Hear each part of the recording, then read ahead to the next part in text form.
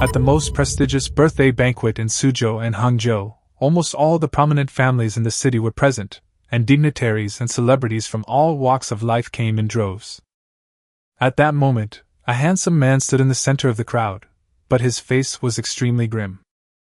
Everyone thought he would soon get engaged to Su Muyue, the most beautiful woman in Suzhou and Hangzhou, and win her heart. But only Tang Yu knew that once the engagement was made, he would be kicked into a vegetative state tonight, and would soon lose his life.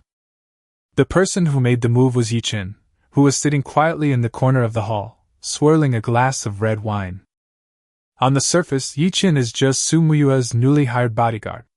In reality, he is the destined protagonist of this urban fantasy novel. He was born into a top family in Yanjing, but his family was massacred when he was 5 years old.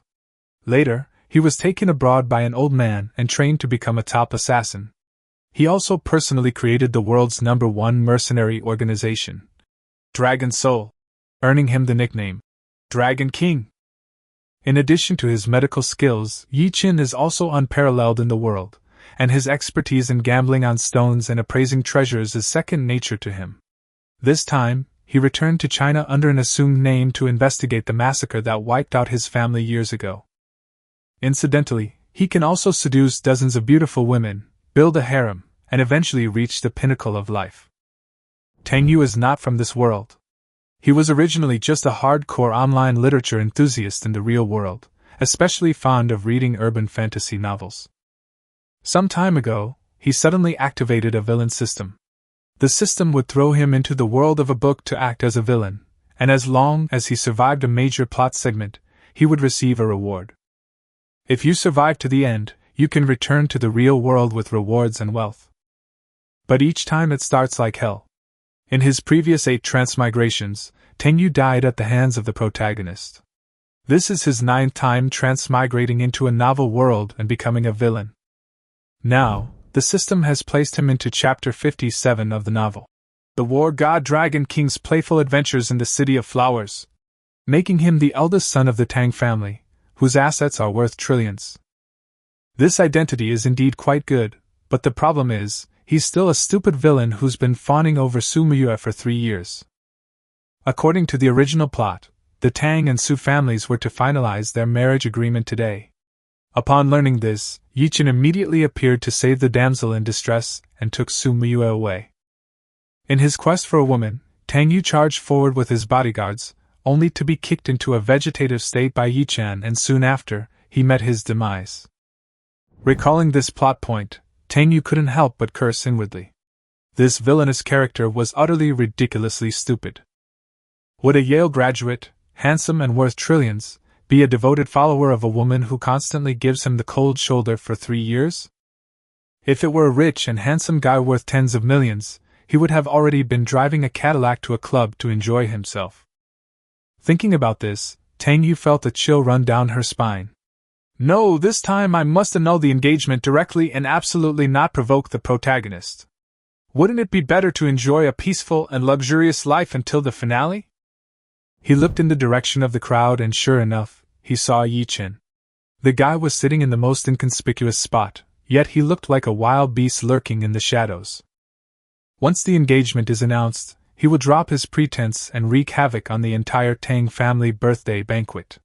Tang Yu made her decision on the spot. This marriage is for whoever wants to get engaged. He'd rather be a good-for-nothing rich kid, driving luxury cars, living in a villa, and enjoying life with 10 or 8 beautiful girls than compete with the Dragon King for women. Just then, a cool and aloof figure walked towards him. Dressed in an elegant blue gown, with long hair flowing over her shoulders, and features so exquisitely beautiful that there was not a single flaw, it was Su Muyue. She stopped in front of Tang Yu, her eyes still as cold as before. "Young Master Tang, let's cancel the marriage proposal." "All right." Tang Yu agreed without the slightest hesitation. Su Muyue was stunned. She had been prepared to deal with Tang Yu's harassment, and even prepared to turn on her in public. But this man who had pursued her for 3 years didn't even utter a single word to try and keep her. Tang Yu appeared calm on the surface, but inwardly she almost burst out laughing. "Cancel, it must be cancelled. Su Muyue, you are truly Tang Yu's savior." Hurry up and go find Ye Chen, be his leading lady, and stop tormenting Tang Yu, this cannon fodder. Su Muyue's pupils suddenly contracted. Who was speaking? She clearly heard Tang Yu's voice, but Tang Yu's mouth didn't move at all. Seeing that she was standing there without saying anything, Tang Yu thought she had changed her mind, so she quickly added, Since you're not willing either, let's make things clear. Marriage can't be forced. Let's go to our elders together and cancel the arranged marriage. Hurry, before Ye Chen makes a move. It's such a pity. The most beautiful woman in Suzhou and Hangzhou, becoming Ye Chen's concubine is bad enough, but it will also bring ruin to the Su family. Truly a brainless wish-fulfillment novel. After the complaints started again, Su Muyue was finally certain that it was definitely Tang Yu's voice. Because at that moment, there were only the two of them in the corridor. Soon, Su Muyue grasped the situation, and a hint of gloom flashed across her face. Ye Chen? That was the bodyguard she had recently hired. At the time, she was being harassed by several thugs, and Ye Chen rescued her. After Ye Chen became her bodyguard, he helped her with many things, and their relationship improved. But what's with this harem thing? How could she become a concubine for a mere bodyguard, dragging the entire Su family down with her? In that instant, Su Muyue felt a slight aversion towards Ye Chen. How could she, a proud and privileged woman, possibly become part of a bodyguard's harem? Su Muyue looked up at Tang Yu. The man before her still had that familiar face. But although he said he wanted to annul the engagement, it seemed he had already foreseen the future. What's even more outrageous is that he seems genuinely afraid of death. All right. Su Muyue suppressed her shock and nodded gently. She wanted to see what Tang Yu meant by those unspoken words. Tang Yu finally breathed a sigh of relief. As long as the engagement was dissolved, Ye Chen would have no reason to cause him any more trouble. Perhaps there was still a chance to escape this seemingly hopeless situation. He led Su Muyue through the banquet hall and towards the study where the elders were discussing matters. But Tang Yu was unaware that from the moment Su Muyue heard his innermost thoughts, the seemingly predetermined plot had begun to spiral out of control. The two quickly entered a study. Inside, the elders of the Tang and Su families were discussing the marriage alliance between the two families. After entering, the two greeted the elders one by one. Tang Yu, you've come at the right time. There's something I need to tell you all.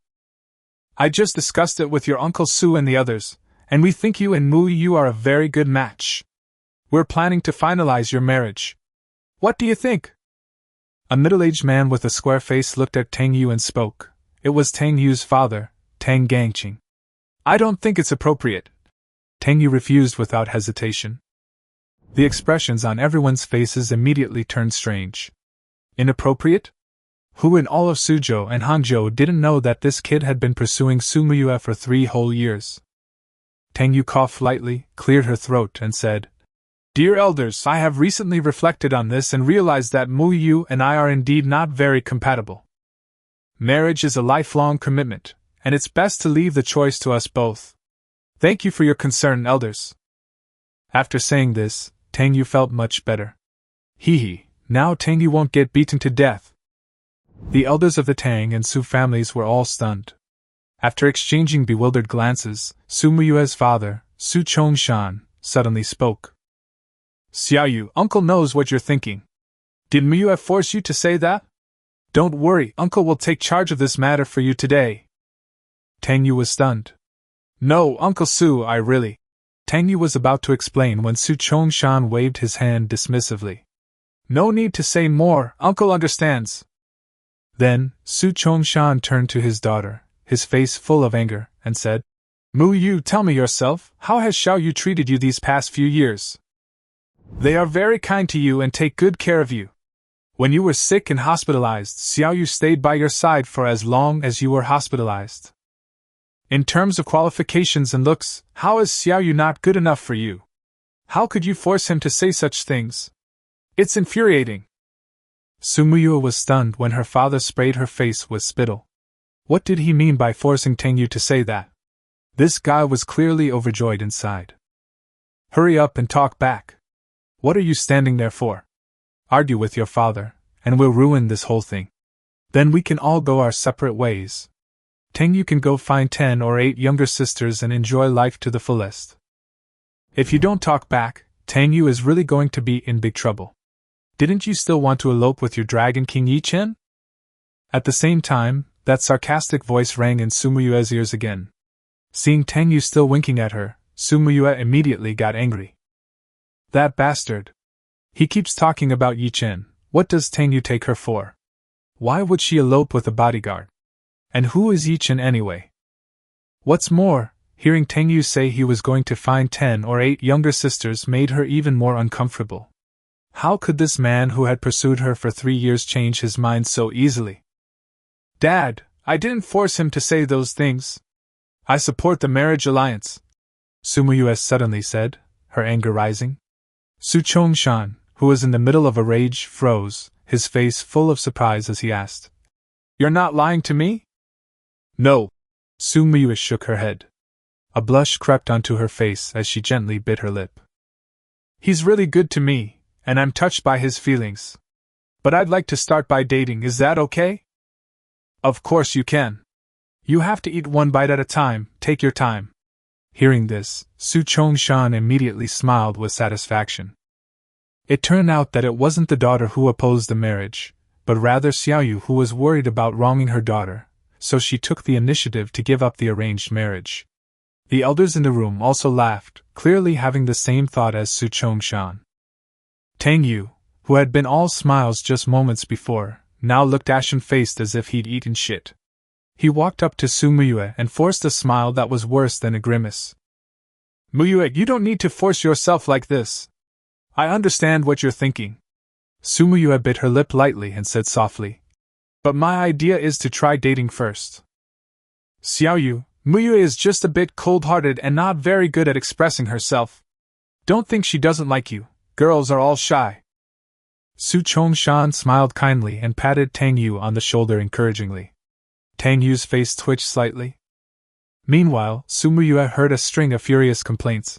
"Are you fucking crazy? We agreed to call off the engagement together. Who the hell wants to date you? You need to follow the plot of a wish-fulfillment novel. The Dragon King's harem is your destiny. Please wake up and stop acting crazy." Hearing these thoughts, Su Muyue's lips curled up slightly, a hint of amusement appearing in her eyes. Seeing Tang Yu's exasperated state, she actually found it quite amusing. The current Tang Yu was indeed much more interesting than her previous self. "Alright, since they've hit it off, we don't need to worry about it anymore. Let's go out and announce it." At this moment, old Master Tang suddenly spoke up. Everyone left the study laughing. Tang Yu and Su Muyue were at the very back. Seeing the smile on the woman's face, Tang Yu really wanted to give her a lesson in military boxing. "Didn't we agree not to have an arranged marriage?" he asked through gritted teeth, his voice low. "But I was moved by your sincerity." Su Muyue's smile grew even wider. This was the first time Tang Yu had seen her smile at him like that, and he was momentarily stunned. Then, he reached out to touch Su Muyue's forehead, wondering if this woman had lost her mind. "If you feel unwell anywhere, we should go to the hospital for a checkup. Marriage is not a game. You need to think this through carefully," Tang Yu earnestly advised. "Girl, if you're sick, get treatment right away. If you don't see a doctor, Tang Yu might end up seeing a forensic pathologist soon." "It's okay, I've thought it through. Besides, we're not married yet, are we?" Su Muyue said calmly. "But I don't want to. You can't force a relationship. It's okay, as long as it quenches your thirst." Su Muyue's smile grew wider and wider. Seeing Tang Yu's discomfiture made her feel incredibly pleased. She looked at Tang Yu and said seriously, "And you've suddenly changed so much, is it possible that you have a terminal illness and are afraid of burdening me?" Tang Yu was filled with despair and utterly speechless. Why was this woman completely deviating from the script?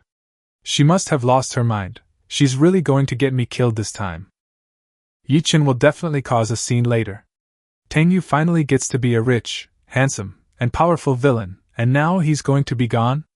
This is such a damn wish-fulfillment plot. As Tang Yu's complaints rang out again, Su Muyue's curiosity grew stronger. Would what was about to happen really be exactly as Tang Yu had imagined? Chapter 3: The Dragon King makes his appearance. After the group returned to the hall, old Master Tang first thanked the guests who had come to offer their birthday wishes. Then, he called Tang Yu and Su Muyue to his side. In front of everyone, he announced, "Dear relatives and friends, there is another joyous occasion today. Our Tang family has decided to form a marriage alliance with the Su family. From today onwards, Su Muyue will be our Tang family's half-granddaughter-in-law." As soon as he finished speaking, applause erupted in the banquet hall.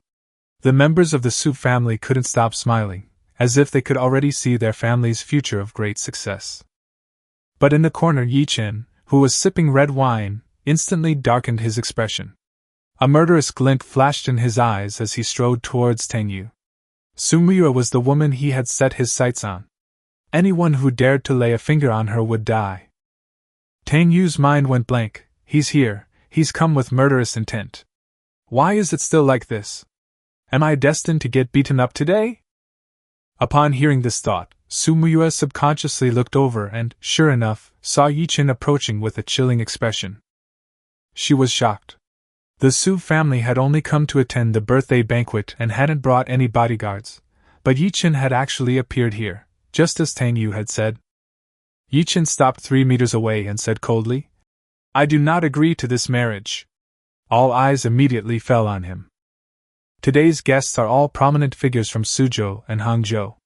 Apart from a few members of the Su family, no one recognizes this man who suddenly appeared. Su Chongshan remembered him. He was the Su family's new bodyguard. Seeing him causing trouble in public, Su Chongshan's face darkened, and he stepped forward, angrily rebuking him. "Who do you think you are? A mere bodyguard. What right do you have to interfere in the affairs of the Su family?" A flash of killing intent crossed Ye Chen's eyes. If the other party hadn't been Su Muyue's father, he would have already made his move. The mighty Dragon King roamed overseas, and even European royalty and nobility dared not speak to him like that. He stared at the Su family members and said coldly, "The dignified Su family is willing to sacrifice a girl's happiness for the sake of the family's prosperity. Do you have any shame?" Tang Yu mentally scoffed again. Here we go again, classic verbal sparring. Mind's its own business, fine, but then it turns out it's all about physical violence, playing the hero, only to end up hurting the Su family anyway. According to the original storyline, Su Muyue was forced by her family to agree to an arranged marriage. Just when she was at her most desperate, Dragon King Ye Chen made a powerful move and took her away. Ye Chen shattered the shackles in her heart and became her only support, eventually making her fall in love with him and become the first concubine. But Su Muyue frowned slightly, completely unmoved. After listening to Tang Yu's heartfelt words for so long, her thoughts had already changed. Su Chongshan was furious. "This is outrageous! How dare a mere bodyguard act so presumptuously? Throw him out!" Soon, a tall man in a suit arrived. It was He Jin, the Tang family's bodyguard captain. He Jin was a retired Special Forces soldier, highly skilled, and utterly loyal to the Tang family. According to the original plot, he would be the first to make a move, and also the first to be killed by Ye Chen. After he dies, Tang Yu will soon be the one to suffer. Tang Yu quickly rushed forward to stop He Jin. "Don't be impulsive, today is my grandfather's birthday, let's talk things out, fighting will only hurt our relationship." Seeing the young master speak, He Jin stopped. The surrounding guests, witnessing this, praised Tang Yu for his composure, while also taking a jab at Ye Chen. Young Master Tang is truly cultured, not bothering with such a barbarian. With his poor, wretched appearance, does he even deserve to compete with young Master Tang for a woman? These words sent chills down Tang Yu's spine. You all have the nerve to hurl insults, but he's the one who'll get beaten up and sent to the crematorium. Sure enough, Ye Chen, hearing the crowd's mockery, turned ashen-faced and stared intently at Tang Yu. In his eyes, everything was Tang Yu's fault. If he hadn't been clinging to Su Muyue, things wouldn't have turned out this way. Tang Yu felt a chill run down her spine under his gaze. Why are you staring at me? I didn't even insult you. I haven't even ordered anyone to make a move. If you want to take her, then do it already, don't come after me. He knew perfectly well that Ye Chen, as the Dragon King, was a force to be reckoned with. Even all of Tang's bodyguards combined wouldn't be enough to defeat him alone. If he were truly angered, it wouldn't be long before everyone was coming to Tang's house for their own feast. Su Muyue listened for a while, then couldn't help but burst out laughing. Ye Chen's expression softened considerably upon seeing her laugh. He assumed Su Muyue was laughing because he had stood up for her, so a wicked smile curved his lips as he walked towards her. Muyue, no one can sacrifice your freedom for personal gain. With me here, you can go wherever you want. Anyone who tries to stop you will die. Tang Yu silently took 2 steps back, her heart pounding with excitement. Yes, hurry up and go up. Once the male and female guests successfully pair up, leave immediately. In the original storyline, Tang Yu would have already rushed up with his bodyguards at this point. Now, by stopping them, as long as Ye Chen successfully takes Su Muyue away, the rest is none of his concern. Ye Chen reached out to grab Su Muyue, intending to lead her away from the Tang family. But before his hand could touch her, Su Muyue took 2 steps back, looking at him coldly. What are you doing? Are you crazy? When did I ever have my freedom sacrificed? After listening for so long, she roughly understood that the world she was in was like a novel. According to the normal plot, she should be eloped with Ye Chen by now, becoming part of his harem. Just thinking about it filled her with utter disgust. Ye Chen's face stiffened, and anger flashed in his eyes. This woman dared to refuse him. Didn't she understand that when the whole world betrayed her, only he was willing to betray the whole world for her? He quickly thought he had figured things out and smiled. Muyue, I know what you're afraid of. Don't worry, with me here, the mere Tang family wouldn't dare do anything to you. He then stared coldly at Tang Yu. Su Muyue's reluctance to go with him must be due to Tang Yu's coercion. What was this mere young master of the Tang family anyway? Tang Yu was on the verge of a breakdown. Are you out of your mind? What does this have to do with me? I already told the bodyguards to leave it alone. And Su Muyue, you're ruthless enough. Did you really have to go through all this to protect him? Here's $1 million for you, get out of here and stop torturing me. Anger flashed across Su Muyue's face as she pointed at the door and said, You're overthinking it. You're just a bodyguard for the Su family.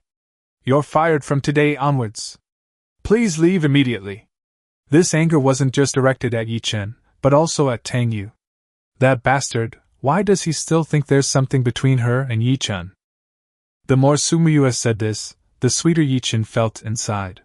He was convinced that she was deliberately playing the bad cop to protect him. She must have feelings for him.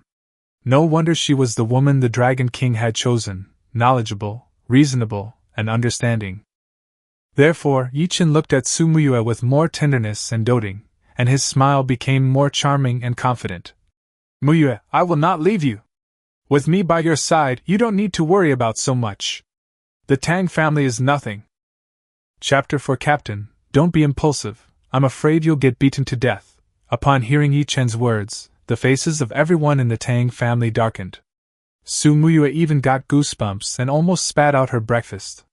Suppressing her anger, she coldly asked, I'll ask you one last time, are you leaving or not? Ye Chen's expression was resolute. If you don't leave, I won't leave. In his eyes, Su Muyue was his woman, and he would never allow her to stay in a hellish place like the Tang family. Tang family bodyguard Captain He Jin finally couldn't hold back any longer, clenching his fists and about to rush forward.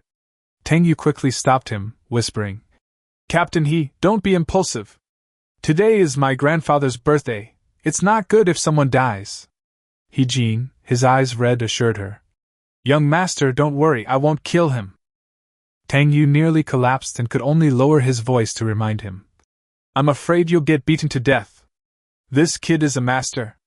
Upon hearing this, He Jin was immediately moved.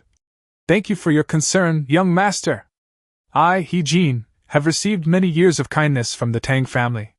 Even if it costs me my life, I cannot watch the Tang family be humiliated. Tang Yu was inwardly cursing. He Jin's death was convenient, but Ye Chen would most likely target him next. Why did everyone have to provoke the Dragon King today? The Su family was also furious. A mere bodyguard causing trouble at the Tang family's birthday banquet. Wasn't this pushing the Su family into a fire pit? Enraged, Su Chongshan rushed forward and shoved Ye Chen hard. But Ye Chen stood there unmoved. Furious, Su Chongshan punched him in the face, roaring, Get out of here! Stop bothering my daughter! I, Su Chongshan, have only one son-in-law in my life, and that's Tang Yu. The punch caused little harm, but it was extremely insulting. A flash of killing intent crossed Ye Chen's eyes. However, out of respect for Su Chongshan being Su Muyue's father, he could only silently recite 2 words in his heart: forbearance. As the Dragon King, the most important thing was to be able to endure. He said coldly, "Since I'm not welcome here, then I'll leave." He then glared at Tang Yu with venomous eyes. In his view, Tang Yu was deliberately avoiding him, intending to use the Su family to force Su Muyue to submit. He believed that the humiliation he suffered today would be repaid with bloodshed by the Tang family sooner or later. Before leaving, Ye Chen looked at Su Muyue and said, "Muyue, remember, no matter what happens in the future, I will always be there to protect you whenever you need me." With that, he strode away. Su Muyue was also quite angry. She heard Tang Yu repeatedly muttering, "Your husband," in his mind, and the more she thought about it, the more annoyed she became. So she simply walked up to Tang Yu, looked up, and was about to kiss him. Just like kissing a dog. Tang Yu reacted quickly, immediately raising his hand to cover his face. Su Muyue's kiss landed squarely on the back of his hand. Tang Yu was instantly furious. This woman was too ruthless, she actually tried to kiss him. Luckily, he was more skilled, otherwise he probably wouldn't be alive today. The two stared at each other, and the guests burst into laughter at the sight. Ye Chen, who had already reached the door, heard the laughter and instinctively turned around. He was so angry he almost exploded. His woman was kissing another man. Even if it was just a kiss on the back of his hand, it was enough to pierce his nerves. He clenched his fists tightly, but ultimately didn't return to unleash a massacre. He believed that Su Muyue was only doing this out of a sense of obligation. She was unaware of his identity as the Dragon King, nor his strength, which was why she wanted to protect him in this way. Now is not the time to reveal his identity. He must continue to lie low and investigate the truth behind the massacre of his entire family. Ye Chen took a deep breath and left the Tang family with overwhelming hatred. This Tang family no longer had any reason to exist. After the banquet, the Su family members went to apologize to the Tang family. Tang Yu, on the other hand, sat on the sofa, looking utterly devastated and questioning his existence. He cursed the system inwardly, thinking, "Why is today's plot completely different from what we agreed on?" In the original storyline, Su Muyue should have looked down on him, this simp. But today she was clearly acting strangely. Her IQ seemed to have suddenly increased significantly, and she was even willing to sacrifice so much to protect Ye Chen. Just thinking about the venomous look in Ye Chen's eyes before he left, Tang Yu knew that the other party would definitely not let her go. The system, however, gloated, saying that it might be a butterfly effect caused by his alteration of the plot. Tang Yu was too lazy to waste words and went straight for the reward. Soon, a system notification sounded. Host has successfully survived the first part of the story. Reward, a Lamborghini Veneno. The vehicle is now in the garage. Tang Yu found a car key in his pocket. He took it out, glanced at it, and was speechless with disbelief. He's got nothing but money at home now. What use is this car to him? He asked the system again if the plot had broken down. The system only replied, "No comment." Tang Yu completely gave up on communication. This thing wasn't a system, it was clearly here to trick him. But surviving the birthday banquet was at least a temporary reprieve from the plot. Just as he was about to think about what to do next, Tang's mother, Suhang, came over. "What are you still standing here for? Muyue is leaving, aren't you going to see her off?" Tang Yu couldn't wait for Su Muyue to leave, so he casually said, "Let her go." Thinking he was still angry, Tang's mother frowned and said, "The Su family really didn't handle things well today, actually sending a mere bodyguard to cause trouble." Tang Yu's eyes lit up, and he quickly seized the opportunity to persuade her. "Mom, this matter can't be left like this. I think we should cancel this marriage, otherwise, where will our Tang family put our face?" He was overjoyed. She truly understood him, as expected of his mother. But Tang's mother gently tapped his forehead and smiled. "I see your feelings for Muyue. The Tang family doesn't care about saving face. Your happiness is the most important thing. Muyue is also a good girl, she'll definitely be able to help you in the future." Tang Yu was about to speak when her mother stood up. All right, stop pretending. I know what you're thinking. I wish you happiness. Also, remember to visit old Master Wang at the Wang family this afternoon. With that, she turned and left, leaving Tang Yu completely bewildered. Life was getting more and more unpredictable. Chapter 5: The Loyal Traitor. As soon as Tang's mother left, the bodyguard captain, Ye Chen, rushed over, carrying an exquisite mahogany box. He placed the box on the table and said respectfully, "Young Master Tang, this is a gift from Madam, sent to visit old Master Wang." Tang Yu nodded. The old man Wang that Tang's mother had just mentioned was the patriarch of the Wang family, one of the four great families of Suzhou and Hangzhou. Among the four great families of Suzhou and Hangzhou, the Tang family ranked first and was the strongest. The Wang family was second, the Qin family was third, and the Su family was last. The Tang and Wang families were longtime friends and had always maintained a close relationship. Old Master Wang had doted on Tang Yu since she was a child. Recently, Old Master Wang suffered a sudden cerebral hemorrhage, leaving him partially paralyzed and currently recuperating at home. Thinking of this, Tang Yu's heart skipped a beat. Wasn't this exactly the plot of chapter 62 of the original book? According to the original plot, Old Master Wang's illness persisted despite treatment, prompting the Wang family to seek out renowned doctors from all over. Ye Chen, as the protagonist of a wish-fulfillment novel, naturally possesses top-tier medical skills, including the Tai Divine Needle technique. This part is the key plot point where Ye Chen shows off and gains fame. He cures Old Master Wang, gains the Wang family's friendship, and paves the way for his future conquest of Suzhou and Hangzhou. Tang Yu was momentarily stunned. Was he about to offer himself up for another beating? But upon reflection, he realized that in the original story, Tang Yu was already dead by this point. The one who would truly be trampled on was another so-called miracle doctor who came to his door for treatment. First, the expert would fail, then the Dragon King would intervene. This was how the protagonist appeared superior. Thinking this through, Tang Yu finally breathed a sigh of relief. As long as he wasn't the one being trampled, everything was fine. As for escaping this part of the plot, he didn't dare at all. The consequences of his previous attempts to forcibly avoid the plot had already proven that it was a dead end. The system rules were clear: you could try to survive, but you absolutely could not escape the plot. Seeing Tang Yu's changing expression, Ye Chen couldn't help but ask, "Young Master Tang, are you alright?" Tang Yu shook his head. "I'm fine." Ye Chen was relieved and then smiled and asked for credit. "Young Master Tang, I know you're still upset about what happened today. Don't worry, I've already sent someone to cause trouble for that kid surnamed Yi." Tang Yu's eyes widened instantly. "Who are you sending to cause trouble for?" Ye Chen was quite smug. "It's that little bodyguard. Didn't you say he was an expert? I specially called over 30 people over there, and this time he'll definitely pay the price." Tang Yu gasped. Good heavens, this guy was really afraid he'd survive to the end. He gritted his teeth and said, "Call him back immediately, and don't you dare lay a hand on him." Ye Chen hesitated for a moment, then quickly took out his phone to make a call. Only after the man returned did Tang Yu finally relax. He'd almost been tricked to death by this guy again. He sized Ye Chen up and down, and the more he looked, the more he felt that this man was a loyal traitor. This guy cannot be kept alive.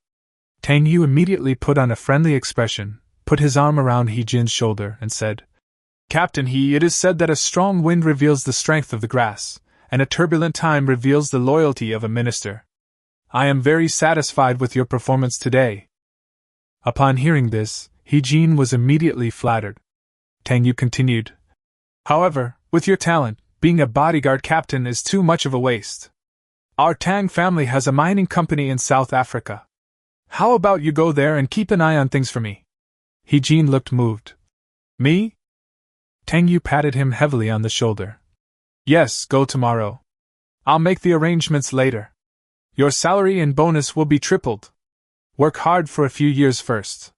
Ye Chen was so moved that he almost cried. After thanking her repeatedly, he went back to pack his things with tears of gratitude in his eyes. After he left, Tang Yu nodded in satisfaction. Good, another traitor dealt with. Sending him to Africa, he can't afford to cause trouble for Tang Yu again, right? He glanced down at his Rolex and couldn't help but sigh. The lives of the wealthy are so simple, unpretentious, and monotonous. Then, Tang Yu picked up the gift on the table and headed towards the garage.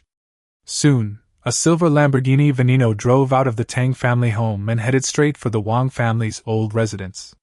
The Wang family's old residence was located in the suburbs, and it took Tang Yu almost an hour to drive there. As one of the four great families of Suzhou and Hangzhou, the Wang family mansion was originally a royal palace. It has been renovated several times over the past century, and still maintains its magnificent appearance. As soon as the car arrived at the gate, the bodyguards immediately recognized him and respectfully greeted him. "Greetings, young Master Tang."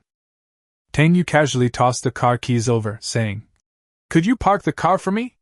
Then, carrying the gifts, he strode into the Wang family residence. The interior of the mansion was a typical Suzhou-style garden, with pavilions, terraces, and tranquil ponds, a feast for the eyes at every turn. He had just reached the living room doorway when a tall, beautiful woman in a cheongsam came out, and the two bumped into each other. Fortunately, the other woman's genitals were exceptionally well developed, providing a soft cushion, and neither of them was injured. Tang Yu felt an astonishing elasticity from his chest and almost cursed on the spot. He subconsciously looked at the woman in front of him. She was wearing a white laurel cheongsam, her long black hair draped over her shoulders.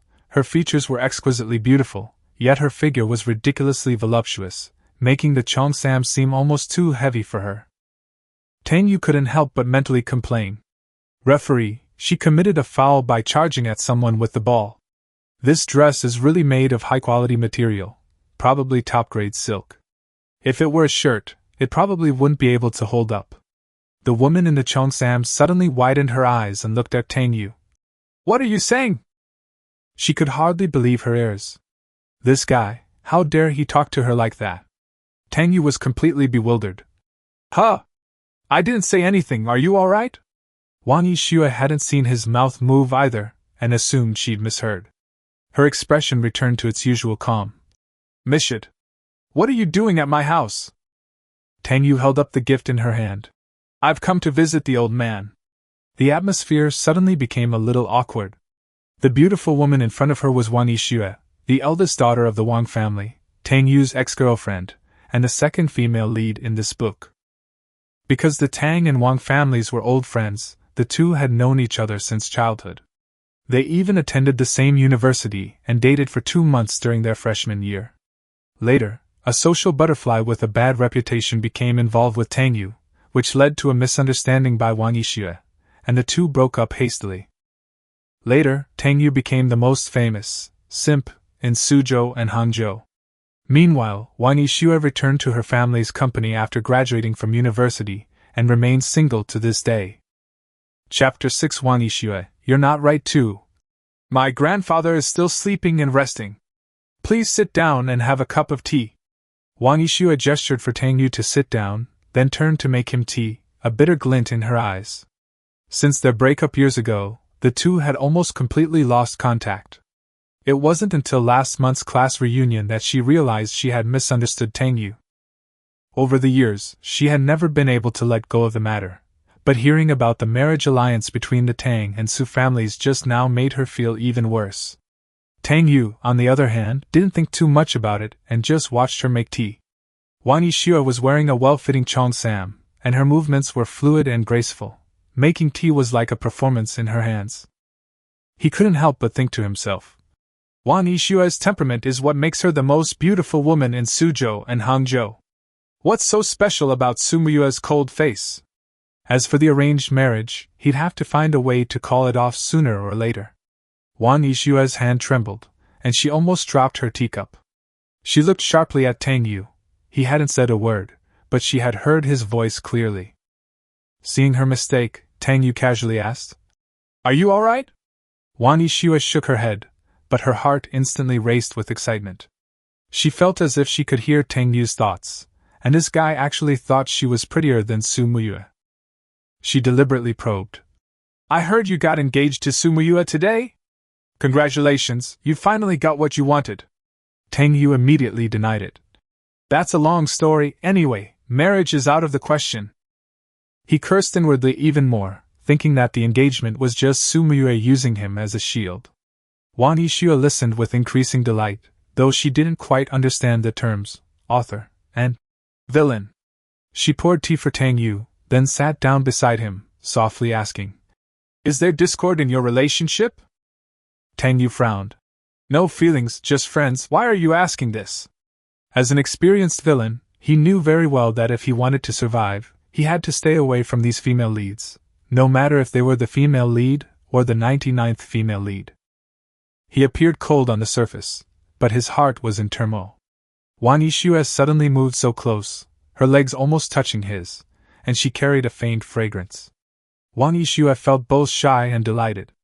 Even when they were dating, this guy had never complimented her like this. A slight smile played on her lips as she leaned closer.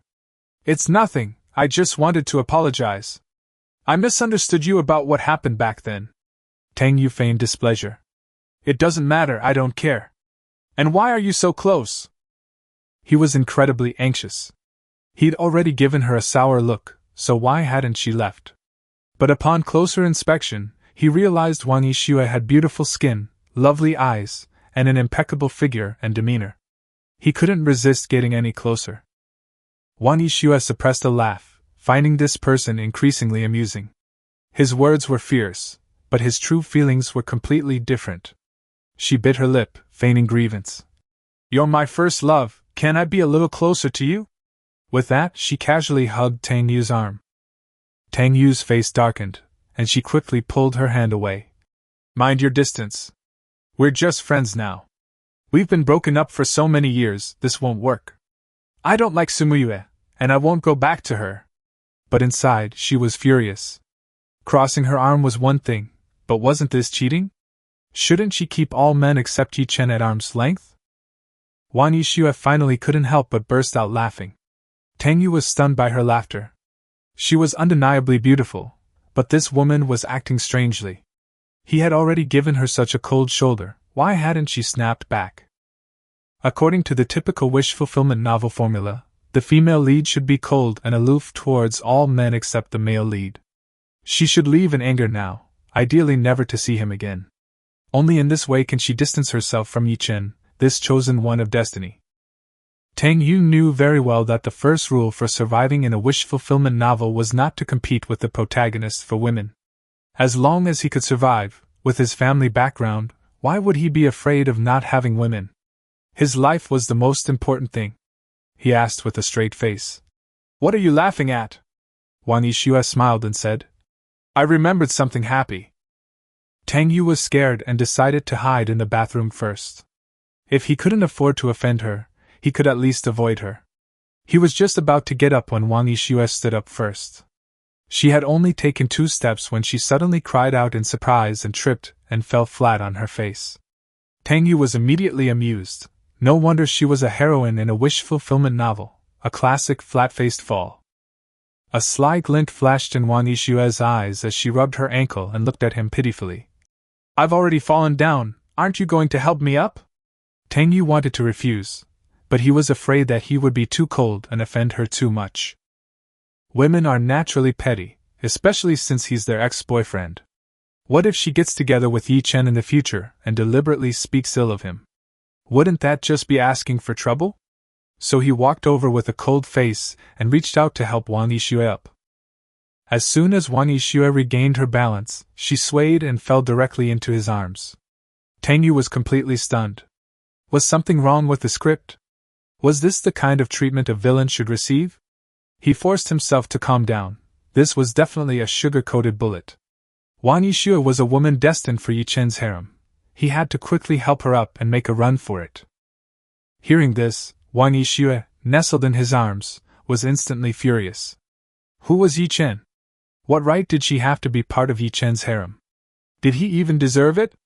She looked up, her eyes slightly red, and said to Tang Yu with a wronged expression, "Tang Yu, I think I twisted my ankle. It hurts when I walk."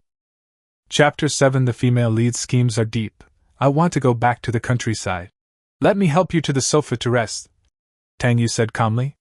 But all he was thinking about was making a quick getaway after helping you. Wang Yixue heard his thoughts and her eyes crinkled with laughter. Trying to run away? Not so easy. Back on the sofa, Tang Yu was about to get up and leave when Wang Yixue immediately called out to him.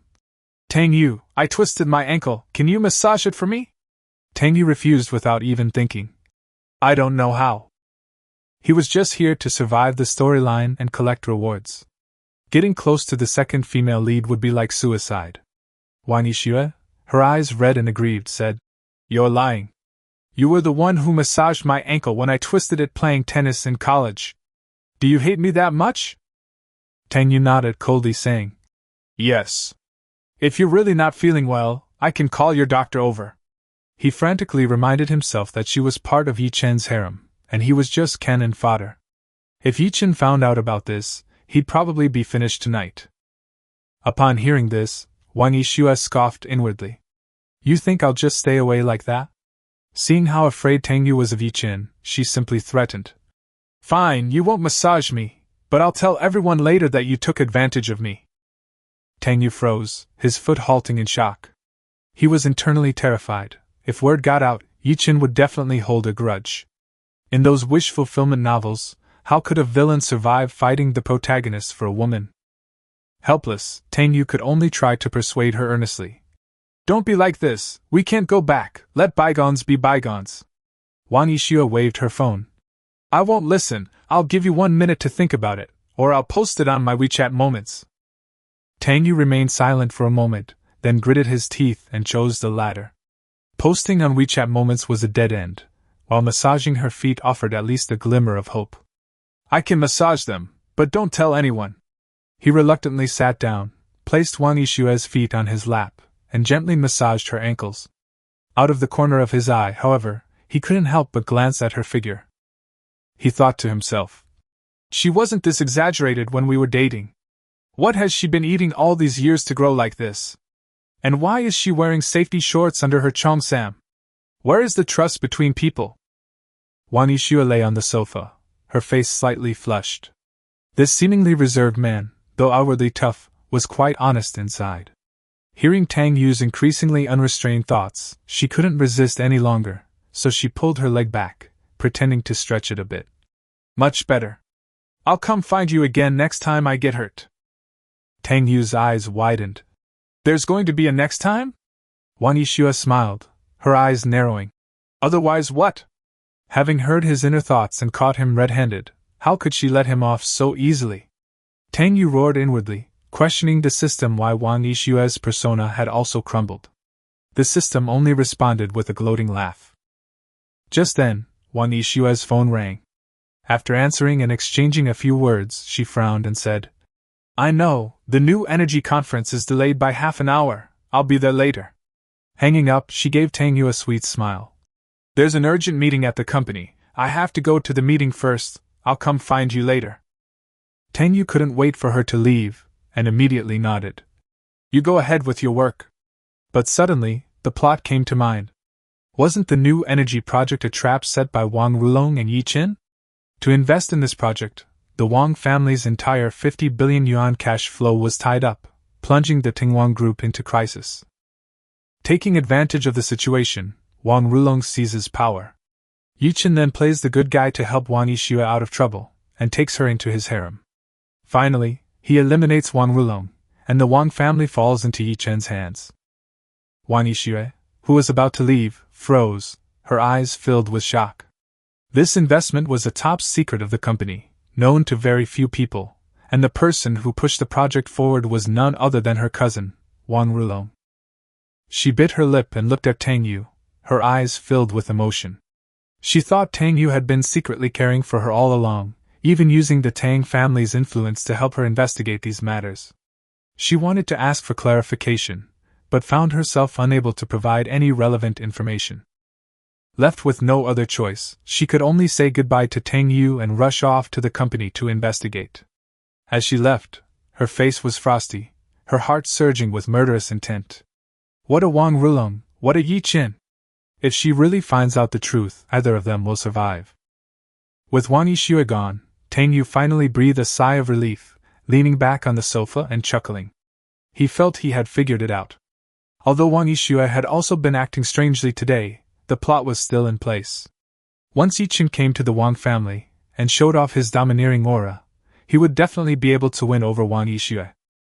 When Wang Yixue compares Ye Chen to him, she'll definitely fall for Ye Chen immediately. As for her little affair with him, she certainly won't tell Ye Chen. Tang Yu thought smugly, as long as she keeps a low profile today, Ye Chen will be busy chasing girls and showing off, and shouldn't have time to pay attention to her. Later, she'll let Ye Chen know that Su Muyue has nothing to do with her, and maybe this time she can really survive to the finale. Just then, footsteps sounded outside the door. Tang Yu looked up and saw a petite and beautiful girl walk in. She was wearing a Lolita dress and looked as sweet as an anime girl, but certain parts of her body were extremely well developed, swaying slightly as she walked. Upon seeing Tang Yu, the girl immediately smiled sweetly and said, "Hello, brother Tang Yu." Tang Yu quickly replied, "Oh, Xiao Yu, long time no see." He soon remembered her identity. She was Jiang Xiao Yu, the most famous female doctor in Suzhou and Hangzhou. She was only 20 years old this year, but her medical skills ranked among the top 10 in China. Her grandfather was Jiang Tianyi, a leading figure in traditional Chinese medicine, hailed as a medical sage. With exceptional medical skills and extraordinary beauty, this celestial beauty naturally found herself in the harem of Dragon King Ye Chen. Chapter 8. With such teammates, what great things can't be accomplished. Yes, this is also a standard setting in wish fulfillment novels. The male protagonist can pick up girls wherever he goes. He has policewomen at the police station, flight attendants on airplanes, and even if he picks up a little beggar on the street, he'll probably find out after taking care of her that she's a lost princess from a wealthy family. These women are not only beautiful, but their backgrounds are also incredibly powerful.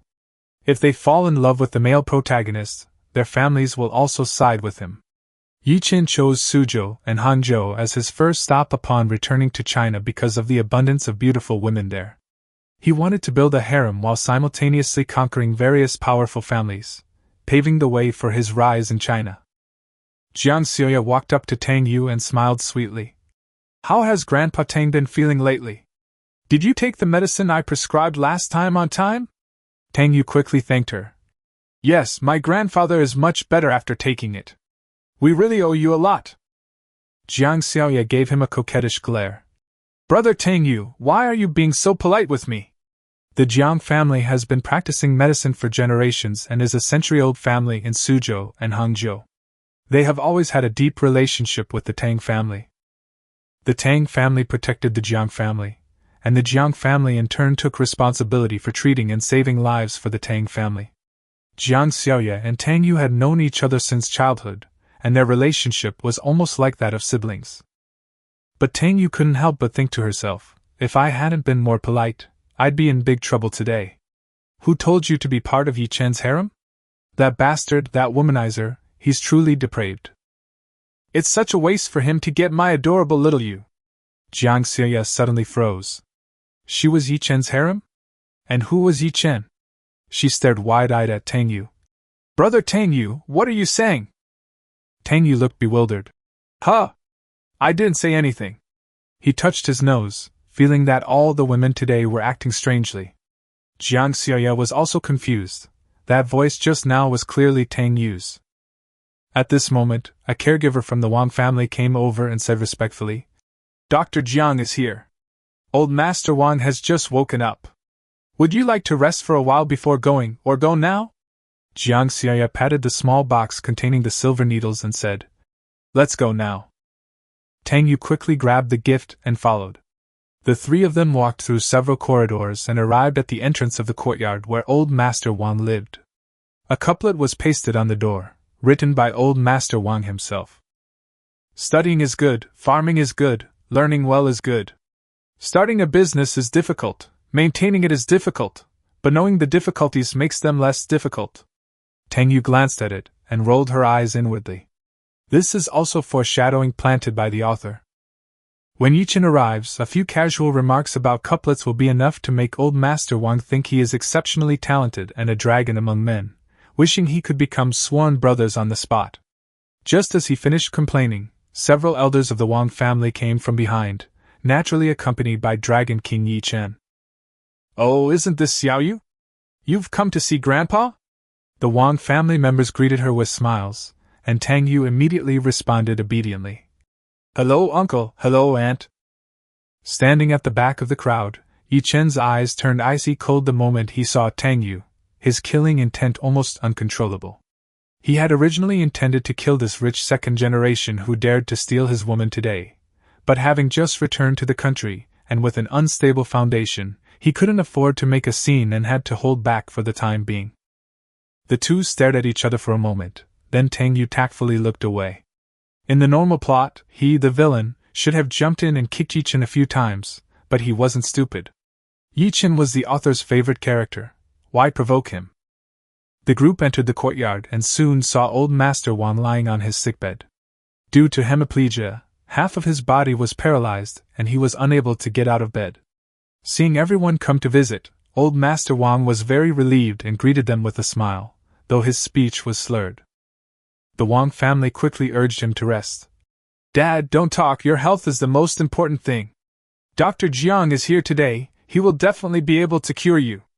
Tang Yu also stepped forward and said with a smile, "Grandpa Wang, take good care of yourself. After Xiaoya cures you, I will play chess with you again." He breathed a sigh of relief after saying that. He had completed more than half of his task for the day. Now he just needed to stand aside and quietly watch Ye Chen show off. At this moment, Ye Chen was standing behind, observing old Master Wang's condition. As an all-around expert, his medical skills were naturally top-notch. His observation, auscultation, inquiry, and palpation techniques were already highly refined, and he could diagnose the root cause of the illness without even taking the pulse.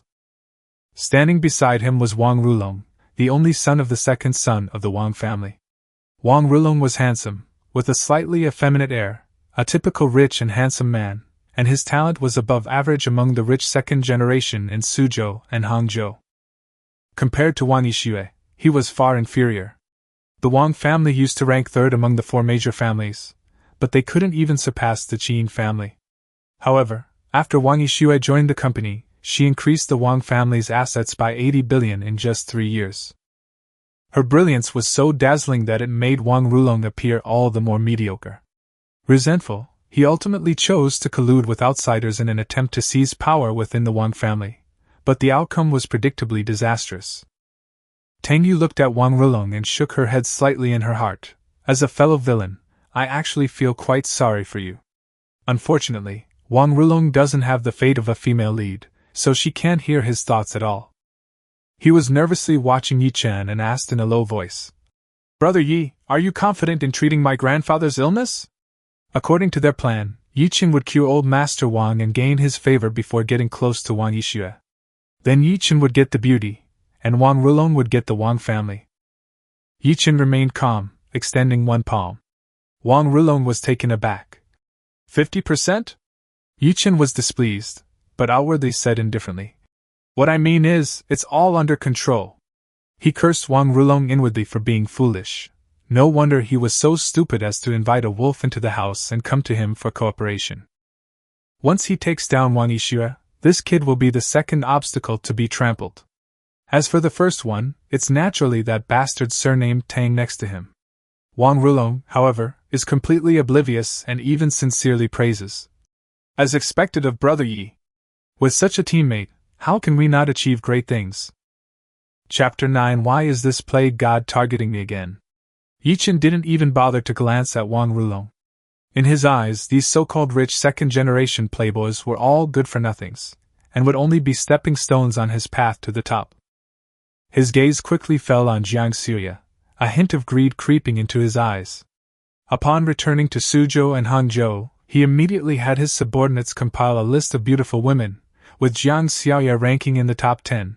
She had long since been added to his harem.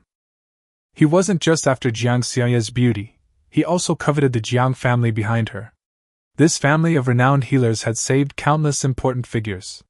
If he could win over Jiang Xiuya, he could certainly use the Jiang family's network of connections to his advantage in the future. At this moment, Jiang Xiuya was focused on taking Grandpa Wang's pulse. After a moment, she released his hand, and Wang Rulong immediately asked anxiously, "Dr. Jiang, how is my grandfather?" Jiang Xiuya calmly replied, "The stroke caused blockage in the meridians, and there were complications that led to hemiplegia. The problem isn't too serious. I'll use the 13 ghost needles to unblock the meridians. After saying that, she opened her medicine box, took out silver needles, and beckoned to Tang Yu. Brother Tang Yu, come help me disinfect the silver needles. Tang Yu was stunned for a moment. Although a man can't say no, he really didn't want to get involved. He was already lying down, how could he get shot? Jiang Xiaoya urged him. Hurry up, weren't you familiar with me before? You're the only one here who knows my needle insertion sequence. Tang Yu felt bitter inside. At this moment, he wished he were the one suffering a stroke while lying in bed. But in front of the Wang family, he couldn't refuse, so he could only bite the bullet and go over. Ye Chen gritted his teeth, feeling increasingly disgusted by Tang Yu's behavior. This guy dared to approach the woman he had his eye on. Before administering the acupuncture, Jiang Xiaoya had everyone close the doors and windows and leave, leaving only Tang Yu to assist her. She held her breath, about to place the needle, when Ye Chen suddenly interrupted. He stepped forward calmly. Dr. Jiang, are you planning to use the 13 ghost needles to treat the hemiplegia by inserting needles into old Master Wang's Tianzhu acupoint? Jiang Xiaoya frowned slightly. Yes, what's wrong? She was naturally unhappy that her carefully composed state of mind had been interrupted. Ye Chen said calmly. I don't think it's appropriate. You probably haven't seen the old man's real problem. Unblocking his meridians like this might actually harm his body. If you're not confident, you might as well let me do it. These words immediately provoked dissatisfaction from the Wang family. Someone angrily retorted. Who do you think you are, to presume to teach Dr. Jiang how to treat patients? What a joke! This is the first time I've heard of anyone daring to instruct Dr. Jiang. Who brought this? Throw them out! Tang Yu silently scoffed from the sidelines. Sure enough, it's a classic tactic. First, he jumps in to stir up trouble, then makes a bet to have Xiaoya continue treating him. Once things go wrong with her treatment, Ye Chen steps in to show off, and the Wang family will be convinced, and Xiaoya will admire his medical skills. However, Xiaoya's treatment approach wasn't fundamentally wrong. It was just that the needle insertion was too conservative. The old man's blood stasis hadn't been expelled. It should have been more vigorous, stimulating the Weiqiu acupoint to force the blood out. Hearing these thoughts, Jiang Xiaoya's expression immediately became somewhat strange. Ye Chen was reprimanded by everyone, his anger surging inside, but he remained calm and composed on the surface. Only in this way could he show the demeanor of a master. Wang Rilong quickly stepped forward to plead. Elders, Ye Chen was invited by me. He is also skilled in medicine and came to treat Grandpa's illness. Why not give him a chance? A middle-aged man immediately shouted. Outrageous! How can you treat your grandfather's health like this? Bringing just some young punk to try it out? Ye Chen sneered. Dr. Jiang is younger than me. What makes you so sure my medical skills are inferior to hers? How about we make a bet? The middle-aged man asked coldly. What kind of bet? Ye Chen said. If Dr. Jiang can't cure him, I will save the old man, but you must apologize to me. And what if Dr. Jiang does cure him? If she does cure him, I, Ye Chen, will crawl out of the Wang family. The middle-aged man said angrily. Fine, it's a deal.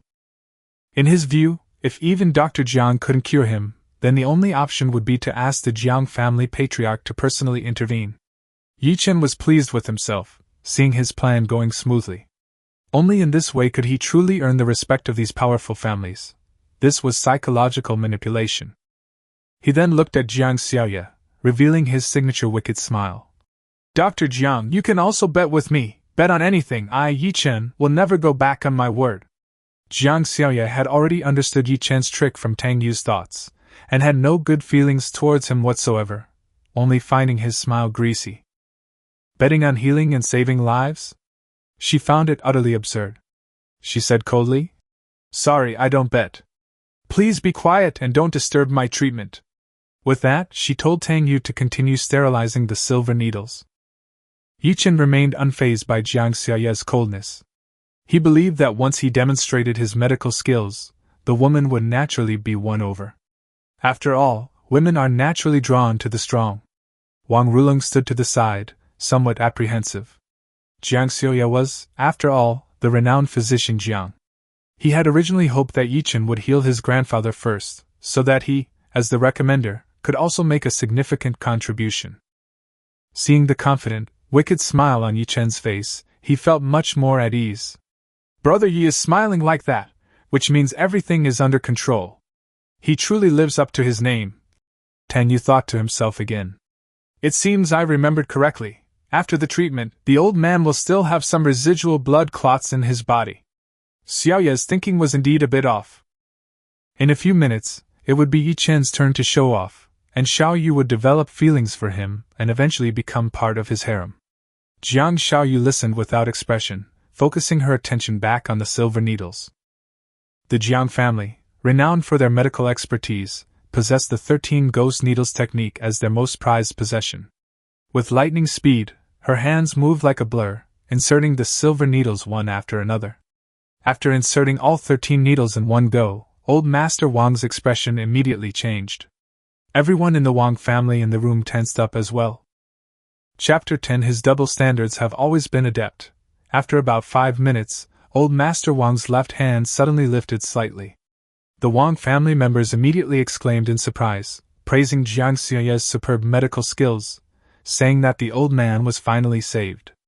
The middle-aged man who had made the bet with Ye Chen earlier even snorted coldly, his words implying that Ye Chen was just bragging.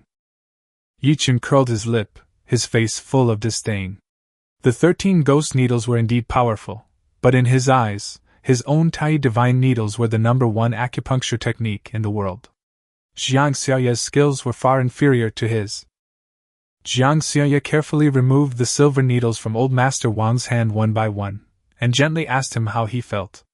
Old Master Wang's voice was still trembling slightly, but it was much smoother than before. Much more comfortable. I can speak again.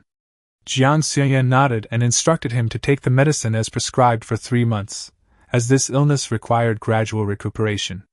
After speaking, she took out paper and pen from the small box, preparing to write the prescription. At this moment, the middle-aged man came out and stared at Ye Chen, saying, Yi, what do you have to say now? I won't make things difficult for you. Letting you crawl out would damage the Wang family's reputation, but you have to apologize to Dr. Jiang. Ye Chen sneered and held up 3 fingers. Are you sure you've cured him? Here's what we'll do. If the old man is all right in 3 minutes, I'll kneel down and apologize. The middle-aged man immediately took out his phone to start a timer, and the Wang family members all glared at Ye Chen, waiting to see how he would handle the situation after 3 minutes. Upon hearing this, Jiang Xiaoya's heart skipped a beat. Because all of this was exactly the same as what Tang Yu's brother had been thinking. She immediately grasped old Master Wang's wrist to examine it again, and sure enough, she found some bruising slowly gathering.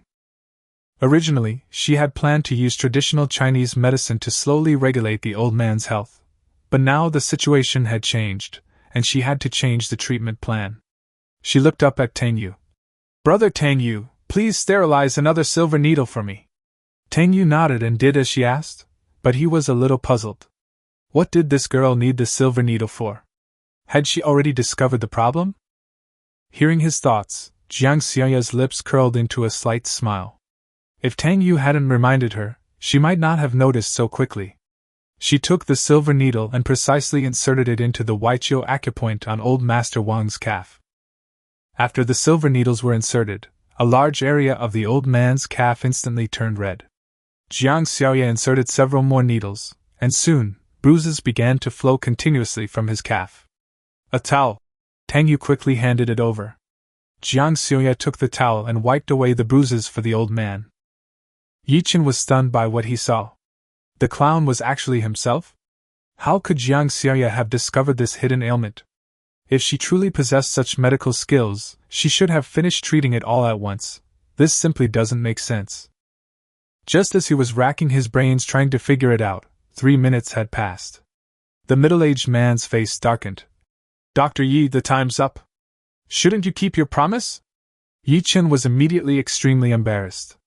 He had originally planned to take this opportunity to act like a master, conquer the Wang family, and then take Jiang Xiaoya by the way, but unexpectedly, he ended up in an awkward situation. As the Dragon King, he had never bowed his head to anyone in his life, let alone knelt down to apologize. But then he thought, Jiang Xiaoya would definitely become his woman in the future, so bowing his head to his future wife didn't seem so unacceptable. So he smiled nonchalantly and said, I didn't expect there to be such a master as Dr. Jiang in Suzhou and Hangzhou. I was really blind today. I apologize to Dr. Jiang. Then he added, the 13 ghost needles are indeed well-deserved. In my opinion, they are no less powerful than my Tai divine needles. As soon as he finished speaking, he stretched out his palm, and a silver needle floated in his hand, the Tai divine needle technique, which uses internal energy to guide the needle. The Wang family members were all astonished at this sight. Tang Yu rolled her eyes watching from the side, inwardly thinking, so, they're starting to change the subject, aren't they? However, Xiao Yu was obsessed with medical skills, and with Ye Chen showing off this, she would most likely become curious about him. No wonder he's the Dragon King. He's always been good at picking up girls. Jiang Xiaoya's face flashed with annoyance. This guy actually wanted to seduce her? She had listened to Tang Yu's brother rambling on for ages about how she would have feelings for Ye Chen and that he would become one of her harem members, but now her impression of Ye Chen was absolutely terrible. He has medical skills but no medical ethics. He doesn't treat patients properly, and even uses them for bets. In her eyes, such a person is trash, and doesn't even deserve to pursue her. So she feigned surprise and said, Wow, you're so amazing! You'll definitely keep your word, right? Didn't you say you'd kneel down and apologize? Tang Yu, who was watching the drama unfold, was stunned. Xiao Yu's actions were completely wrong. Ye Chen had already shown off his Tai divine needles. Shouldn't she be exchanging medical techniques with him and getting to know him better? Ye Chen's anger surged, and in his extreme agitation, the silver needle in his palm twisted from the force of his internal energy. How dare a woman humiliate him like this? If it weren't for her and the network of connections she had, she would already be a corpse. Seeing the tense atmosphere, Wang Rulong quickly stepped in to smooth things over. That was just a joke, everyone. Please don't take it seriously. Both of you are renowned doctors. You should learn from each other more. The middle-aged man who had spoken earlier also softened his expression and echoed his sentiment. After all, they could see that although Ye Chen was arrogant, he did have some real skills, and there was no need to completely offend him. Ye Chen's expression softened slightly, and he said with a smile, I was just saying that in a fit of anger. But I have indeed offended you today. If Miss Jiang doesn't mind, let's have a simple meal together tonight as my apology. Tang Yu felt another wave of sneer in her heart. A true man of his word, the Dragon King, you truly live up to your reputation. If the villain lost a bet and refused to honor it, being crippled by you would be the least of his worries. Failing to woo a girl, you come up with another scheme. You're truly a clever teddy bear, a walking pile driver. I mind. Jiang Xiaoya snorted coldly, refusing without hesitation. Having listened to Tang Yu's brother's grumbling for so long, she had long since seen through Ye Chen's true colors. Ye Chen was both embarrassed and furious. Fortunately, at that moment, someone pushed open the door and walked in, breaking the tense atmosphere. Wan Yixue walked in from outside, her eyes carrying a hint of coldness. Chapter 11 Your smile is disgusting. Upon seeing Wan Yixue, Ye Chen's anger instantly dissipated, replaced by a strong possessiveness. He had seen many beautiful women, but only Wan Yixue could wear a cheongsam so stunningly. In his eyes, this woman would eventually be his, along with the Wang family. Seeing Wan Yixue looking at him, Ye Chen immediately put on his signature wicked smile. It was a trick he had practiced countless times in front of the mirror, a cold and arrogant expression that he believed was enough to make a woman's heart flutter. Tang Yu, watching from the side, felt his scalp tingle and mentally screamed, Can't this guy smile normally? Does he have to be all crooked? This kind of smile can actually get him girls? It's ridiculous. Jiang Xiaoya heard his thoughts and lowered her head, desperately trying to suppress her laughter. Wan Yixue also heard it, but couldn't laugh at all. Upon returning to the company, she immediately suspended the new energy project and mobilized the Wang family's resources to investigate. The results proved Tang Yu's claims to be true. The new energy project her cousin, Wang Rulong, had been pushing was indeed a trap. However, the evidence was still insufficient, and she couldn't rashly alert them. Wan Yixue walked to the bedside, took Grandpa Wang's hand, and asked him how he was feeling. The old man said he was much better, just a little sleepy. She then covered him with a blanket and told him to rest. Everyone left the courtyard, leaving only the caregiver to look after the old man. A short while later, Jiang Xiaoya's phone alarm rang. She glanced at the time, said the free clinic was about to begin, and prepared to take her leave. The Wang family members all smiled and saw her off. After nodding, Jiang Xiaoya deliberately looked at Tang Yu, winking and asking him why he hadn't greeted her. Tang Yu could only awkwardly wave and say goodbye. Inwardly, however, she was groaning. It wasn't that she didn't want to say hello, but that she didn't dare. Ye Chen already considered Jiang Xiaoya his woman. If he got too close, he feared he'd be killed. Jiang Xiaoya felt nauseous upon hearing this. Ye Chen treated her like his woman? She felt nothing but disgust. Ye Chen was also extremely annoyed, wishing he could punch Tang Yu to death. The woman he had his eye on was calling someone else brother, and so intimately at that. He maintained a nonchalant expression and told Jiang Xiaoya that he wanted to visit the old physician Zhang's residence in a few days to exchange medical knowledge. Jiang Xiaoya immediately turned cold and gave a three-pronged reply: inconvenient, not welcome, and not allowed to come. She then snorted and turned to leave. The mere sight of Ye Chen made her nauseous. Ye Chen was so frustrated he almost suffered internal injuries. This was the first time in his life he had such a failed attempt to woo a girl. But Wang Yixue was still there, so he could only suppress his anger and continue with his plan. He glanced at Wang Rulong. Wang Rulong immediately understood, walked up to Wang Yixue, and introduced her with a smile, saying, "This is Dr. Ye Chen, a young and talented man whose medical skills are no less than Dr. Zhang's." Ye Chen took a deep breath, his charming smile returning, and walked up to Wang Yixue, extending his hand. "Hello, Miss Wang." Wang Yixue merely looked at him coldly, making no move to shake his hand, and asked indifferently, "Has anyone told you something?" Ye Chen was taken aback and asked what was wrong. Wang Yixue said directly, "Your smile is disgusting." Ye Chen's smile instantly froze, and the atmosphere around him became extremely awkward. He even began to question his existence. Disgusting smile? These words struck a nerve with his pride. You see, this was his most prized source of charm, and his secret weapon that had always been effective in picking up girls. Tang Yu couldn't help but burst out laughing. Finally, someone had spoken his mind. Ye Chen turned his head sharply, his eyes filled with murderous intent, and gritted his teeth, asking Tang Yu what he was laughing at. Tang Yu felt a chill run down his spine under Ye Chen's gaze, and could only force himself to say that he had remembered something happy. In his mind, however, he was cursing. It wasn't him who was cursing, so why was he yelling at him? Besides, Ye Chen's smile was disgusting. Couldn't he see it when he looked in the mirror? Seeing Ye Chen's fierce attitude towards Tang Yu, the Wang family members immediately became dissatisfied. Some said he lacked manners. What good were his medical skills? They advised him to stay away from the Wang family. Tang Yu was moved to tears, but also panicked. "Stop defending him! If this happens a few more times, Ye Chen will really remember him." After being mocked by the Wang family, Ye Chen's gaze towards Tang Yu became even more venomous. He felt that all the humiliation he had suffered today was inextricably linked to this kid.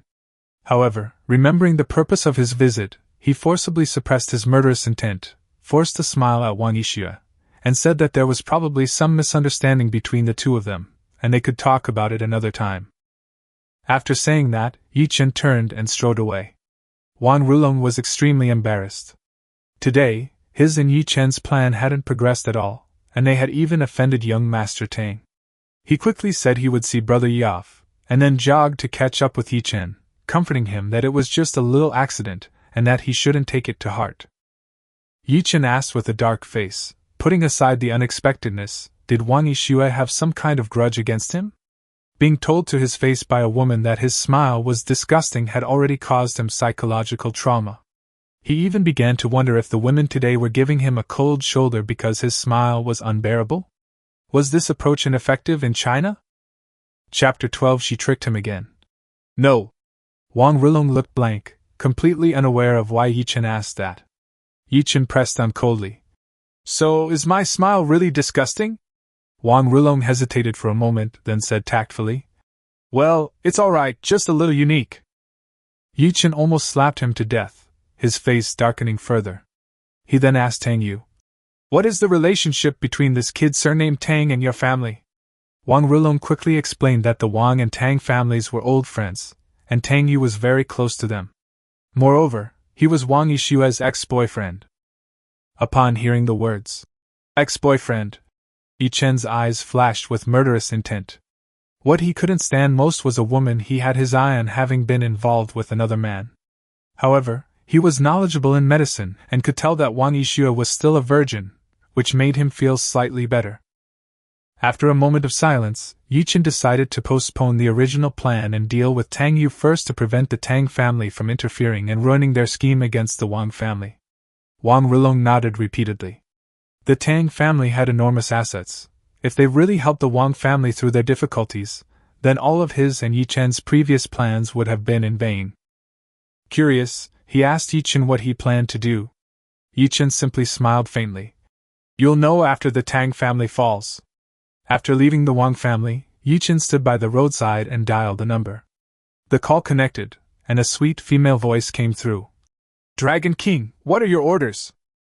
Ye Chen asked her how her infiltration of the Tang group was going. She replied that it was successful and that she was currently the general manager's secretary. Ye Chen nodded in satisfaction and ordered her to obtain what he needed within a week. He declared that a month later, the Tang family would be extinct in Suzhou and Hangzhou. Meanwhile, Tang Yu, still at the Wang family's house, suddenly sneezed and muttered, "Damn it, who's nagging me again?" He rubbed his nose and mentally urged the system to give him a reward. The system notified him that he had successfully survived the second part of the story and gained an immune to poison physique. Tang Yu was very satisfied with the reward. Urban fantasy protagonists love using poison, especially those like Ye Chen who possess medical skills. With this new physique, his chances of surviving until the finale increased significantly.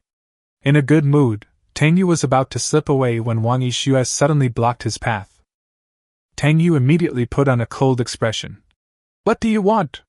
But inwardly he couldn't help but think, "Girl, why are you blocking my way?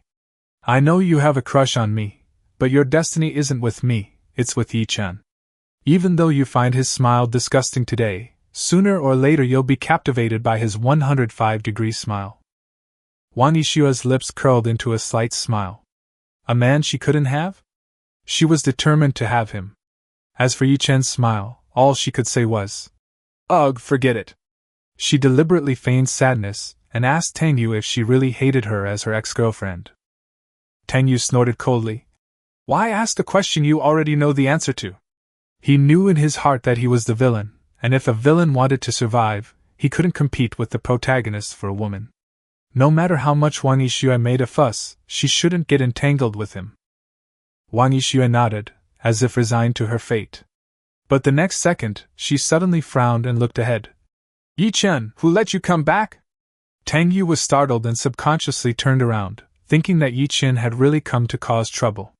But there was no one there at all. He had just turned back, annoyed, when his lips brushed against Wang Yishua's face.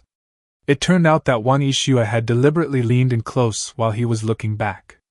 She was certain that Tang Yu would kiss her whenever he turned back. Even more outrageous, she was holding her phone, the front-facing camera recording a video. The entire moment Tang Yu kissed her was captured on camera.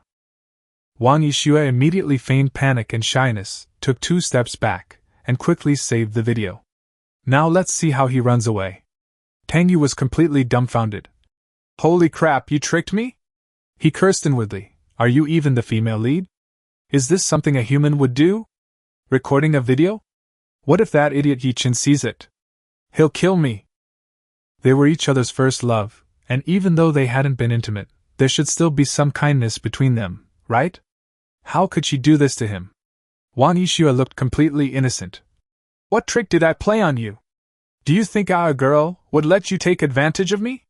Young Master Tang, have some shame." Tang Yu, his face dark, reached out.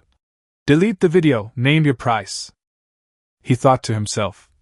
"Luckily, I'm a rich villain now. At worst, I can solve everything with money." This also made Wang Yishua think he was vulgar, always talking about money. But Wang Yixue sighed. Money? My family has plenty. It doesn't seem like we really need it. Seeing Tang Yu's depressed expression, she almost laughed out loud. But hearing him still thinking about Ye Chen made her even more disgusted with him. As a highly intelligent business genius, she had already understood from Tang Yu's inner thoughts that the world she inhabited was likely a novel.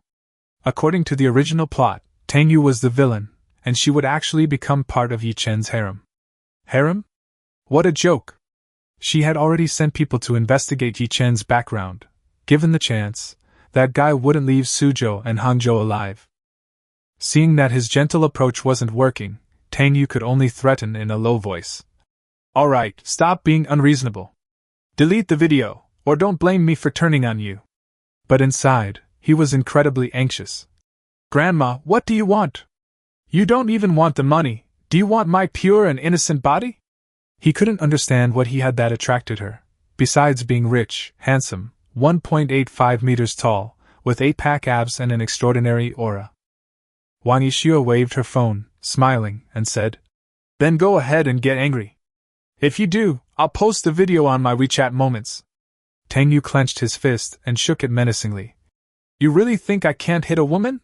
He thought to himself. See that? A fist the size of a cooking pot. Someone as cute as you, one punch from me and you'd cry for a long time. Hurry up and delete the video. This isn't something the female lead should do, understand? Chapter 13 Elbow, come inside with me. Then hit me, let's see where you aim. Wang Yixue rolled her eyes, thinking that she was so cute. One punch from her would definitely make her cry for a long time. Tang Yu quickly shook his head, his tone heavy. No, what do you want? Give me a straight answer. If this video really got out, he was doomed. How could a villain kiss the male lead's harem and still survive? Wang Yixue had figured out how to control him and was secretly delighted. Grabbing his arm, she urged, Elbow, come inside with me. Tang Yu resisted frantically. No. I definitely can't. Come inside with me. Under Wang Yixue's threat, Tang Yu finally obediently followed her inside.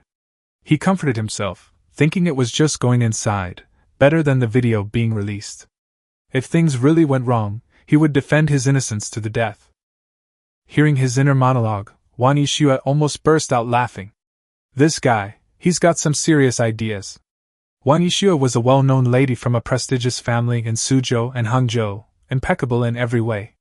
But her room was a completely different story. This was Tang Yu's first time entering her boudoir. The room was a mess, things were scattered everywhere, and several pieces of clothing were strewn on the bed and sofa.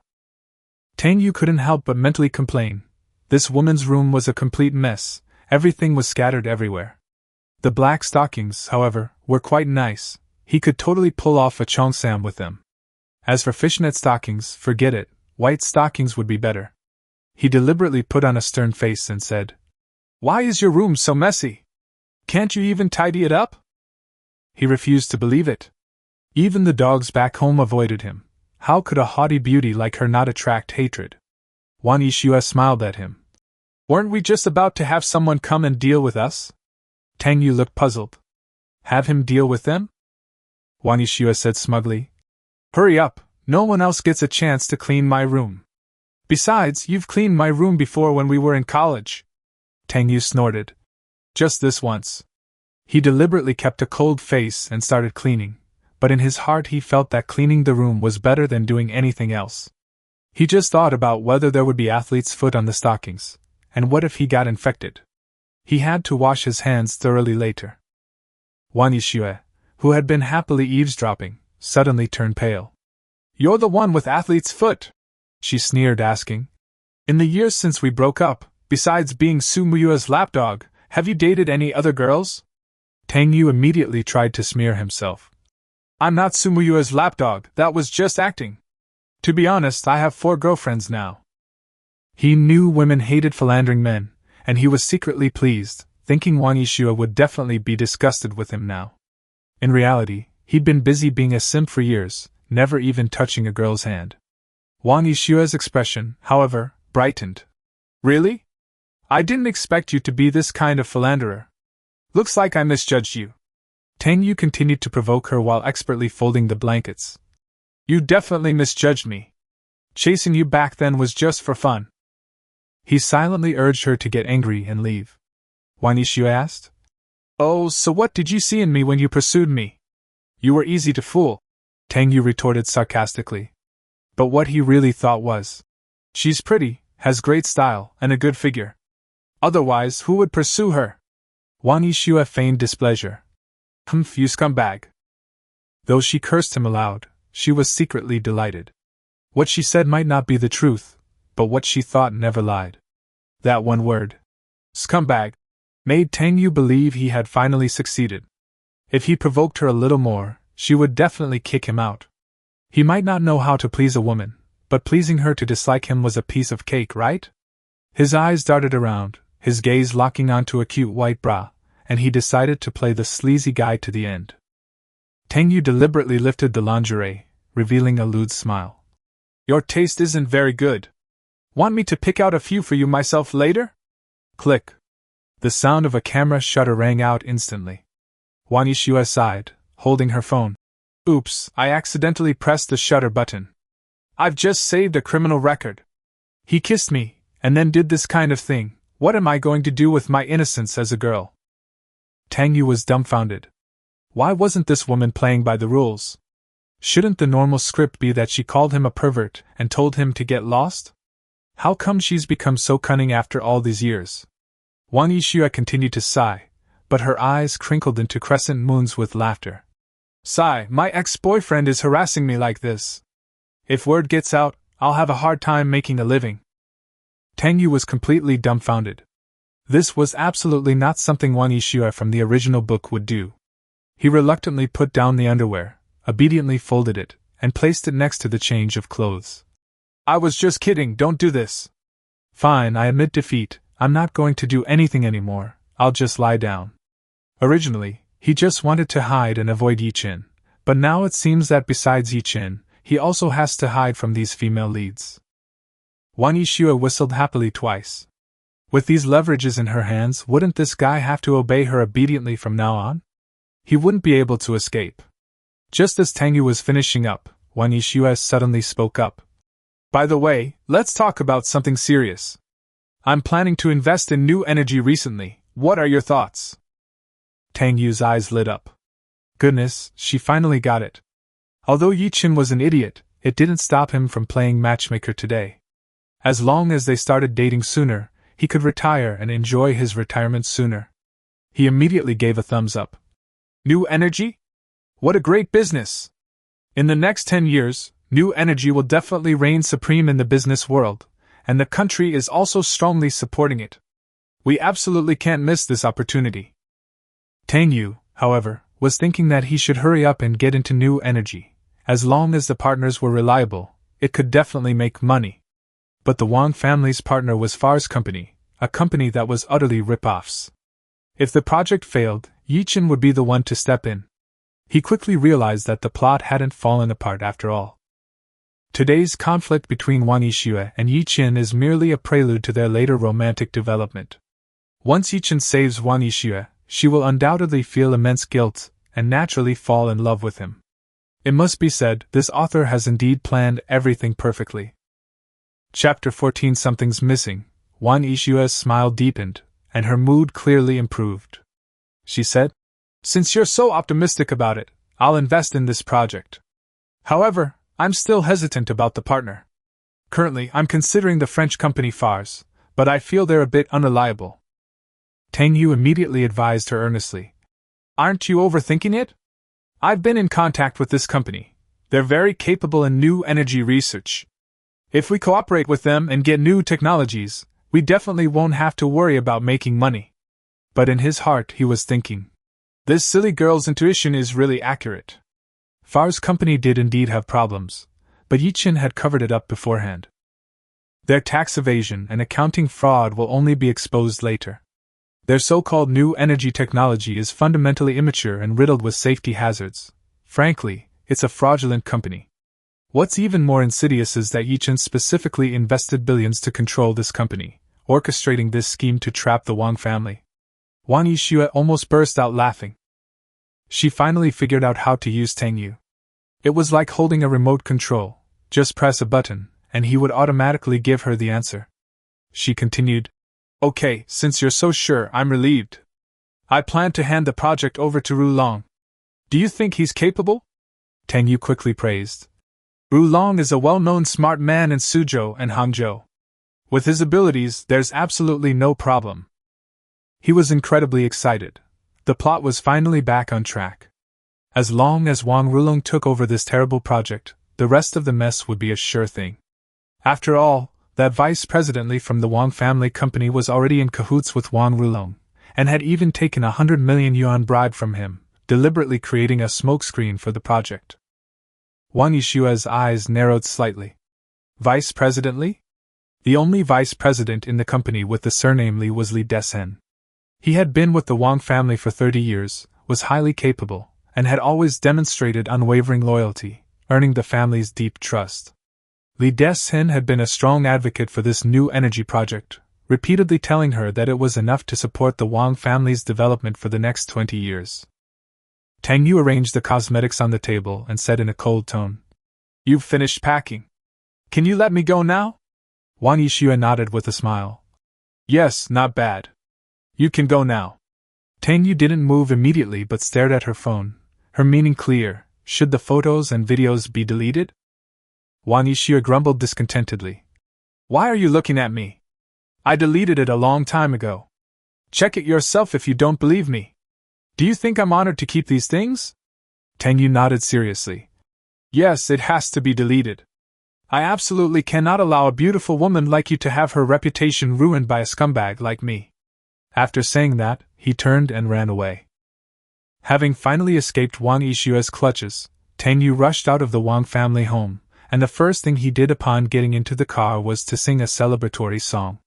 "The most beautiful flower on the grassland, the fiery red sari lang." He hummed along, his mood incredibly high. After a long day of hard work, he had finally pushed the plot back on track. Now Wang Yishua would definitely end up with Ye Chen as originally planned. Although something seemed off about Jiang Xiaye, Ye Chen had already said he was going to challenge her grandfather at the Jiang family, so their storyline was likely to restart from there. As for Su Muyue, Tang Yu was increasingly convinced that she and Ye Chen were in cahoots. No wonder she was the leading lady. To protect Ye Chen, she actually went so far as to stage a marriage alliance with him. Brilliant, truly brilliant. Unfortunately, compared to him, the king of sneaks, they were still a bit lacking.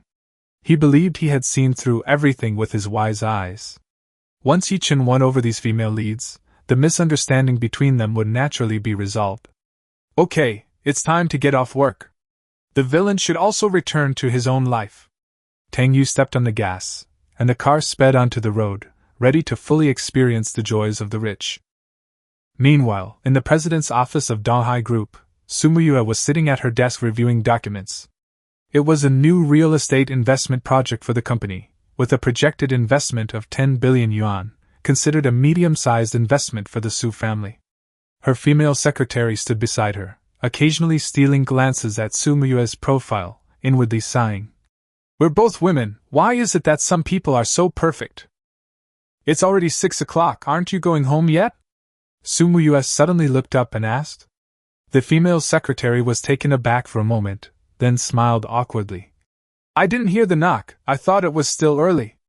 As usual, every day at 6 o'clock when she was supposed to leave work, the eldest son of the Tang family would knock on the door to pick up President Su for dinner.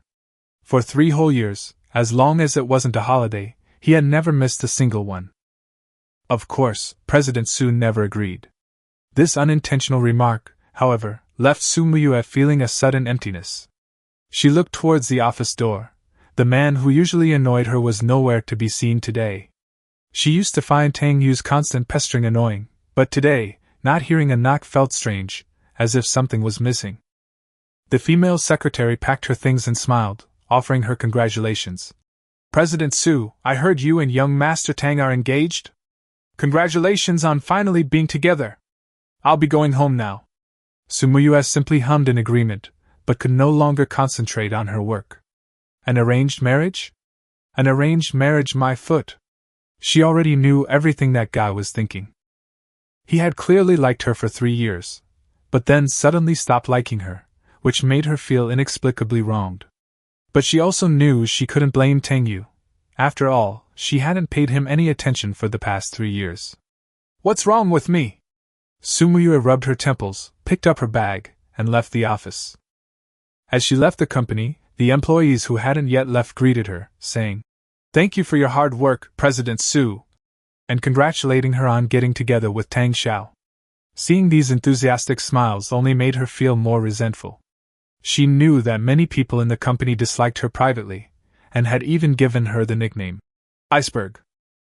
Aren't they all tired of wearing masks? She thought of Tang Yu again. At least, she could hear his thoughts. In this world where everyone wears a mask, that guy was practically naked, let alone wearing a mask. Chapter 15 The Joys of a Rich and Handsome Man. Back in her Maserati, Su Muyue hesitated for a long time, holding her phone, before finally opening Tang Yu's WeChat. She sent a message. "Are you free tonight? I'd like to chat with you." Tang Yu was driving at the time and was stunned upon seeing the message, his mind racing. What good could Su Muyue's sudden contact be? He thought for a moment, then pulled the car over to the side of the road and replied. "Talk about annulling the engagement? You should have said so earlier, so we could both explain to our families." Su Muyue responded with a string of ellipses. She didn't actually want to talk about annulling the engagement, but if asked what she wanted to talk about, she couldn't say for sure. She just suddenly wanted to see him. Tang Yu initially wanted to say something harsh, but then he thought, what if this woman took a screenshot and posted it on her WeChat moments? Wouldn't that make things even more trouble for him? So he changed his approach to something slightly more polite. "Just say what you want to say, or get lost. We'll talk again when you're ready to call off the engagement." Su Muyue's eyes reddened with anger. Tang Yu's current attitude was completely different from before, which she found hard to accept. Tang Yu sent another message. "Who told you to trick me? I hate being used as a shield. Alright, I still need to drink with some girls. If you want to call off the engagement, just say so. If you don't want to, contact me via message in a bottle." After sending it, Tang Yu chuckled, holding his phone. He had already shown this attitude. Surely Su Muyue couldn't keep up the act anymore? She should quickly lay her cards on the table, go back to being the female lead, and stop dragging him down with her. The next second, a message popped up in the chat box. "You bastard! I won't call off the engagement. I'm going to marry into your Tang family, you just wait." Tang Yu's hand trembled, and he almost dropped his phone. Was this woman serious? He quickly replied, "Are you crazy?" But as soon as the message was sent, a red exclamation mark appeared on the screen. Tang Yu nearly spat out blood. Su Muyue in the original book was indeed stubborn, and once she made up her mind, it was hard to change it. But shouldn't that stubbornness be directed at Ye Chen? Why was it suddenly coming at him? His face paled, realizing he might have gone too far. To make amends, he sent a few more messages, softening his tone, explaining that he had been too harsh and asking her to be lenient and let him off the hook. Without exception, they were all marked with red exclamation marks. Su Muyue had really blocked him. Tang Yu leaned back weakly in his seat, unable to help but complain. If he had known this woman was only responsive to gentle persuasion, he shouldn't have provoked her like that. But the problem was, why was it so difficult for him to just annul the engagement? If he really married Su Muyue, wouldn't that idiot Ye Chen lead his men to raze the Tang family to the ground? Just then, WeChat lit up again. Tang Yu stared at it, and saw that the message was from Qin Ming. Qin Ming wasn't a forensic doctor, but the eldest son of the Qin family, one of the 4 great families of Suzhou and Hangzhou. In the original book, he and Tang Yu were known as the 4 young masters of Suzhou and Hangzhou, and he was also Tang Yu's most loyal follower. However, in the world of wish-fulfillment novels, almost all these young masters of a certain city are destined to be trampled to death by the male protagonist. Qin Ming fared slightly better than Tang Yu, who was kicked into a vegetative state and died. Qin Ming was poisoned by Ye Chen. Qin Ming sent a message. "Big brother, what have you been up to lately?" Upon seeing this message, Tang Yu suddenly had an idea. Right, he was the villain. When in trouble, he should utilize villainous resources and seek outside help. So he replied, I'm having a problem. Where are you? I'll come find you. Qin Ming quickly replied, I'm at Xinghe. Can you come over? If not, I'll wait for you somewhere else. Xinghe is a large entertainment club with everything from food and drinks to entertainment.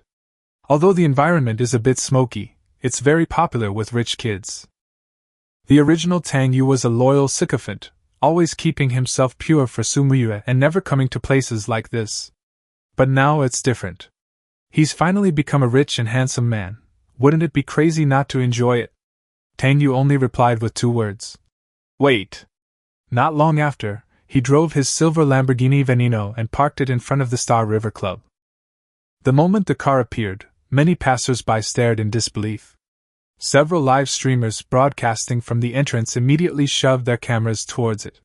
Is that a Veneno? I heard there are only 2 in the country. Which rich kid is so extravagant, driving a car like that around?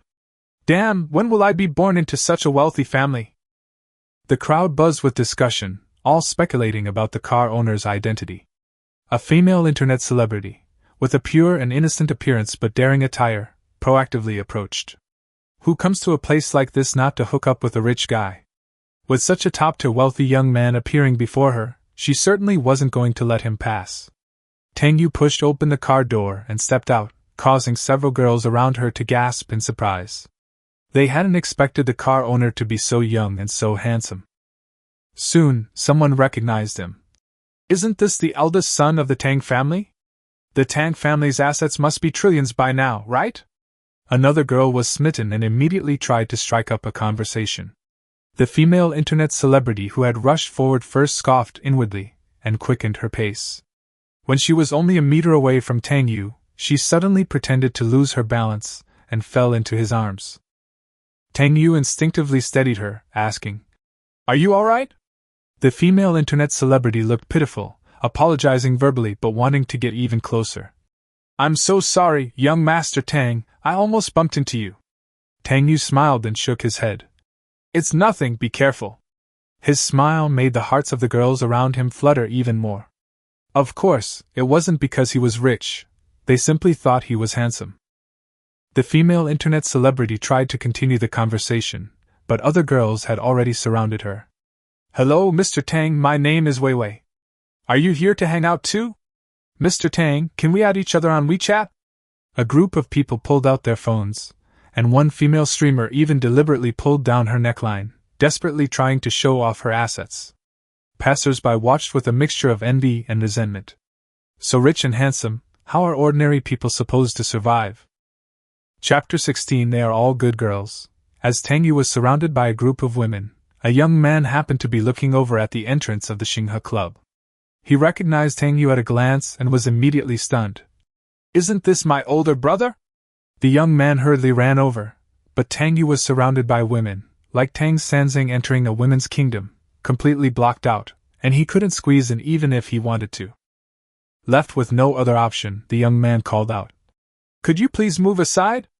The women turned around and immediately beamed with delight. Oh my, isn't this young Master Qin? Young Master Qin is here too! They greeted him warmly. To them, who the county magistrate was didn't matter. What mattered was whether they had the chance to become the county magistrate's wife. Qin Ming waved his hand with a smile. All right, darlings, stop bothering my brother. It's his first time here, and your enthusiasm will scare him. The girls reluctantly made way for him. Qin Ming pulled Tang Yu out of the crowd and asked with a smile, Brother, how does it feel to be here for the first time? Tang Yu nodded seriously. It's great, you're all such good girls. Although they smoke, drink, have tattoos, go clubbing, and stay out all night, they're still good girls. Of course, that's assuming they don't even think about marrying him. Qin Ming laughed heartily. Right, they're all good girls. Shall we find a quiet place to sit and chat? Tang Yu pointed to the Galaxy Club. We can chat inside too. She came here specifically to enjoy life, didn't she? As a villain, who knows whether the Dragon King or the villain will come first tomorrow? She might as well enjoy herself while she can. Qin Ming was taken aback and reached out to touch his forehead. Big brother, are you serious? The Tang Yu of the past would never come to places like this. Tang Yu, too lazy to waste words, walked straight inside. He was going to have a good time today, even Jesus couldn't stop him. Qin Ming followed with a worried expression. Big brother is really acting strange. It wasn't dark yet, but the Galaxy Club was already bustling with activity. Men and women swayed to deafening music on the dance floor, while several scantily clad beauties danced passionately on stage. Qin Ming led Tang Yu to the number 1 platform, his reserved spot. As soon as they sat down, drinks were quickly served, and several beautiful women joined them. However, Qin Ming waved his hand, telling them to go have their own fun first. He was more concerned about his older brother now, and had no interest in talking to anyone else. After pouring the wine, Qin Ming frowned and asked, Brother, you're acting strange today. Tang Yu asked back. What's wrong with me? You never used to come here. Tang Yu raised his glass and clinked it against his. People change. Qin Ming drank about half a glass, still puzzled. Wait, big brother, didn't you just get engaged to Su Muyue? If she finds out you're here, all those years of licking your boots will have been for nothing. Tang Yu was waiting for this, and immediately took out her phone to show him her chat history with Su Muyue. After reading it, Qin Ming's head was buzzing. Did his big brother really do something like this? How dare he talk to Su Muyue like that? Coming to his senses, Qin Ming was incredibly excited. Big brother, you finally stopped being such a simp. To be honest, if we weren't brothers who'd risked our lives for each other, I would have cut ties with you long ago. The two had been brothers since childhood, attending the same prestigious school. In their second year of junior high, a group of them went out to play, and Qin Ming accidentally fell into the river. Everyone else was terrified, but Tang Yu jumped in to save him. From that moment on, Qin Ming considered Tang Yu his older brother. For the past 3 years, Tang Yu had been a devoted simp, rain or shine, earning him a terrible reputation in the industry. Even ordinary people know that simps never get away with it, let alone someone as handsome, rich, and successful as him. Doing this was utterly shameful. Tang Yu couldn't help but slap him on the back, saying irritably, Then tell me, what's her mentality right now? I've been simping for 3 years with no results, and now that I've changed my attitude, she's acting strangely. Qin Ming scoffed. Just being a masochist. That's how people are. They only appreciate things after they've lost them. Tang Yu, however, sensed something was off. Su Muyue was the female lead. How could she possibly like a villain like him? There must be some conspiracy involved. He humbly asked for advice.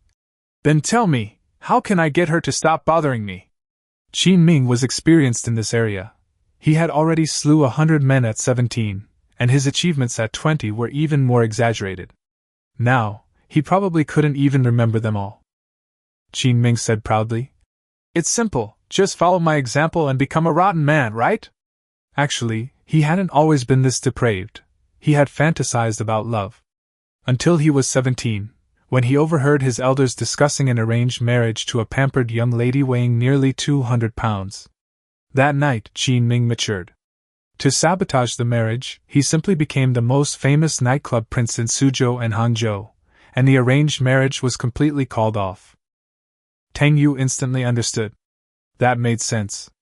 If he just turned himself into a pile of dog shit, wouldn't the women automatically stay away? His eyes were full of admiration as he looked at Qin Ming. No wonder he was a good brother. He was clearly villain material. Just being Loki wouldn't be enough to survive. Why were those villains in wish-fulfillment novels hated by the female leads? Wasn't it because they were full of scheming and manipulative schemes? His current villainous image is clearly not disgusting enough. It's purely a design choice by the author to enhance his sycophantic traits. Tang Yu raised his glass. Come on, good brother, cheers! From today onwards, we are the unparalleled duo of the Galaxy Club. Qin Ming laughed heartily. Brother, you're absolutely right. We'll live here from now on. Having said that, his gaze began scanning the room for his prey for the night. He'd been around here for so long and had never missed a chance. But after a quick glance, all he saw were familiar faces, and he immediately felt a bit bored. Brother, it's all acquaintances tonight, how about we make do? Since it was Tang Yu's first time here, Qin Ming felt guilty if he didn't arrange for a couple of top-notch girls. Tang Yu nodded. Okay, you decide. Since it was just a charade, he didn't have high expectations. Qin Ming immediately called out, and soon 7 or 8 beautiful women of varying looks came over. They were all quite attractive. They stood in a row, carrying their bags, and Tang Yu almost had impure thoughts. Qin Ming pointed to 4 of them. You guys go keep my older brother company. It's his first time here, so don't go too far. The 4 girls immediately surrounded Tang Yu with smiles. Young Master Tang, shall we feed you some wine? Young Master Tang, you must work out often, your arm muscles are so strong. Young Master Tang, what type of girl do you like? The girls were practically begging to sit on Tang Yu's lap, being as attentive as they could be. Chapter 17. I just want to give them a home. By the way, big brother, didn't you want to upset Su Muyue? How about I help you film a short video and post it? I guarantee she'll be furious when she sees it. Qin Ming suggested from the side. He had long disliked Su Muyue, and now that he had a chance to vent Tang Yu's anger, he was naturally very enthusiastic. Upon hearing this, Tang Yu immediately realized that this kid actually had some skill. When it came to ruining reputations, he, as a villain, lacked experience. Qin Ming was far more adept. Qin Ming immediately took out his phone and began giving instructions. Big brother, you'll have a woman on your left and right, be more expressive, and remember to match your lines. Soon, a short video of about 10 seconds was filmed. Qin Ming handed the phone to Tang Yu, saying that if she wasn't satisfied, they could film something more exciting, like going to a hotel. Tang Yu quickly refused. He just wanted Su Muyue to hate him, not to really make himself a pariah. After getting through this, he wanted to enjoy life. He watched the video twice and was very satisfied. He looked like a lecherous lunatic in the video, and the several beautiful women were very cooperative. The atmosphere looked like they were about to team up for a game tonight. Okay, I'll post it like this. Qin Ming grinned and immediately posted it using his own account. His short video account had over 6 million followers, and he usually attracted a lot of attention by flaunting his wealth and giving away prizes. Even more coincidentally, he and Su Muyue followed each other on social media. It was normal for the 4 major families to know each other, given their frequent interactions. Qin Ming captioned the video. My good brother came to Xinghe today. Being handsome is so popular, there's nothing I can do about it. The video was approved shortly after being uploaded, and likes and comments quickly increased. Brother Qin, who is this handsome guy? Can we get to know him? He's so handsome, he looks kind of familiar. Is he a newcomer in the entertainment industry? I'm all for this guy. To make sure Su Muyue saw this, Qin Ming even tagged her. Thinking about how she always acted high and mighty, making Tang Yu lose face in the industry, he felt a surge of satisfaction. At this moment, Su Muyue was resting at home. Her eyes were still a little red. She had cried for a long time in the car earlier that day, all because of anger. After scrolling through short videos for a while, her mood had just calmed down a bit when a notification popped up on her phone, showing that Qin Ming had tagged her. Why did he tag me? The two were only nodding acquaintances, not close friends. Su Muyue clicked on the video with a puzzled look, and it automatically redirected to Qin Ming's newly posted video. The next second, her expression changed. In the video, Tang Yu was laughing happily with several beautiful women in his arms. The scene was blatantly ambiguous. Big brother, you're hugging so many girls, isn't that being a scumbag? Scumbag? I'm not a scumbag, I just want to give all the girls in the world a home. Hearing Tang Yu's words, Su Muyue felt a pang of sadness, a surge of grievance and disappointment welling up inside her, and tears streamed down her face uncontrollably. It was as if she had suddenly realized that what she had lost was actually very important to her. After crying for a while, she slowly began to feel something was amiss. Tang Yu had never been this kind of person who indulged in such a dissolute lifestyle before. Now, suddenly going out to play and even having Qin Ming film videos for her, it all seemed intentional. Something's not right. Su Muyue wiped away her tears and immediately went to the mirror to touch up her makeup. She wanted to go to the Xinghe club herself to see what Tang Yu was up to. Anyway, she could hear his thoughts. He couldn't hide anything from her. After finishing her makeup, Su Muyue picked up her phone and called Tang Yu. On the other side, Tang Yu was sitting among a group of beautiful women. The girl next to him saw his phone light up and quickly handed it to him. Young Master Tang, your phone is ringing. Tang Yu thanked her and casually pinched the girl's cheek. He ended up with his hand covered in foundation, but pretending not to notice, he quickly took the phone back. Seeing that the caller ID showed Su Muyue, a smile crept onto his face. The plan was working perfectly. She was probably just calling to throw a tantrum. Tang Yu answered the phone with a smug look. Hello? Su Muyue's aggrieved voice came from the other end. What do you mean? Am I that annoying? Tang Yu feigned ignorance. Huh? What did you say? It's too noisy here, I can't hear you. Are you going to call off the engagement? Okay, let's set a time tomorrow. I know you can hear me. Wait here, I'm coming to find you. Su Muyue hung up immediately after saying that. Tang Yu gripped his phone, his brows furrowed. Was this woman possessed? Given her proud nature, shouldn't she be berating him now and then announcing the engagement tomorrow? He quickly realized. It must be to protect Ye Chen that Su Muyue had to continue acting. She was going all out. This woman was truly cunning. Luckily, he had already seen through her. Qin Ming leaned closer and asked. Brother, Su Muyue called? Yeah, she said she's coming to see me. Let's annoy her together later. Tang Yu chuckled. If they could just drive Su Muyue away tonight, everything would be fine. Qin Ming chuckled, then suddenly slapped his thigh.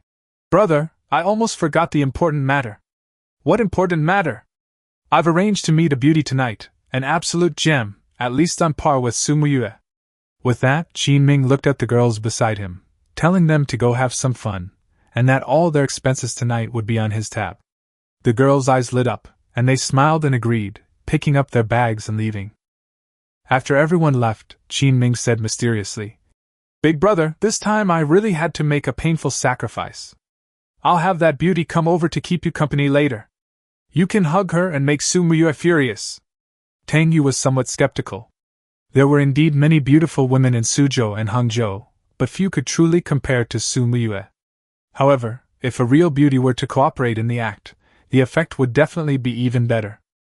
Those girls might be considered pretty by outside standards, but compared to Su Muyue, they were definitely several levels below. Qin Ming kept her in suspense, then picked up his phone to contact her. Tang Yu felt a surge of anticipation. As a villain, he would never get entangled with the heroines. Even if he died single, died out there, or jumped off this cliff, he would never be with a heroine. But there were always other beauties to be had. After waiting for about 10 minutes, a slender woman carrying a bag walked over. She came up to Qin Ming and greeted him with a smile. Hello, young Master Qin. Qin Ming immediately smiled and introduced her. Sister Linghan has finally arrived. Come, let me introduce you. This is my good brother, Tang Yu. Chapter 18. This blessing is for you, do you want it? Tang Yu looked up at the woman in front of her, and immediately agreed with Qin Ming's assessment. In terms of looks alone, she is in no way inferior to Su Muyue, the #1 beauty in Suzhou and Hangzhou, and even has a more charming temperament, as if she was born with an alluring charm. She wore a white, semi-transparent blouse, which was incredibly alluring, and a black leather skirt that accentuated her figure, making her long, snow-white legs even more dazzling. The woman's captivating eyes fell on Tang Yu, a hint of surprise flashing in them, but she quickly smiled and sat down next to him, extending her hand. Young Master Tang, you're so handsome. I'm Linghan, it's a pleasure to meet you. I am even happier to meet such a beautiful woman as Miss Ling. Tang Yu smiled and took her cold little hand in his. The next second, her pupils contracted slightly, and she almost couldn't hold back her emotions. Holy crap, isn't that the jade-faced fox? That bastard Ye Chen moved so fast? He arranged it all already? No, her target isn't me, it's Qin Ming. Tang Yu was shocked, and Linghan, who was shaking hands with him, was also startled. She was one of Ye Chen's pawns, and also a top elite of the Dragon Soul organization. Hearing Tang Yu's thoughts suddenly, she almost thought her identity had been exposed. Linghan secretly concluded that this was definitely not ventriloquism. As a top assassin, she was proficient in many techniques, including ventriloquism, but this rich second-generation heir didn't seem to be speaking at all. Seeing the two holding hands for a long time without letting go, Qin Ming felt a little envious, but also a little admiring. The older brother is indeed the older brother. Being handsome has its advantages, and women can't resist him.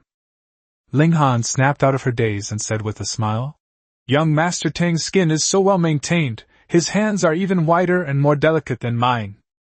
Tang Yu gave an awkward smile and quickly let go, her scalp tingling. He looked at Qin Ming, who had a smug look on his face and was secretly giving a thumbs up, mouthing, Isn't my brother loyal? That's some kind of loyalty nonsense. This guy's an assassin. They're targeting you, and you've gone and pushed the blame onto me. I treated you like a brother, but you're a jerk. Ling Han heard his thoughts again, and finally realized that she could actually hear what this man was thinking. Having been an assassin for many years, she had seen all sorts of situations, but this was the first time she had experienced anything like this. Although her identity seemed to have been exposed, she was confident that she could escape easily, so she decided to remain calm and observe the situation further. After all, this young Master Tang is also a target of the Dragon King's attention.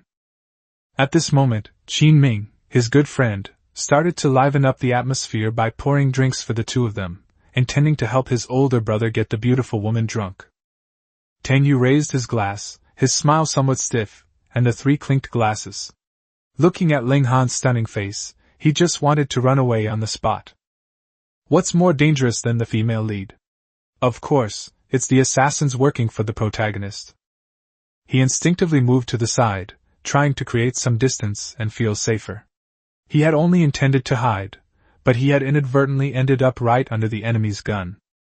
Ling Han noticed his movements and asked with a smile, Young Master Tang, are you feeling unwell? Tang Yu chuckled dryly. My butt hurts a bit from sitting for so long. Don't come any closer. One must never forget one's original aspirations. Your target isn't me, it's Qin Ming, the young Master Qin. Go talk to him. Better to die than me, brother. Don't worry, I'll remind you to run away and hide abroad later. I won't stand by and watch you die. Ling Han's lips twitched slightly. This guy was actually quite loyal.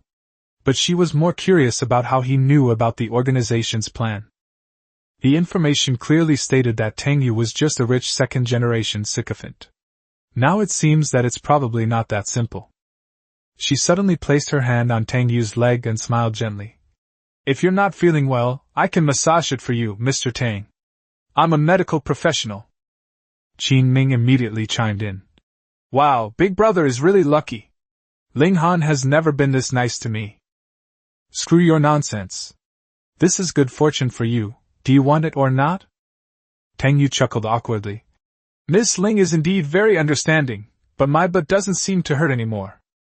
Ling Han raised her glass and smiled. It's good that it doesn't hurt. Let's continue drinking and chatting. Tang Yu nodded, but her mind raced as she recalled the original plot. After returning to China, Ye Chen's first step was to take control of the 4 major families in Suzhou and Hangzhou. Once he controlled these 4 families, the entire Suzhou and Hangzhou would have to defer to him, and he would become the true uncrowned king of the region. Qin Ming, as the male heir of the Qin family, is precisely the stumbling block in Ye Chen's eyes. Therefore, Ye Chen dispatched his elite forces, with the jade-faced fox Ling Han specifically tasked with managing the Qin family. She would approach Qin Ming, use her beauty to control him, and then lure in another young master, causing a conflict between the two. In the end, Qin Ming is poisoned to death by Ling Han. The Qin family mistakenly believes that the young master is the murderer, and the 2 families go to war. Ye Chen takes the opportunity to reap the benefits. After thinking it through, Tang Yu finally breathed a sigh of relief. The Dragon Soul organization has very strict rules. Missions cannot be changed arbitrarily. She was just playing along with me. Her real targets were Qin Ming and another unlucky guy. Then I don't need to panic too much. I just need to play my role well and make her think I'm disgusting so she can stay away from me. Ling Han frowned slightly upon hearing this. This young master of the Tang family actually knew even the internal rules of the Dragon Soul organization. The Dragon Soul organization is powerful and mysterious. Outsiders have no way of knowing anything about it. It seems this rich second-generation Tang is definitely not simple. After adjusting his mindset, Tang Yu moved closer to Ling Han, revealing a lewd smile. Miss Ling is so beautiful, I wonder if she has a boyfriend. Chapter 19 is full of talented actors. No, is young Master Tang going to introduce me to someone? Ling Han said with a smile, leaning her body against Tang Yu with an ambiguous look in her eyes. She sneered inwardly. Want her to leave? No way. She wanted to see just how many secrets Tang Yu knew about their organization. Tang Yu started to complain inwardly. This woman wasn't following the script. Her target should be Qin Ming, so why was she sticking to him instead? Did she know that Qin Ming liked to play the role of a necromancer, and was deliberately putting on an act for him? But so be it. Life is like a play, and acting is everything. She can use this against Su Muyue later. Tang Yu chuckled, then casually put her arm around Ling Han and asked her what her hobbies were. Ling Han said she liked dancing and music, then asked Tang Yu a question in return. Tang Yu replied seriously. Pretty much, I like listening to music and watching movies that aren't suitable for children. Qin Ming spat out a mouthful of wine, thinking to himself that his brother's womanizing skills were practically like those of a caveman. Ling Han could only feign shyness and say that young Master Tang was really annoying. Tang Yu laughed and said he was joking. Ling Han took the opportunity to praise his humor and continued to snuggle in his arms, acting coquettishly. Tang Yu, however, wasn't buying it. He even complained that women only interfered with his enjoyment of life, especially Ye Chen's women. Ye Chen was even more despicable, not letting any of the women in his own organization escape his clutches, deliberately arranging dangerous missions for him to then play the hero and rescue them. Ling Han was deeply shocked. She had indeed failed on 2 missions in the past 2 years, and the Dragon King had rescued her each time, even getting injured in the process. But now, thinking about it carefully, those 2 missions were indeed much more difficult than the intelligence reports suggested.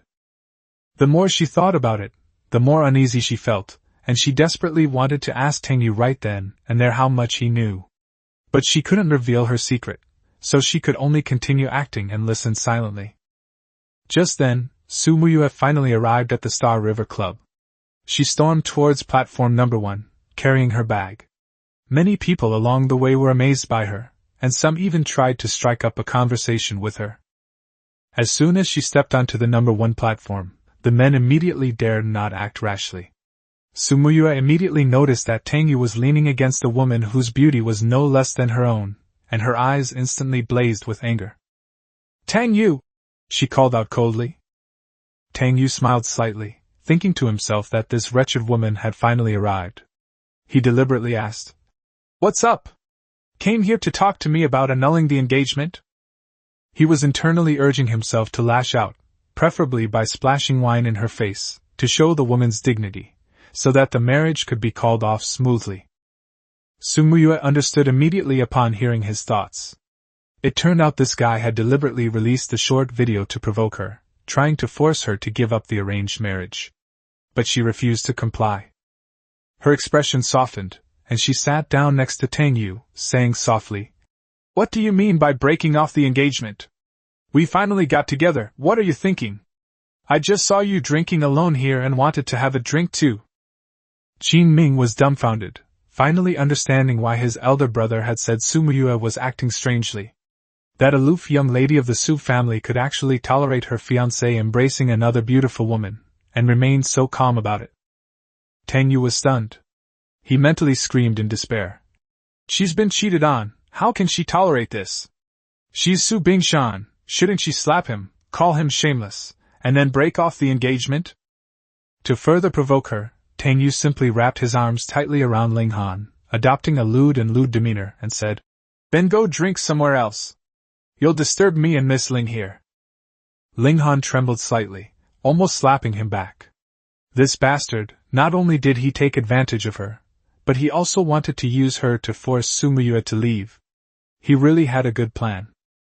Su Muyue was both angry and amused. Tang Yu's clumsy acting, did she really think she was stupid? Trying to force her to leave? No way. She held Tang Yu's arm and said softly, "You guys drink yours, I'm not going to interfere. When you're tired of playing, let's go home together, okay?" Tang Yu completely doubted that the Su Muyue in front of her was the real person. Was she a normal person to say something like that? The sycophantic lines were clearly his. How did he steal the spotlight? Su Muyue continued gently. I've thought it through. These past 3 years, I've made you suffer too much in these tests. From now on, I want to make you the happiest man in the world. You can do whatever you want, I won't blame you. Tang Yu took a deep breath, her legs feeling weak. Was this woman serious? If this continued, the more Ling Han heard, the harder it would be to control the situation. He made a quick decision and sneered. Suit yourself, then drink slowly. Miss Ling and I are going to the restroom, so please don't bother us. After saying that, he stood up with Ling Han in his arms and left the number 1 platform. Qin Ming, standing to the side, was dumbfounded. His older brother was going way too wild today. Even he, the king of nightclubs, wasn't half as open as them. Su Muyue didn't actually follow them, she simply sipped her champagne slowly. She felt a mix of happiness and complicated emotions. She was happy that Tang Yu hadn't done anything reckless. It was all just an act. But Tang Yu's resistance to her made her feel unbearably sad. Was all that affection he had shown her over the past 3 years just a lie? Chapter 20. The security manager is super brave. Ling Han, who was being held in Tang Yu's arms, was ready to act at any moment. She could use her beauty to get close to her target when carrying out a mission, but she would never let the target actually gain the upper hand. Fortunately, Tang Yu only put his arm around her and spun her around once, then quickly led her out through the back door of the Xinghe Club. Ling Han pretended to be shy and asked him in a low voice why he had brought her here. Tang Yu took off his watch, worth millions, and stuffed it into her hand, smiling as he said it was a gift for her. He liked sensible women like this, unlike Su Muyue, who was only after his money and was simply repulsive to him. After saying that, he added that he needed to go back and talk to Su Muyue about annulling the engagement, and that they could drink together again next time. Then he turned and went back to the club with a flourish. Tang Yu was in a great mood, thinking that no matter how good Su Muyue's acting was, he was still a cut above the rest. He deliberately said these things to Ling Han so she could relay them to Ye Chen. Surely Ye Chen wouldn't still think he was stealing a woman, right? Ling Han casually put away her watch. As an assassin, she naturally loved money. She then quickly returned to her car and dialed Ye Chen's number. The call connected quickly, and Ye Chen asked her if the mission went smoothly. In the past, Ling Han would be happy to hear him call her Han affectionately, but after hearing Tang Yu's inner thoughts, she felt a bit disgusted by the title. She reported that she was close to her target but ran into Tang Yu and Su Muyue. Upon hearing that the two were in a bar, Ye Chen immediately flew into a rage, suspecting that Tang Yu was trying to get Su Muyue drunk before attacking her.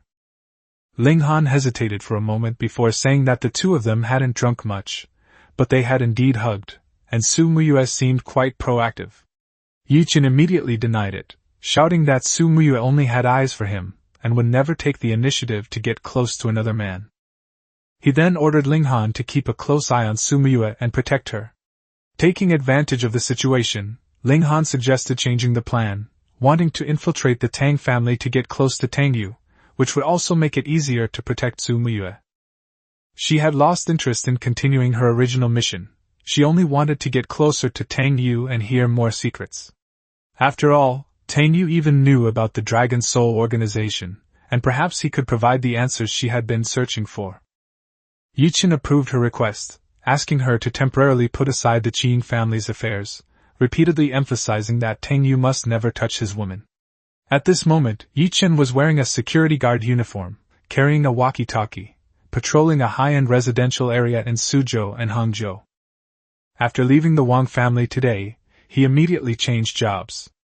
This is also one of the Dragon King's usual tactics for picking up girls: first approach the target with a humble status, then show his strength, arouse the woman's curiosity, and finally make her fall in love with him. But no sooner had he finished yelling on the phone than a fat man rode up on a patrol bike and kicked him in the butt. The man was Liang Fifan, the security manager of the residential complex. Liang Fifan berated him harshly, yelling and shouting on the phone during work hours, saying things like, "Touching your woman," as if the doll he bought had been stolen. Ye Chen was kicked, and his anger flared instantly. How dare a mere security manager lay a hand on the Dragon King? If they weren't in China, this man would already be a corpse.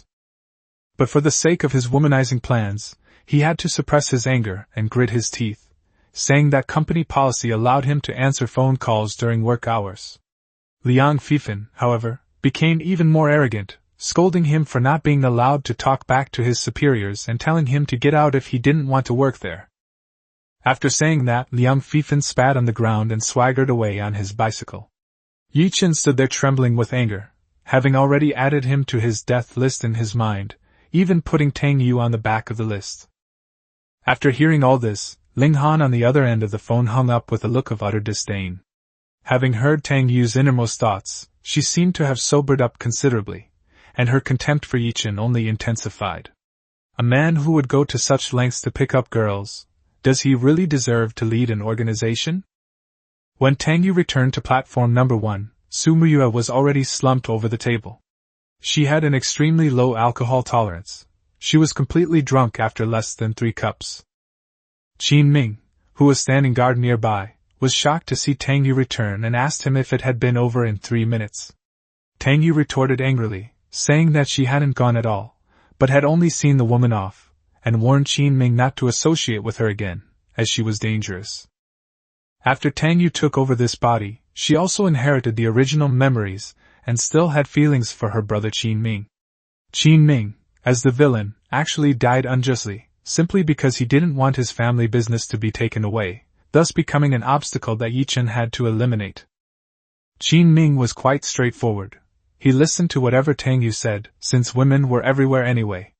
He pointed to the drunken Su Muyue and asked what to do now. Tang Yu sighed, feeling a headache coming on, and could only say that he would take her back. This woman couldn't drink but insisted on doing so. There was no need to go to such lengths to act. What if he took advantage of her? Wouldn't the Dragon King become the cuckolded victim?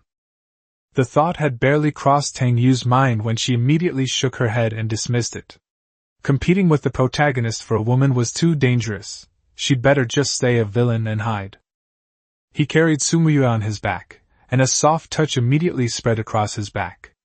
The fragrance emanating from her body, mixed with a faint scent of alcohol, smelled exceptionally pleasant. Chapter 21. You're so wild? Because she had been drinking, Tang Yu didn't plan to drive herself and instead called 2 bodyguards from the Tang family to come and pick her up. Don't drink and drive. In urban fantasy novels, countless villains die from such a basic mistake as drunk driving. To survive to the end, you need to be extremely safety conscious. Not long after, a black Rolls-Royce pulled up in front of the house. Tang Yu carried the drunk Su Muyue to the back seat, while another bodyguard drove the poison back to the Tang family home. 2 luxury cars drove one after the other on the road. Tang Yu couldn't help but sigh, thinking how wonderful the lives of the rich were. If Ye Chen didn't exist in this world, it would be perfect. At this moment, Su Muyue's cheeks were flushed, and she no longer had her usual cold demeanor, making her appear rather cute. She suddenly chuckled, tilted her head, and leaned it against Tang Yu's shoulder. Tang Yu pushed her away without hesitation. Get out of the way. The bodyguard driving the car saw this scene in the rearview mirror and almost drove the car into the river. For 3 years, the young master had fawned over Miss Su, rain or shine. Even a dog would have to admit defeat. He had also heard from a colleague that the young master had personally licked Miss Su's high heels. Enraged, Tang's father whipped him with a belt, sending him to the hospital. The next day, however, the young master sneaked out again, carrying roses and waiting for Miss Su to come home from get-off work. But now, the young master actually pushed Miss Su away? Su Muyue, who was pushed away, was not angry at all. Instead, she smiled foolishly and clung to him again, her voice softer than usual. I just want to stick to you. Tang Yu was full of question marks before she remembered the original setting. Su Muyue lost her mother at a young age, and her father, Su Chongshan, was domineering and strict. The long-term loneliness and pressure made her stubborn, competitive, and cold. That layer of indifference protected her like a mask, isolating her from everyone. But once she gets drunk, she completely lets down her guard, revealing a vulnerable and clingy side. But the question is, why are you showing him this side of yourself? The next second, Su Muyue was practically climbing all over Tang Yu. Tang Yu's expression changed, and she quickly reached out to push her away. "Damn it, why are you touching me?" But he overestimated himself. As a villain, he was just an ordinary rich and handsome guy with average fighting skills, while Su Muyue, the female lead, had a background in martial arts and could easily take down 2 or 3 big men. In terms of strength, Tang Yu was no match for him. Su Muyue successfully pinned him down, chuckled, and pouted. "Come on, give me a kiss!" Tang Yu desperately shook her head to avoid it, but her hands were held down tightly by the other woman. She could only shout to the front. "Old Wang, quickly pull her away!" The bodyguard, while driving and eating some melon seeds, said helplessly, "Young master, we're on an overpass, I can't help you." He couldn't help but think to himself, "A beautiful woman throwing herself at me and he's still pretending to be virtuous? If he's so principled, why did he fawn over her for 3 years?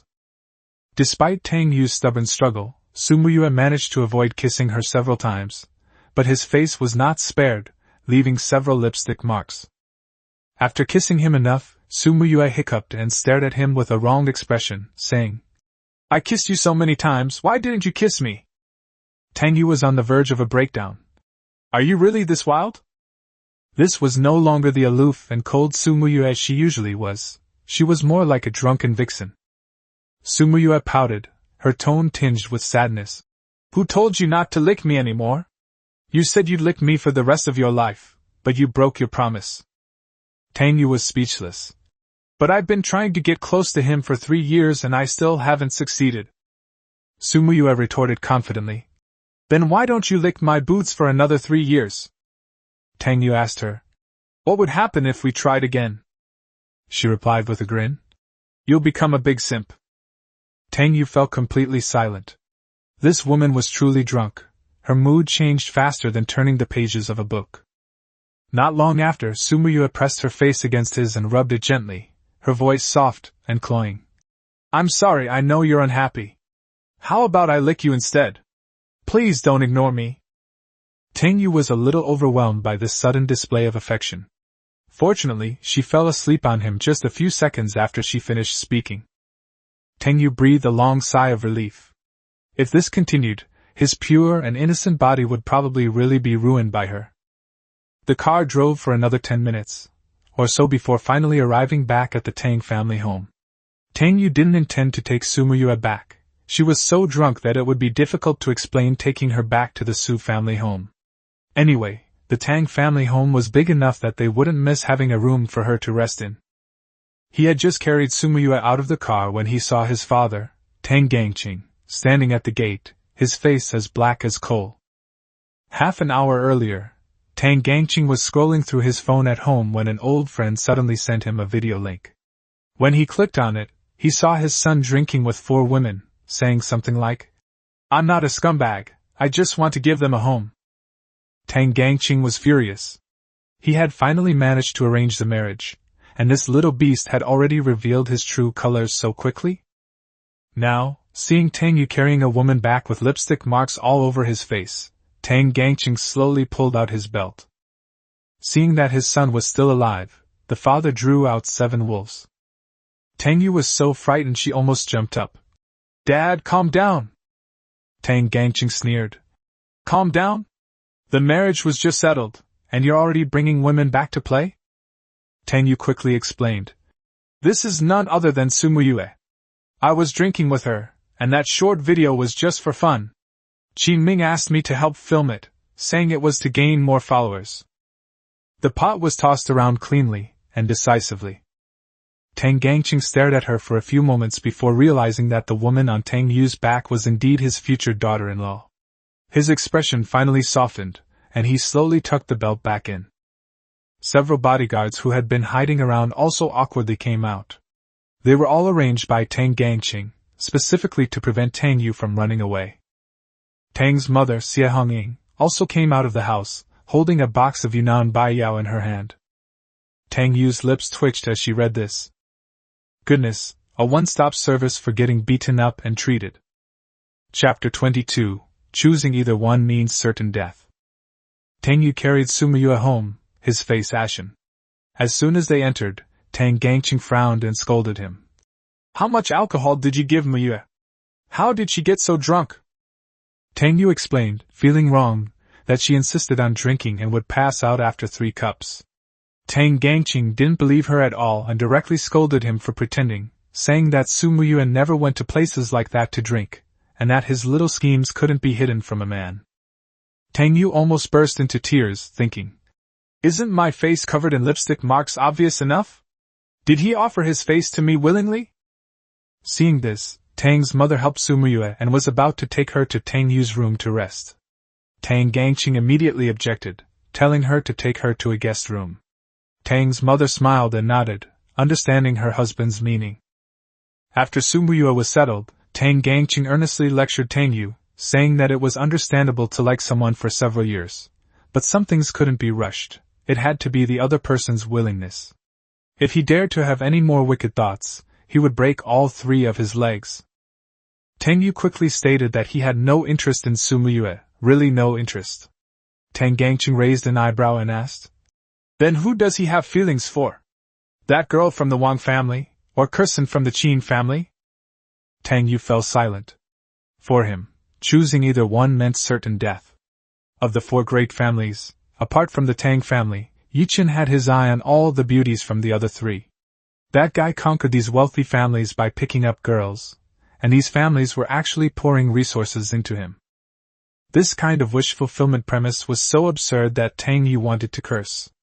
A prestigious wealthy family, could they accept their daughter serving a group of women to a man, and even handing over their entire fortune? It's utter nonsense. After being scolded by his father for half a day with his ear pulled, Tang Yu finally escaped a beating. After washing up, he lay down on his multi-million-dollar bed and quickly fell asleep. The life of the rich is so simple, unpretentious, and boring. Meanwhile, after Tang's mother left the guest room, Su Muyue, who had been drunk, slowly opened her eyes. In fact, she was already sober, or rather, she had never been so drunk as to lose her senses from the beginning. In the car, she knew exactly what she was doing, but the alcohol made her unwilling to maintain her usual composure. She wanted to follow her instincts, to do things she wouldn't normally dare to do, to say things she wouldn't normally dare to say, and to take off her mask like Tang Yu did. But now that she was fully awake, the thought of kissing Tang Yu on her own made her face burn. She just wanted to talk to him. How did it turn out like that? Su Muyue covered her face and sighed softly. "It's over. I won't be able to face anyone tomorrow." She tossed and turned in bed until 3 in the morning before finally falling asleep. The next morning, a knock on the door woke her up. Tang's mother called her from outside to have breakfast. Su Muyue responded and got up to wash, her eyes still dark from lack of sleep. As she stepped outside, she bumped into Tang Yu, who was wearing pajamas. Tang Yu seemed to be in good spirits, but her expression was a little strange when she saw her. She simply greeted her.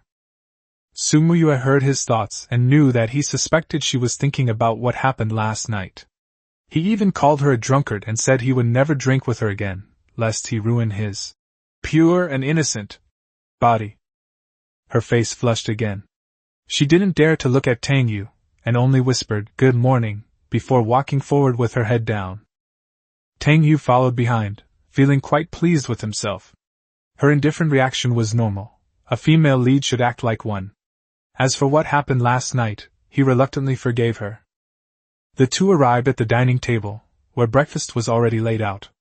Today, Tang's mother had cooked herself, not even letting the chef lift a finger. After all, it was her future daughter-in-law's first time eating breakfast at home, so the treatment was naturally different. Su Muyue greeted Tang's parents politely, and they responded with smiles. They were very satisfied with Su Muyue. She was beautiful and capable, but her personality was too cold, causing their son to be her devoted admirer for 3 years. After greeting everyone, Tang Yu sat down and started eating the steamed buns. Seeing that he was only thinking of himself, Tang's mother immediately became dissatisfied and told him to serve food to Su Muyue. Tang Yu pouted and told her to help herself to whatever she wanted to eat. She wasn't a child. He was even more determined that he would never serve her food. Women would only hinder him from surviving until the very end. Su Muyue was furious. It was just picking up some food. It wasn't like she was going to kill him. But on the surface, she looked apologetic and softly said that she had drunk too much yesterday, and had caused trouble for everyone. Tang's father immediately comforted her gently, saying it was all Tang Yu's fault for being such a scoundrel, and insisting on taking her drinking. He told her that if she forced her to drink again, he would tell his uncle and beat her to death. Tang Yu broke down on the spot, insisting that he really didn't take her drinking, and that she could ask Qin Ming if she didn't believe him. In the end, Su Muyue bit her lip, looking aggrieved, and said that she insisted on going with Tang Yu, begging her uncle not to scold him. Upon hearing this, Tang's parents were even more pleased. Look how sensible their future daughter-in-law is. To avoid Tang Yu being scolded, she'd rather lie herself. Tang Yu, however, broke down in his defenses, convinced that Su Muyue was putting on an act again. Her attempt to win over his parents was clearly a ploy to shift the burden of breaking off the engagement onto him, and make him take the fall. After thinking it through, Tang Yu swallowed a small steamed bun and said, "Dad, Mom, as you've seen, we don't really get along. I think the arranged marriage is still..." Before he could finish speaking, Tang Gangqing had already pulled out his belt, glancing at him sideways. "What did you say?" Tang Yu immediately swallowed the rest of her sentence. It really wasn't appropriate to be beaten so early in the morning. Chapter 23 Wang Yishue's Revenge. "Dad, please don't hit him. Maybe I did something wrong that upset him. I'll change." Su Muyue looked at Tang's father with a wronged expression and softly pleaded for Tang Yu. Seeing how sensible she was, Tang's father was more and more satisfied and could only sigh and put the belt away. In Tang's father's view, his son had stubbornly refused to listen to advice and had insisted on being a sycophant for 3 years. Now that he had finally won the heart of his beloved, he was still trying to cause trouble, and he had to be taught a lesson.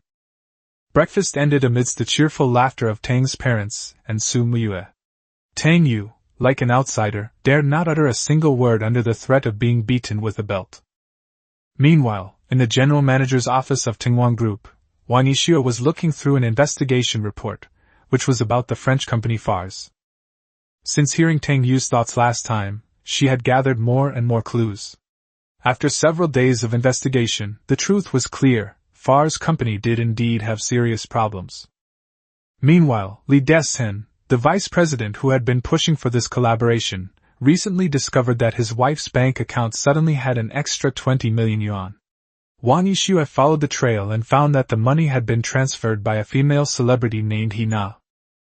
Even more coincidentally, the sugar daddy who was keeping He Na was none other than her cousin, Wang Rulong.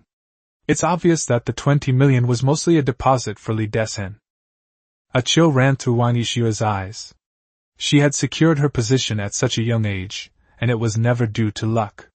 She wouldn't hesitate to deal with someone like this, even if he were her own cousin, who betrayed her. However, compared to Wang Rulong, she cared more about Ye Chen. He was already on her kill list, but his background remained a mystery. The only clue found so far is an investment company called Huajin. 2 weeks ago, this company invested heavily in Fars, becoming its largest shareholder. However, the company is not registered under Ye Chen's name, indicating he is very well hidden. Wang Yishue didn't rush into action. She knew that in times like these, it was crucial not to alert the enemy. To catch a big fish, you had to let the line out long. She picked up the phone and gave an order. A dozen minutes later, a distinguished-looking middle-aged man walked into the office. It was Li Deshen, the company's vice president. "Mr. Wang, you wanted to see me?" Li Deshen smiled and spoke, but his eyes couldn't help but steal glances at her. Ever since this young lady took over the company's executives have been treated to a feast for the eyes every day. Wang Yishue remained calm and asked him how many years he had worked at the company. Li Deshen replied with a smile. "Exactly 30 years. I've dedicated my entire life to the company." The next second, Wang Yishue slammed her hand on the table and coldly questioned, "Is it to be donated to the company, or to Wang Rulong for that 100 million? Upon hearing the words, 100 million, a look of panic flashed in Li Deshen's eyes, but he quickly pretended not to understand and asked her what she meant. Wang Yixue didn't bother with beating around the bush and directly reminded him that he knew best how the Wang family dealt with traitors. Even if he didn't think of himself, he should at least think of his family. Upon hearing this, Li Deshen's legs went weak, and he immediately knelt on the ground, begging for mercy, saying that this matter had nothing to do with his family and that Wang Rulong had forced him to do it. He quickly explained everything. Wang Yixue leaned back in her chair after listening, deeply shaken. Tang Yu's thoughts were completely accurate. She gave a cold smile, already having a plan for revenge in mind. Then she told Li Deshen that she could give him a chance to tell Wang Rulong that she agreed to cooperate, and that the finance department would transfer the funds within 24 hours. Li Deshen was stunned, completely caught off guard. President Wang knew this was a trap, yet he still wanted to jump in? Wang Yixue did not explain, but only told him to do as she was told, and reminded Wang Rulong to urge Fars to transfer the money into the cooperative account as soon as possible. Li Deshen nodded repeatedly, wiping away cold sweat as he left the office. Just as he reached the elevator, the door opened, and Wang Rulong walked out with some documents in his hand. Upon seeing Li Deshen, Wang Rulong immediately stepped forward, put his arm around his shoulder, and eagerly inquired about the results. Following Wang Yixue's instructions, Li Deshen replied that President Wang had agreed, the contract was being signed, and the finance department had been notified to make the payment. Wang Rulong was overjoyed. If the plan succeeded, the position of general manager of the Tengwang Group would soon be his. As for Wang Yixue, a woman should obediently marry out. Why should she compete with him for power? Li Deshen reminded him that General Manager Wang had asked Fars to expedite the payment to advance the project. Wang Rulong readily agreed, patting him on the shoulder and saying that the remaining 80 million would be transferred later. He then returned to his office and immediately called Ye Chen. Ye Chen was patrolling the residential area at that moment. Upon receiving the news, his mood improved considerably. He casually remarked that Wang Rulong should wait to take over the Tengwang Group. After hanging up the phone, his face darkened. He snorted and cursed. Idiot! Then dialed the Dragon Soul organization. In this collaboration between Fars Corporation and Tengwang Group will contribute 50 billion yuan, while Fars Corporation will contribute 30 billion yuan in technical personnel. However, Fars Corporation is now just an empty shell, so the 30 billion can only be obtained from the Dragon Soul organization first. Ye Chen wasn't bothered. In his view, the money was only temporarily frozen. As long as he won over Wang Yixue, the Wang family's hundreds of billions of assets would eventually be his. After the call connected, a deep male voice came through. Dragon King, what are your orders? Ye Chen gave the direct order. Transfer 30 billion to Fars Company. The other party asked whether the payment was from his personal account or the organization's account. Ye Chen replied unhappily. Of course it's in the organization's account. It will be transferred back in a while. It's just 30 billion, isn't it? He keeps all his money in the foundation and enjoys huge daily returns. He would never touch his own money if he could use public funds. There was a moment of silence on the other end of the phone, followed by a helpless tone. Okay. Chapter 24. I'm an old Chinese medicine doctor, specializing in curing braggarts. Just then, a patrol car drove by. The driver was none other than manager Liang Fifan. He had just parked his car when he heard Ye Chen shouting into the phone. It's just 30 billion. And his brows furrowed immediately. As soon as Liang Fifan got out of the car, he cursed. New guy, do you feel uncomfortable if you don't show off for a day? It's only 30 billion. The paper in your trash can doesn't even add up to 30 billion. He pointed his rubber baton at Ye Chen and warned in a cold voice. This is the last time. If I hear you bragging again at work, I, the old Chinese medicine doctor, will deal with you. Liang Fifan had always disliked Ye Chen. This newcomer acted arrogantly all the time, and recently he had even been secretly looking through the homeowner's information. Liang Fifan even suspected that Ye Chen was there to scout out the property. Ye Chen, who had been all smiles just moments before, instantly turned grim. He glared venomously at Liang Fifan, repeatedly reminding himself to be patient. My girl-chasing plan isn't finished yet. Now's not the time to make a move. After Liang Fifan left, Ye Chen suppressed his anger and continued his patrol. On the other side, after the Dragon Soul organization transferred the money to Far's company, Wang Yixue, who had been keeping a close eye on the situation, received the news immediately. A smile appeared on her lips. Finally, they've taken the bait. Once the money is deposited into Far's corporation, getting it back won't be so easy. More importantly, she has already thoroughly investigated and obtained evidence of Far's corporation's tax evasion. In France, this kind of thing is extremely serious, and once verified, they will face hefty fines. She estimates that even 30 billion wouldn't be enough to cover the losses. But that's far from enough.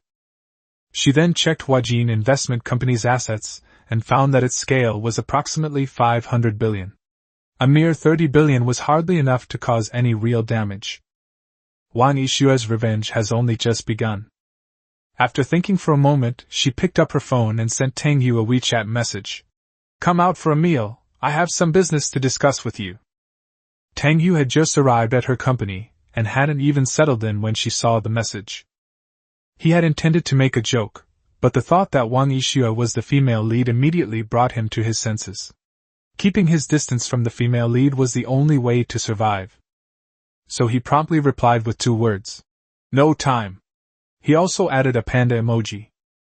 Wang Yixue quickly replied. Really? Well, there's nothing I can do about it. I was cleaning up my phone yesterday and suddenly realized I forgot to delete some old photos. I don't know what will happen if I post them on WeChat Moments. The next second, she sent a picture. Tang Yu's expression changed after reading it.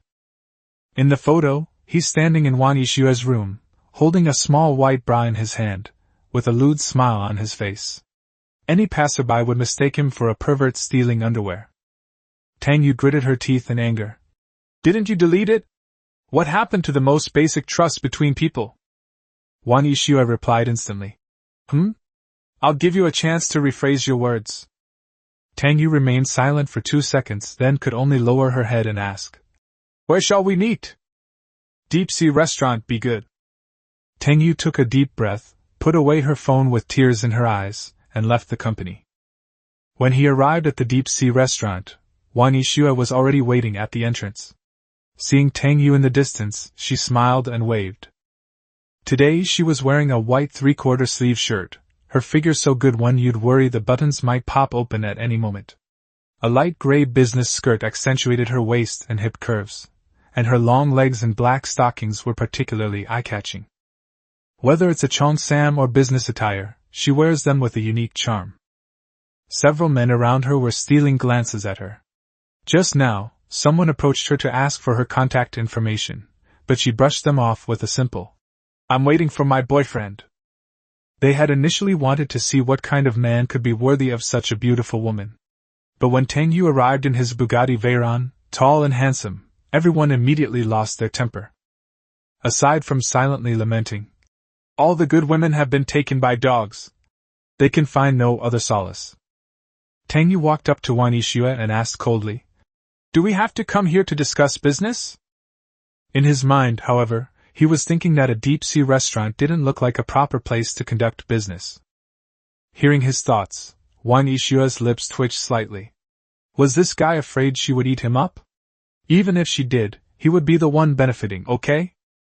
She smiled and stretched out her arm. It's romantic here. Tang Yu looked at her warily. What? Holding hands? Wang Yixue said matter-of-factly. Or would you like to hold hands, or have me put my arm around you? Tang Yu immediately refused.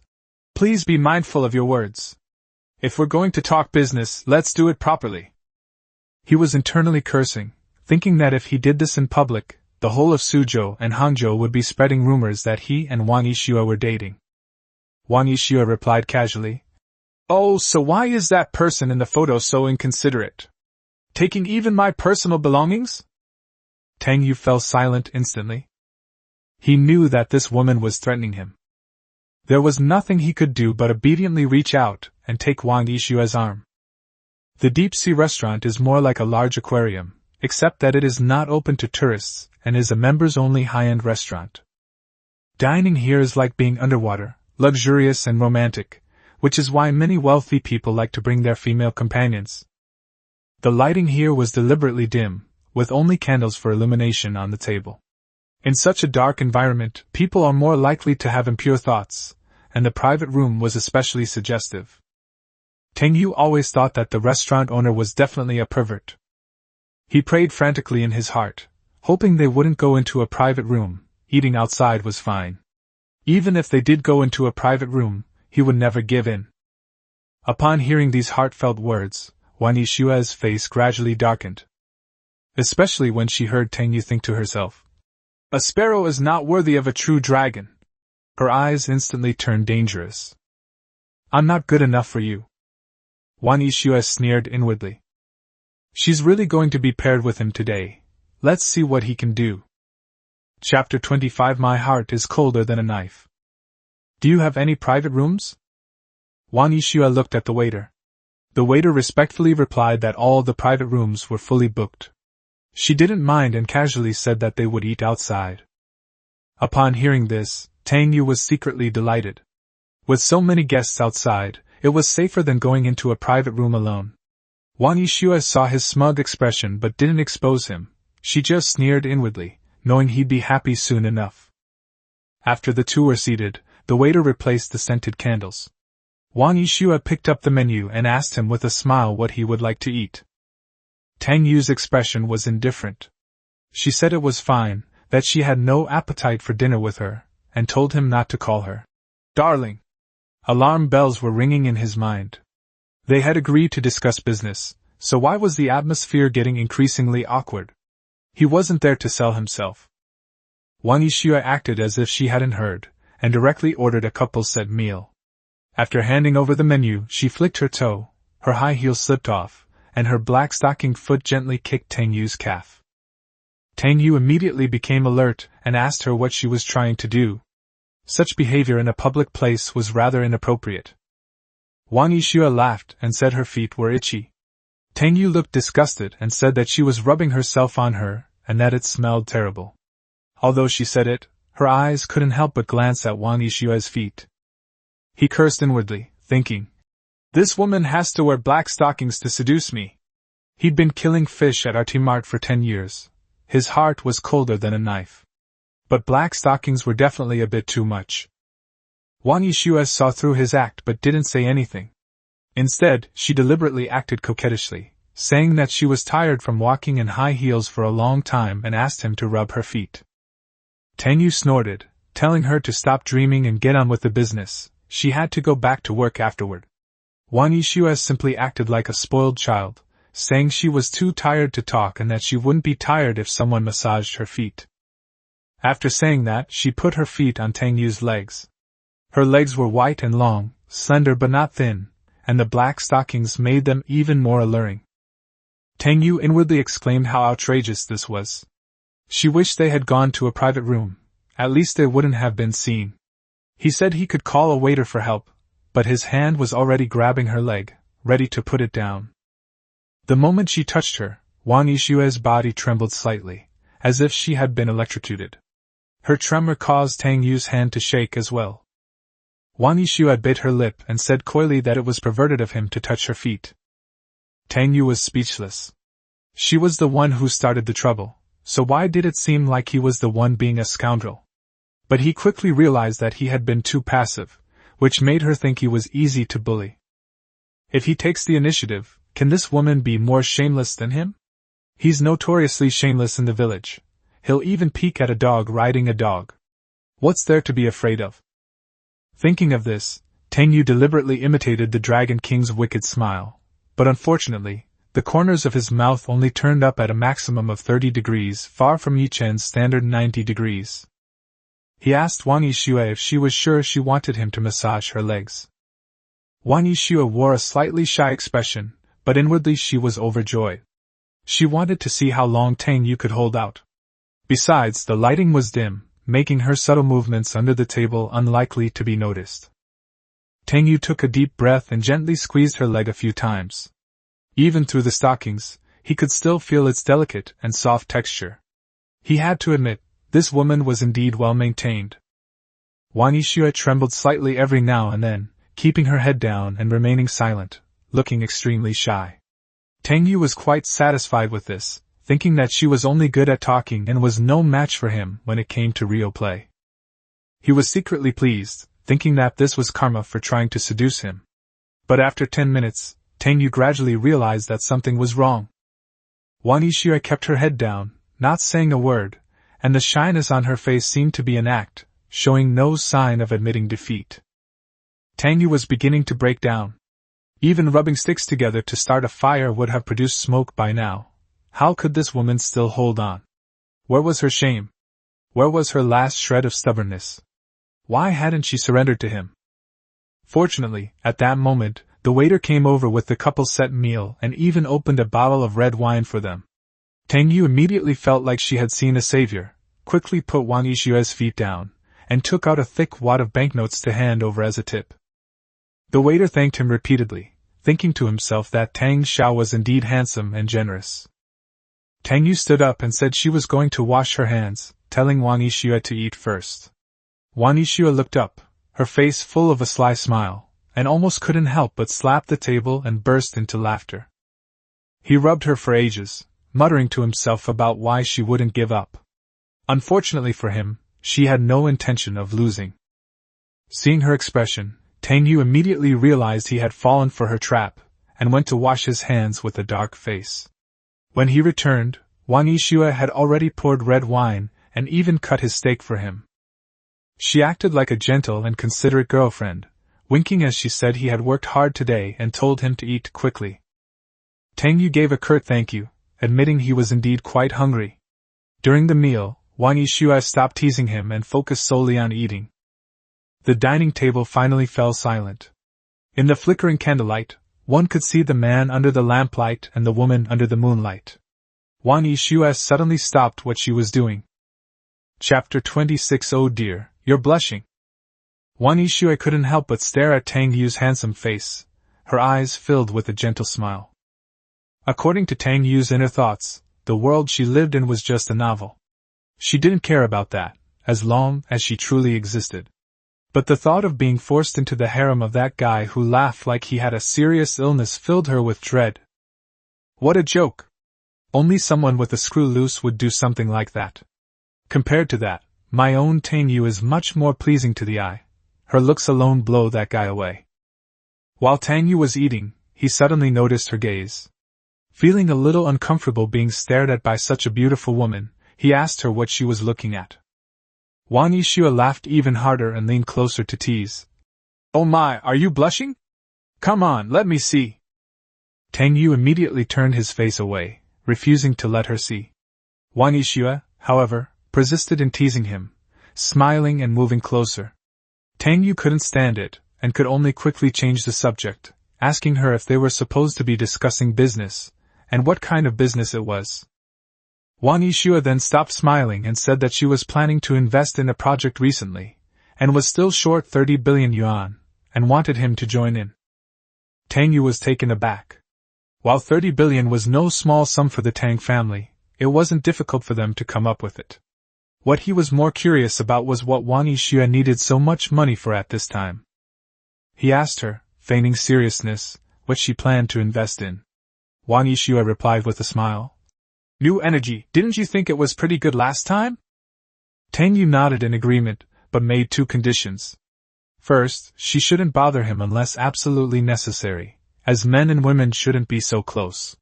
He knew he wasn't in a good position to outsmart this witch, so he could only try to keep her in line for now. Wang Yixue nodded repeatedly, saying that she only deliberately used her body to ask for his help. But in her heart, she was secretly pleased, thinking that whether he agreed or not was another matter, since she might not necessarily keep her word anyway. Tang Yu snorted and made a second demand. He wanted her to give him his phone so he could delete the videos and photos. Wang Yixue hesitated for a moment before handing over her phone. Tang Yu took it, first deleting the photos from the WeChat history, then opening the file manager and cleaning up the video as well. In the end, only the photos in the album remained. But when he opened the photo album, he was completely dumbfounded. In the first photo, Wang Yixue was wearing a bunny girl outfit. The black fabric made her skin look snow white, and her figure was incredibly hot. She also wore stockings with suspenders, and her smile in the photo was so charming that it seemed like she was deliberately teasing him. Tang Yu's fingers paused, her mind reeling. She flipped through over a dozen photos before finally getting past this set. But the next second, another set of nurse uniform photos appeared, only this time with white stockings. The more he looked at the photo, the hotter his face became. The fact that she was sitting right across from him made it all the more unsettling. He finally found the embarrassing photo he'd taken of himself, quickly deleted it, and immediately returned the phone to Wang Yixue. Wang Yixue smiled slyly and asked him if he had finished deleting them. In her heart, however, she was quite pleased with herself. These photos were originally taken on purpose to tease him, but she didn't expect Tang Yu to take the bait willingly. What's even more interesting is that he was actually cursing the photographer in his mind. In reality, there was no photographer at all. She took all the photos herself. For her, the fact that he was jealous was a good thing. Tang Yu coughed twice, pretending to be calm as he reminded her not to do such pointless things in the future. However, there was a hint of guilt in his eyes. Looking at Wang Yixue now, he felt as if her clothes were constantly changing. Wang Yixue didn't expose him, but urged him to arrange the transfer quickly, saying she would notify him when the project was successful. Tang Yu nodded and immediately called the company.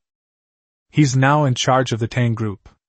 Originally, he was supposed to be a highly capable villain, almost perfect in every way, a classic. Tall, rich, and handsome guy. But all these attributes were ultimately there to highlight the protagonist, Ye Chen. The fact that Ye Chen could easily win over a woman who had been pursued by a powerful and influential man for 3 years makes the protagonist seem incredibly awesome. After the call, Tang Yu told Wang Yixue that the money would arrive in his account within an hour at most. He was in a good mood, but his mind was still preoccupied with the bunny girl outfit from earlier, and he even considered asking Qin Ming to arrange something similar later. Wang Yixue's eyes narrowed slightly when she heard Qin Ming's name. She had almost forgotten that this was the same guy who took Tang Yu to the Xinghe Club last time and arranged a bunch of girls for him. She'd have to settle that score with him later. At that moment, Qin Ming, who was in the hotel embracing a supermodel and discussing his life ideals, suddenly sneezed.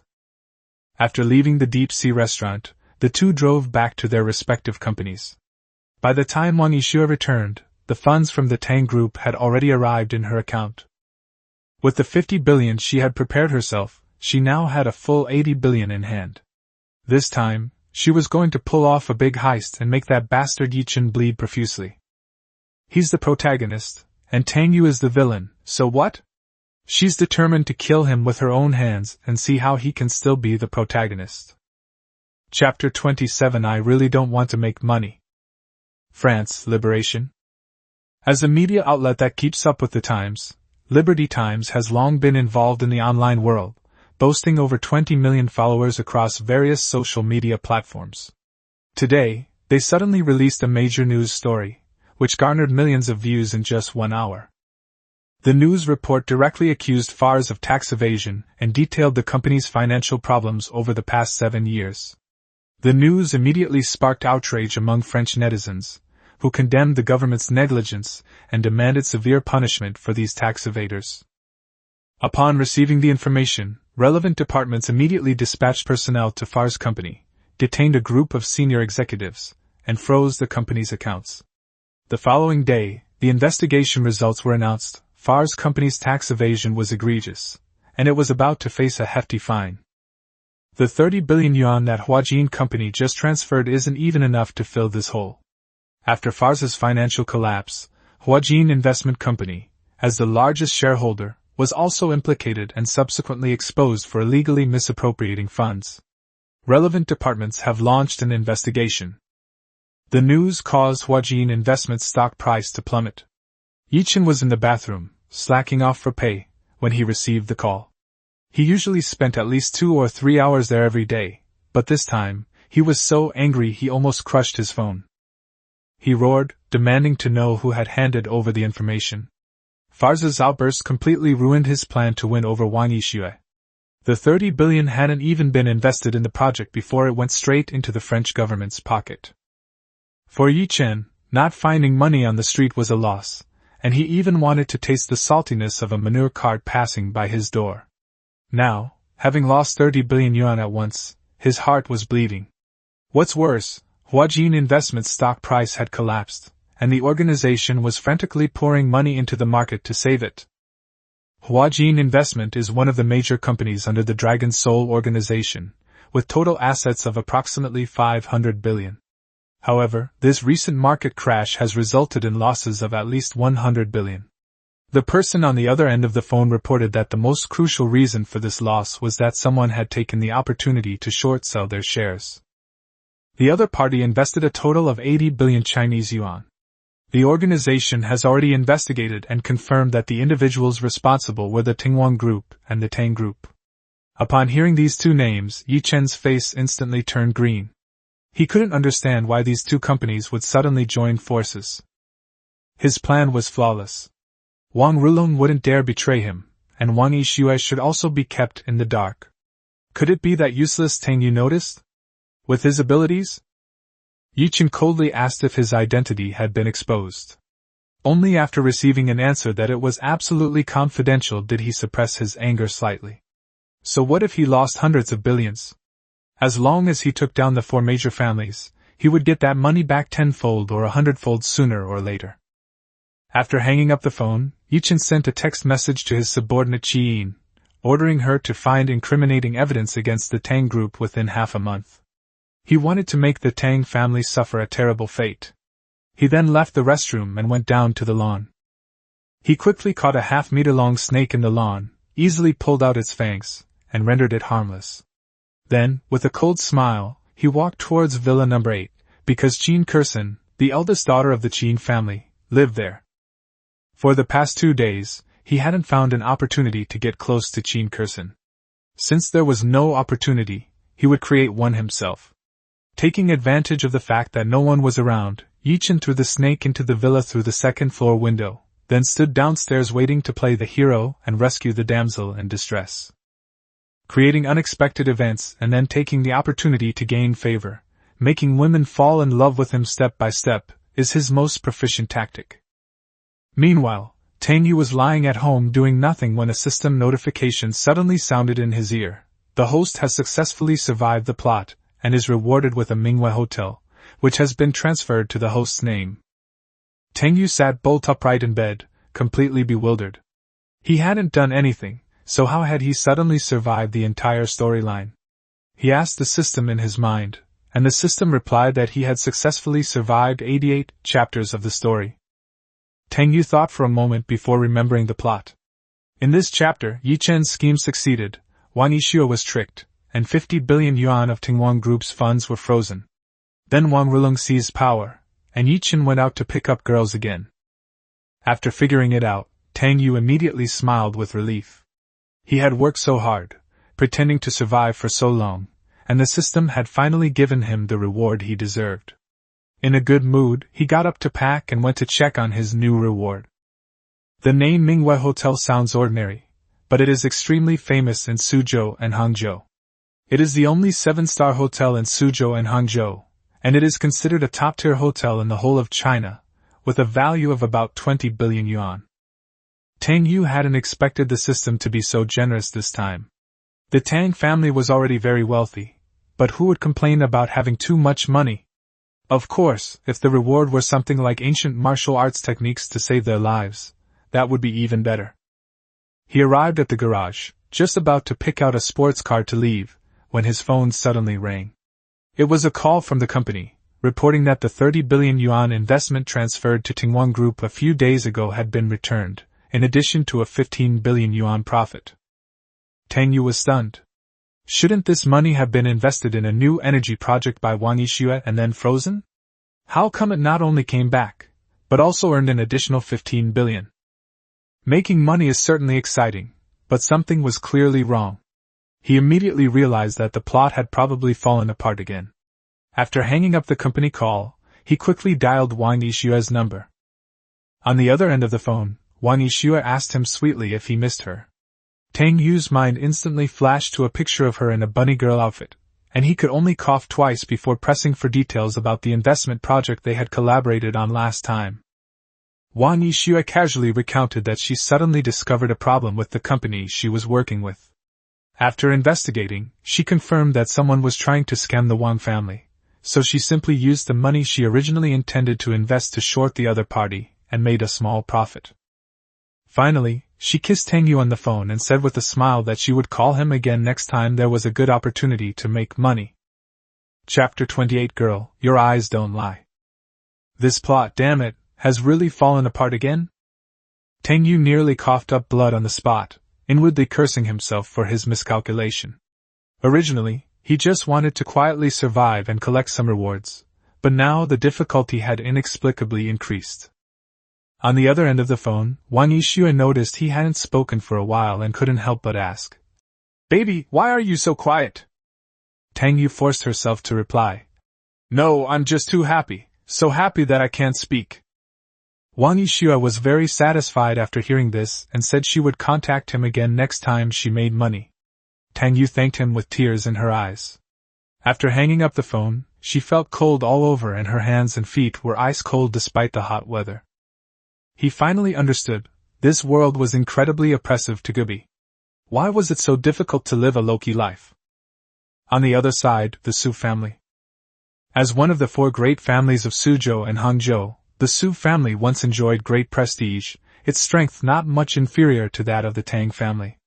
However, in recent years, the Su family has declined drastically, and it is on the verge of losing its title as one of the four great families.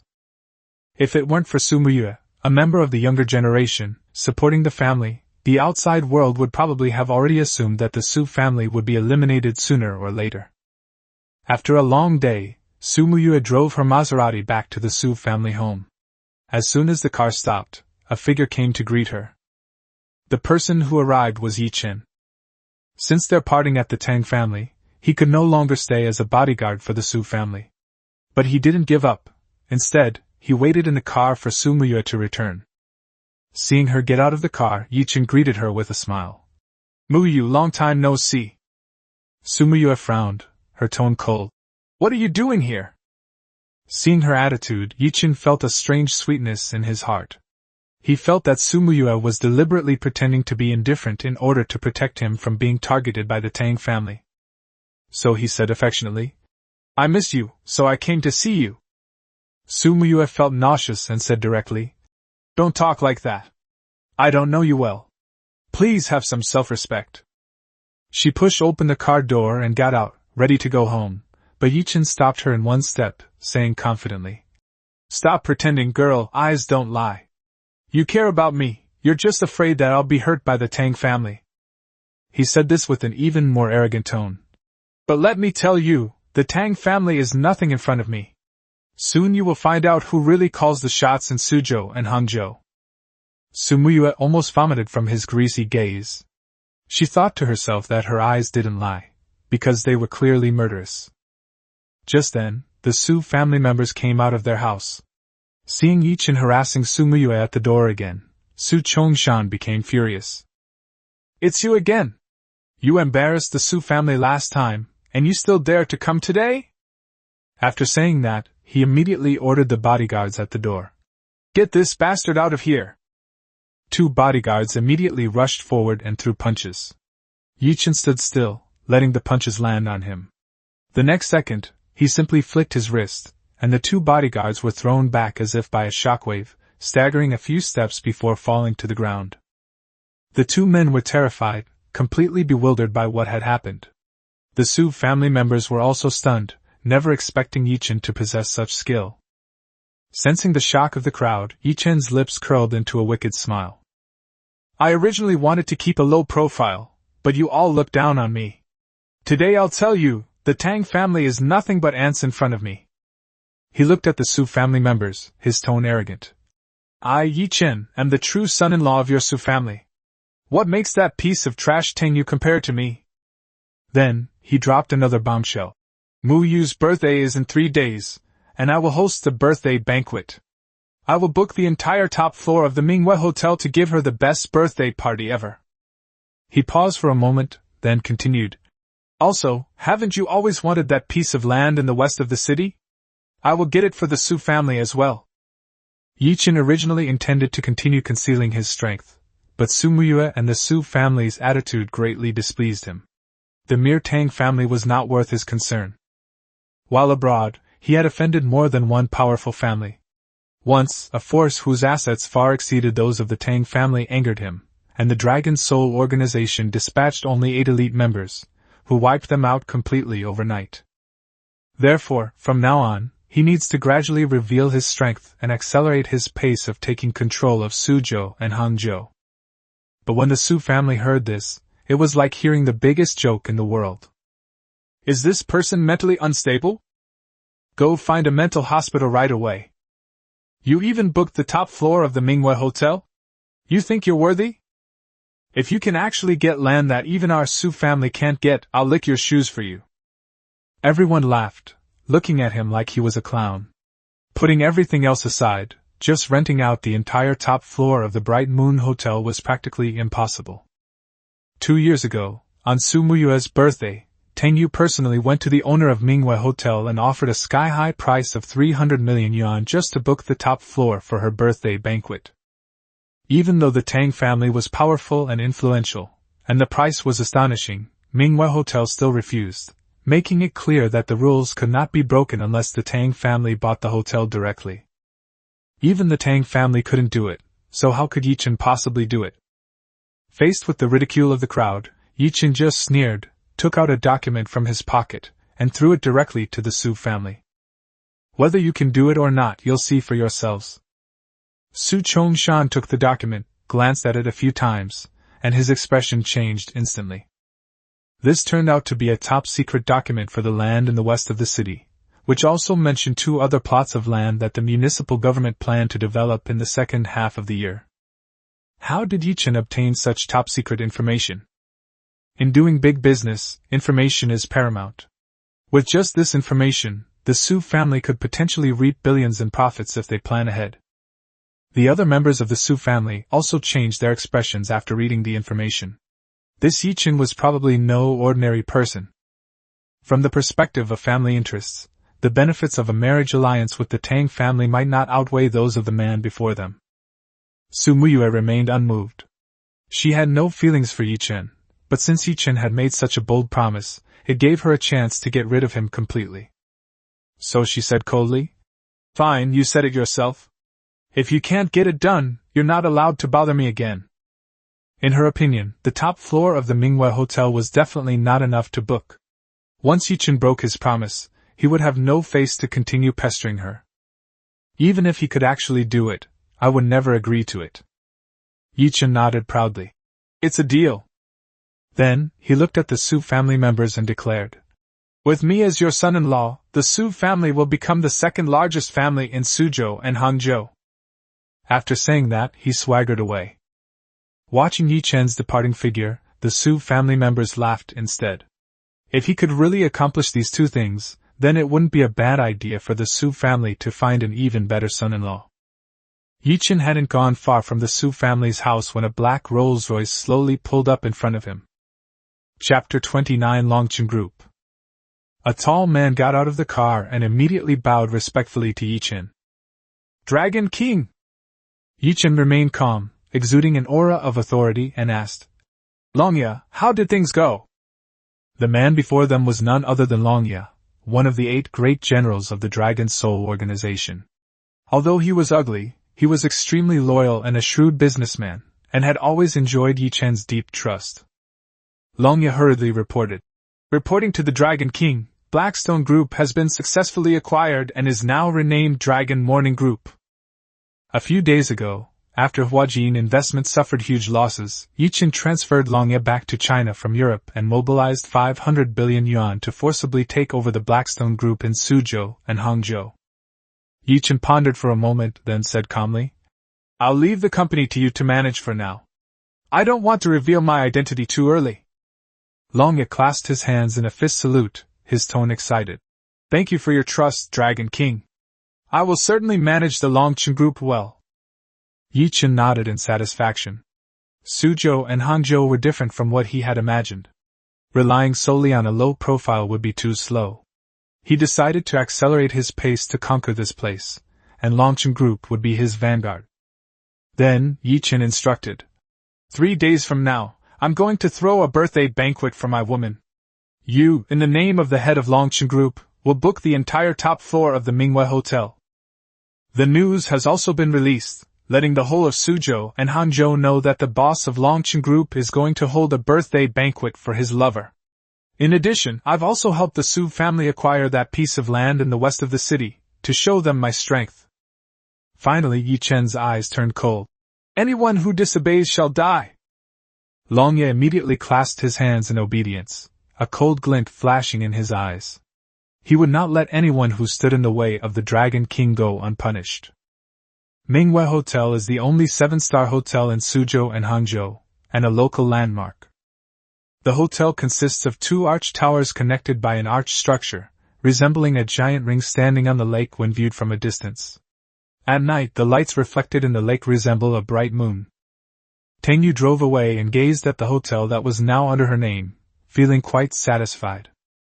The dog system was indeed generous with its rewards this time, but the more generous it was, the more uneasy he felt. As soon as the car arrived at the hotel entrance, General Manager Wang Defa was already waiting outside. Seeing Tang Yu get out of the car, he quickly stepped forward and bowed, saying, "Young Master Tang." Tang Yu smiled and patted his shoulder. "President Wang, don't be so polite." After the system transferred the hotel to his name, it also conveniently replaced the management with people from the Tang family, which saved a lot of trouble. Wang Defa took the initiative to show Tang Yu around the hotel. As soon as they entered the lobby, the huge crystal chandelier was particularly eye-catching, and the surrounding area was decorated with yellow crystal and jade, making it extremely luxurious. The two toured the hotel's various facilities before finally arriving at the hot spring area. This area boasts over 100 hot spring pools and more than 40 hot spring villas, making it a popular destination for wealthy individuals from Suzhou and Hangzhou. Wang Defa pointed to one of the villas and asked, "Young Master Tang, would you like to reserve a few hot spring villas for your private use?" Tang Yu nodded. "Just keep one building." Wang Defa immediately agreed, stating that the villa would no longer be open to the public. After the tour, the two returned to the general manager's office. They had barely sat down, and before the tea was even brewed, the secretary rushed in. "Mr. Wang, the head of Longchen Group has arrived. They want to book the top floor of the hotel to host their birthday banquet." "Contracting the top floor?" Wang Defa raised an eyebrow. The top floor of the Manhwa Hotel was its signature area, boasting excellent views and attracting distinguished guests daily. Closing the entire area for one person would inevitably offend many customers. He was about to refuse when Tang Yu suddenly spoke up. "Longchen Group?" The secretary quickly explained. "Yes, it was called Blackstone Group not long ago, but it was renamed after being acquired. Blackstone Group is quite well known in Suzhou and Hangzhou, and its sudden acquisition for 500 billion yuan has already aroused much speculation." Upon hearing this, Tang Yu cursed inwardly. Isn't this exactly the plot of chapter 95 of the original book? According to the original plot, Ye Chen will stop pretending to be weak from this point onward and gradually reveal his strength. He will book the top floor of the Manhwa Hotel, which is never outsourced, to hold a grand birthday banquet for Su Muyue. At that banquet, the Su family was thoroughly humiliated, and no one dared to underestimate Ye Chen again. Su Muyue was also moved by his romance, and fell completely in love with him. Once Ye Chen takes over the Su family, his power will grow rapidly, and then he will start targeting the Tang family. Tang Yu cursed the system in his mind. No wonder the reward was so generous this time. It turned out there was a trap waiting for him here. In the original storyline, Longye booked out the entire hotel, but the general manager refused to break the rules. As a result, Longye grabbed the general manager by the neck and threatened him with death. "If you don't agree, you die." In the end, the general manager was on the verge of death and had no choice but to agree. Now the pressure has shifted to Tang Yu. If they don't agree, given Longye's mad dog-like nature, he'll definitely find a way to force them to submit. But if they agree, Ye Chen can successfully hold his birthday banquet, and he'll take over Su Muyue and the Su family. With the Longchen group and the Su family's influence combined, the Tang family and Tang Yu will be in danger. Neither way is easy, and there's no way to survive. Tang Yu took a deep breath, and her gaze suddenly fell on Wang Defa. If he remembered correctly, this guy's talent for betrayal was also quite outstanding. The biggest characteristic of the villain's henchmen in wish-fulfillment novels is that they are particularly good at causing trouble, and Wang Defa was no exception. Since that's the case, let him have a chance to shine. Noticing Tang Yu's strange look, Wang Defa quickly came over and asked, "Young Master Tang, what's wrong?" Tang Yu chuckled. "President Wang, I can agree to contract the top floor, but the birthday banquet absolutely cannot be allowed to take place, you understand what I mean? If the birthday party goes ahead, the plot will head down a dead end. If they don't agree, they'll get into trouble with Longya. Since both sides are difficult, it's better to let Wang Defa take it on first, and then figure out a way to sabotage it." With this young master's comprehension, he might be able to give Ye Chen a pleasant surprise. Wang Defa nodded, but he was a little confused. What did Tang Xiao mean by this? If he didn't want to, couldn't he just refuse directly? With doubts in his mind, he left the office and went to the reception room, where he met Longya, who was waiting. Wang Defa greeted him with a smile. "What is your name, sir?" "I am Wang Defa, the hotel manager." Longya looked arrogant and casually shook hands with him. "My name is Longya. My boss is going to celebrate his woman, Miss Su Muyue's, birthday and wants to book the top floor. Name your price." He had already heard that the top floor of the Manhwa Hotel was not open to contracting, but the Dragon King's orders had to be fulfilled. If the other party didn't know what was good for them, he wouldn't mind giving them a hard time. When Wang Defa heard the words, "Miss Su is the boss's woman," his eyes immediately darkened. What the hell? Is this guy here to steal Tang Xiao's woman? He instantly realized why young Master Tang wanted him to agree first before things fell through. It turned out he was deliberately trying to embarrass the other party. Thinking of this, Wang Defa was overjoyed, feeling that his chance to make a name for himself had come. He immediately smiled broadly and said, "Is this Mr. Long? Our Manhwa Hotel is eager to establish a good relationship with your company, so we've made an exception and opened the top floor without charging any fees." Longya was slightly taken aback, but then he understood. It seems that Longchen Group's reputation has already taken effect. Anyone capable of acquiring Blackstone Group for 500 billion must possess unfathomable strength, so it's quite normal for them to take the initiative to show goodwill. He nodded in satisfaction. "Since your hotel is so sincere, I accept your friendship on behalf of Longchen Group. I will send the birthday banquet plan to President Wang later." Wang Defa smiled and agreed, and both of them appeared to be in a very good mood. After confirming the matter, Wang Defa immediately returned to report to Tang Yu. Upon learning that the matter had been settled, Tang Yu nodded in satisfaction. Is the system trying to trick him? With his intelligence, plus the group of brilliant and capable subordinates, how could a mere system possibly defeat him? Chapter 30. It turns out that young Master Tang had it all planned out. After getting past the hotel hurdle, Tang Yu pondered for a moment. According to the original plot, Ye Chen was supposed to help the Su family acquire the land in the west of the city to demonstrate his strength. However, the Tang family has already acquired that land, and after leaving the hotel, Longya's next step will most likely be to handle this matter. To prevent this mad dog from causing further trouble, Tang Yu decided to use the same trick again. He looked at Wang Defa and directly ordered, "President Wang, call President He again and tell him to give that piece of land in the west of the city to the Su family first."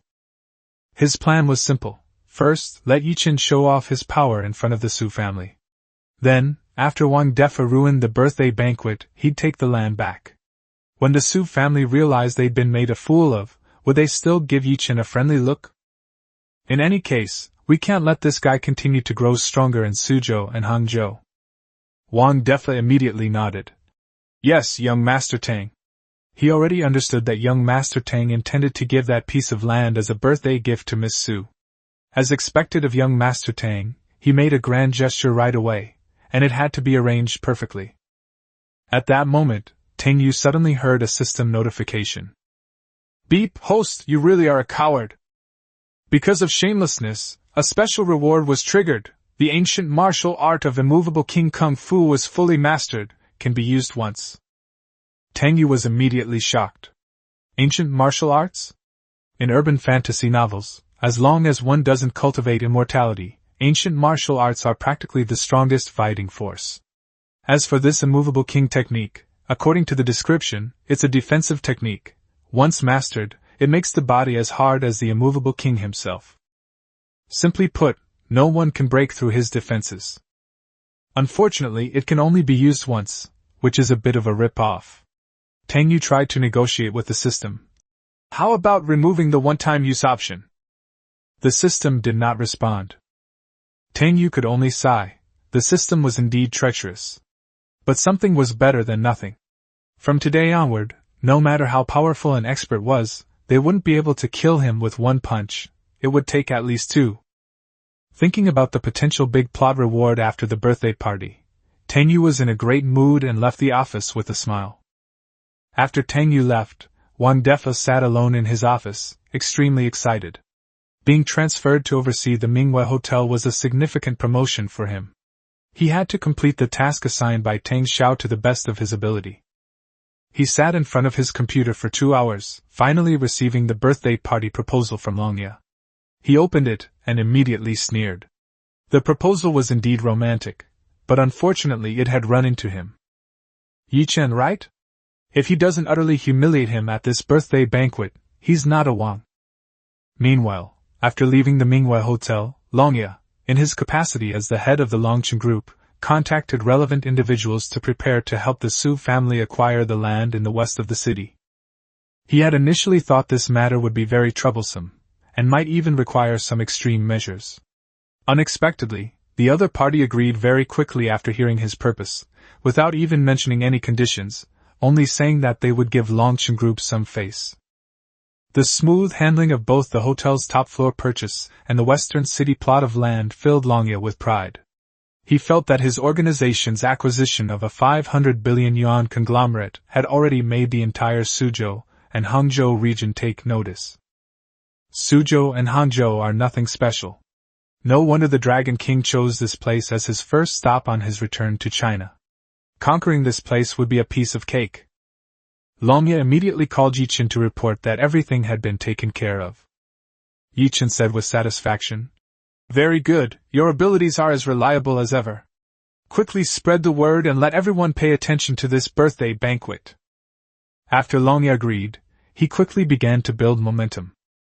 Before long, the news spread throughout the high society circles of Suzhou and Hangzhou.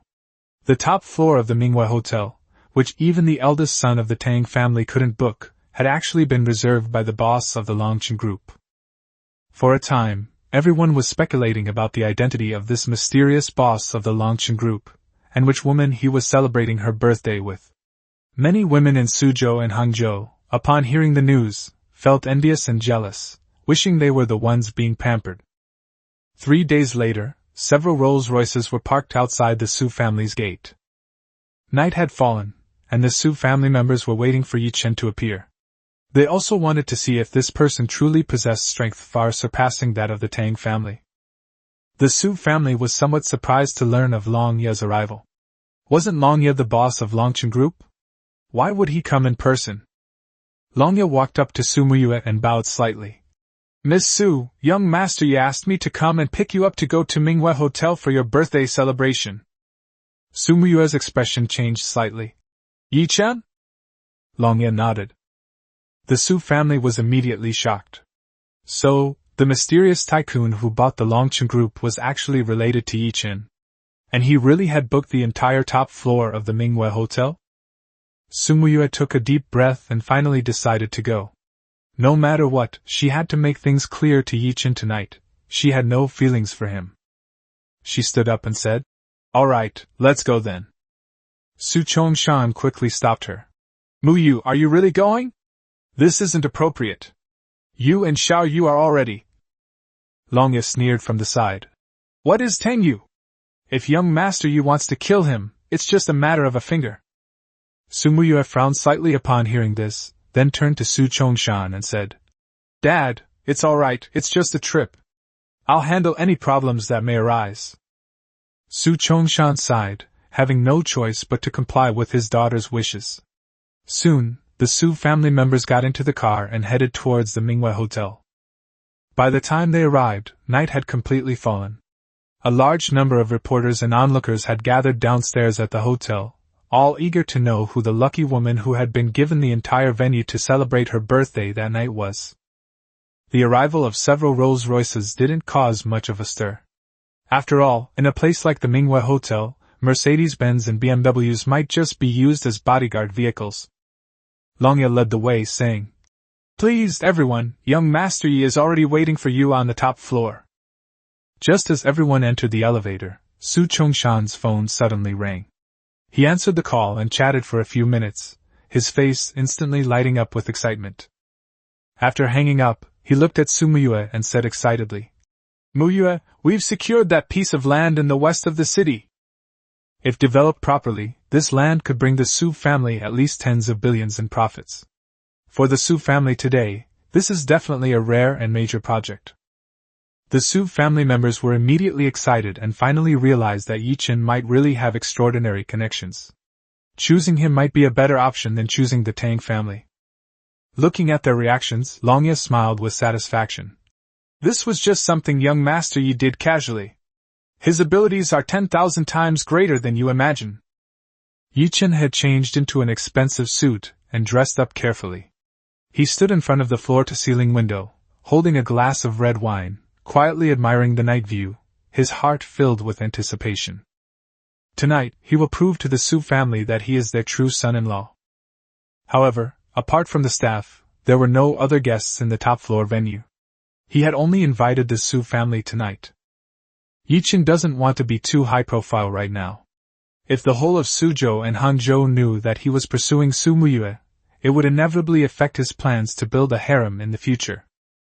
So he arranged it this way so that the Su family could see his strength without hindering him from continuing to pursue women. Chapter 31. You think you're worthy of competing with young Master Tang for a woman? After the Su family arrived, Ye Chen put down his wine and went to greet them. Seeing Su Muyue appear, he raised the corners of his mouth, revealing a smug smile. "Muyue, you've finally come. Didn't I keep my word?" After saying that, he clapped his hands, and soon someone pushed a huge fruit cake over. Ye Chen said softly that he knew Su Muyue liked fruit cakes, so he specially ordered one for her and also prepared a gift. Su Muyue sighed, about to make things clear. "Ye Chen, I don't know your true identity, but I have to tell you." Before she could finish speaking, a burst of fireworks suddenly exploded in the night sky, interrupting her. Everyone's attention was drawn to it. After the first firework bloomed, countless fireworks rose into the sky, turning the entire night sky into a sea of illuminated flowers. People downstairs in the hotel looked up and soon discovered that the fireworks had formed the words, "Happy birthday, Su Muyue! Is it Miss Su's birthday today? This is so romantic! How much did it cost?" This fireworks extravaganza was visible to almost half of Suzhou and Hangzhou. Passers-by took out their phones to film it, and even many live streamers turned their cameras to the sky, their live streams filled with exclamations of admiration for the lavish displays of wealth. The top floor offered the best view, and even the Su family members were stunned. After the fireworks ended, thousands of drones rose from all directions, like a swarm of colorful fireflies, beginning a light show in the night sky. The crowd erupted in excitement again, speculating that the birthday banquet must have cost at least tens of millions. Ye Chen felt a surge of satisfaction as he looked at the shocked expressions on everyone's faces. He felt the display was enough. Dragon Fong hadn't disappointed him. From this day forward, the Su family should understand who truly deserved their favor. After the light show lasted for about 10 minutes, the drones finally spelled out 7 large characters, "Happy Birthday Su Muyue." Just when everyone thought the performance was about to end, the drone formation suddenly changed again, forming a heart shape and 4 large characters. "Love you?" Ye Chen's smile froze instantly, his expression turning as ugly as if he had swallowed a fly. He clearly prepared a birthday party for Su Muyue, so why did that bastard's name appear in the end? The Su family members' expressions changed as well. You! Isn't this Tang Yu? The onlookers downstairs weren't surprised and started discussing among themselves. You! This must be the eldest son of the Tang family, right? I knew it, such a grand gesture must have been prepared by young Master Tang. In the corner, Wang Defa watched this scene and smiled with satisfaction. This should make young Master Tang very happy. Tang Yu had just arrived at the hotel. Upon hearing that the birthday banquet had been successfully held, he rushed over immediately. His mind was filled with questions. What on earth was Wang Defa up to? Wasn't he supposed to stop this birthday banquet? As a traitor, shouldn't he be secretly causing trouble? When Tang Yu reached the top floor, panting, all eyes immediately turned to him. Su Muyue looked at him with a grateful expression. She hadn't expected that this meticulously prepared birthday banquet was actually arranged by Tang Yu in secret. She messaged him last night, but he didn't reply. It turns out he was secretly preparing a surprise. She blushed as she walked up to Tang Yu and said softly, "Thank you. I'm very happy on my birthday today." Tang Yu was taken aback. Happy? Before he could even figure out what was happening, panic began to creep into his heart. What on earth had Wang Defa done? Ye Chen, his face ashen, strode over, staring intently at Tang Yu, and demanded in a deep voice, "Did you do all this?" Tang Yu was completely confused. She looked back and realized that there was still a formation of drones hovering in the sky. "Love you?" He was stunned on the spot. At this moment, Wang Defa's voice suddenly rang out. "That's right, this is a great gift from our young Master Tang. If you're not happy about it, then keep quiet." As he spoke, he led a group of bodyguards to surround Ye Chen, preventing this mad dog from harming young Master Tang. Then, with a face full of excitement, he looked at Tang Yu, seeking praise. "Young Master Tang, are you satisfied with this birthday banquet? It's not enough to just let the birthday party go unsuccessfully. If you're going to trample on someone, you have to trample them to death, so they know what happens when they try to steal Tang Xiao's woman." Tang Yu's eyes widened. "You arranged this?" Wang Defa nodded vigorously, his face full of pride, and his eyes were full of disdain as he looked at Ye Chen. "So what if he's the boss of Longchen Group?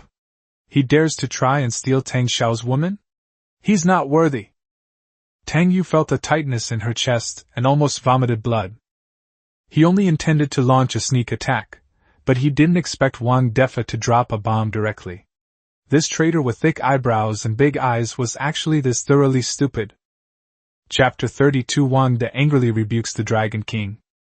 Ye Chen was so angry that his face was contorted, his eyes fixed on Tang Yu, filled with resentment and venom.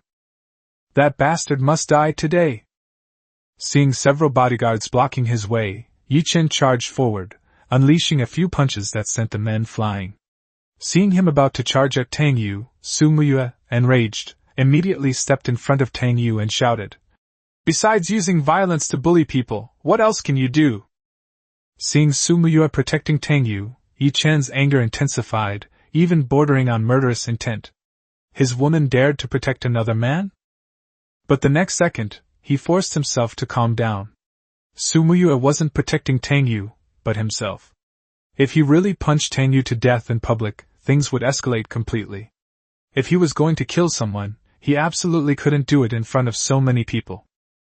Upon seeing this, the Su family immediately began to berate Ye Chen, accusing him of being lawless and only capable of violence, and even threatening to call the police.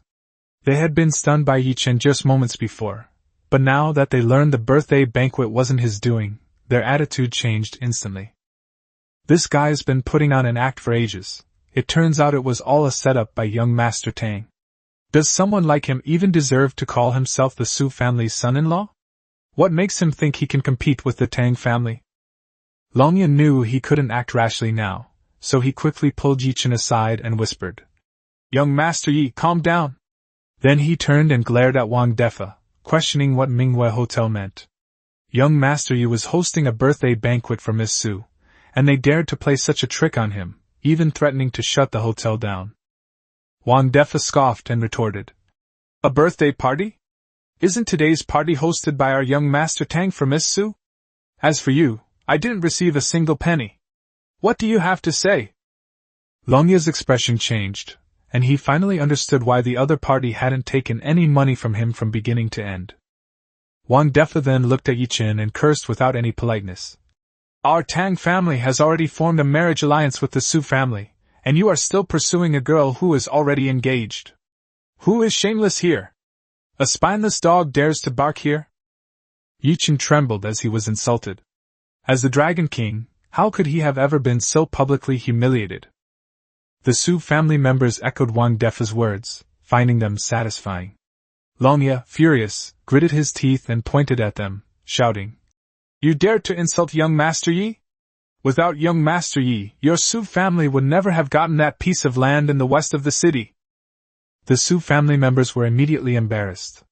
Although Ye Chen had just put on an act that wasn't his forte, it seemed that the Su family had indeed gotten the better deal on that piece of land in the west of the city. Su Chongshan's face darkened, and he was about to step forward to offer to return the land when Wang Defa sneered. What does that piece of land in the west of the city have to do with you? It was our young master Tang who gave the order for the Su family to get it. If you don't believe me, call and confirm it now. Tang Xiao was low-key and didn't like to be in the limelight. But Wang Defa, as his subordinate, had to save face for Tang Xiao. Su Chongshan immediately took out his phone to make a call and inquire. After a few words, he received the answer, and his face immediately turned to gratitude. He turned to Tang Yu and said, Xiao Yu, on behalf of the Su family, thank you for your help. Su Muyue looked at Tang Yu tenderly. She realized he had done so much for her in private. A thought stirred within her. She decided to invite him for drinks again sometime.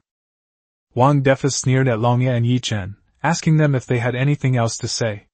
He had personally arranged for that piece of land in the west of the city. How dare these two try to steal the credit? Longya's face had turned a deep purplish red, and he could only whisper to Ye Chen, Dragon King, it is my incompetence that is the fault of this subordinate. Please punish me.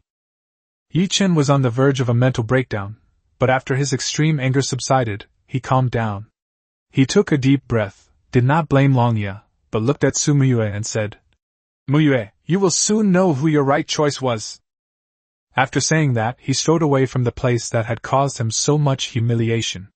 Longya quickly followed. After the two left, Wang Defa smugly fixed his hair. Trying to fight Tang Xiao? Don't you even know if you're worthy? I, your uncle, can wipe you all out by myself. He clapped his hands and said with a smile, All right, the annoying person is gone, let's continue celebrating Miss Su's birthday. The Su family members smiled again and celebrated Su Muyue's birthday. Su Muyue went to the cake, closed her eyes, and made a wish. After she finished wishing, everyone began to cut the cake. She took a slice of cake, walked up to Tang Yu who looked utterly dejected, and handed it to him, saying, Try it, it's pretty good. Tang Yu took it and tasted it. It did indeed taste good. Su Muyue looked at him with a bright smile. Thank you for today. This is the happiest birthday I've ever had. I think I will remember this day for the rest of my life. Tang Yu nodded with a wry smile. It's all right, as long as you're happy. Su Muyue asked him again with a burning gaze. Guess what I wish for today? Tang Yu casually asked. What? She deliberately lowered her voice and said, Don't tell anyone. Then she suddenly leaned in and kissed Tang Yu on the cheek. This time, Tang Yu was careless and failed to dodge. Wang Defa, who was standing nearby, cheered excitedly upon seeing this, feeling incredibly pleased with himself. He thought he had been a huge success in helping Tang Xiao woo the girl. Su Muyue blushed, stuck out her tongue at Tang Yu, and then ran away shyly. Tang Yu reached out and touched the spot where she had been kissed, her feelings a mix of emotions. After the birthday party, Tang Yu did not go home, but stayed in the general manager's office to rest. Wang Defa excitedly approached and asked, Young Master Tang, are you satisfied today? Tang Yu nodded. Satisfied. He was, of course, extremely satisfied. After staring at Wang Defa for a few moments, Tang Yu felt more and more that this guy absolutely could not stay here any longer. This guy is a top-notch trader. I underestimated him before. Tang Yu took a deep breath and said, President Wang, I've been thinking about it. With your talent, it's a waste for you to stay here. Our family has just opened a new business in Siberia. You can go and be the regional manager, and your salary and bonuses will be tripled. Upon hearing this, Wang Defa outwardly said modestly, Young Master Tang, I can't accept this. I only did a little bit of insignificant work. But inwardly, he was overjoyed. Tang Yu patted him on the shoulder. Don't be polite, this is an honor you deserve. The Tang family will not mistreat those who have made contributions. You can prepare to leave after you finish the handover tomorrow. After saying that, Tang Yu turned and left, secretly cursing that if there were any more traitors like this, he would send them straight to Syria. As soon as Tang Yu left, Wang Defa was so excited he almost jumped for joy.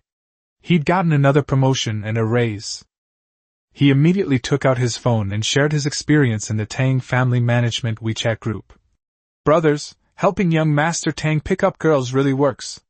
I was only promoted a few days ago, and young Master Tang promoted me again. From now on, when young Master Tang wants to pick up girls, everyone must take the initiative. Anyone who dares to compete with young Master Tang for women should be crushed to death, especially that idiot named Ye Chen. The message immediately caused an uproar in the group. Thank you for reminding me, Mr. Wang. I understand now. Got it, Ye Chen, right? Wang Defa looked at the message and smiled slightly. This is all I can do to help you, uncle.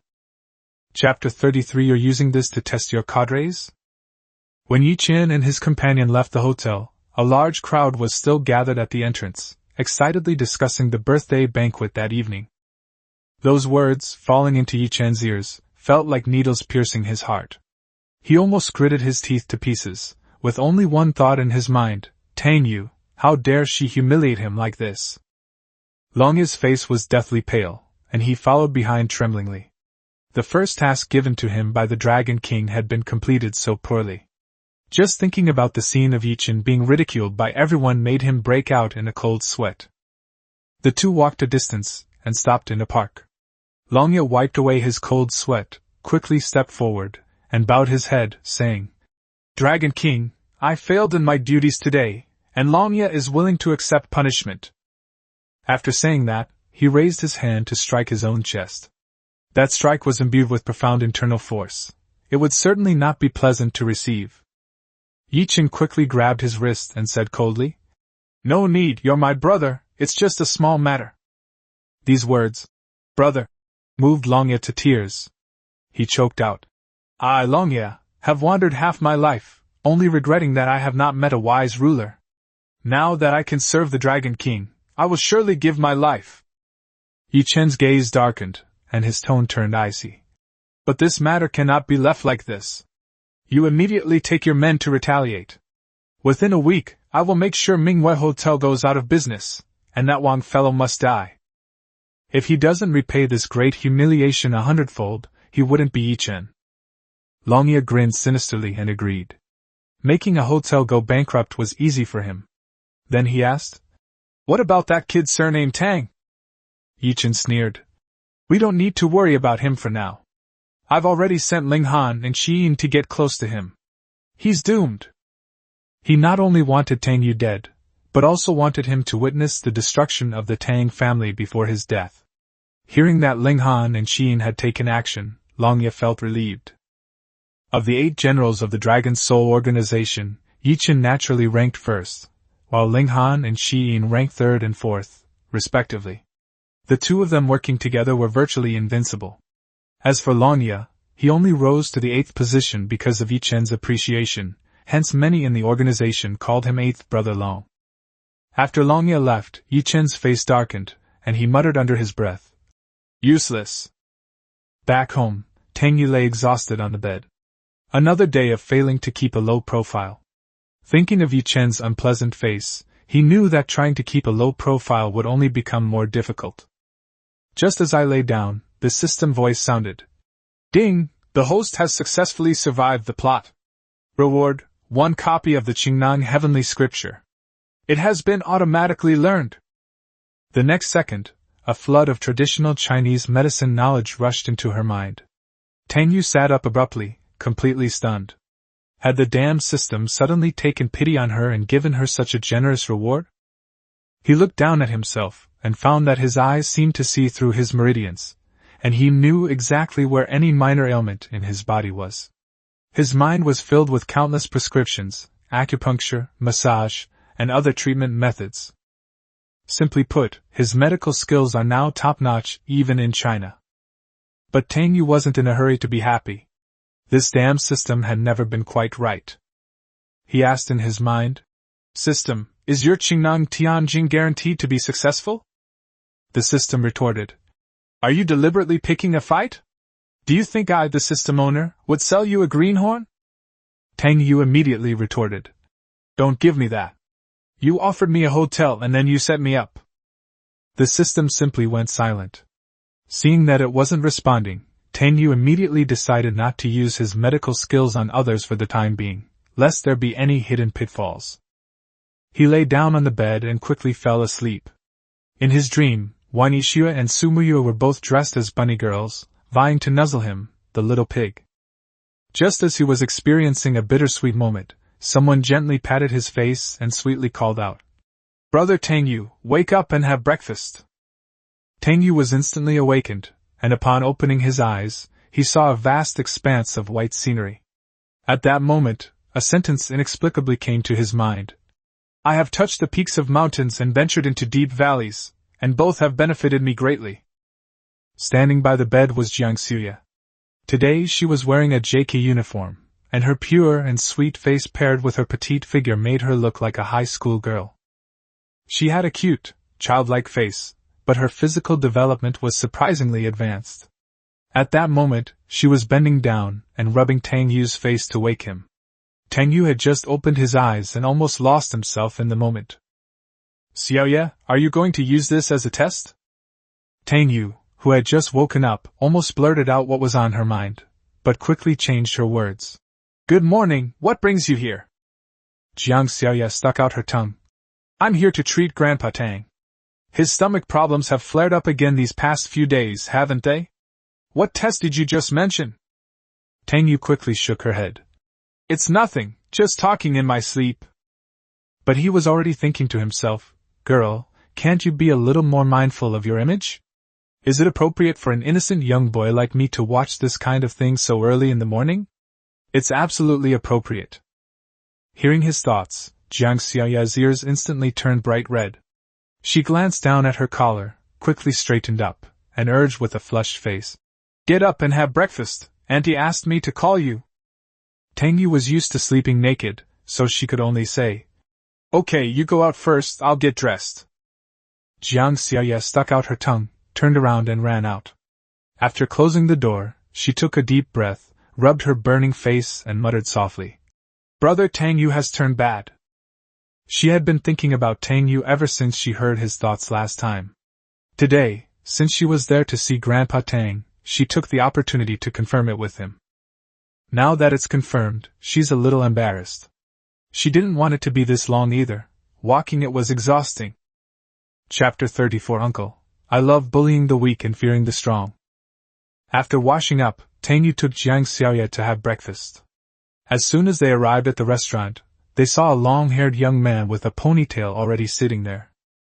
Upon seeing Tang Yu, the young man immediately stood up to greet him, smiling warmly. "Brother Dr. Jiang, it's been a long time." Tang Yu paused for a moment, then quickly smiled and nodded. "It's been a long time." This person wasn't Tang Yu's younger brother, but rather his second uncle's son, his cousin Tang Ruoyu. Tang Ruoyu gestured for them to sit down and helped set the table, saying that breakfast was getting cold and that they could go see their grandfather together afterward. Tang Yu sat down and ate in silence, but his eyes kept glancing at his cousin, Tang Ruoyu, whose smile was gentle. He had a deep impression of Tang Ruoyu. In the original story, not long after Tang Yu's death, old Master Tang fell ill from anger and eventually passed away. To avenge her, Tang's parents mobilized all the resources of the Tang family to deal with Ye Chen. No matter how strong the Tang family was, they couldn't defeat the Chosen One. Ye Chen had the Dragon Soul organization backing him, making him far stronger than the Tang family. Tang Ruoyu had contributed significantly when the Tang family's ship sank. This guy had been suppressing his ambitions all along, and later seized the opportunity to join Ye Chen, becoming the Dragon King's dog, and even betraying the Tang family. Tang Yu sneered inwardly, thinking he needed to find an opportunity to bury this kid. The Tang family's trillions in assets were the reward he planned to take back after surviving until the finale. It wasn't a good time to directly confront the Chosen One, but dealing with a traitor would be easy, wouldn't it? My uncle is the kind of person who bullies the weak and fears the strong. Jiang Xiaoye, who was drinking porridge, looked up at Tang Yu with a puzzled expression. Whom did Tang Yu want to bury? After breakfast, the three of them went to the back courtyard to find Grandpa Tang. When they arrived, the old man was sitting in a grand chair playing on his phone, with sounds of fighting and character shouts coming from it. The old man's face was contorted with rage as he yelled, "Go! You tanks can't even initiate a team fight? Marksman, are you a primary school student? Why aren't you in school during the day playing ranked games? A bunch of trash. Even I, at 80 years old, couldn't pull off a move like that." The three of them were stunned when they entered. Who would have thought that this old man was so trendy? After the game ended, Grandpa Tang slammed his phone on the table, clutching his chest in anger. Tang Yu quickly stepped forward to advise him not to play anymore, and Jiang Xiaoye and Tang Ruoyu also chimed in, saying he should take care of his health. Grandpa Tang waved his hand and said he understood. He picked up his phone and uninstalled the game, which made him angry just looking at it. Jiang Xiaoye poured him a cup of tea, then sat down to take his pulse and check him. Tang Yu stood beside him, silently observing the old man's condition. After obtaining the Qingnong heavenly scripture, he could see what problems others had simply by concentrating. At this moment, he immediately noticed that the old man's stomach ailment was a chronic condition, with obvious signs of coldness in his stomach. According to the Qingnong Tianjing, this is due to stomach yin deficiency, caused by insufficient yin and body fluids. The best treatment is to focus on warming and nourishing, using a century-old black Ganoderma lucidum as a medicinal guide, along with 6 other medicinal herbs such as Polygonatum sibiricum and Adenophyra stricta to make a herbal tea, which should be taken for 1 month. However, Tang Yu also had some doubts. Was the Qingnong heavenly scripture really reliable? Jiang Xiaoye, who was taking his pulse, heard his thoughts and her pupils contracted slightly. She couldn't help but glance at him. Brother Tang Yu actually knows medicine? And he can diagnose illnesses just by looking at them, without even taking a pulse? Traditional Chinese medicine emphasizes observation, listening, questioning, and palpation, with the highest level of observation being a state of profound understanding. Her grandfather once said that no one in Chinese medicine had reached this level for hundreds of years. As for the Qingnong Tianjing, it was a divine book coveted by countless practitioners of traditional Chinese medicine.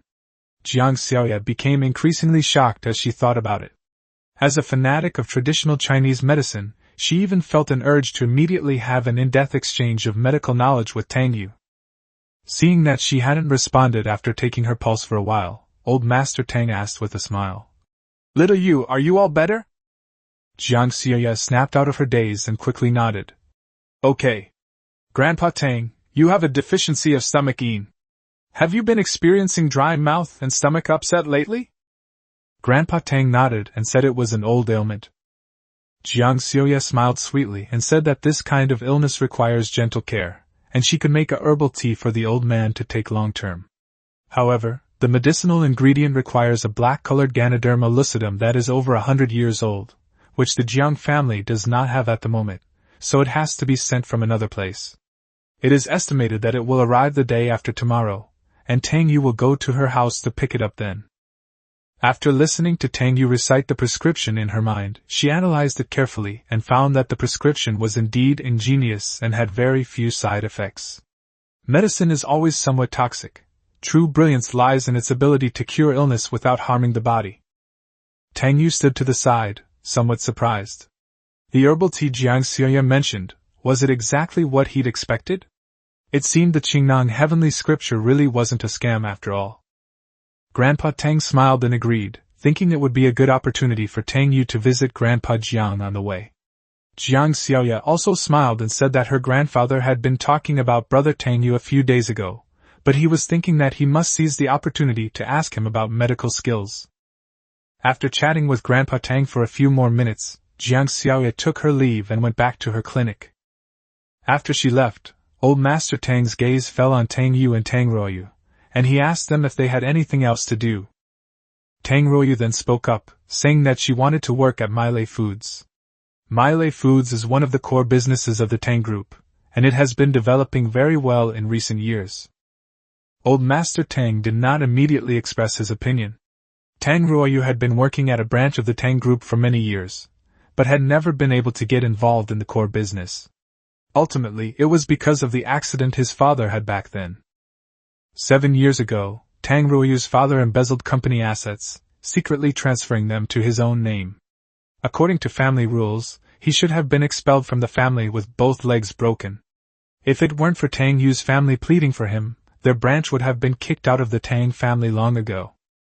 After a moment of contemplation, Old Master Tang pointed at Tang Yu and said, "Ask your brother?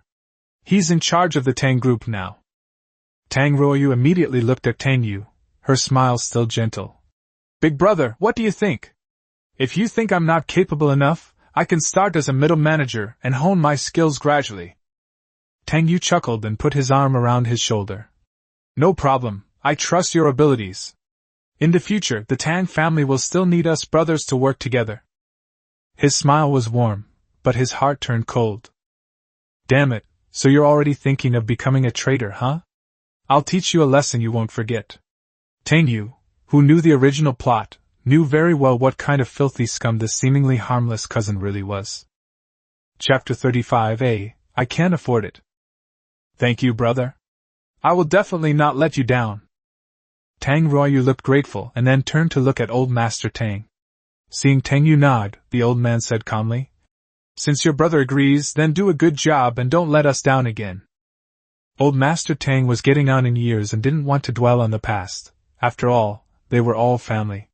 Tang Ruoyu quickly bowed and thanked him, then said she needed to go to the company to familiarize herself with her work, and turned to leave the Tang family home. But as soon as he stepped out the door, his face darkened, his eyes filled with resentment. He was clearly a member of the Tang family too, yet he felt like a servant in their presence. Why was the old man so biased towards Tang Yu?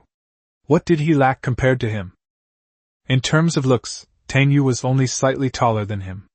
As for talent, he was even more unconvinced. He had missed a perfect score of 500 points on the college entrance exam. Thinking of this, Tang Ruoyu snorted coldly and drove his Porsche towards Mile Foods. That's the Tang family's core business. Tang Yu was foolish enough to hand it over to him, so don't blame him for being ruthless.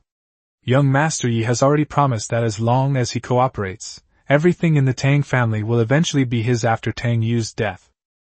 After Tang Ruoyu left, Old Master Tang's gaze gradually deepened.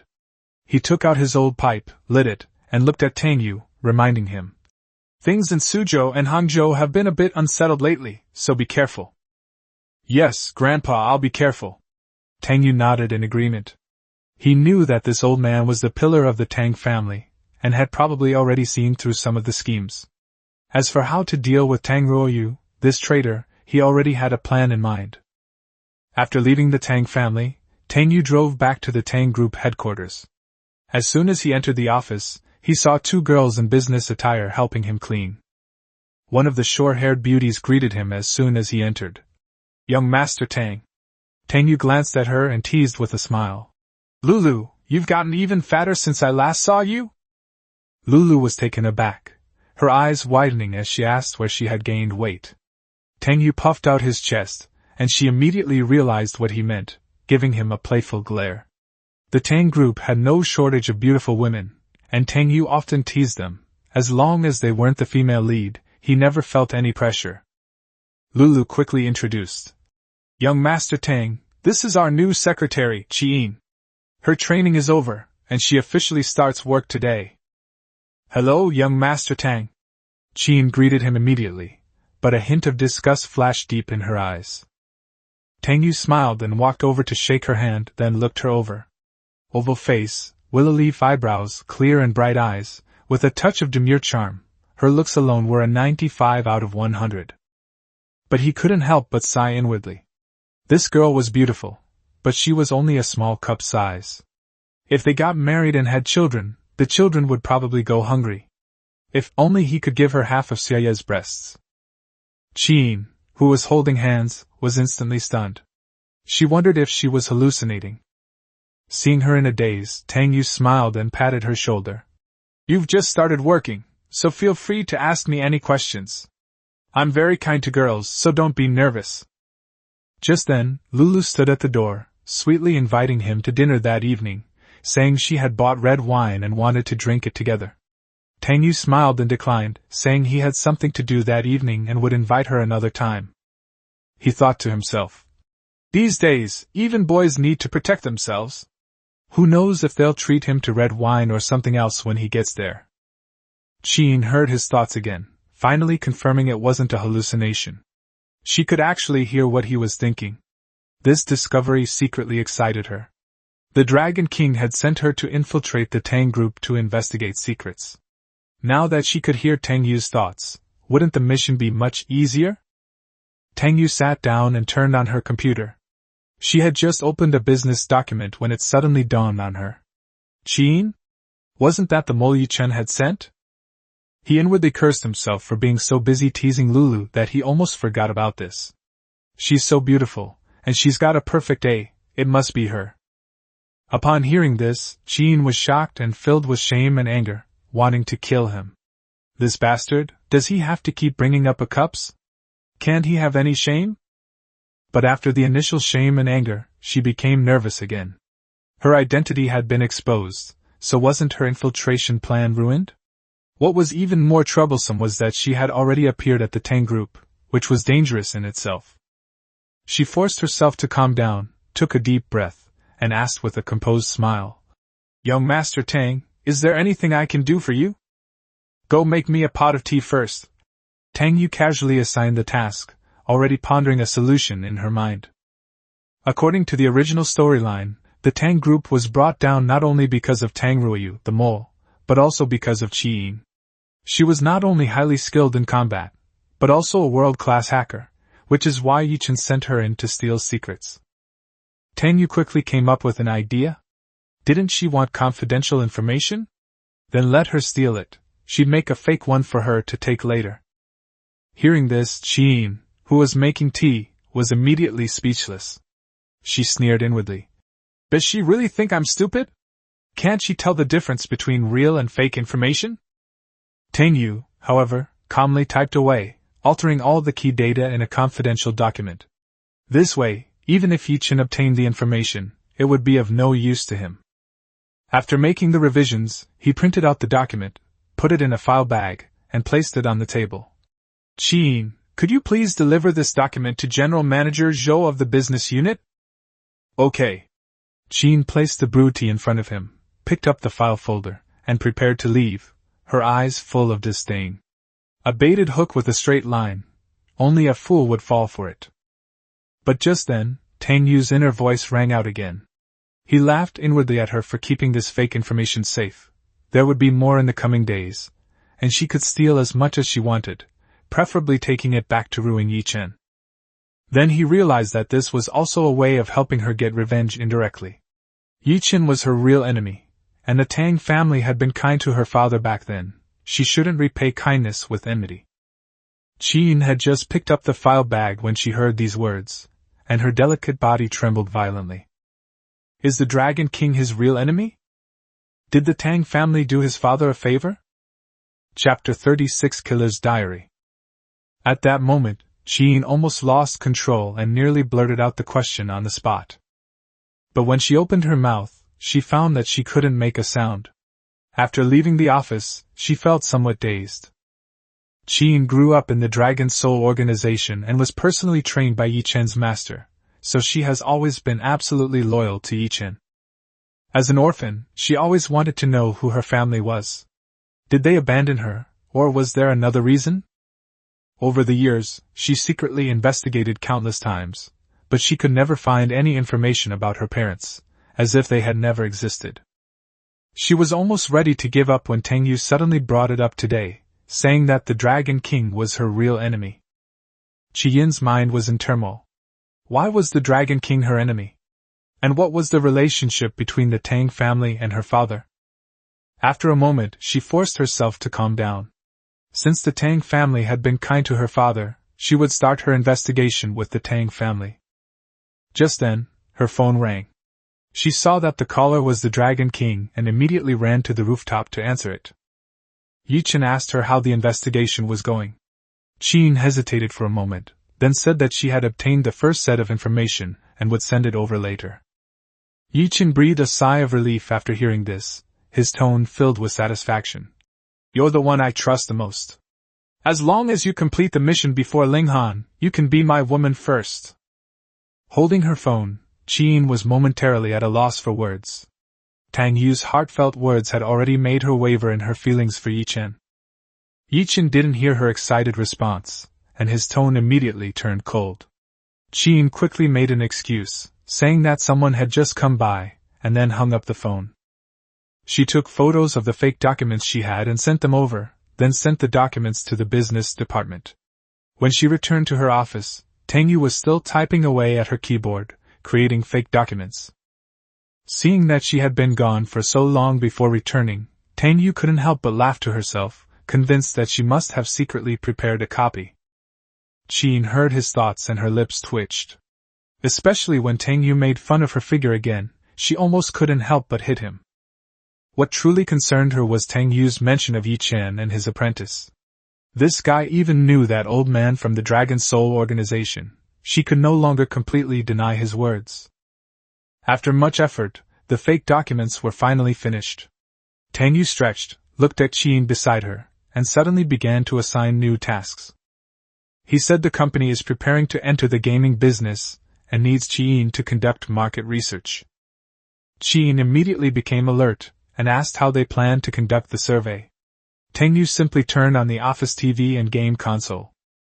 He pointed to the 25 best-selling games inside and made Qin complete all of them, and also sent him daily work reports. Besides that, you can eat as much snacks and milk tea as you like at the company, and all takeout is reimbursed. When you're tired of playing, you can go to the lounge to sleep. Qin was stunned after hearing this. Tang Yu, however, looked serious and told her not to slack off, reminding her that there were surveillance cameras in the office. After saying that, he left with a smile. But before leaving, he was secretly delighted. He felt it wouldn't be right to transfer her away, so he decided to let her play games all day to keep her from causing trouble. Qin was speechless and could only sit down and start playing. But before long, she actually became immersed in the game world. July 13th. Playing video games. July 14th. Playing video games. On July 15th, I continued playing games. On July 16th, she briefly regained consciousness and cursed herself for being so depraved, as the investigation was not yet complete. July 17th, still playing video games. Meanwhile, on the 12th floor of the Manhwa Hotel, a female waitress stood at the door of a guest room and gently knocked. She reminded the guests that checkout time had exceeded 2 hours and asked if anyone was inside. She knocked several times, but there was no response from inside. According to the rules, she could only open the door with a room key. As soon as she opened the door, a blast of cold air hit her, making her shiver.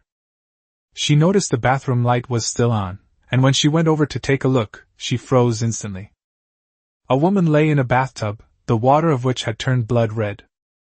The next second, a piercing scream rang out in the corridor.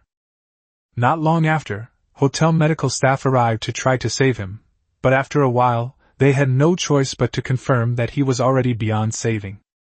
News of a suicide at the Manhwa Hotel spread quickly, and many guests immediately checked out upon hearing the news. Tang Yu also rushed over immediately. When she arrived, the hotel's new general manager, Zhao Li, was already waiting there. Zhao Li looked guilty as soon as he saw him, saying that he had just taken over the hotel and this happened, which was due to his poor handling of the situation. Tang Yu patted him on the shoulder and asked what the current situation was. Zhao Li said the scene has been cordoned off, and the police are investigating and collecting evidence. The preliminary judgment is that it was a suicide.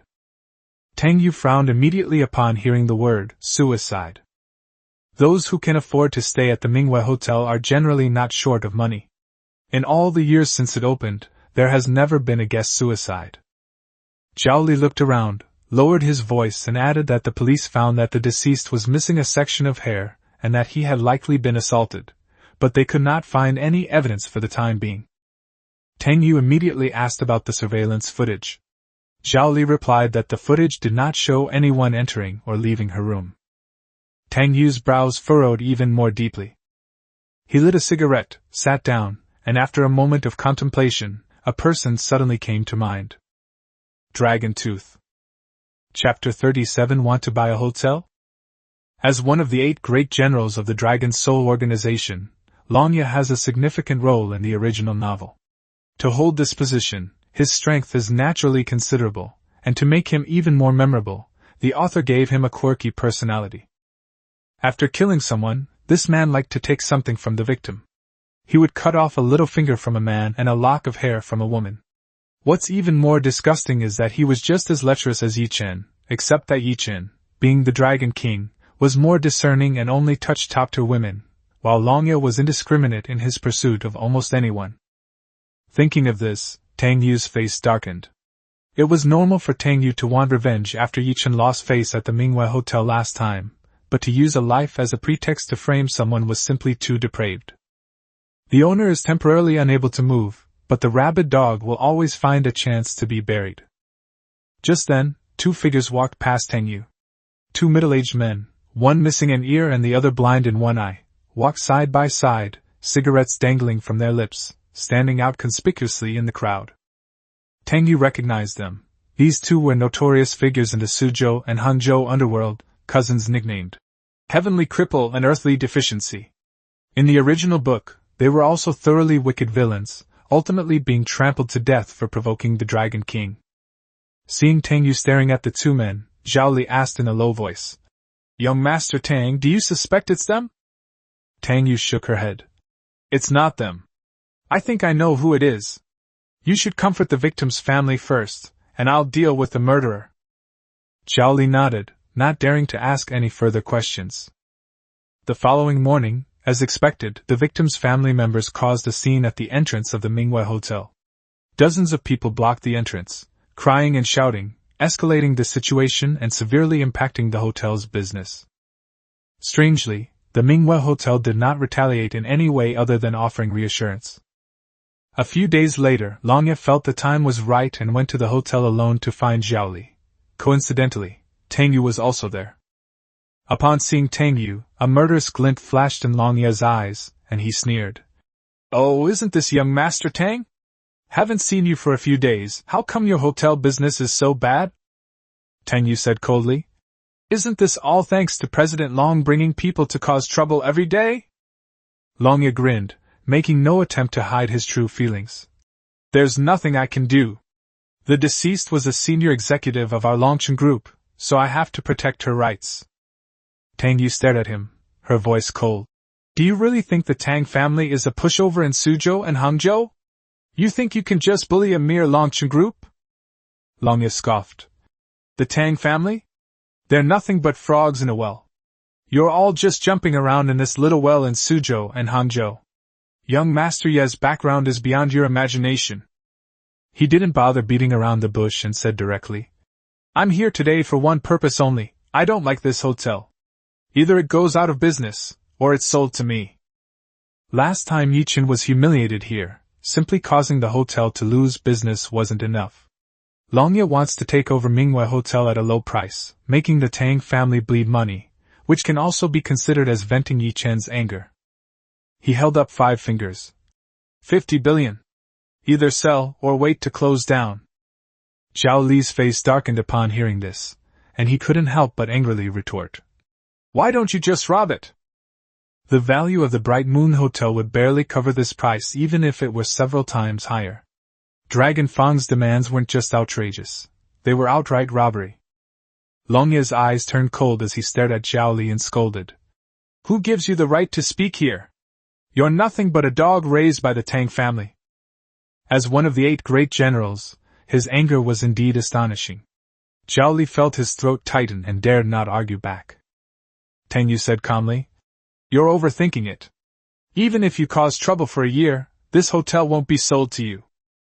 After saying that, he pointed to the door, his meaning clear. Tell Longye to get lost.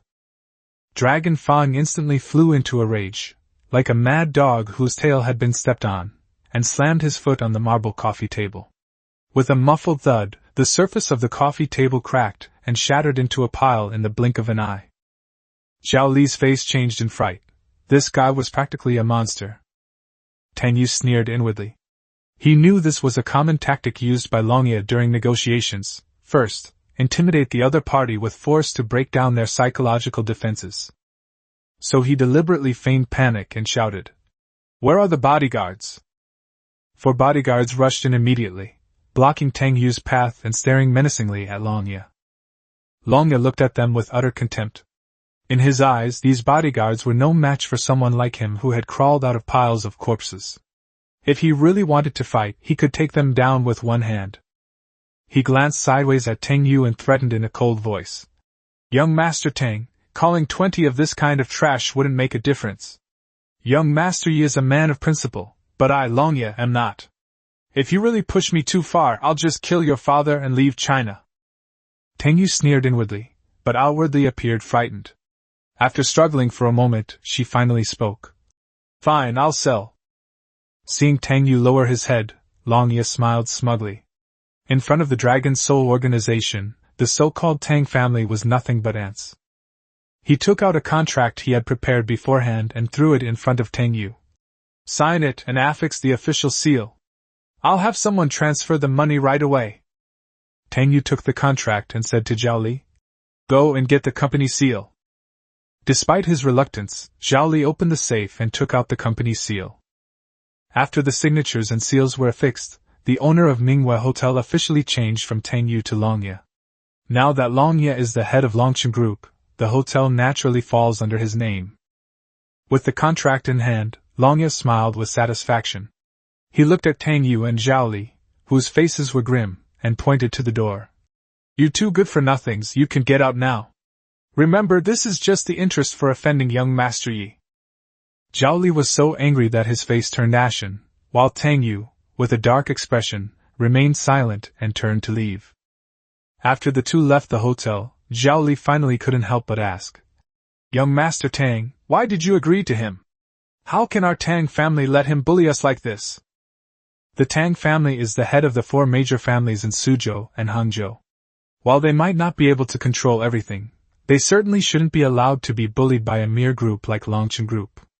Tang Yu's concession this time seems completely unreasonable. Tang Yu, however, looked relaxed, took out a cigarette, lit it, and laughed.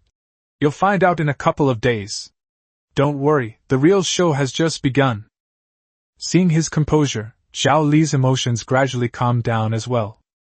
Tang Yu then asked, "By the way, has Mr. Wang and his family moved away?"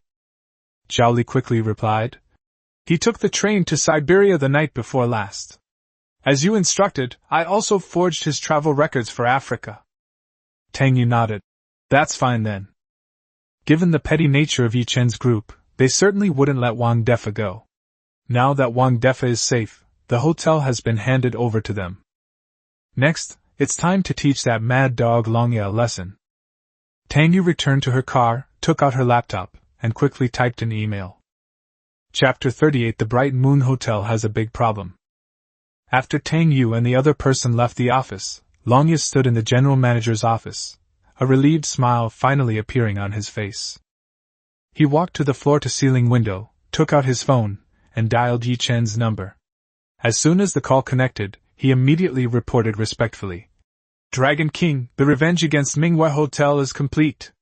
I forced that brat surnamed Tang to sell the hotel to us for 5 billion. On the other end of the phone, Ye Chen's tone was filled with joy. The Manhwa Hotel was where he had been humiliated, and now that Longye had acquired it for such a low price, it not only avenged him but also meant he had made a profit of over 10 billion. Ye Chen smiled arrogantly, praised Longye, and then asked about that guy surnamed Wang. That dog from the Tang family dared to reprimand him in public. This debt couldn't be left unpunished. Longye replied, "I've already checked. He flew to Africa a few days ago." Ye Chen's voice turned cold. Send someone over there and kill him. Those who insult me shall die. After hanging up the phone, Ye Chen put it away, a wicked smile playing on his lips. Having suffered so much in Suzhou and Hangzhou, he had finally gotten his revenge. However, this is just interest. Qin has already obtained some confidential information for him, and other pieces are gradually being placed in their positions. For him, the entire Suzhou and Hangzhou region is merely the beginning of a game. Meanwhile, at the West City Police Station, a pretty policewoman was sitting in front of a computer, staring at several documents, with a furrowed brow in deep thought. The case at Manhwa Hotel, which occurred a few days ago, is still unsolved. Bai Wani is certain it wasn't an accident, but a homicide. However, she can't find the crucial evidence, and has been spending days glued to her computer. Seeing her pale and tired face, the young policeman couldn't help but urge her to rest. Bai Wani waved her hand and casually asked him to make her another cup of black coffee. After the coffee arrived, she took a sip, and the bitterness instantly sobered her up. Just then, her laptop beeped. Someone had sent an email to her personal inbox. Her intuition told her that this email was important. She immediately opened it, and the moment she saw the contents, her pupils contracted sharply. The emails were indeed related to the Manhwa Hotel, but they weren't clues to the murder case. Instead, they involved drugs. Bai Wani slammed her hand on the table and shouted to her colleagues. Quick, call Director Wang over here! Soon, a middle-aged man with a square face walked over. He was full of righteousness, and seeing Bai Wani in such a state, he wanted to advise her to rest first. Bai Wani immediately moved aside to let him see the email. Director Wang glanced at it a few times, his face immediately darkening. If the email's contents were true, this would definitely be a major case. He immediately ordered a meeting and established a special task force, personally leading the investigation. 2 hours later, the Qingxi branch of the Public Security Bureau swiftly sprang into action. Bai Wani also wanted to join the investigation, but Director Wang stopped her and told her to eat and rest first. Feeling a little annoyed, she changed into civilian clothes and went to the food stall she often ate at across from the branch office. As soon as she reached the door, someone called out to her. Officer Bai. Bai Wani turned around and looked at him, then took a few seconds to recognize him. Ye Chen, right? She had seen Ye Chen on the bus some time ago. Someone was stealing, and he intervened to stop them. Later, the pickpocket called for revenge, but Ye Chen also beat the pickpocket to a pulp. Bai Wani had some recollection of his fighting skills, but she remembered even more his strange, inexplicable smile.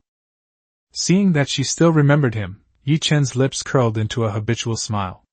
At that moment, he was carrying a tattered snakeskin bag filled with many plastic bottles. Bai Wani found it somewhat amusing and asked him if he was developing a side business. Ye Chen sighed and said that he had just met an old lady who was collecting bottles. Seeing how hard she was working at her age, he helped her return the bottles and bought her some fruit. Hearing him say that, Bai Wani felt more favorably toward him, thinking that he was a kind-hearted person. Ye Chen casually asked her if she wanted to have dinner together, saying he would be back after delivering the bottle. Bai Wani replied that she had work to do and would just take the food home, then went into the restaurant to order. Ye Chen didn't press the matter further. For him, pursuing women required a sense of proportion. The more stunning the woman, the more he needed to take things slowly to win her heart completely. He walked a short distance with the snakeskin bag, then casually tossed the bag of plastic bottles into the trash can. He had just bought those bottles from the old woman who collected recyclables for 10 yuan. They weren't even worth 5 yuan. Ye Chen washed his hands and smiled smugly.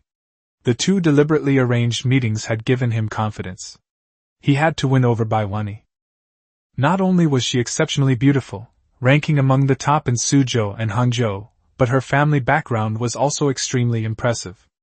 Although the Bai family was not one of the 4 great families, they wielded enormous influence in the political arena, with connections throughout half of the political scene in Suzhou and Hangzhou. To control Suzhou and Hangzhou, the Bai family's power is indispensable. With this in mind, Ye Chen hurriedly left, needing to rush off to further win over the other beauties. Chapter 39 I'm going to go to jail. The Manhwa Hotel has now been renamed the Longchen Hotel. After taking over, Longye immediately appeased the family members of the deceased who had caused trouble. The woman was a senior executive in their company, and with a few million yuan spent, the trouble was quickly resolved. He put in a lot of effort to suppress the negative news, and the hotel business gradually recovered. Right now, he's sitting in his office, arm in arm with his beautiful secretary, ready to have some fun. Just then, a flurry of footsteps sounded in the corridor. The next second, the office door was violently pushed open, and a group of police officers rushed in. Seeing this commotion, Longye remained unfazed, instead frowning and sneering. "What's going on? Can't you even knock?" In his view, he was now the head of Longchen Group, a prominent entrepreneur in Suzhou and Hangzhou, and these lowly policemen were no match for him. The person leading the group was Baiwani. She flashed her badge and asked coldly, "Are you the hotel manager?"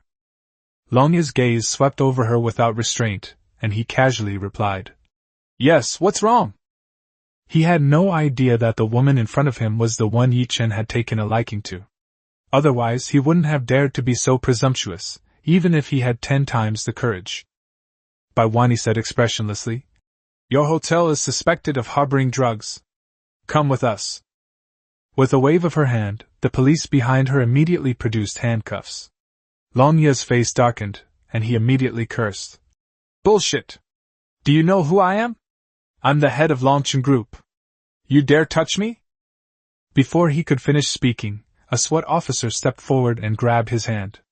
Longye tried to resist, but several fully armed SWAT officers had already pointed their guns at him. He could only suppress his anger and raise his hands, his eyes filled with humiliation. If this were abroad, none of these people would have survived if they dared to treat him like this. Baiwani coldly ordered, "Cuff him and take him away." Soon, Longye was escorted out of the hotel. Once downstairs, he was completely dumbfounded. The surrounding streets had been cordoned off, and police cars lined up along the road.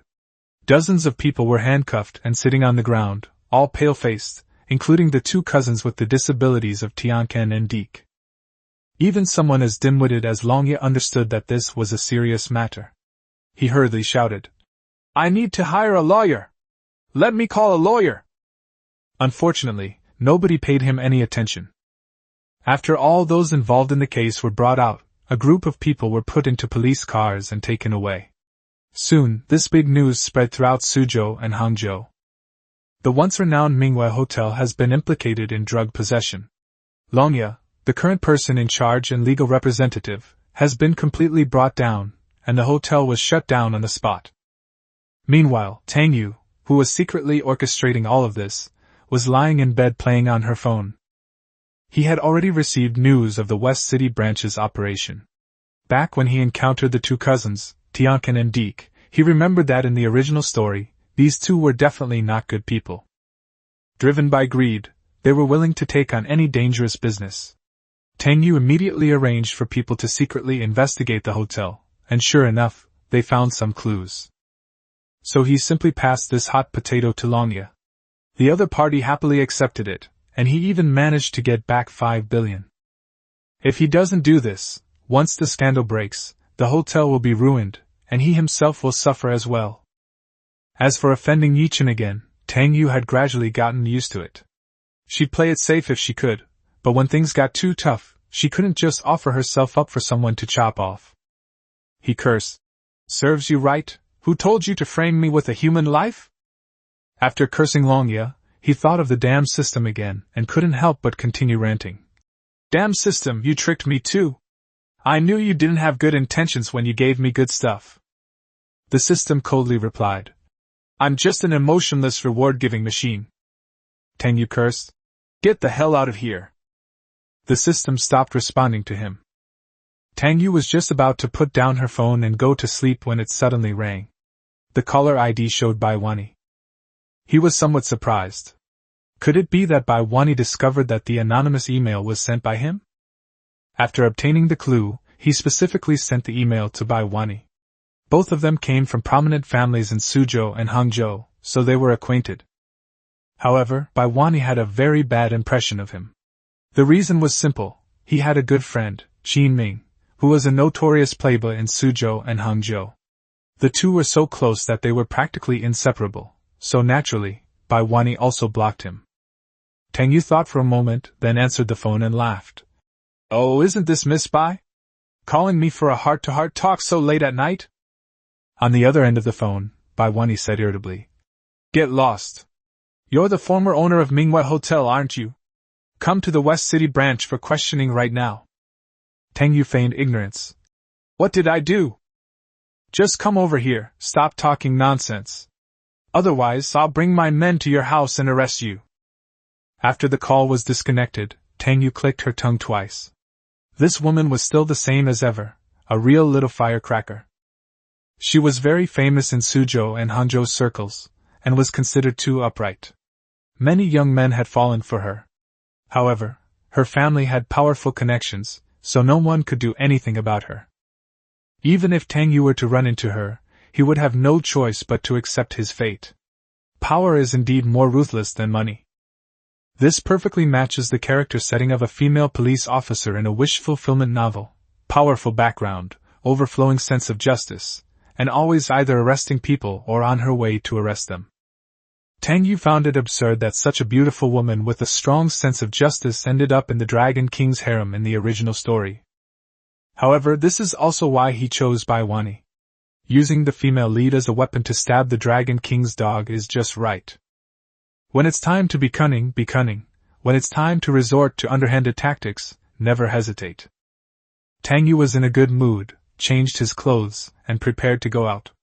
Anyway, he wasn't the legal representative or person in charge of the hotel anymore, so his trip was just a formality. Seeing him come out dressed neatly, Tang's father raised an eyebrow and asked, "Where are you going so late at night? Going to see Qin Ming again?" Tang Yu chuckled and said, "No, I'm going to find a jail to sit in." Tang's father was puzzled and was about to go find the 7 wolves for personality correction when Tang Yu had already made a hasty escape. When Tang Yu arrived at the Qinxi branch of the police station, it was already quite lively. With such a major case, even city leaders had come. When the elders saw Tang Yu, they greeted him with wry smiles.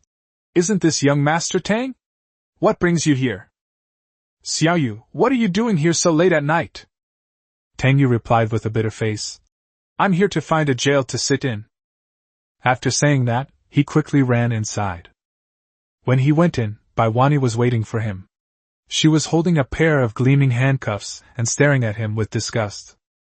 Tang Yu was immediately delighted. "That's right, bro. That's how you should look at me. That gaze is perfect. Although I deeply felt that my personality was being disrespected, it's okay, I like it, and I hope you can try harder. If you're okay with spitting, you can spit mouth to mouth." Bai Wani stood there, stunned, a string of question marks popping into her mind. She wondered if she had been too tired lately. That voice just now sounded like Tang Yu's. Chapter 40: Solving Cases by Listening to One's Heart. "Miss Bai, oh no, Officer Bai, could you please take off the handcuffs? I don't think I did anything wrong." Tang Yu walked up to Bai Wani with a grin, glancing around casually. Unfortunately, he didn't see Long Ye. All he wanted to say was, "You deserve to be cheated by that hotel." Bai Wani shook her head to clear her mind, then reached out and handcuffed him, saying coldly, "What are you laughing at? You're a criminal suspect too. Go inside and wait for me." She pointed to the office next door. All the interrogation rooms were full tonight, so they had to make do with an office. Tang Yu didn't resist and obediently went inside. Not long after, Bai Wani brought in a cup of black coffee. Its bitter taste seemed to rouse her. She sat down and asked directly, "Did you know about the Manhwa Hotel incident?" Tang Yu nodded. "I know, it's been on the news." Bai Wani picked up a pen. "As the former owner of Manhwa Hotel, you are also within the scope of the investigation. Now, let's begin taking your statement." Tang Yu looked completely innocent. "No, how did I become a criminal suspect?" "You're the suspect. My family's so rich, why would I do something like this? That email was from me, okay? Me reporting myself for a crime?" Hearing those cheeky thoughts again, Bai Wani finally realized she wasn't hallucinating. She frowned slightly, not bothering to dwell on why she could hear the thoughts, but instead focusing on the email. It turned out the email was sent by Tang Yu. With the Tang family's wealth, they certainly didn't need to get involved in such dirty dealings. Her tone softened. It's not appropriate to call you a criminal suspect, but you need to cooperate with the investigation. What leads do you know about this case? Tang Yu laughed and brought up Su Muyue. I don't know. I bought a hotel a while ago to celebrate Su Muyue's birthday. I sold it after the celebration. I've sent you everything I know. If I hadn't found out about those scumbags, Tianken and Deke, causing trouble, I wouldn't have sold the hotel.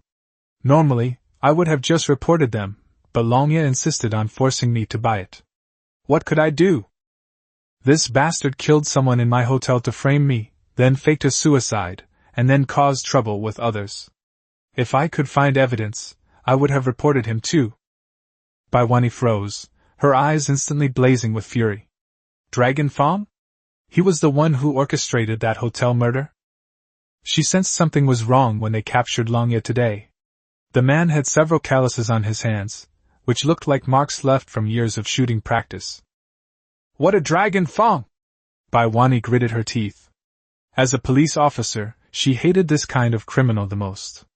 However, when she looked at Tang Yu, she was also a little annoyed. This guy knew so much, yet he kept it all to himself. Seeing her murderous aura, Tang Yu began to have doubts. Why is this silly girl gritting her teeth? Is she jealous because she heard I celebrated Su Muyue's birthday? It's normal to be jealous. I'm always busy with work and haven't dated. Don't try anything funny with me, though. If you can't have me, destroy me. I know you women all too well.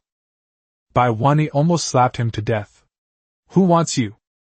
Suppressing her anger, she took another sip of black coffee, stared at him, and asked, Then why did you suddenly sell the hotel to Longye at a low price?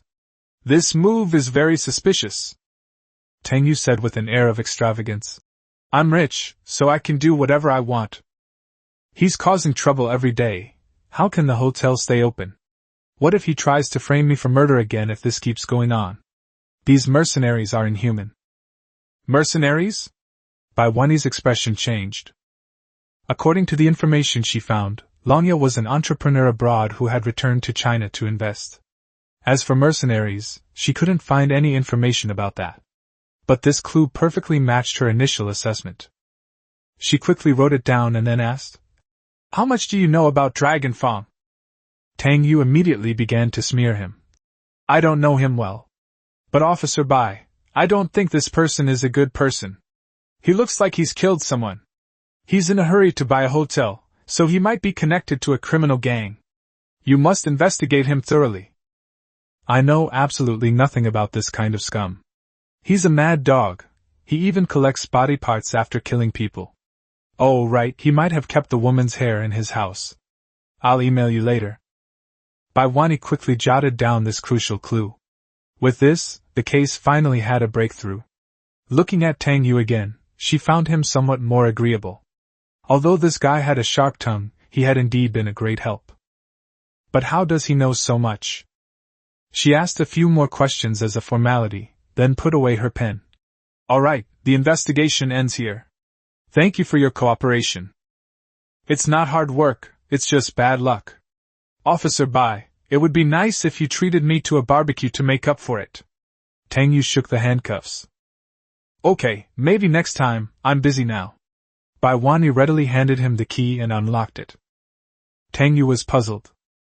Damn, this woman really wants to invite me to dinner? I'd better not, I wouldn't dare. What if she gets attracted to my handsome face? It might affect my ability to stay afloat.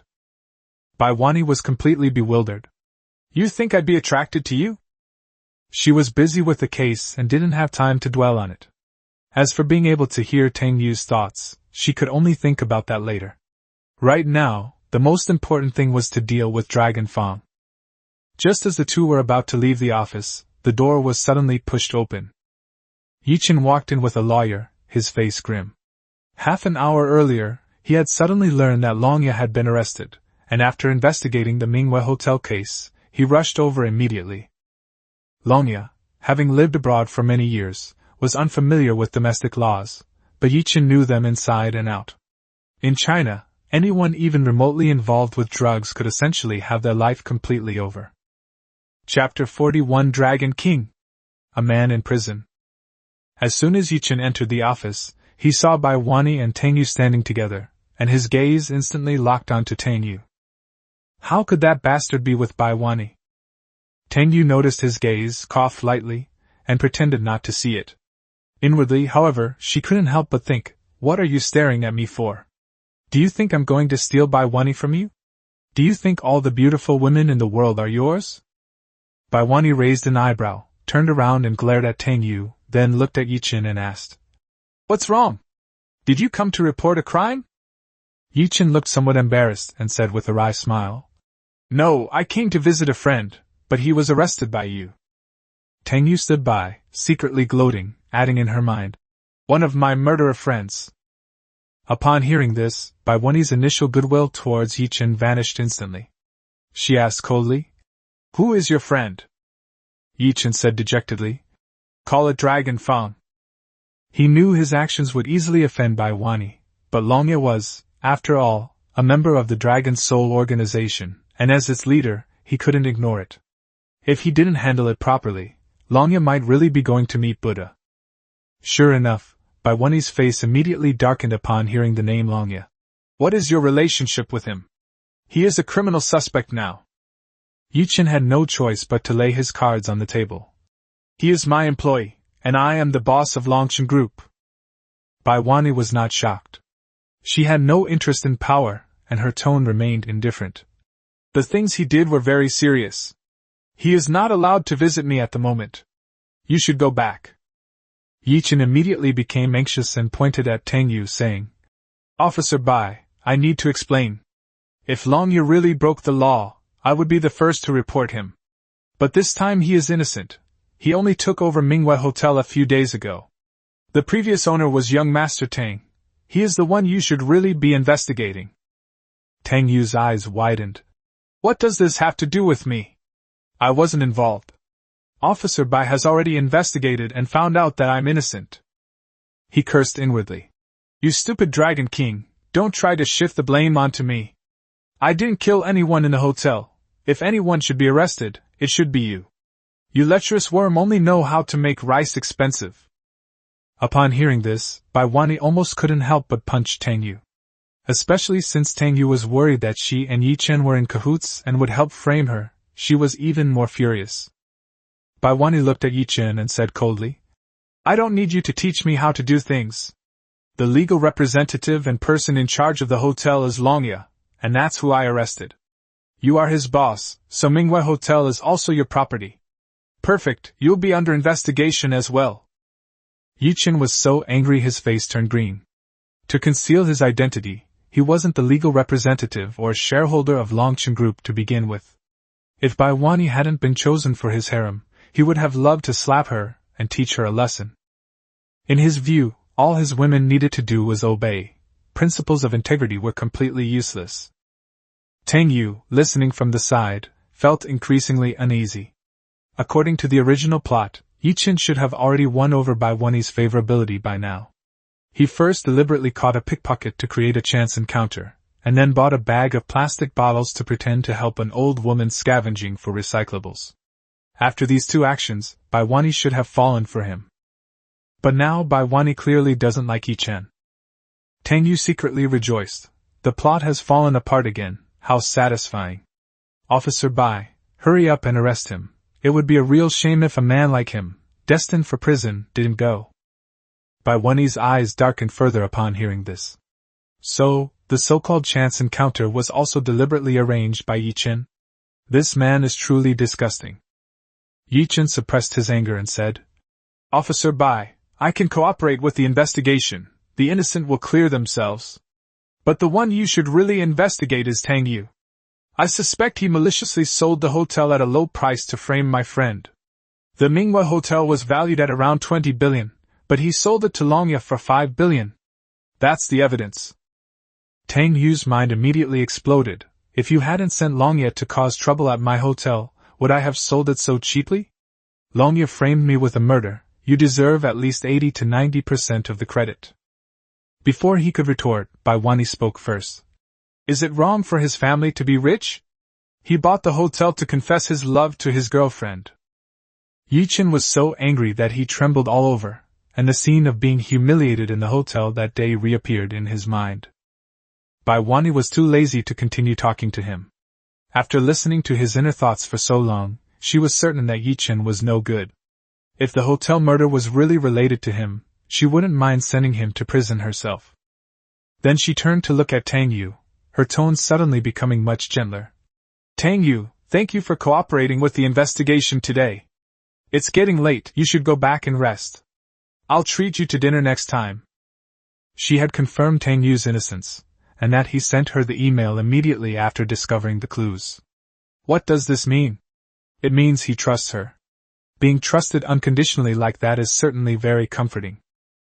Tang Yu was completely bewildered, his mental alarm bells blaring. Holy crap, what's going on? Why are you suddenly being so gentle with me? Stop it! Don't be so kind to me. This isn't you, where's your temper? Ye Chen, standing beside him, felt a throbbing vein on his forehead. Wani was so gentle with Tang Yu, yet so cold and indifferent to him as if he were an enemy? He stared at Tang Yu with resentment, his heart filled with hatred. Just then, the office door was pushed open. An extremely beautiful woman walked in, followed by bodyguards and a lawyer. The person who arrived was none other than Su Muyue. Upon seeing Su Muyue, Ye Chen, who had been filled with anger just moments before, instantly felt much better and was even a little moved. This girl said she wanted to stay away from me, but when I actually ran into trouble, she still came. She truly is the woman he chose. Ye Chen's lips curled into a wicked smile, and he was about to speak. Muyue, come here. Before she could finish speaking, Su Muyue had already walked up to Tang Yu and asked softly with concern. Are you alright? Chapter 42. Damn. Don't get jealous over my brother.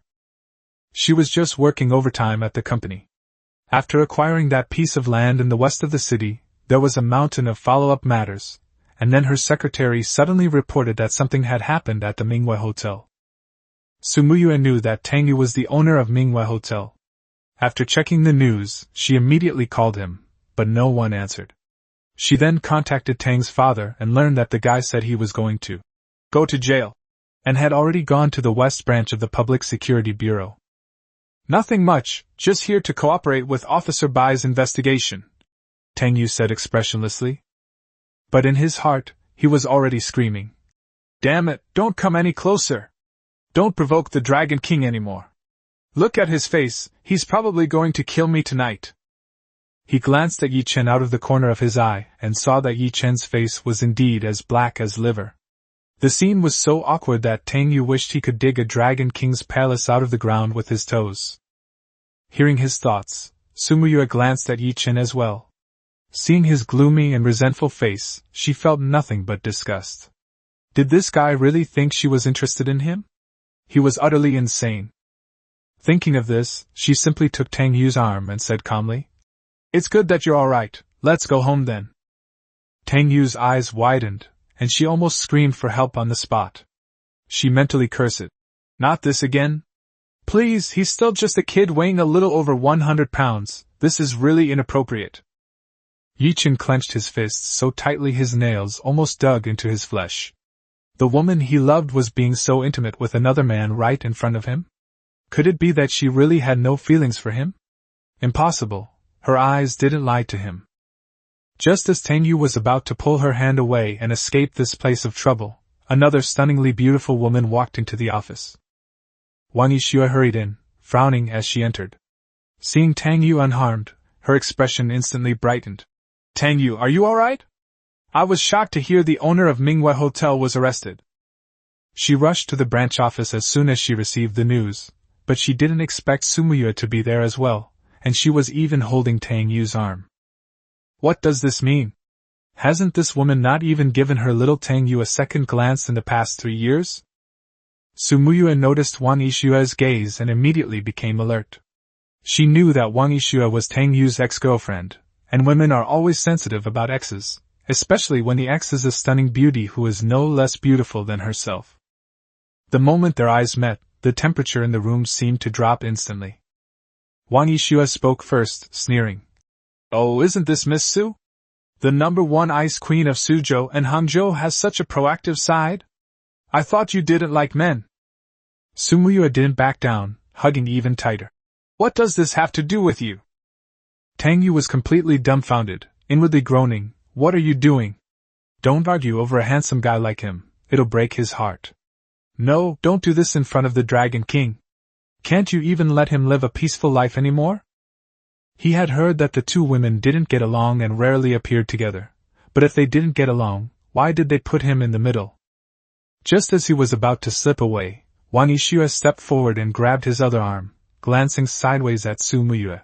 You're holding my boyfriend's arm. How is that none of my business? If you really like handsome guys, I can introduce you to some, but don't bother my darling. Su Muyue retorted coldly. Your boyfriend? Miss Wang, you're really shameless. You can call someone else's fiancé your boyfriend? Wang Yixue scoffed. Fiancé? What do you know about him? What does he like to eat?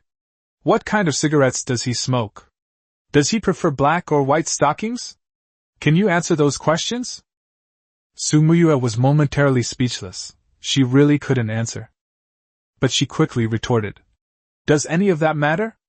As long as he likes me, that's all that matters. The whole of Suzhou and Hangzhou knows he likes me, and he even threw me a birthday party a few days ago. This tactic worked perfectly. Wang Yixue was instantly annoyed, even wanting to punch Tang Yu a few times. Didn't she say she wasn't interested in her? What was that birthday party all about? She saw the news at home and was so angry she almost couldn't sleep. Wang Yixue gritted her teeth and pulled out her phone. You want to show off your love, huh? I'll show you what real love showing is all about. Tang Yu's expression changed drastically when she saw her actions. Just as she was about to stop her, Bai Wanyi slammed her hand on the table and said angrily, All right. Stop making noise here. I still have work to do. Get out of here. Bai Wanyi had a good relationship with Su Muyue and Wang Yixue. They were all her best friends from high school. Seeing her two best friends arguing over Tang Yu gave her a headache. This social circle is truly chaotic. As soon as Bai Wanyi got angry, Tang Yu quickly dragged the two women out of the office. Ye Chen, standing to the side, looked as if he had swallowed a dead fly. The two women he loved were actually fighting over him in front of him, but the man in question wasn't him. As they left the office, the two women still clung to Tang Yu, seemingly in a fit of pique. A group of single men at the Qingxi branch were utterly stunned. Someone muttered under their breath. Two beautiful women serving one man? Who is this guy? Should we arrest him? Someone nearby quickly reminded him. That's young Master Tang from the Tang family, the #1 sycophant in Suzhou and Hangzhou. Simps, you name it? Damn, I'm going to simp tomorrow too. Upon hearing the word simp, Tang Yu nearly turned around and punched someone. You're the simps. He hated simps more than anything in his life. After leaving the West Branch police station, Tang Yu looked at the two women with a helpless expression. Are you planning to tear me in half and take me back with you? Wang Yixue snorted. Then tell her to let go first. Su Muyue sneered. Why should I go first? Tang Yu was internally collapsing. Stop being so childish, okay? Is this still your persona? Let him go right now. Are you fighting over a toy? Even if he is a toy, there's only one, not enough to share. His expression was pained, yet tinged with a subtle pleasure. Because they were embracing so tightly, the soft, yielding feeling was indeed somewhat pleasurable. Chapter 43 Good News and Bad News. Fortunately, a Maybach pulled up in front of them. The door opened, and Qin Ming got out. He was stunned to see Tang Yu being held on either side of Su Muyue and Wang Yixue. He was utterly astonished, almost wondering if he was still half asleep. Two famously arrogant beauties in the circle were both clinging to Tang Yu. This was simply too outrageous. Qin Ming couldn't help but ask, Big brother, what's going on? He swallowed the words back halfway through, but his eyes were full of gossip. When Su Muyue and Wang Yixue saw Qin Ming arrive, they decided not to continue their argument and simultaneously released Tang Yu. Tang Yu gave an awkward smile and casually explained, They're playing truth or dare. Qin Ming wore a smirk. As a seasoned womanizer, he wouldn't believe such an excuse. However, he quickly suppressed his smile and asked with concern. Brother, are you all right? I heard something happened at your hotel. Tang Yu shook his head. It's nothing, I just sold the hotel a few days ago. Qin Ming immediately breathed a sigh of relief, smiled and came over to hug him, saying that he wanted to drink to celebrate. But as soon as he got closer, he found Su Muyue and Wang Yixue staring at him with murderous eyes. The two women remembered the time he took Tang Yu to the Xinghe Club. Wang Yixue even raised her hand and made a throat-slitting gesture, the meaning of which was very clear. If he dared to take Tang Yu to that kind of place again, she would never let him go. After giving Qin Ming a warning look, the two women said goodbye to Tang Yu and left. Once they were out of sight, Tang Yu immediately took out a cigarette and lit it to calm her nerves. Qin Ming squatted down next to him and chuckled. Big brother, you're quite the ladies' man. Tang Yu glared at him, annoyed. You think this is a good thing? He just wanted to be a low-key villain, quietly surviving until the end. But now everyone around him is acting out of character, giving him a real headache. Qin Ming just kept laughing. After Tang Yu finished his cigarette, he looked tired and stood up, saying, Brother, if there's nothing else, I'll go back and rest.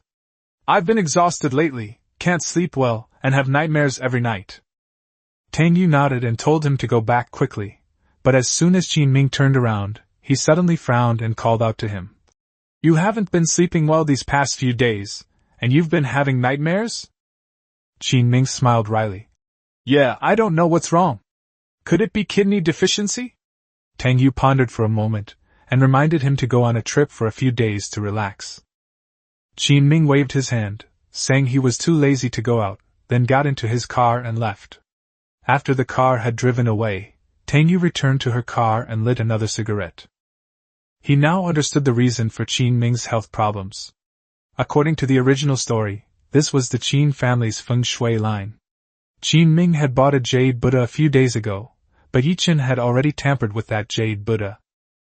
After the jade Buddha was placed in the Qin family's old mansion, the originally auspicious feng shui site turned into an ominous place, plunging the Qin family into crisis. When Ye Chen intervenes to save them, the Qin family will naturally revere him as a deity. More importantly, Qin Kursen, the eldest daughter of the Qin family, will also develop feelings for Ye Chen and gradually fall for him. He can show off, slap faces, gain influence, and win over beauties all at once.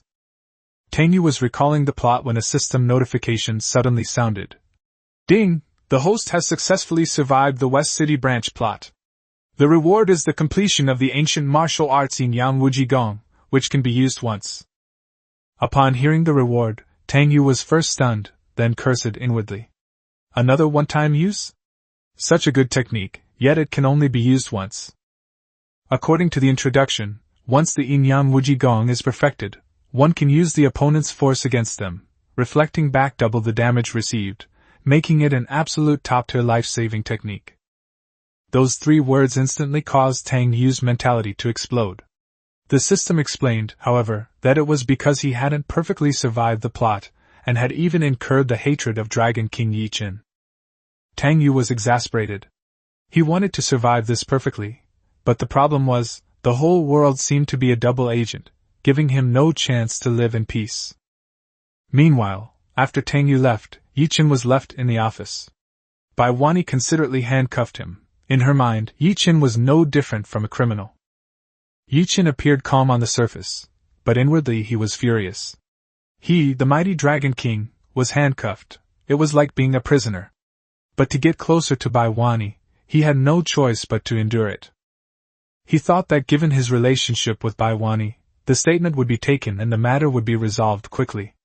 After all, Longchen Group was not officially related to him. He was merely the behind-the-scenes boss. But Bai Wani refused to let him go, determined to extract information from him. The standoff lasted until noon the next day, when a tall, stunningly beautiful woman arrived at the West City branch with her entourage and took him away. This person was none other than He Huiyin, the eldest daughter of the He family. The He family has always kept a low profile in Suzhou and Hangzhou, but their strength is no less than that of the 4 major families, and they are also a branch of the He family in Yanjing.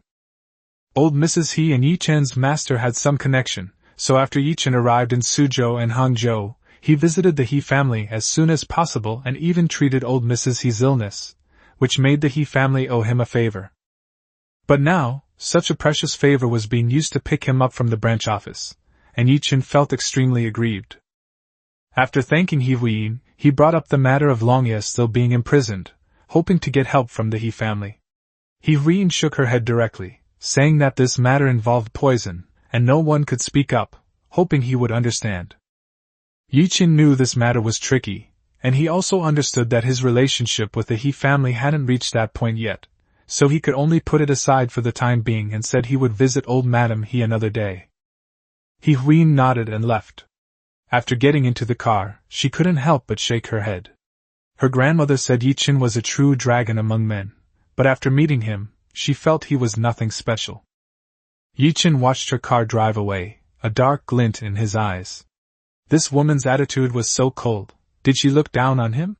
He'd teach her a lesson once he got his hands on her. Over the next few days, Ye Chen led the people from Longshan Group to pull strings everywhere, trying to find a way to get Longye out of trouble. Meanwhile, Longye, who was being detained and investigated, was on the verge of collapse.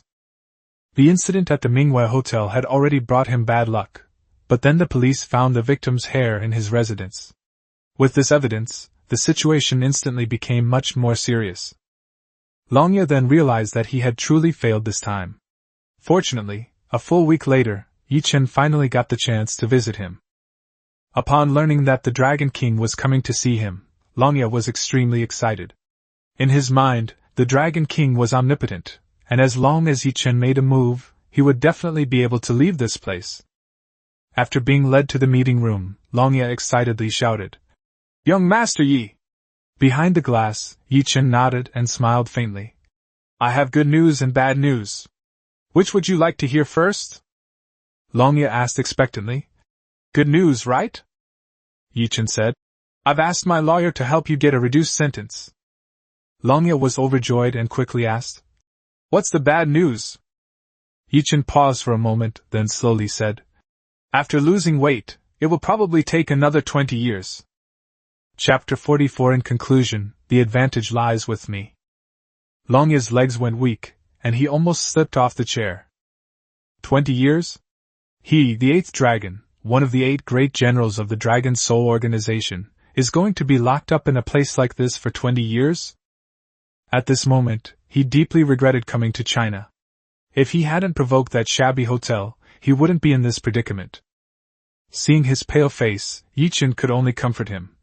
"I will continue to think of ways. Don't worry, maybe you'll be out in a while." In Ye Chen's view, as long as he controlled the entire Suzhou and Hangzhou area, getting someone out of prison wouldn't be too difficult. The plans of the 4 major families were already underway, and although the Wang family had encountered some minor problems, they were still within his control. The Qin family's progress is going smoothly and will soon yield results. With Qin and several other pawns in the Tang family, taking them down is only a matter of time. Once these 3 families are secured, the weakest, the Su family, will naturally be no threat. In conclusion, the advantage lies with me. Before we can completely control Suzhou and Hangzhou, we have no choice but to put Longye in a difficult position. Longye sighed and said, "Young Master Yi, then I'll have to trouble you. I hope I can get out as soon as possible and serve you like before, eating the little hamburgers I make myself together." Ye Chen gave him a firm look. "Don't worry, we brothers will see each other again soon." After saying that, he got up and left the meeting room. On the antique street, there is an antique shop called the Baila, which is one of the top shops in Suzhou and Hangzhou and is also owned by the Tang family. The person in charge of this store is Zhao Gaoshan, a long-time employee of the Tang family. He has been working in the store since he was a teenager, and has been there for more than 30 years. The Tang family is very reassured by his ability and loyalty. That day, Zhao Gaoshan took out the ledger and handed it to Tang Yu, saying that last month's turnover was good and the profits had been stable in recent months. Although the antique business had changed with the times, the shop still habitually used ledgers to keep accounts. Tang Yu smiled and took the ledger. She had only turned a couple of pages when a man and a woman walked in. He looked up, immediately closed the ledger, hid behind the container, and deliberately turned his back to the two men to avoid being recognized. Ye Chen and Qin Kursen entered. Qin Kursen is the eldest daughter of the Qin family, a renowned beauty in Suzhou and Hangzhou. But today, she looks haggard, like a rose about to wither. Something strange has been happening to the Qin family lately. The whole family is having trouble sleeping and is having nightmares every time they fall asleep. Over time, everyone is experiencing health problems.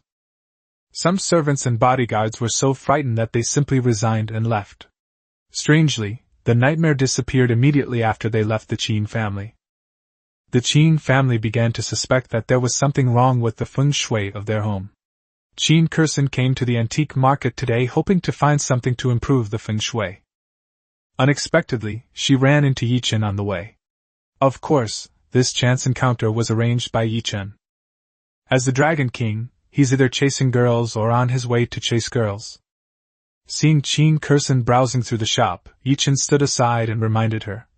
Miss Qin, I also know a little about feng shui and metaphysics. If you want to improve the feng shui of your home, these antique shops probably don't have what you're looking for. Qin Kursen was somewhat surprised. You can also do feng shui? She and Ye Chen hadn't known each other for long. Last time, a snake somehow crawled into her house, scaring her so much she screamed. Ye Chen happened to be patrolling the neighborhood, heard the noise, came over, and helped her deal with the snake. That's how they met. Ye Chen's lips curled into a wicked smile. Yes, I'm very capable. Working as a security guard before was just a temporary job. He knew very well that his secret weapon was to first approach women and then pique their curiosity. Hearing this from the corner, Tang Yu couldn't help but think to herself. Ye Chen isn't just skilled, he's a security guard just to pick up girls. First, he throws snakes into someone's house, then he runs off to play the hero and save the damsel in distress. He's utterly shameless. There's also the feng shui problem with the Qin family. If Ye Chen hadn't been so immoral, would the Qin family have encountered such a disaster? This guy is still acting here. His talent is being wasted if he didn't go into acting. Qin Kursen, who was selecting antiques, suddenly heard a series of sounds and her expression froze. She glanced around instinctively, but didn't see anyone talking beside her. Yet the voice sounded familiar, like someone she knew. More importantly, the content of those words was truly astonishing. Throwing snakes into her house and staging a hero saves the damsel in distress act? Was Ye Chen also responsible for the Qin family's feng shui problems? These words clearly all point to the man beside her. Qin Kursen couldn't help but glance at Ye Chen, a look of doubt flashing in her eyes. Could this seemingly harmless guy really be the mastermind behind everything? Or is it that she hasn't rested well these past few days, is mentally disoriented, and is experiencing auditory hallucinations? Seeing Qin Kursen staring blankly at him, Ye Chen assumed she was attracted by his handsome appearance, and smiled even more confidently. He said, Miss Qin, from what I've observed, there must be a problem with the feng shui of your home, which has attracted negative energy. It's unrealistic to think you can improve it with these antiques. As he spoke, he pulled a yellow amulet from his pocket. Here's an amulet for you to try wearing. It might improve your situation. Ye Chen continued. I learned this talisman from a master, and it took me 3 months to make it. As long as you wear it, it will definitely protect you from evil energy. Tang Yu almost burst out laughing. 3 months? This kind of scribbles could be made in 3 minutes. The key isn't the power of the talisman, but the fact that it has Ye Chen's blood on it. Since those malevolent energies were originally created by Ye Chen, having his blood in them naturally prevents them from being attacked. When Qin Kursen heard the voice again, she was finally certain that it was not a hallucination. It seemed someone was reminding her, and only she could hear it. She didn't understand what was going on, but anger was rising within her. If all of this was true, she would never let Ye Chen off easily. However, without evidence, she didn't rush to reveal her hand. Instead, she suppressed her emotions and quietly watched the man in front of her continue his performance. Chapter 45 You're not worthy to fight Tang Xiao. Qin Kursen concealed her emotions well. After accepting the amulet, she said softly, Okay, thank you. I will wear it. Ye Chen smiled smugly and put on a friendly demeanor. We're all friends, so there's no need to be so polite. He had already planned it out in his mind. As long as Qin Kursen brought the talisman home, the evil energy of the Qin family would no longer attack her. Once she discovered its effectiveness, she would naturally come to him for help in resolving the Qin family's troubles. At that time, he will not only be able to take control of the Qin family, but also deal with Qin Ming in the process. Once the Qin family is under his control, the entire situation will be completely transformed. Thinking of this, Ye Chen felt that the road ahead was smooth sailing.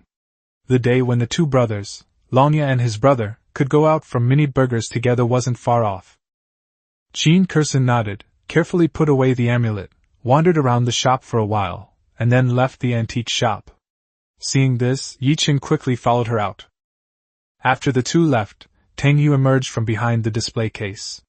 He walked around the store, stopping in front of a counter, his gaze falling on a jade talisman. The jade talisman was carved into the shape of a yin-yang fish, with exquisite lines and lifelike appearance, and was priced at 880,000. According to the original plot, Ye Chen would return soon to buy the yin-yang fish jade talisman. This was because it was the key item for him to show off and turn the tables, capable of absorbing the Qin family's malevolent energy. Tang Yu stared at the jade talisman for a moment, but ultimately decided against putting it away. He couldn't help it, he wasn't a chosen one, and wouldn't know how to use it even if he took it. In the original setting, the Dragon King was omnipotent, proficient in feng shui, medicine, jade gambling, and gambling itself. Ultimately, this item would have to fall into Ye Chen's hands to resolve the Qin family's crisis. But the thought of Ye Chen using this thing to successfully take over the Qin family made Tang Yu very unhappy. He couldn't just stand by and watch his brother have his family business taken away by this bastard and be played to death in the end. Even villains have lives. After a moment's thought, Tang Yu decided to make a decision that went against his ancestors' wishes. He beckoned to Zhao Gaoshan, who was eating sunflower seeds behind the counter. "Uncle Zhao, come here for a moment." Zhao Gaoshan quickly put down his melon seeds and ran over, asking respectfully, "What's wrong, young Master Tang?" Tang Yu pointed to the yin-yang fish jade talisman in the cabinet and instructed, "Keep a close eye on this jade talisman. It cannot be sold to anyone except a customer named Ye Chen, understand? This crucial item must be handed over to Ye Chen for the Qin family's storyline to progress. The plot has been constantly falling apart lately, so Tang Yu has no choice but to personally intervene to stabilize it." Zhao Gaoshan nodded, but the name, Ye Chen, sounded familiar. After a moment's thought, he suddenly realized, wasn't this the good-for-nothing that Boss Wang had mentioned in the group chat a while ago? I heard that this bastard dared to steal Tang Xiao's woman, and was later severely punished by Boss Wang. As a result, Boss Wang was promoted and given a raise, and went abroad to become a manager. Zhao Gao's heart skipped a beat, and he immediately smiled. Could it be that even heaven was giving him a chance to prove himself? He felt he understood the deeper meaning behind Tang Xiao's words. Leaving it specifically for Ye Chen, wasn't that just setting a trap for that kid? At this point, Tang Yu added, "Also, mark the price up a bit, 30 million will do." Anyway, Ye Chen is determined to get this item. He can't let it go too easily. Getting some money out of this bastard and using it for charity would be a good thing. Zhao Gaoshan immediately patted his chest and assured him, "Don't worry, young Master Tang, I understand." Tang Yu nodded in satisfaction and gave a thumbs up. "Okay, then I'll leave it to you." The Qin family's storyline needs to proceed smoothly. Once Ye Chen has resolved the Qin family's troubles, Tang Yu will find a way to expose his true colors behind the scenes. If she can't confront them head-on, she can always resort to underhanded tactics. After Tang Yu left, Zhao Gaoshan immediately took out the yin-yang fish jade talisman from the cabinet. He personally brought these items back from outside. There were two in total, one representing yin and the other yang. Having worked in the antique shop for so many years, he was quite knowledgeable about these things. Yang talismans can dispel evil energy, while yin talismans are used to nurture it. If placed in a place with extremely heavy evil energy, the consequences could be quite interesting. Xiao Gao chuckled, turned around, and pulled out a box. Inside the box was an almost identical jade talisman, the yin talisman from the yin-yang symbol. He secretly switched the two jade talismans, placing the yin talisman on the counter, and changed the price to 30 million. Having done all this, he returned to the counter, satisfied, and continued eating melon seeds. Next, he just waited for that bastard who dared to steal Tang Xiao's woman to jump into the pit himself. About half an hour later, Ye Chen indeed entered the antique shop. He walked around the shop and went straight to the counter where the yin-yang fish jade talisman was located. When he accompanied Qin Kursen in earlier, he immediately took a liking to this thing and knew it was a good treasure for dealing with evil energy. He could have solved the Qin family's problems without any external help. But he didn't expect that the Qin family's old house had such a good feng shui layout, gathering wind and storing water. After he tampered with it, the evil energy was gathered to an abnormally exaggerated degree. In this situation, he must rely on external aids to completely finish the task. But when Ye Chen saw the price tag, his expression changed drastically. He slammed his hand on the glass display case and shouted coldly, "Are you robbing me? This thing costs 30 million? Did you add 2 extra zeros?" Zhao Gaoshan walked over with a smile. "Boss, we didn't rip you off. This is something we acquired last month. It's said to be a valuable item from the tomb of a prince from the Song dynasty. The price is already very reasonable." Ye Chen's face was icy. "Don't give me that crap. I know more than you do. One word, 500,000 or not." Zhao Gaoshan waved his hand, as if to say, "Friend, don't joke around. Yesterday, a feng shui master from Hong Kong took a liking to it and will come to buy it tomorrow. Take it if you want, or I'll sell it to anyone if I don't." Hearing that someone else wanted to buy it, Ye Chen's expression changed slightly. He pondered for a moment, then gritted his teeth, took out the money, and slammed his hand on the table, saying, "All right, wrap it up for me. The items are expensive, but they're nothing compared to conquering the Qin family. Once he takes over the Qin family, hundreds of billions in assets will be his sooner or later." Zhao Gaoshan immediately smiled, packed the jade talisman carefully, and respectfully handed it to Ye Chen. After Ye Chen left the antique shop, Zhao Gaoshan's smile instantly turned cold. He snorted coldly, spat on the ground, and said disdainfully, "This kind of trash dares to fight against our young Master Tang? He's asking for death." Chapter 46. Old Master Wang has fallen ill again. The Wang family. Since Jiang Xueye came to the Wang family to treat him last time, Old Master Wang's health has been gradually recovering. After dinner today, he even picked up a calligraphy brush to practice his calligraphy. But before he could finish writing the first character, the brush suddenly slipped from his hand. The next second, the old man clutched his chest and slumped into his chair, trembling violently. The caregiver was terrified and quickly helped the person to bed, then immediately called the Wang family's private doctor. Soon after, the rest of the Wang family arrived. Seeing the old man lying on the bed, his face deathly pale, everyone panicked. He had only been recovering for a few days. How could this have happened again so suddenly? After the private doctor finished the examination, he looked very unwell. Wang Yixue hurriedly asked, "Dr. Zhou, how is my grandfather?" Dr. Zhou shook his head, his tone grave. "The old man's condition is very dangerous. His organs are failing, but we can't find the cause. We should call Dr. Jiang over immediately. He is quite famous in China, but this is the first time I've seen such symptoms. He clearly has a serious health problem, but the source of the problem is nowhere to be found." Wang Yixue didn't dare delay and immediately called Jiang Xueye. After confirming the location, she directly arranged for the Wang family's private helicopter to pick them up. When Jiang Xueye arrived, she quickly ran into the room with her small bag and immediately began to examine Grandpa Wang. But after looking at him for a long time, her expression gradually became puzzled. The old man's condition was indeed very bad, but she still couldn't find out where the problem lay. Seeing that her expression was off, Wang Yixue panicked even more. "Little Yu, what happened to my grandfather?" Jiang Xueye said with a grim expression. "I can't find the cause of the illness, but the old man is in critical condition. If it can't be resolved within a day, I'm afraid."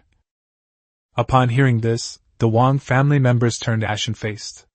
Even Jiang Xiaoya was helpless. What else could they do? Standing at the back of the crowd, Wang Rulong's eyes flashed with relief. He had been extremely nervous when Jiang Xiaoya came in, fearing that she might have actually discovered something. Last time, he intended to cooperate with young Master Yi to freeze the Wang family's cash flow, so as to drive Wang Yixue out of the center of power, and take the opportunity to rise to power himself. Unexpectedly, the plan failed inexplicably, and Wang Yixue even noticed something amiss and turned around and bit young Master Yi. He was quite frightened that time. Later, when he saw that Wang Yixue didn't cause him any trouble, he thought it was just a coincidence, and that his identity hadn't been exposed yet. And today's incident was orchestrated by him. Seeing that his last plan had failed, young Master Yi came up with an even more ruthless method, directly targeting old Master Wang. Once the old man passes away, the position of heir must be redefined. According to the Wang family rules, the final power must be handed over to the male heir. Without the old man's protection, Wang Yixue's position would naturally be in jeopardy. Wang Rulong sighed inwardly. "Grandpa, don't blame me for being heartless, it's just that you're too biased." He did feel guilty, but what was a little guilt compared to power? At this moment, Wang Yixue asked bitterly, "Then what should we do now? Should we ask the old Dr. Jiang to give it a try?" Jiang Xiaoya shook her head. "I can't find out anything either. Even if my grandfather came, it would probably be the same. But there is one person who might be able to help." Wang Yixue immediately asked, "Who?" Jiang Xiaoya replied, "Brother Tang Yu." She recalled overhearing Tang Yu's thoughts at the Tang family's house last time, learning that he had mastered the Qingnong heavenly scripture and even entered a state of divine mastery. Since the cause of the illness couldn't be determined, they could only rely on him to examine the old man's body and find out exactly what was wrong. Although Wang Yixue was surprised, she didn't ask any further questions. Since it concerned her grandfather's life or death, she immediately dialed Tang Yu's number. At this moment, Tang Yu was in the company office, playing games with Qiying. Ever since she had Qiying play games and report data here every day, she had become exceptionally diligent in her work. He sits from the moment he starts get off work until the moment he leaves, barely moving an inch. But he orders takeout very frequently, at least 3 cups of milk tea a day, along with all sorts of junk food, looking like a complete couch potato. However, Tang Yu knew very well that this was probably just her acting. She was simply trying to numb herself by working hard so she could find another opportunity to steal information. Tang Yu didn't care at all. Anyway, he had already tampered with the information, so she could steal as much as she wanted. After receiving Wang Yixue's call, Tang Yu asked, "What's wrong?" On the other end of the phone, Wang Yixue's voice was urgent and aggrieved. "Where are you now? I'll have a helicopter pick you up. My grandfather is dying. You need to come over right away." During this most vulnerable time, she really wanted to see Tang Yu. Tang Yu immediately said, "I'm at the company. Have a helicopter pick me up from the office building rooftop." After saying that, he dropped the controller, hurriedly left the office, and headed straight for the top floor. The sudden accident involving old Master Wang had also surprised him. According to the original plot, Grandpa Wang lived to the very end in good health. But now, with several plot points going wrong, he had to admit that the book's storyline was starting to fall apart. Before long, the helicopter landed on the rooftop. After Tang Yu got on, she kept thinking about what went wrong. When the helicopter arrived at the Wang family's house, he had just stepped off when he saw Wang Yixue, with red eyes, waiting for him. Tang Yu quickly and gently comforted him. "It's all right, Grandpa Wang is a lucky man, he'll be fine." Wang Yixue nodded, grabbed his hand, and ran into the house. "You should go and take a look first." When Jiang Xiaoya entered the room, she was giving Grandpa Wang acupuncture. Although she couldn't find the cause of his illness, she could at least stabilize his condition temporarily. All eyes in the Wang family were on Tang Yu. They didn't understand why Jiang Xiaoya had called Tang Yu over at this time, since he wasn't a doctor. Tang Yu walked to the bedside, looked at Jiang Xiaoya and asked, "What's wrong with the old man?" While administering acupuncture, Jiang Xiaoya said, "I can't figure out what's wrong with him yet. I'm going to try treating him with the 13 ghost needles first, and I'd like you to assist me. Chapter 47. I'm not interested in bunny girls. Jiang Xiaoye came up with a very lame excuse, leaving everyone in the room somewhat dumbfounded. Tang Yu was also completely confused after hearing this. Why was he specially called over to help out?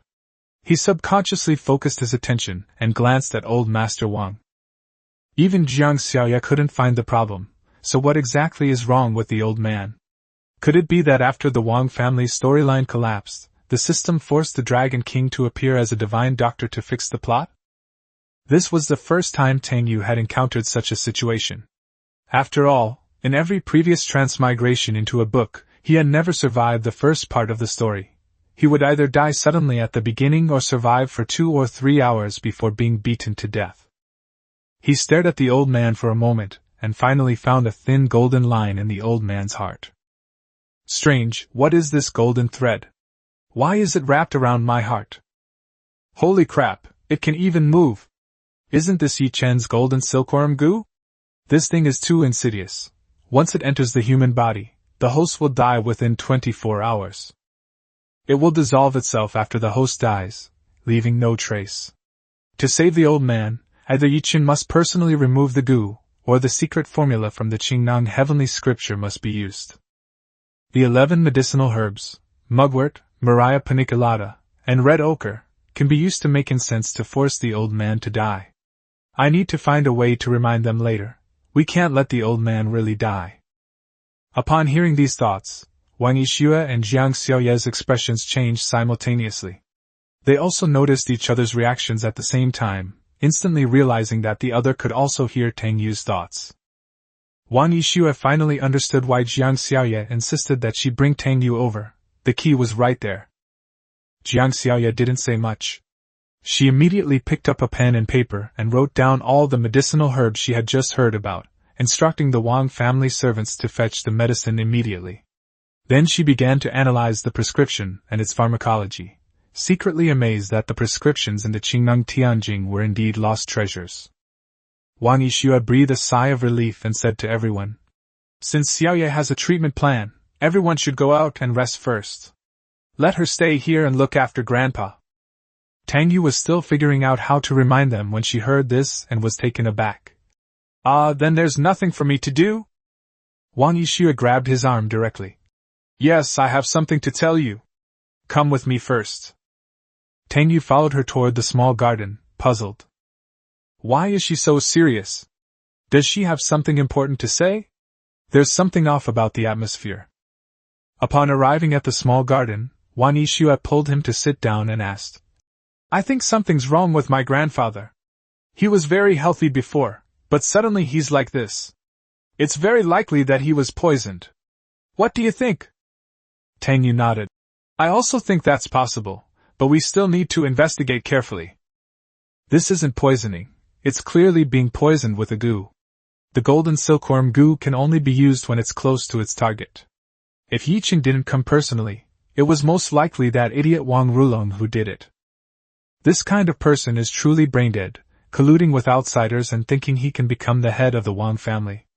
Just the fact that this secret is being kept by someone means he'll have to lick other people's shoes for the rest of his life." Wang Yixue's eyes instantly turned cold. Just as she had guessed, it was Wang Rulong stirring up trouble behind the scenes again.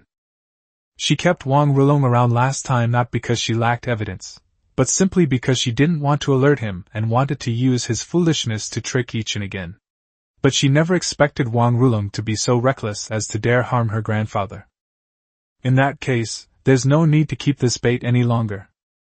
Wang Yixue sighed softly, suddenly feeling a bit weary. She didn't really care about the family's wealth. After all, they had more money than they could ever spend. But not everyone thinks that way. She rested her head on Tang Yu's shoulder. Just as Tang Yu was about to move, she couldn't help but laugh and say, "If you behave yourself, I'll wear a bunny girl outfit for you next time." Tang Yu muttered with a look of disgust. "What bunny girl nonsense, don't get your dandruff on my shoulders." "I despise dishonest people the most. I always keep my word. As for bunny girls and all that, I don't really care, I'm an upright man. If you're truly sincere, you could even use the flying guillotine instead." Wang Yixue was slightly taken aback. What was a flying guillotine? But she couldn't be bothered to think about it. Just being able to lean quietly against Tang Yu like this made her very happy. At least she didn't have to think about all that scheming and intrigue. The two sat there in the small garden, listening to Tang Yu's jumbled thoughts. Wang Yixue found this reserved yet somewhat endearing man. The silence was broken when a bodyguard ran over and said, "Miss, Dr. Jiang has cured the old man. You should go and see him." Tang Yu immediately breathed a sigh of relief. Let's go see the old man quickly." "Brother, if you had come a few minutes later, my frozen shoulder would have flared up." Wang Yixue rolled her eyes and quickly went inside. When they entered, the room was filled with a pungent fragrance. Grandpa Wang has woken up, and the caregiver is feeding him medicinal soup. After his serious illness, the old man is noticeably weaker. Wang Yixue quickly stepped forward. "Grandpa, are you all right?" The old man said weakly. "It's nothing, I just don't have the strength. I'll take a nap after I finish my medicine." Jiang Xiaoye said. "Just let the old man rest for a couple of days." After she completed the treatment using the formula from Tang Yu's inner voice, the goo worm crawled out and died on its own. Jiang Xiaoye put away the dead goo, preparing to go back and study it with her grandfather. That guy named Ye Chen is truly disgusting. After asking a few more questions, the group let old Master Wang rest alone. Tang Yu had just stepped out of the house when his phone suddenly rang. He glanced at it, and saw it was Qin Ming calling. On the phone, Qin Ming said urgently, "Brother, didn't you say you were coming when my family did the feng shui? Hurry up and come over, there are already a lot of people here today." Tang Yu replied, "Okay, you wait here, I'll be right there." After hanging up the phone, he said goodbye to Wang Yixue and the others, and then hurriedly drove to the Qin family. According to the original plot, today Dragon King Ye Chen is going to show off his skills here and become the #1 feng shui master in Suzhou and Hangzhou. Chapter 48. The Wang family wants revenge. Wealthy people have always believed in metaphysics, and have great respect for feng shui masters. After acquiring this identity, Ye Chen's status in Suzhou and Hangzhou rose even higher, and he was even called Master Yi. However, he does have some skill in feng shui. After all, he's the favorite son of a wish-fulfillment novel author, seemingly capable of everything. Tang Yu drove while pondering how to expose him. Adhering to the principle of playing it safe, Tang Yu certainly wouldn't expose Ye Chen to his face. After much thought, he could only find a suitable way to inform the Qin family privately. As soon as Tang Yu left, Wang Yixue looked at the Wang family members and said in a deep voice, "Elders, please gather at the Wang family ancestral hall. I have something to say." An elderly man with white hair frowned and asked her what she was going to the ancestral hall for. The Wang family all understood that when a member of the clan entered the ancestral hall, it usually meant that something important was about to happen. All eyes were on Wang Yixue. Wang Rilong, feeling guilty, also became nervous. He hadn't expected Jiang Xiaoye to actually cure the old man, and he was even more worried that Wang Yixue had already discovered the poisoning. But he quickly reassured himself that the methods Ye Xiao taught him were extremely secretive, and would never be discovered. Wang Yixue only said that this matter concerned the life and death of the Wang family, and then walked towards the ancestral hall. The Wang family members all followed her with solemn expressions. Upon arriving at the ancestral hall, an elder asked, "Xiaoxue, everyone is here. What happened? Tell me." Wang Yixue nodded, her face frosty as she pointed at Wang Rulong, who was standing at the edge. "Rulong, come here and kneel down before our ancestors." Everyone was immediately shocked. Wang Rulong's mother quickly stepped forward and asked her why she suddenly wanted her younger brother to kneel. Wang Rulong also tried to remain calm and said with a wry smile that there must be some misunderstanding. Wang Yixue retorted coldly, "A misunderstanding? You collude with outsiders and betray your own people, and you call that a misunderstanding?" She pointed out in public that the Wang family's company had recently collaborated with FARS on a new energy project, which almost caused huge losses, and that the fact that the old man was bewitched today was also related to Wang Rulong. Wang Rulong's face turned pale instantly, and he frantically shook his head in denial. He said that he had misjudged FARS that time and was not capable enough, but his grandfather's matter could never have been related to him. Even if he were the most inhuman person, he would not do such a thing. The other members of the Wang family were also somewhat incredulous, and they all asked Wang Yixue if she had any evidence. After all, Wang Rulong usually behaved well at home, and no one expected him to do such a thing. Wang Yixue didn't explain much, she just clapped her hands. Soon, 2 bodyguards escorted Li Deshen into the ancestral hall. Li Deshen, his face filled with fear, knelt on the ground as soon as he entered and explained the whole story in detail. This was his only way to survive. Wang Yixue had promised him that if he testified, she would give him a chance to live. After Li Deshen finished speaking, the witnesses and physical evidence were all there.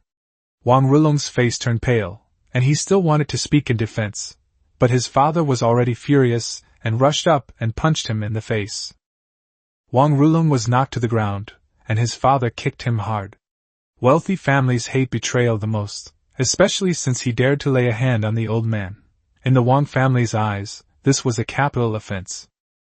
Apart from Wang Rulong's mother, who cried and rushed forward to stop him, everyone else stood by coldly.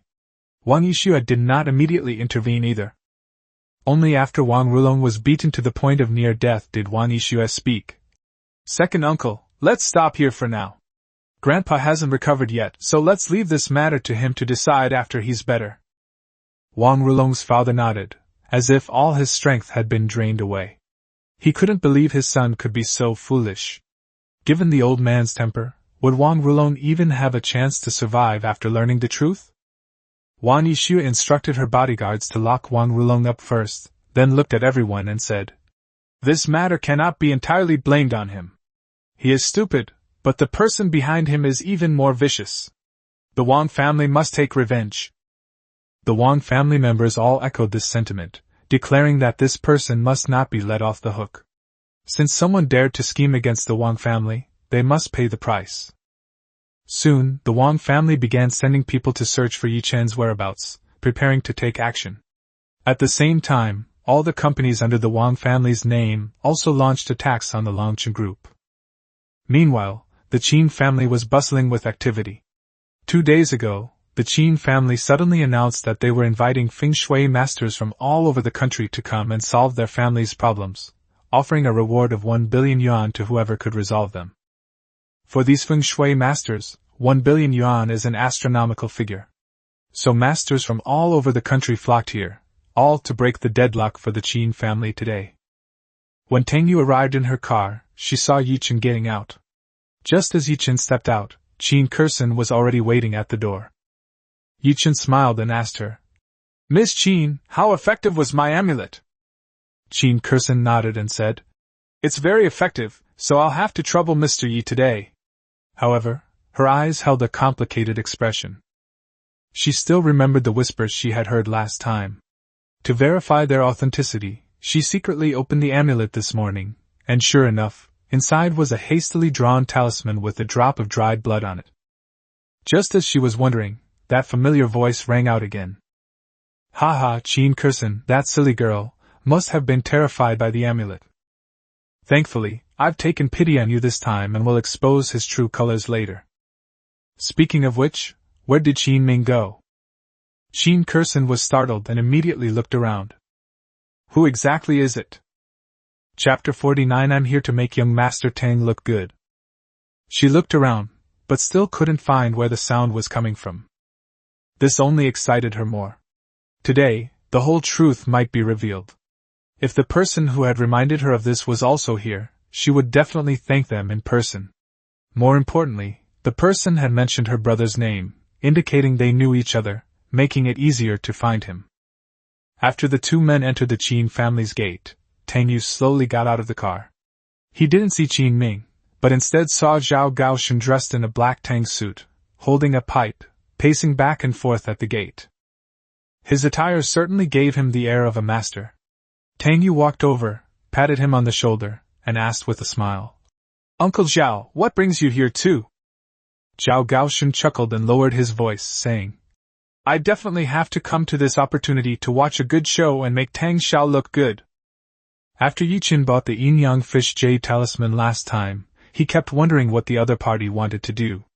Later, when he heard that the Qin family had gotten into trouble, he realized that Ye Chen probably wanted to use it to show off and pick up girls at the Qin family. Since that kid has offended young Master Tang, Zhao Gaoshan naturally has to make a good impression. Tang Yu was somewhat puzzled. Make me proud? He had assumed Zhao Gaoshan was after the Qin family's 1 billion yuan bounty. If he could really resolve the Qin family's troubles, it would certainly be a source of pride for him. Tang Yu gave a thumbs up. Okay, today we'll rely on Uncle Zhao. We'll definitely get that 1 billion reward from the Qin family. No problem. Zhao Gaoshan agreed, patting his chest, though he was secretly overjoyed. If we can get this done today, it'll be a full billion. When we announce it in the group chat, what's so special about President Wang's salary? He'll be the Tang family's most loyal and capable minister. Each with their own thoughts, they both laughed happily. At this moment, Qin Ming also ran over. He had been waiting for Tang Yu at the door, but had to go to the restroom because of an upset stomach.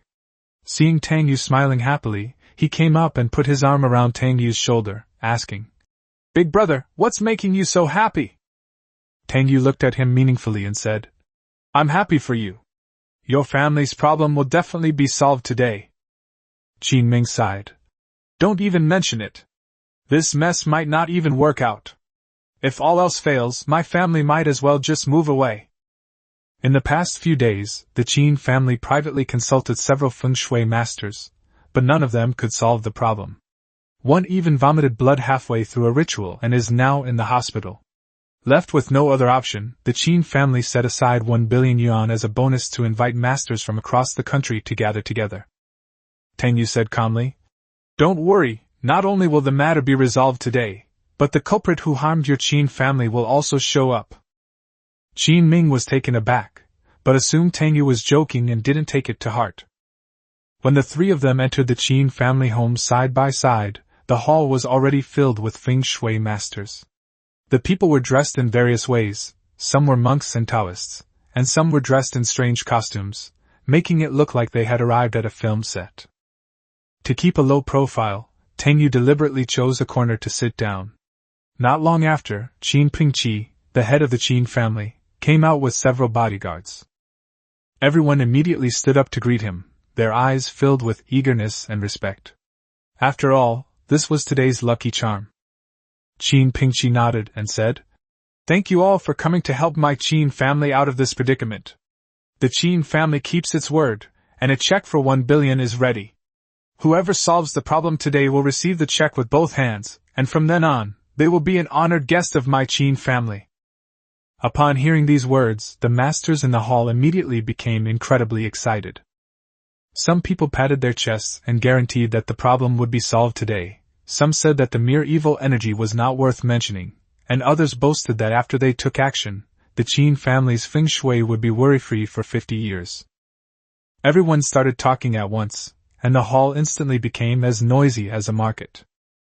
Just then, a middle-aged man dressed in a purple Taoist robe stepped forward and said in a deep voice, "Fellow Taoists, please be quiet and listen to what I have to say." As soon as he finished speaking, the entire hall fell silent, and all eyes turned to him. Someone exclaimed in a low voice, "Isn't that Master Zhao from Longhu Mountain? Why is he here too? With 1 billion yuan right here, even if someone is in Africa, they'd have to rush back." The crowd whispered among themselves, their gazes towards Zhao Shizhu now filled with obvious apprehension. Tang Yu watched him with interest. Knowing the original plot well, Tang Yu knew that Zhao Shizhu was the current celestial master of Longhu Mountain, and his strength was indeed considerable. Unfortunately, he encountered the protagonist's law. No matter how powerful he was, he could only become cannon fodder who got slapped in the face. No matter how skilled you are in any field, even if you study diligently for a lifetime, you can't compare to the Dragon King's learning in just half a year. Qin Ming asked curiously, "Who is this old man? He looks pretty impressive." Zhao Gaoshan immediately explained, "Zhao Shizhu, the celestial master of Longhu Mountain. See the sword his disciple is holding behind him? That's the celestial master's sword, which is said to have been passed down for over 400 years. Qin Ming nodded, seemingly understanding but not quite. Although he didn't understand these things about the Xianmen, Taoist sects, having someone who looked capable around made him feel more at ease. Zhao Shizhu looked around at everyone and said, "Fellow Taoists, there is only one reward today. But with so many people here, we can't all attack at once. If that were the case, how should the reward be divided?" Everyone fell silent after hearing this. They had been thinking about this problem too. Everyone wanted to keep the money for themselves. No one was willing to share it with others. Zhao Shizhu continued, "Therefore, I believe that the reward should be determined by ability. I will step forward first and accept your challenges. If anyone defeats me, I will leave immediately. If no one can defeat me, I will accept this merit." His arrogant tone immediately made many feng shui masters look ugly. Who among those who dared to come to the Qin family today isn't a prominent figure in the Xianmen? Zhao Shizhu's attempt to dominate the entire scene is tantamount to declaring himself the number one in the Xianmen. Although Linghu Mountain holds a high position, the people present are not to be underestimated. Moreover, with 10 billion yuan at stake, no one is willing to give it up easily. At this moment, a middle-aged man stepped forward and said coldly, "Master Zhao has quite the arrogance. In that case, I, Song, will be the first to learn from you." The person who stepped forward was none other than Song Qingshan, the head of the Song family. The Song family also had a considerable reputation in the Xianmen, Taoist sect, and their ancestral 64 Xuanji copper coins could be used to divine heavenly secrets, and to exorcise evil spirits. However, Zhao Shizhu didn't even look at him properly, and simply said, "Then please ask this friend to make a move." Chapter 50. A Grandmaster must not be humiliated. Song Qingshan snorted coldly and tossed a string of copper coins high into the air. The next second, he formed a hand seal, and the copper coins floated in midair like celestial maidens scattering flowers, arranging themselves into an array. This move drew cheers from the crowd. Qin Ming's eyes widened in surprise. He hadn't expected these feng shui masters to actually possess some skill. Song Qingshan, hearing the praise from all around, looked quite pleased. He then pointed, and the copper coins in the air rained down on Zhao Shizhu. Zhao Shizhu, however, was full of disdain and simply said, "Sword, come." The celestial master sword held by the little Taoist boy behind him flew out on its own and cut down the incoming copper coins one by one. In the blink of an eye, nearly half of the 64 copper coins were destroyed. Song Qingshan was heartbroken and his face turned pale. These were his family heirlooms. He couldn't care less about the magic duel and hurriedly tried to take the coins back. But the celestial master's sword continued its relentless pursuit. Song Qingshan angrily said, "Celestial Master Zhao, why must you be so ruthless?" Zhao Shizhu smiled slightly. "Do you think I'm someone you can challenge so easily? You think you can leave without paying a price?" Song Qingshan gritted his teeth and lowered his head. "Today I was presumptuous. I hope Master Zhao will be lenient." Only then did Zhao Shizhu flick his finger, and the celestial master sword flew back into his palm. Song Qingshan hurriedly put away the broken copper coin, his face extremely gloomy. Not only did he fail to make any money on this trip, but he also destroyed his family's heirloom artifact. Seeing this, the other members of the Xianmen sect also began to have second thoughts. Even Song Qingshan had ended up in such a state, so they dared not easily provoke Zhao Shizhu. Zhao Shizhu, holding the celestial master sword, stroked his beard and smiled. "Any fellow Taoist who wishes to challenge me may do so. If no one dares to come, I will take on this matter concerning the Qin family." As soon as he finished speaking, a young-looking old man with white hair stepped forward. He was wearing a dirty Taoist robe, but no one dared to underestimate him, for he was none other than the famous Kuei Xing elder of the northern Xianmen. Zhao Shizhu glanced at him and said indifferently, "Show me your treasure and let me broaden my horizons." Kuei Xing old man snorted coldly, and a red rope in his hand floated into the air, sparking like a fire snake. This scene once again broadened everyone's horizons. Qin Ming slapped his thigh and whispered, "Brother, these guys are really something. I'll learn a few tricks to pick up girls later." Tang Yu, however, was not interested. He already knew how the story would unfold. In Tang Yu's view, no matter how powerful these people are, it's useless. They're ultimately just stepping stones for Ye Chen. According to the plot, Kuei Xing Laoan will lose to Zhao Tianshi, and then Zhao Tianshi will clash with Ye Chen. Once Zhao Tianshi's magic fails, Ye Chen will make his appearance. Upon hearing Tang Yu's thoughts again, Qin Kursen's gaze immediately fell upon Qin Ming's side. Seeing Tang Yu, she instantly confirmed the source of the voice. She appeared calm on the surface, but was inwardly shocked, deciding to see if things would truly unfold as he predicted. At this moment, the old man Kuei Xing had already made his move. The red rope transformed into a fire snake, shooting straight at Zhao Shizhu. Despite its seemingly formidable momentum, Zhao Shizhu merely smiled disdainfully. As the fire snake approached, he pointed at it, and the fire snake abruptly stopped in midair. "Go back!" Zhao Shizhu shouted, and the fire snake immediately flew backward, rushing towards the old man Kuei Xing. His magical artifact was being controlled by the other party, and the old man Kuei Xing's expression changed drastically. He could only dodge in a sorry state. The crowd burst into laughter, and at the same time, their awe of Zhao Shizhu grew even stronger.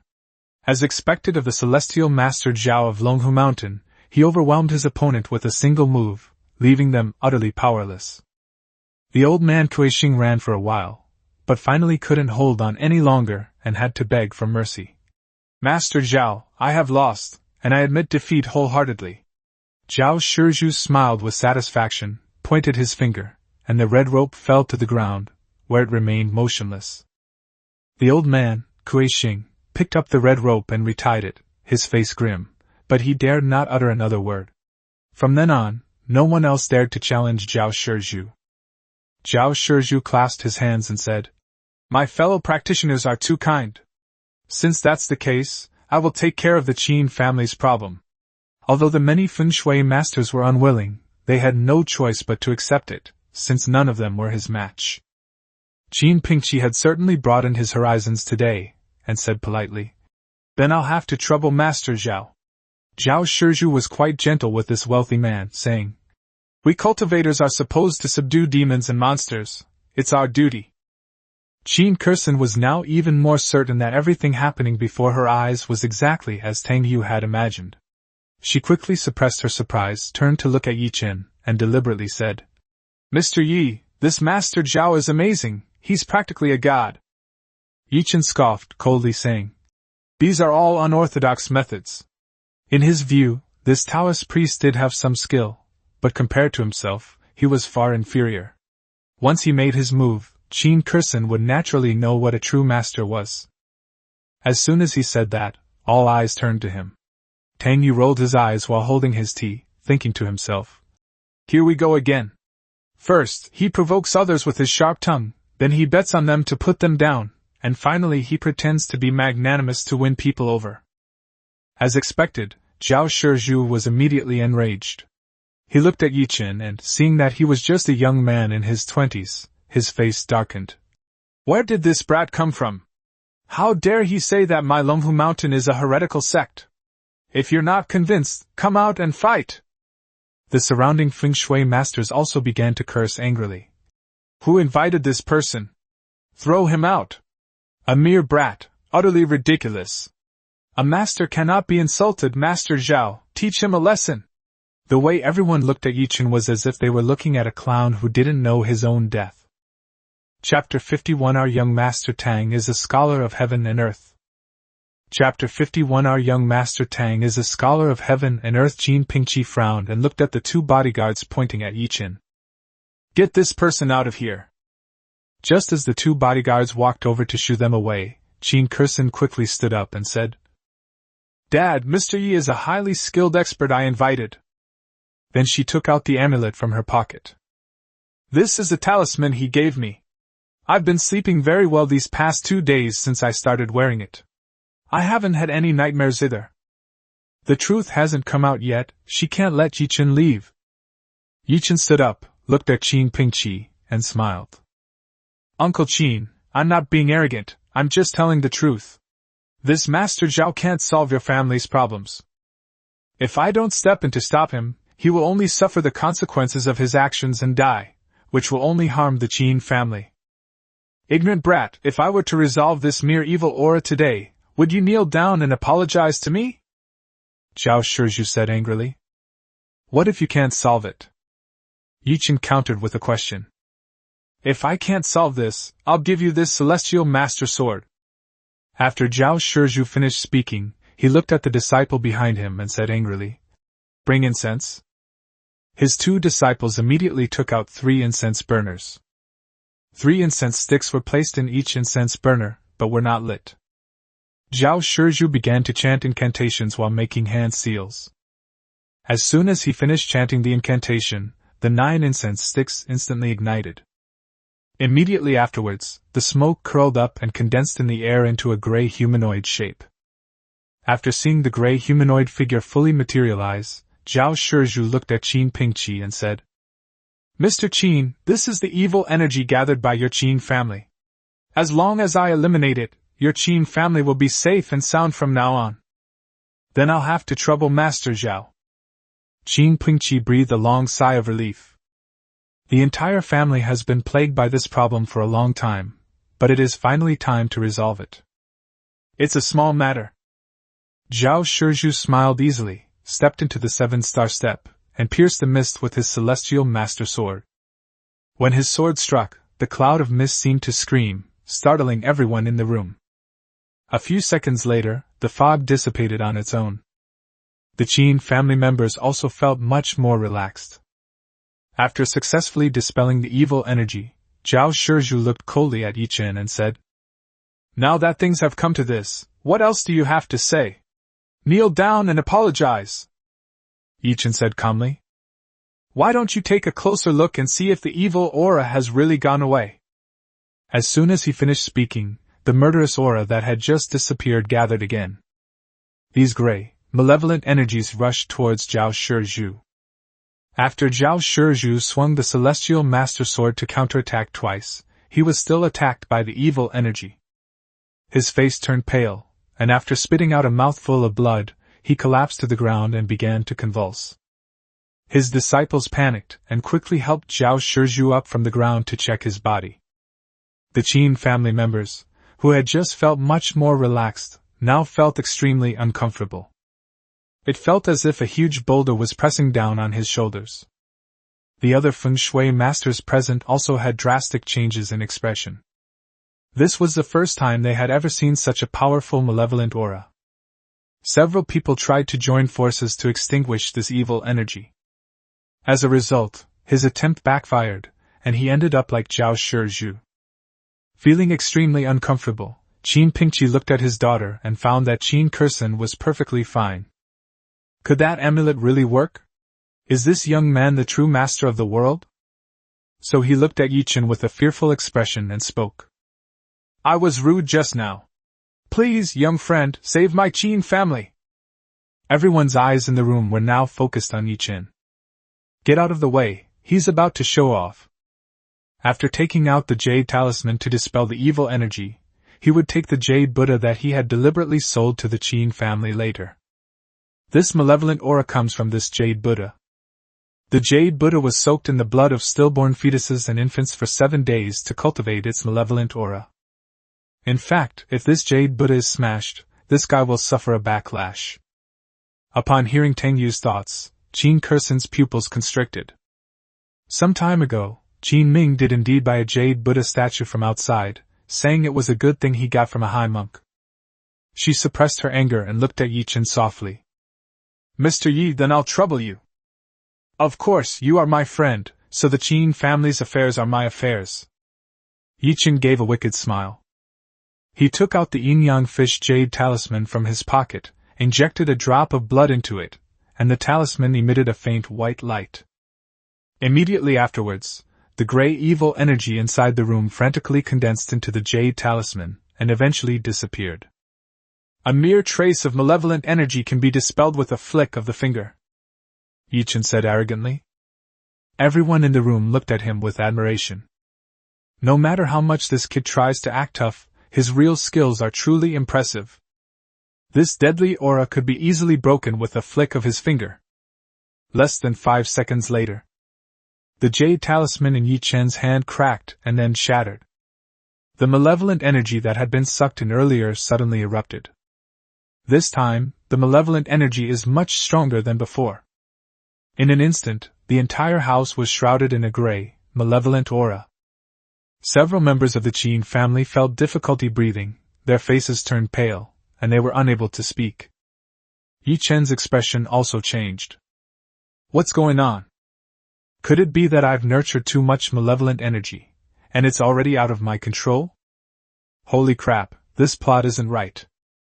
Shouldn't he have been able to resolve the issue in one go after taking out the jade talisman? Has something gone wrong again? Tang Yu was also somewhat bewildered. Just then, Zhao Gaoshan suddenly stood up. He looked at Ye Chen with disdain and spoke. I thought you were something special, but after all that, you not only failed to solve the problem, you actually made the evil energy even worse. As soon as he spoke, everyone's eyes turned to Ye Chen. Their gazes shifted from admiration to anger and disdain. This kid spouted nonsense, but unexpectedly, he only made things worse. Ye Chen recognized Zhao Gaoshan, and his expression changed. He instantly realized that something was wrong with what he had bought. He was plotting against himself. Or is it someone else? Zhao Gaoshan stopped wasting words with him. He looked at the terrified crowd and said, Don't panic, everyone. Although this person is a good-for-nothing, our young Master Tang is a man of extraordinary talent and ability. He can easily break through a little bit of evil energy with a flick of his finger. Tang Yu's eyes widened immediately. How the hell did I become a learned scholar with extraordinary abilities? It can be broken with a flick of the finger. What the hell am I supposed to flick? Old Zhao, have some decency. Even if you're going to be a double agent, you can't be this shameless.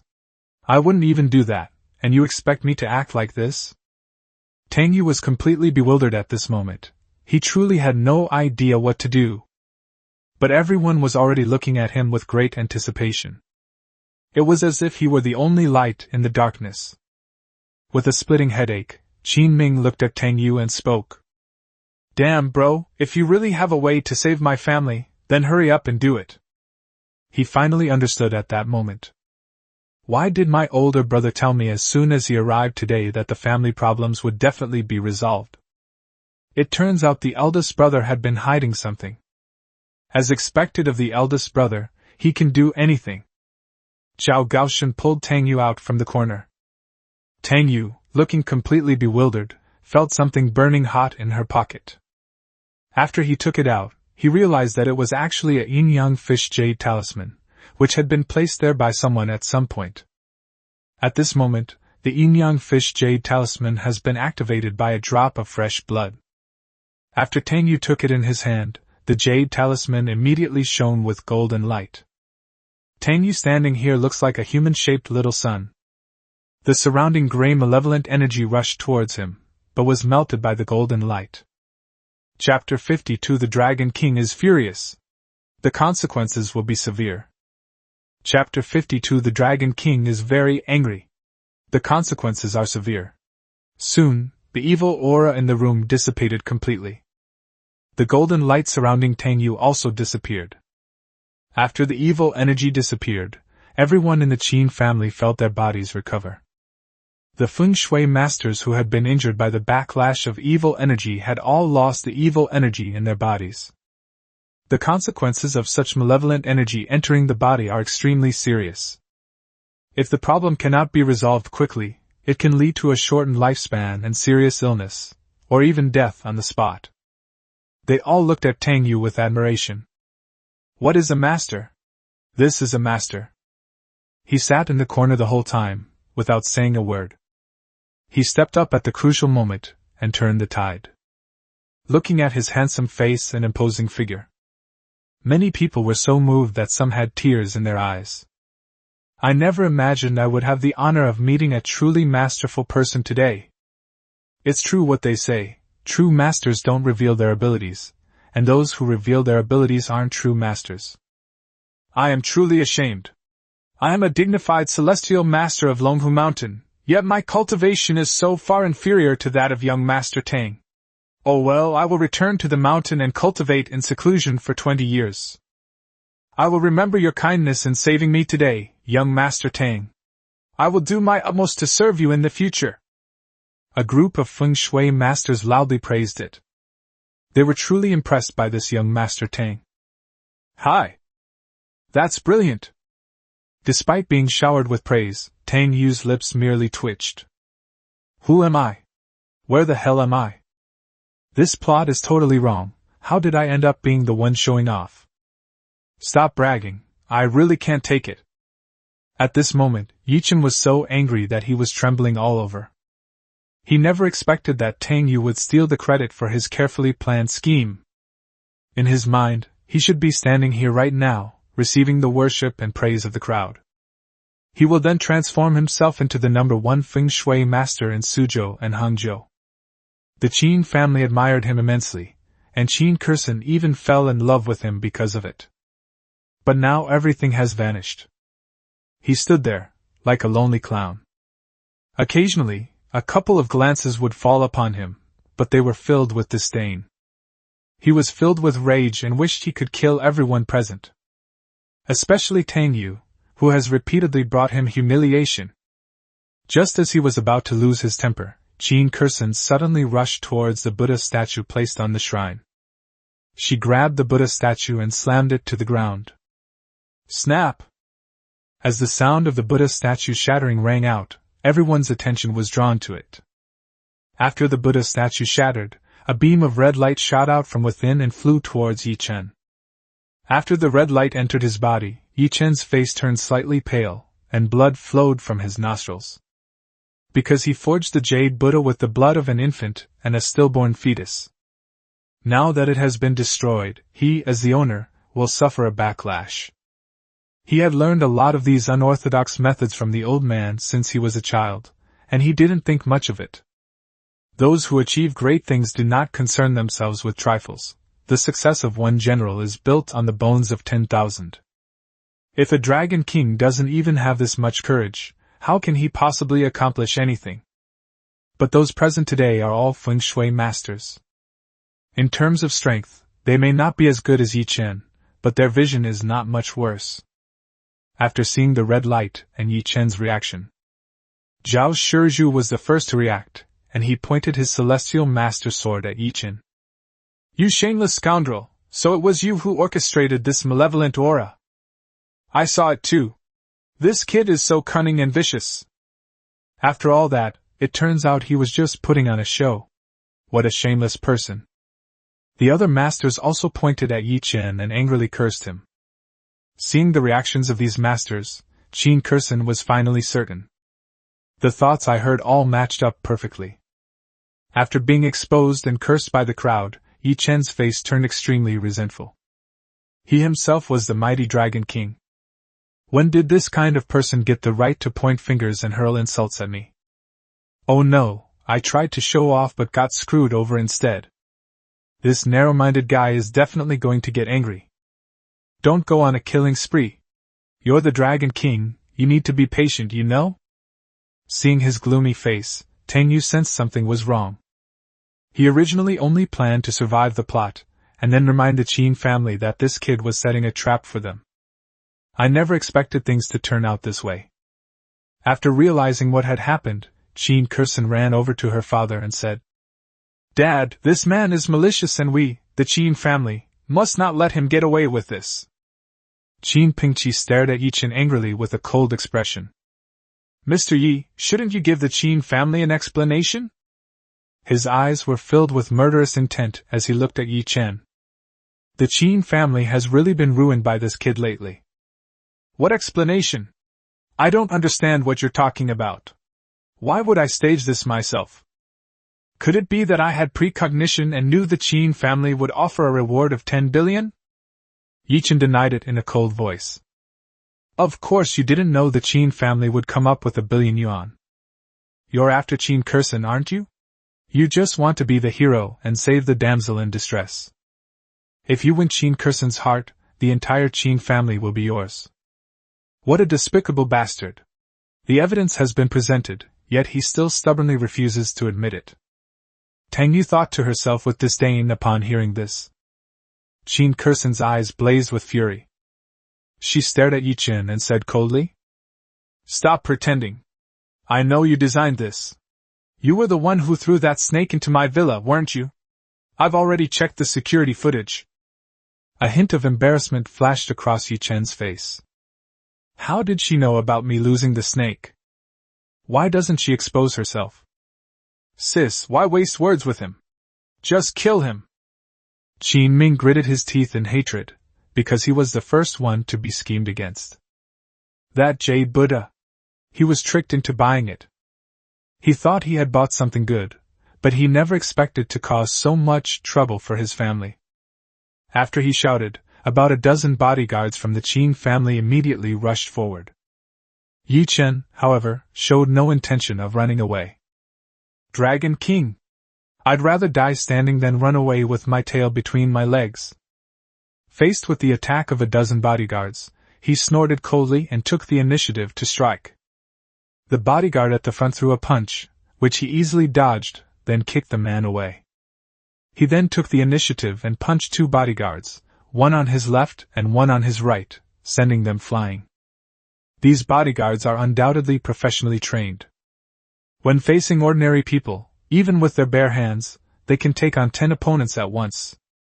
But in front of Ye Chen, these people seemed like experienced babies. Qin Ming grabbed a vase and charged forward, intending to help his bodyguard take down the kid. Before Tang Yu could even stop him, Ye Chen had already grabbed him by the neck. When Qin Ming was grabbed by the neck, everyone's faces turned pale with shock. The remaining bodyguards, fearing the consequences, dared not make a move. Let go of my brother! Qin Kursen instantly flew into a rage. If you dare to cause trouble, I will make sure you never leave Suzhou and Hangzhou. Qin Pingqi was also furious. How dare an outsider be so arrogant on our own turf? Faced with Qin Kursen's anger, Ye Chen felt heartbroken.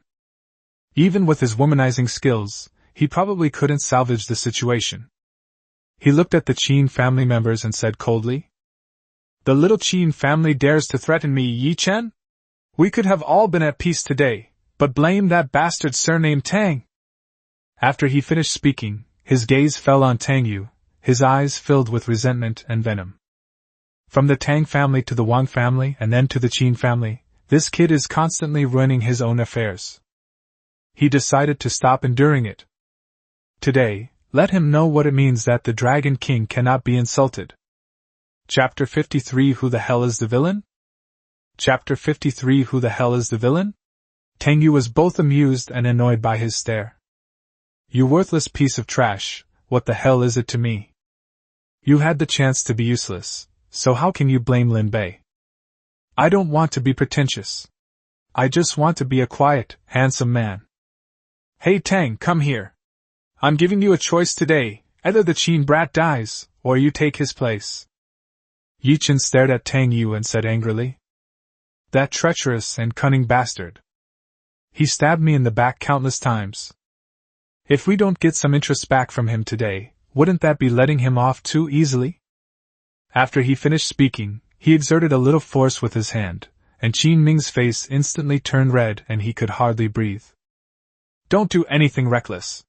Just leave. Our Qin family can let today's matter go. Seeing that his son's expression was off, Qin Pingqi looked somewhat flustered. That should be his decision. Ye Chen pointed at Tang Yu. Although Qin Ming was already having difficulty breathing, he still managed to wave his hand at Tang Yu with difficulty. He was a trained martial artist who had practiced for several years, and he knew very well that his older brother's skills were so poor that he would have a hard time even killing a chicken. Let the eldest brother handle it. Wouldn't that be sending him to his death in my place? He has already saved me once. There's no need for him to save me a second time. If I really die at the hands of that bastard Ye Chen, we can always be brothers again in the next life. What? You piece of trash are going to just stand by and watch your brother die at my hands? Ye Chen stared at Tang Yu and said in a cold tone. Doesn't he like to play dirty tricks on himself? Then I'll play dirty tricks on him. Are you really going to just stand by and watch your brother die in my hands in front of so many people? Have you no shame? Let him go, and I'll come with you. Tang Yu gritted her teeth and said. That son of a bitch has really gone mad. Although I really want to live a quiet and peaceful life, even a coward has his bottom line. After Tang Yu agreed, the Qin family members panicked a bit. They didn't want to just stand by and watch Qin Ming get into trouble. But we can't just watch Tang Yu suffer for Qin Ming. Qin Kursen looked at Tang Yu with red eyes. She and Tang Yu had a rather unpleasant falling out over some things in the past. Adding to the fact that Tang Yu had been a sycophant for 3 years, her impression of Tang Yu became even worse. What does it matter if a man has no self-respect? But today, her impression of Tang Yu completely changed. What woman could dislike a responsible and loyal man? You actually dare to agree? Ye Chen didn't expect Tang Yu to actually agree, so he loosened his grip slightly to let Qin Ming catch his breath. He originally didn't intend to kill Qin Ming, he just wanted to take the opportunity to humiliate Tang Yu and get revenge on him. But since he's agreed, then I shouldn't blame him for being impolite. Let him go, and we'll go outside and have a fair fight. We'll each throw a punch, and the winner will be decided in one punch. Tang Yu pointed to the open space outside the hall. Although I really want to just lie low and survive. But I'm not the Dragon King, I have more principles than him. For my brothers. Can. Although Ye Chen verbally agreed, he still grabbed Qin Ming by the neck, and the 3 of them walked out. After seeing the 3 leave, everyone else followed. The Feng Shui masters looked at Tang Yu with even greater admiration. What is a master? He is incredibly capable, humble, and so loyal and devoted to his friends. What should we do now? Qin Pingqi was in a state of utter confusion. He couldn't just watch his son die, but he also couldn't watch his nephew die in his son's place. This guy was able to send more than 10 of his own bodyguards flying. His strength is simply unfathomable. Even if you call the police, it will be too late. If he had known this would happen, he should have spent more money to hire a few experts to oversee things at home. Trust him. Qin Kursen bit her lip. At this point, this was the only way. She hated Ye Chen to the core, that bastard. If I have the chance, I must kill him with my own hands. After walking outside, Tang Yu took a deep breath and spoke.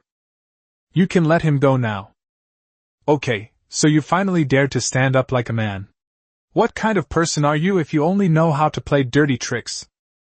Ye Chen snorted coldly, grabbed Qin Ming, and casually threw him away. Several bodyguards rushed up to catch their young master. Ye Chen stood there with his arms crossed, looking at Tang Yu with disdain. Don't say I'm bullying a piece of trash like you. I'll even let you land 3 punches first, but if I even flinch, I'll never set foot in Suzhou or Hangzhou again in this lifetime. As a martial arts expert, he could tell that this guy was a weak and useless piece of trash. Don't even mention punching him. Even if he punches you 100 times, he won't be able to hurt you. You go first, I'm afraid of getting my fists dirty if I hit you. Tang Yu also stood there with his arms crossed, defiantly saying. To throw a punch first? He's not out of his mind. This damn system didn't give him any ancient martial arts skills for offense. He rushed forward and gave that bastard a gua sha, scraping therapy, with a punch. His only 2 skills are currently available. These are the immovable king technique and the yin-yang infinite technique. Both of these techniques can only be used once. That damn system has him completely under its control. 2 streams of energy flowed within his body. These were the 2 cultivation techniques. Although both techniques can only be used once, they are both at the great perfection stage. The former can withstand 1 attack. The latter can use the opponent's strength against them, returning double the damage they received. As expected of young Master Tang, this is the true demeanor of a master. Indeed, why bother taking the initiative to deal with such petty scoundrels? With Tang Xiao's extraordinary abilities, eliminating this person would be as easy as crushing a maggot. Many Feng Shui masters had become fans of Tang Yu. They were both convinced. This young Master Tang must be a truly extraordinary person with unparalleled abilities. Court death! Ye Chen hates it most when others look down on him like that. I am the Supreme Dragon King. In places like Africa and the Middle East, he was a force to be reckoned with wherever he went. At that moment, all the resentment that had been building up in his heart surged forth. With a furious shout, he charged at Tang Yu and threw a punch. But he didn't unleash his full power in that punch. Because he couldn't kill the guy. He wanted to make this kid lie on his sickbed and watch the Tang family perish. The two sides were no more than 3 meters apart. With Ye Chen's strength, he rushed in front of Tang Yu in an instant and punched him in the chest. At the same time, the two streams of energy within Tang Yu's body began to circulate as soon as he had a thought. When Ye Chen's punch landed on Tang Yu, it was as if he had hit cotton. Tang Yu stood still, without moving an inch. The terrifying power of this punch was absorbed by the immovable king technique, and then transformed by the yin-yang wuji technique. Tang Yu felt a surge of immense power gathering in his right hand. Make a fist. He threw a punch. Ye Chen was still in shock, wondering why his punch had failed to cause any damage. Tang Yu's fist had already hit him. This was a seemingly slow punch for him, yet it contained an extremely terrifying force. Caught off guard, Ye Chen was hit by a punch and flew backward like a kite with a broken string. He flew several meters backward before crashing into a statue in the courtyard. The statue is of a blue ox with a shepherd boy riding on its back. Ye Chen ran right into the bull's horn. It hit the most vulnerable part of his buttocks. Soon, the bull's horns were stained red with blood. A wave of pain shot from his chrysanthemum throughout his body, causing Ye Chen to shudder involuntarily. If it weren't for his incredible willpower, he would have already shouted it out. He felt a sweet taste in his throat, and when he opened his mouth, he spat out a mouthful of blood mist. Everyone present was stunned. Young Master Tang is indeed an extraordinary master with unparalleled abilities. This man could easily handle more than 10 bodyguards, but he was easily knocked away by Tang Xiao with a single punch. The difference in their strengths is like heaven and earth. Chapter 54. Luckily, he pooped clean. Chapter 54. Fortunately, he pooped cleanly, and Zhao Gaoshan was dumbfounded. Damn, is young Master Tang really hiding his true abilities so well? Damn, bro, you're so awesome! Sitting on the ground, Qin Ming covered his throat and coughed twice, his eyes almost bulging out of their sockets. With that punch, that bastard surnamed Yi not only vomited blood on the spot. Even the chrysanthemums were badly injured. All in all. At this moment, everyone had only 4 words in their minds. Young Master Tang is awesome. Standing there, Tang Yu looked at her fist and Ye Chen's bleeding buttocks. He was somewhat panicked. They even damaged the Dragon King's chrysanthemum. Fortunately, the Dragon King emptied his bowels completely today. Otherwise, if he gets his poop kicked out, the Dragon King might really fight him to the death. What a clever Tang Yu! He's been hiding his true intentions so well.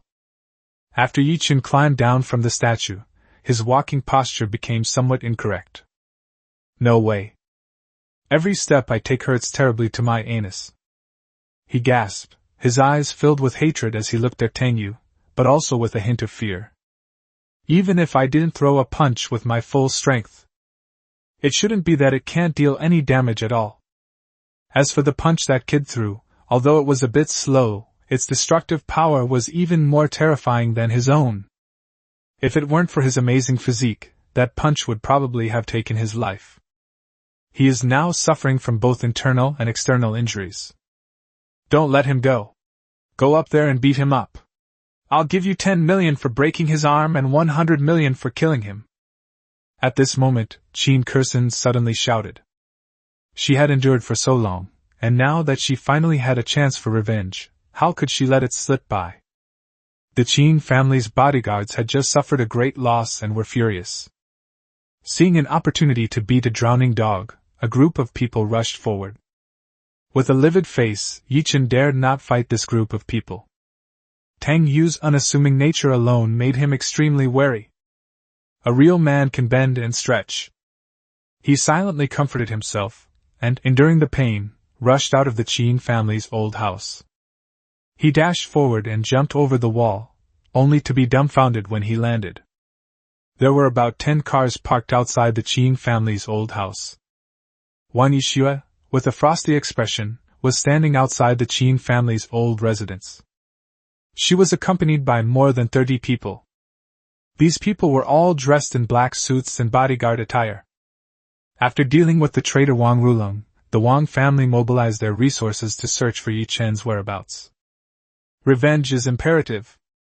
Upon learning that Ye Chen was with the Qin family, she brought all of her family's elite forces with her.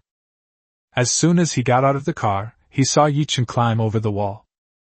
Upon noticing the bloodstains on Ye Chen, she pointed at him without hesitation. "Kill this bastard!" The Wang family bodyguards swarmed forward. Ye Chen's eyes widened in fury. He, the mighty Dragon King, was sweeping across the world and conquering all wastelands. He's always the one who beats others when they're down. When did it become his turn to suffer such humiliation? Seeing these 30-odd people, Ye Chen roared and began to fight them with all his might. But he had already suffered internal injuries after taking a punch from Tang Yu. After Chrysanthemum was injured, his performance was severely affected. Because every time he took a step, his anus would ache terribly, as if he had a 5-pound hemorrhoid. With their strength severely diminished, he was surrounded and attacked by so many elite bodyguards. This time, the goddess of victory finally sided with the bodyguards. After injuring more than 10 bodyguards, Ye Chen couldn't hold on any longer and was pinned to the ground and brutally beaten by the numerous bodyguards. Tang Yu and her group had already chased after them. After seeing Ye Chen being pinned to the ground and brutally beaten by a group of people, Tang Yu's face lit up with, "Holy crap! This has nothing to do with me. I'm innocent. I only punched you once." Seeing how ruthless this group of people were, Tang Yu couldn't help but think about a problem. If the Dragon King is killed, how can the plot continue like this? Just as Qin Kursen waved her hand, about to order her bodyguards to rush up and finish off the attackers, Ye Chen, who was almost beaten to the point of defecating, struggled to pull out a small bottle from his pocket. He smashed the bottle on the ground, and a plume of red smoke immediately billowed out. The bodyguards who attacked him felt an unbearable itch all over their bodies after inhaling the red smoke. They forgot about continuing to beat Ye Chen and started scratching themselves because they were itchy.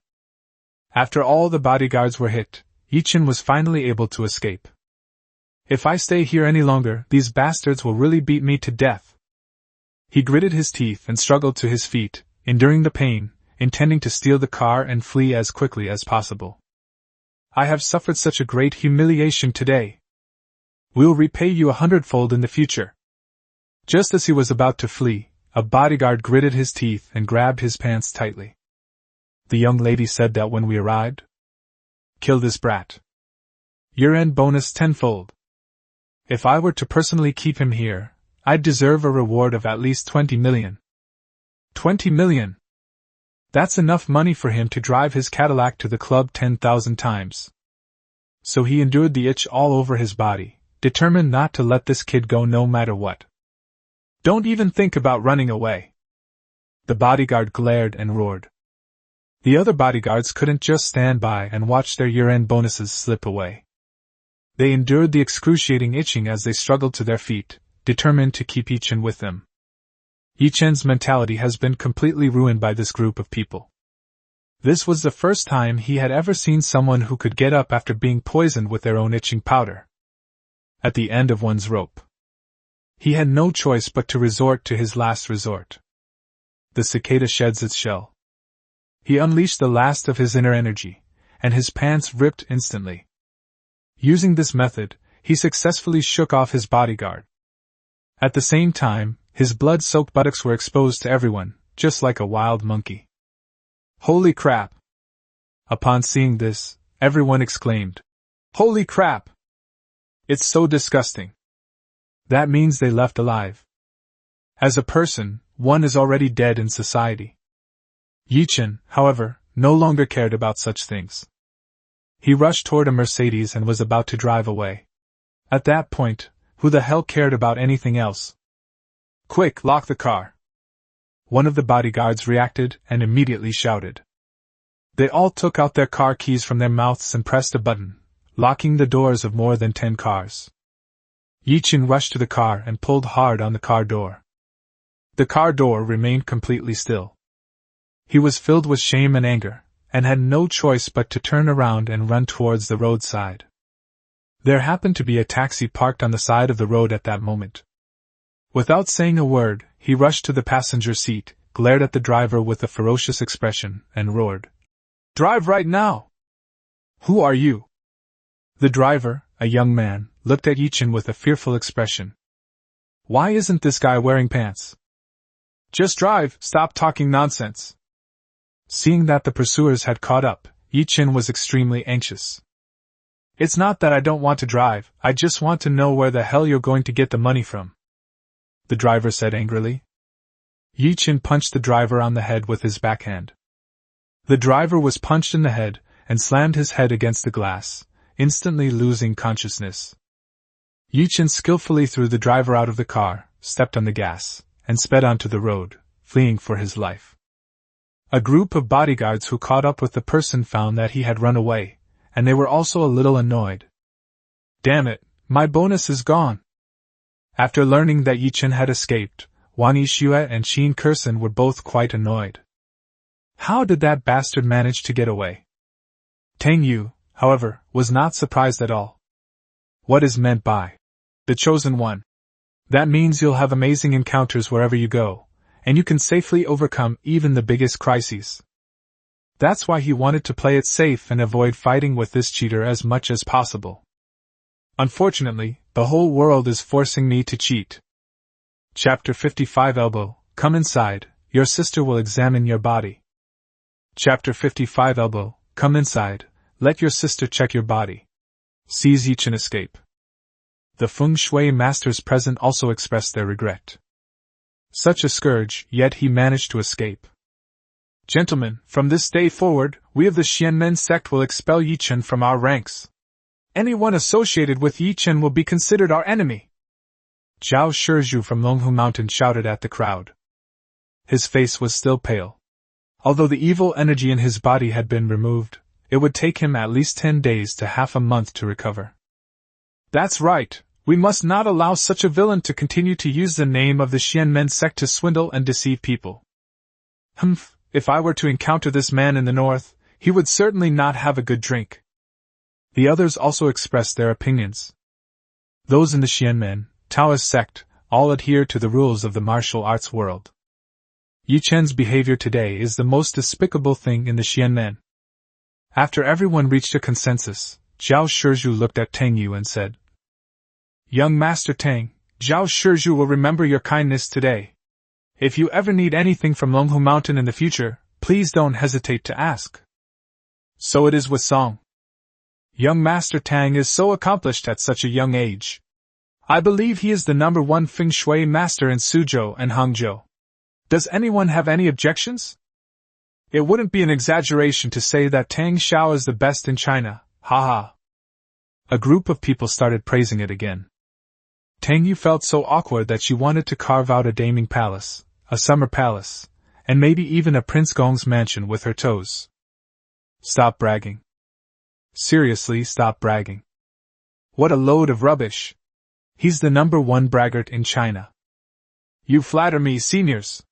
I only did a little bit of work. Don't think too much about it. Go and rest first. Tang Yu gave an awkward laugh. At such a young age, with such talent and such humility, young Master Tang is truly a dragon among men. A son should be like Tang Xiao.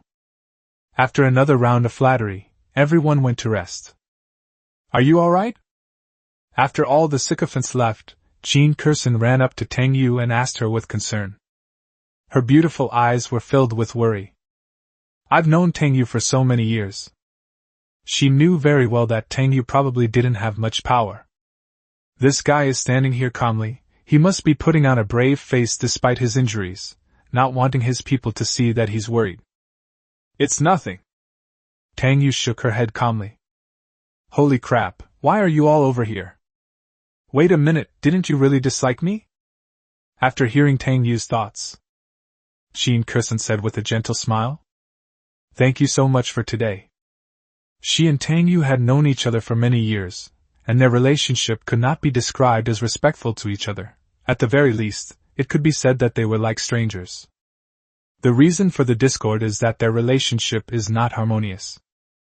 It was because one day more than 10 years ago, Qin Kursen was sleeping at home. She's used to sleeping naked, otherwise she can't fall asleep. As a result, Tang Yu came to the Qin family to visit Qin Ming that day and opened her bedroom door. So the two of them had a frank conversation. How could a teenage girl tolerate such a thing? In a fit of anger, she didn't even put on any clothes. He got up and went over to give Tang Yu, who was stunned, a big slap. For a teenager. How much damage does this huge, tight bag cause? From then on, their relationship was beyond reproach. You're too kind. Qin Ming is my brother, it's only right that I do this. Tang Yu shook her head, but her gaze involuntarily fell on a certain well-developed part of Qin Kursen's body. It's not that he's sleazy. Rather, it's because men's eyes are naturally drawn to certain things. This is an instinctive appreciation of beauty, and is by no means a vulgar or filthy act. Every man is an artist. Wow, it's been a long time since I've seen her. How come this girl has developed so well? When I first saw her, she was just beginning to show her potential. It's all because of that little bastard Qin Ming that I was tricked. That son of a bitch deliberately made me help him get something, then tricked me into going to this idiot's room. If you want me to be your brother-in-law, you can't be this shameless, can you? That big jerk got what he deserved for nothing. After hearing Tang Yu's thoughts, Qin Kursen felt instantly embarrassed, annoyed, and guilty, and glared at her younger brother with murderous intent. So this kid tricked me back then? This guy and Tang Yu have a good relationship, they're practically like brothers. So he would come over to praise Tang Yu whenever he had a spare moment, trying to matchmake him and Tang Yu. Given his IQ of 250, it's not surprising that he did this. Wang Yixue, who had walked over, also heard Tang Yu's thoughts. She also cast a murderous glare at Qin Ming. This kid's got some nerve. She actually thought of helping her sister steal her man? Snort. This child must not be allowed to live. Qin Ming was drinking a bottle of mineral water. He was terrified when Ye Chen grabbed him by the neck earlier that day. Damn it, I'm practically halfway to the gates of hell. Suddenly, I felt two icy gazes. Qin Ming couldn't help but shudder. What had he done now?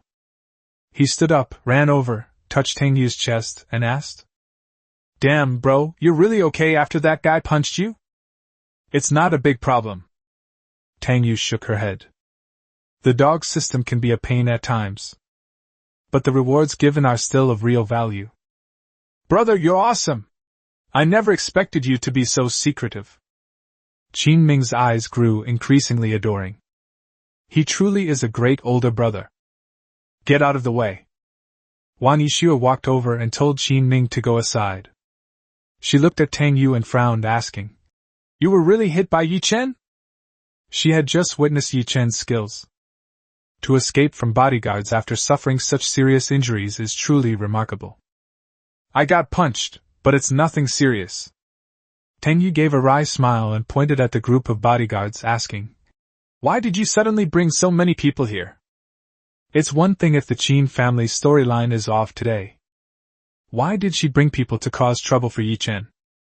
Wang Yixue then gave a brief account of what had happened at home. After hearing this, Tang Yu could only look on with a WTF expression. Wang Rulong, that traitor, has actually been exposed? In doing this, wouldn't Ye Chen have offended both the Qin and Wang families to the point of no return? And then there's my own opinion. 3 of the 4 major families have already turned against him. Let me go in and check you out to see if you're injured. Wang Yixue grabbed Tang Yu's arm and pulled him into the house. Yes, let's go take a look. Qin Kursen was also quite worried about this. I'm really fine, don't worry, let me go back and rest. How could Tang Yu dare to let these 2 women examine his body? Holy crap, what's going on? No, sisters, I'm really fine. Go back for what? Check to see if there are any problems, otherwise what if something happens on the way? Wang Yixue resolutely refused to let go.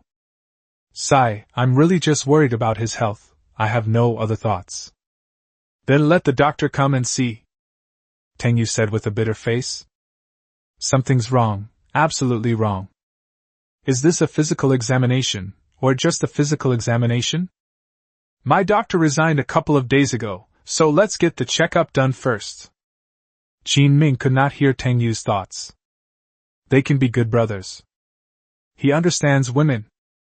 Tang Yu was so angry she wanted to strangle that bastard. She regretted going to save him. Elbow, come inside, don't wait for me to use my strength. Wang Yixue took out her phone and waved it. Tang Yu had no choice but to submit obediently. He felt like a vulnerable female protagonist in some movies, being manipulated and controlled by someone. Chapter 56 3 Families Join Forces to Suppress Ye Chen. Chapter 56 3 Families Join Forces to Suppress Ye Chen. The two had just entered a guest room. Wang Yixue was about to close the door when Qin Kersen quickly followed. I'm here to give him a medical checkup. What are you doing here? Wang Yixue frowned slightly. In her eyes, this woman was already a threat. And that guy praised her for being well developed? They're just SOSO, not necessarily much better than me. But when it comes to legs, my legs are way prettier than hers. This is my home. Can I come here to check on the person who helped my brother? Qin Kersen said with an arrogant expression. Wang Yixue frowned, knowing that arguing about this topic wouldn't gain her any advantage, so she stopped talking. She walked over to Tang Yu and looked at her, saying, Take off your clothes, let me see if you're injured.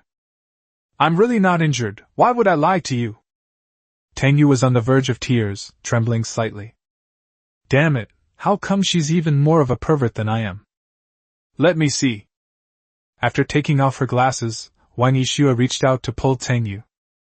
Knowing that Jia was doomed, Tang Yu had no choice but to cooperate obediently, quickly taking off her shirt to prove that she was indeed not injured. Although he doesn't have much fighting ability, he still exercises regularly to maintain his physique. When he took off his clothes, revealing his 8-pack abs, Qin Kersen and Wang Yixue's eyes were unconsciously drawn to it. Women are much more lustful than men. Moreover, Tang Yu is an absolute heartthrob.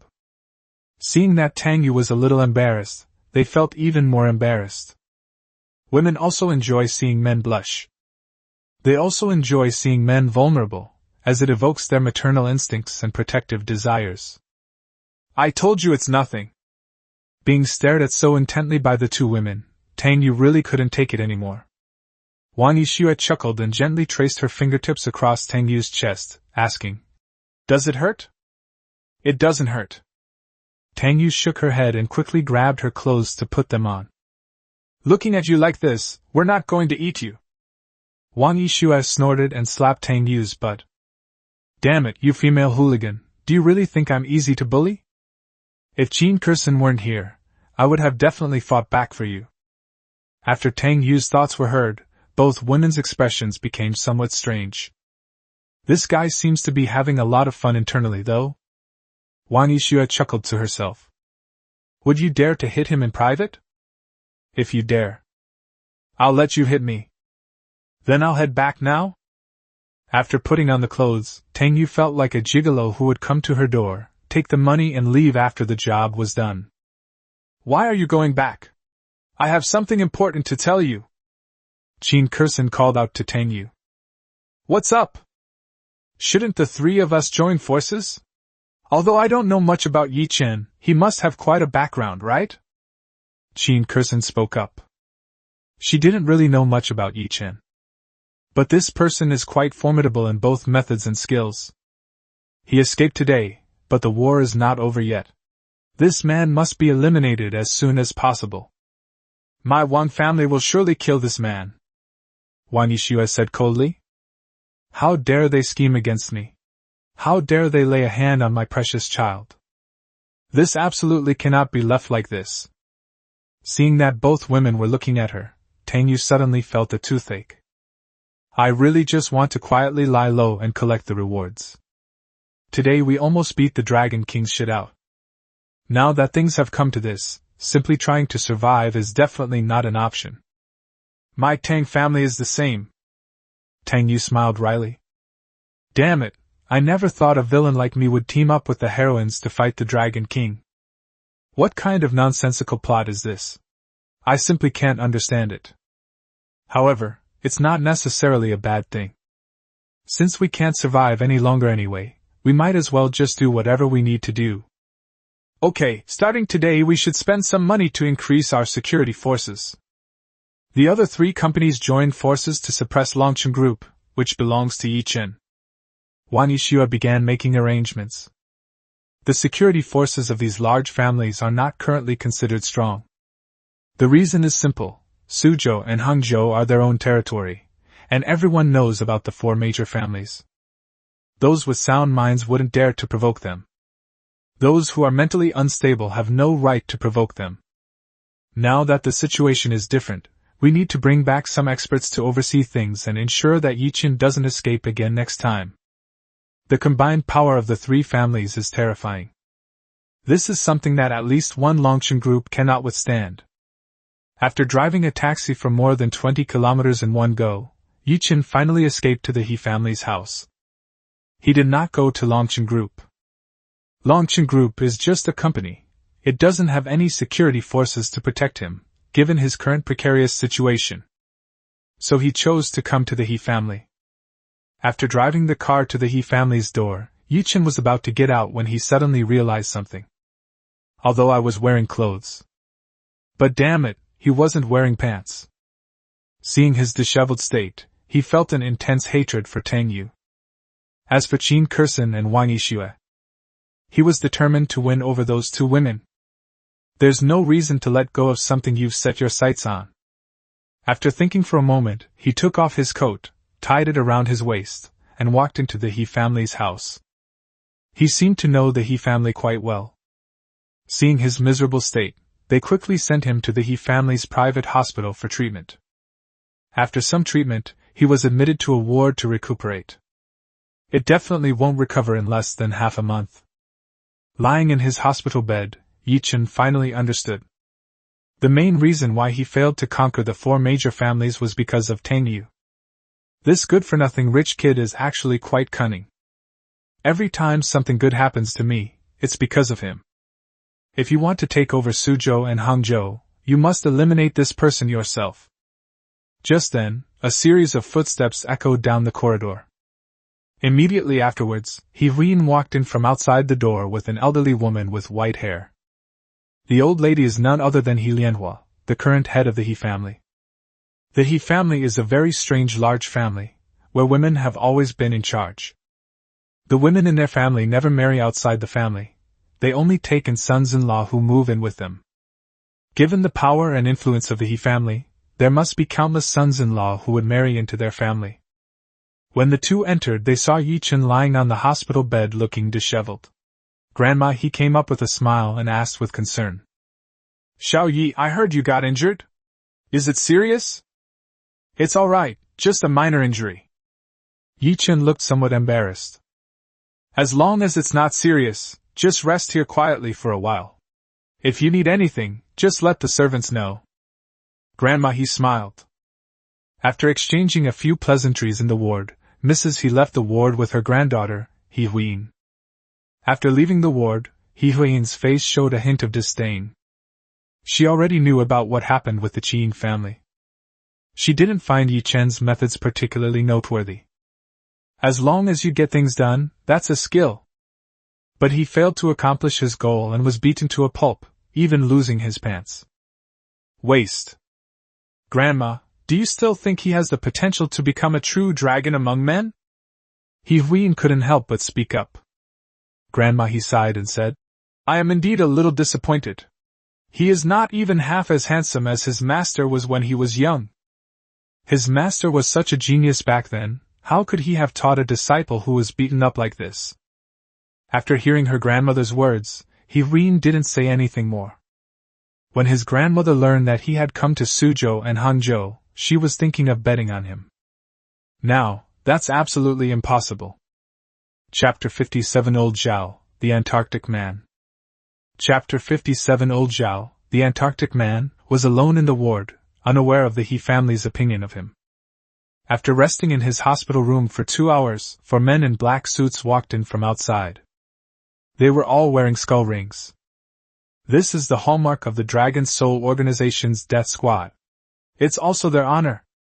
In the Dragon Soul Organization, only those with sufficient strength and experience are qualified to join the death squad. This is also one of Ye Chen's most elite forces, second only to the 8 great generals. They were originally sent by Ye Chen to Yanjing to gather intelligence. Because of today's events, I was temporarily transferred back. Dragon King! The 4 men entered, knelt on one knee and bowed. Seeing Ye Chen injured and lying on the hospital bed, the 4 of them looked rather grave. Which fools dared to team up and launch a sneak attack on the Dragon King? How's the intelligence gathering going in Yanjing? Ye Chen spoke up. We have investigated 3 major families and discovered some clues. One of them took out a document and handed it to Ye Chen. Ye Chen took it and looked at it, his face turning somewhat gloomy. Understood. I will personally make a trip to Yanjing once I have recovered from my injuries. Ye Chen took a deep breath. He really didn't want to show his face in Suzhou and Hangzhou anytime soon. He looked at the 4 men and gave them his orders. The 4 of you stay in Suzhou and Hangzhou and kill Tang Yu, the eldest son of the Tang family. Now that he was lying in the hospital bed, he realized something was wrong. I don't know why my punch didn't hurt him. But the punch Tang Yu threw back contained his unique Xian Yang True Qi. To cultivate the profound Yang True Qi, one must possess the profound Yang body, which is 1 in 10,000. There is absolutely no one else in the entire Chinese nation besides myself. Therefore, he guessed that Tang Yu's strength might not be what he thought. Sending the Grim Reaper squad to probe is the best option. Even I would have a headache if the 4 of them joined forces. Good. The 4 responded and left the ward to carry out their mission. After leaving the Qin family, Tang Yu and Zhao Gaoshun left together in a car. Young Master Tang, are you satisfied today? Zhao Gaoshun looked at Tang Yu with a smile and asked. Young Master Tang was really impressive today. Famous feng shui masters in the Xianmen, Taoist school, all submitted to him.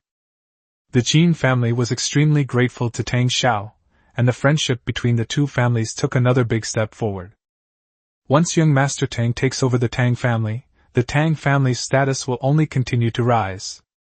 Satisfied, very satisfied. Tang Yu was furious at the sight of this traitor, and he suspected that there might be something wrong with the feng shui of his house. Why is everyone trying to find ways to betray me? They even planned it so meticulously. If they were to become the Dragon King, they would probably do a better job than Ye Chen. That. Zhao Gaoshun winked at Tang Yu, a hint of anticipation in his eyes. I've done such a great service for young Master Tang this time, shouldn't I be given a huge reward? Tang Yu took out the $1 billion check from her pocket and stuffed it into his hand. He didn't want the money in the first place, but the Qin family insisted that he take it. If he didn't take it, wouldn't the Qin family be breaking their promise? Upon receiving the 1 billion yuan check, Zhao Gaoshun was overjoyed. Young Master Tang is indeed kind to us loyal subjects.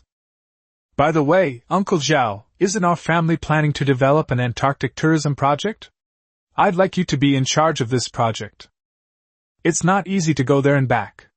In order not to affect your family, your whole family should go together tonight. Your salary and bonuses will be 3 times what they are now. I'll be relying on you for the next few years. Tang Yu gave the instructions.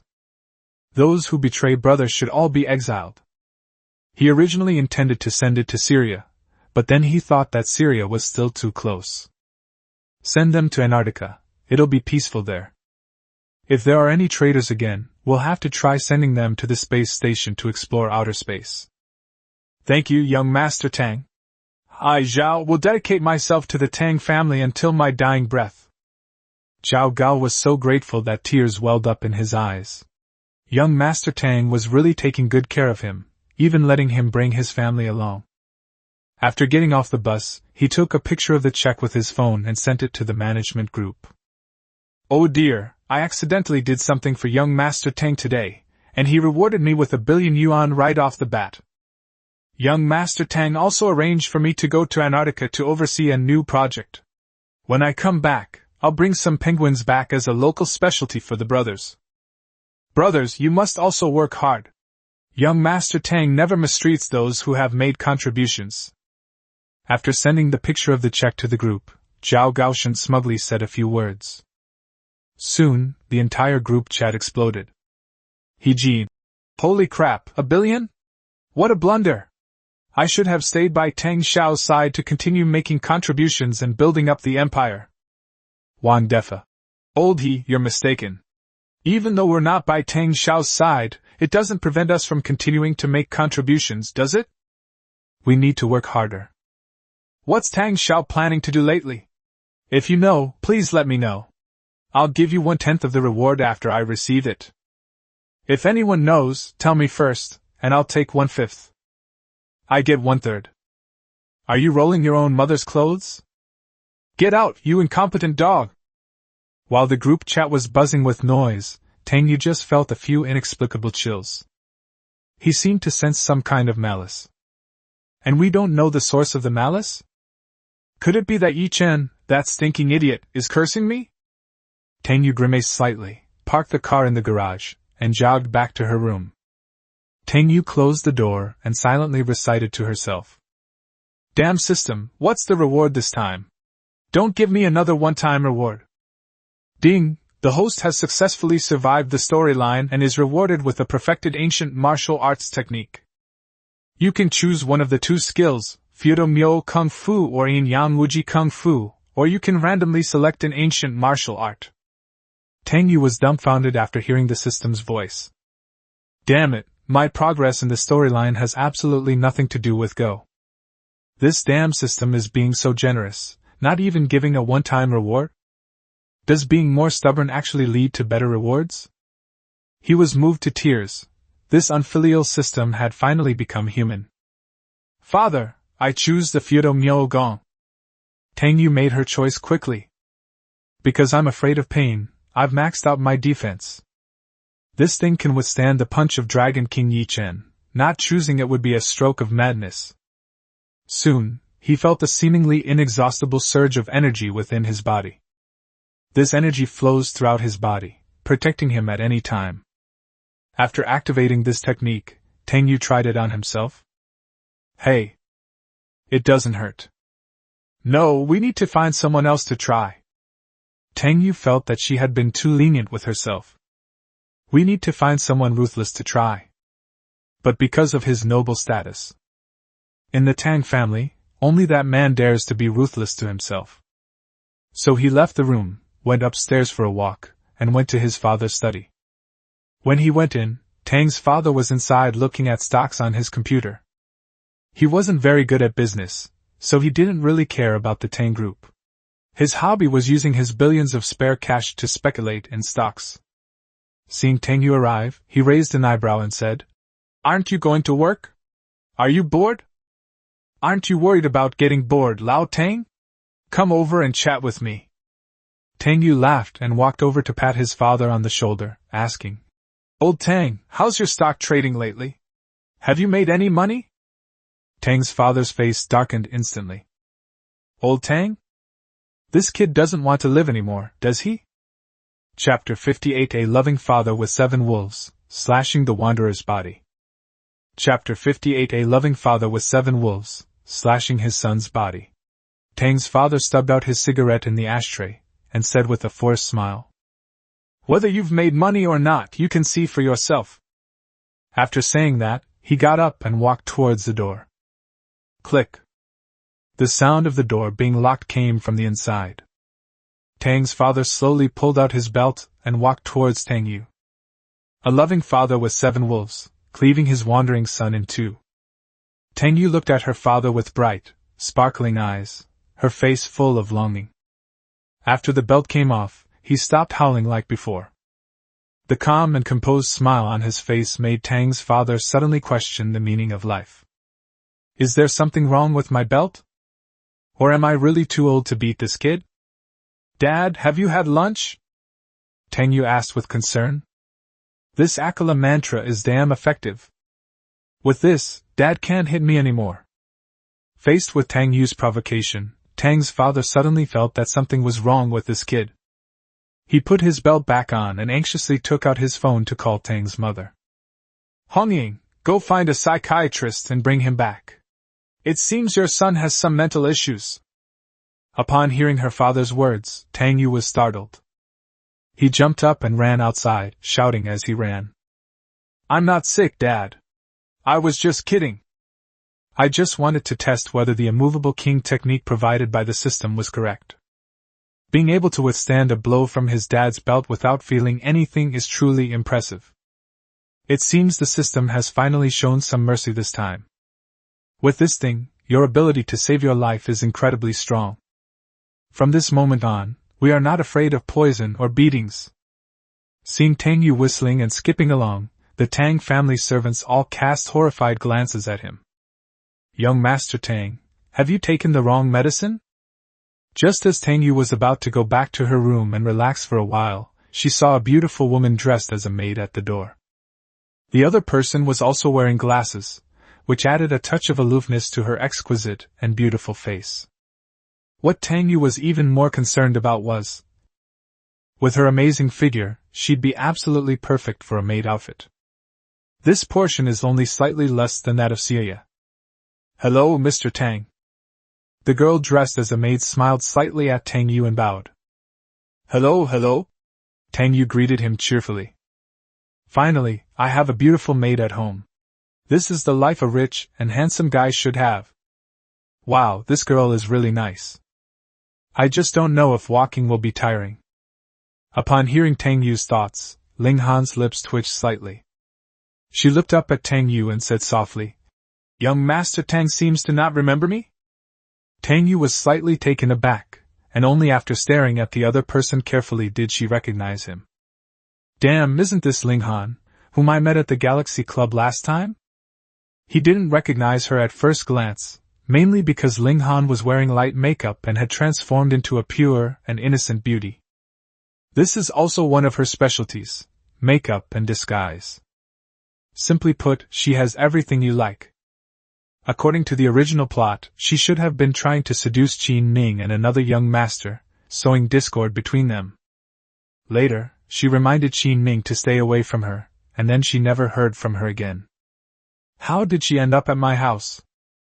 That son of a bitch Ye Chen, he's already in such a hurry to take revenge on me? It's just that I punched your anus and it bled. Is it really worth holding such a grudge over something so trivial? Hearing Tang Yu mutter to himself, Ling Han was also taken aback. She did receive news that the Dragon King was ambushed and injured by several powerful figures while protecting a little girl. What does it mean if my anus bleeds? Miss Ling is working at my house now, that's great. Did you work as a maid before? Tang Yu asked with a smile. This female demon is not to be trifled with. She's ranked 3rd among the 8 great generals. Is she here for my sake? It's alright, infiltration is your specialty. It's a pity you met me, you probably wouldn't have lasted a day without me. Today I'll tell you how I got the nickname, Scumbag You. I've done it before. I can do laundry, cook, and clean. I even went to a maid training class. Ling Han smiled sweetly and replied. As one of the Dragon Soul organization's top assassins, she frequently undertakes these types of missions. Maid is her most common identity. But our Tang family is different. As you can see, the head of the 4 major families in Suzhou and Hangzhou, it's not so easy to be a maid in our family. After Tang Yu finished speaking, she pointed to her room. Try tidying up my room first, and see if you can manage. Yes, young Master Tang. Ling Han smiled sweetly, went inside, and began tidying up. Tang Yu closed the door behind her. Hee hee, I used to be afraid of you, after all, you're one of the 8 great generals. Things are different now, I'm not afraid of being beaten anymore. If I don't leave you here today, I'll give up my nickname, Scumbag You, to Ye Chen. He sat cross-legged on the ground, his gaze sweeping directly over Ling Han. The maid outfit is a good choice, but it's still a bit too conservative. A heart-shaped cutout on the chest would be better. The skirt length is just right, but why are they wearing safety shorts again? While tidying up, he listened to Tang Yu's inner thoughts. Ling Han really wanted to hit this guy. If I don't wear safety shorts, am I supposed to wear a thong? Fortunately, she had received professional training, so this level of difficulty was acceptable to her. After quickly tidying up the room, she said softly, "Young Master Tang, are you satisfied?" "It's all right, it's passable." Tang Yu nodded. This woman was indeed quite capable. Anyone who didn't know better would really think she was a professional maid. He sat on the carpet and patted the sides, saying, "In our house, maids also need to know how to massage. Come on, let me test you." Ling Han suppressed the urge to hit someone and asked with a sweet smile, "Young Master Tang, how do I press it? I haven't been sleeping well lately, so please massage my head." Tang Yu lay down beside the bed, indicating that she could start. Ling Han then took a stool and sat down on the edge of the bed, gently pressing her hands on both sides of Tang Yu's temples. "Is this pressure okay?" Sure, but I have a question for you." "Please speak, young Master Tang." "I get exhausted just walking around with the ball while playing soccer. Don't you get tired doing this all day?" "It's all right if you're tired. Just tell the young master. It's no trouble at all." "Then thank you, young Master Tang." Ling Han tried to keep her tone calm, but her fists had already hardened without her realizing it. Chapter 59. Is the traitor up to something again? Chapter 59. Is the traitor up to something again? Forget it, don't get angry. Getting angry will only make you sick, and no one can take your place.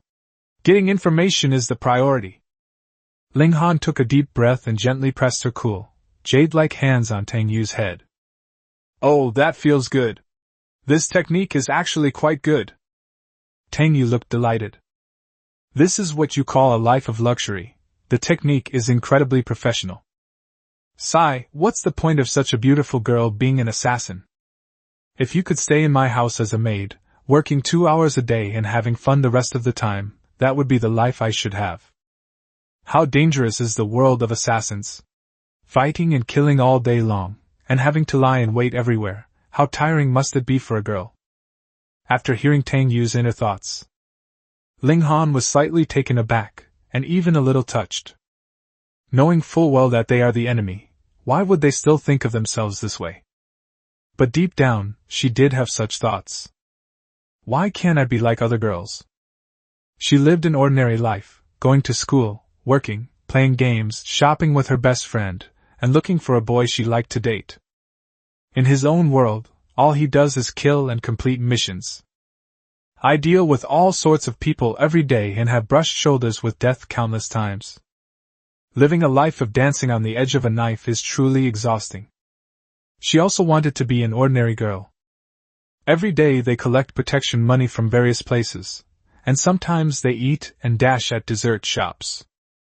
"Young Master Tang, do you have any brothers or sisters?" Ling Han suddenly asked. "No, I'm an only child. I do have a few cousins though." Tang Yu smiled and said, "Speaking of my cousin, I'm reminded of Tang Ruoyu, that traitor. That idiot is now the vice president at Mile Foods, but I haven't seen him do anything yet. Ye Chen has disappeared somewhere, and without his orders, Tang Ruoyu shouldn't be making any trouble lately. It would be best if he made some subtle moves, since he's being monitored 24/7 anyway." Ling Han had to admit that this man was a bit cunning. No wonder the Dragon King suffered a loss at his hands. Even Tang Ruoyu, this crucial pawn, has been completely under his control. "Tell the Dragon King later," Ling Han muttered to herself, becoming increasingly curious about Tang Yu. This man really knows a lot. Thankfully, I could hear his thoughts. She began massaging Tang Yu's shoulders, asking softly, "Young Master Tang, is this pressure all right?" Yes. Tang Yu gave her a thumbs up. "It's really awesome. Having been here for so long, I'm finally getting to experience the real treatment of a rich, handsome, and villainous character." So, Mr. Tang means I've passed the test and can stay as a maid, right? Ling Han asked softly. Tang Yu pondered for a moment. It seems like you can't find a reason to just kick them out. That would be too deliberate, and would only make you seem like you're alerting them. If you can adapt to this job, great. If you can't, just tell me.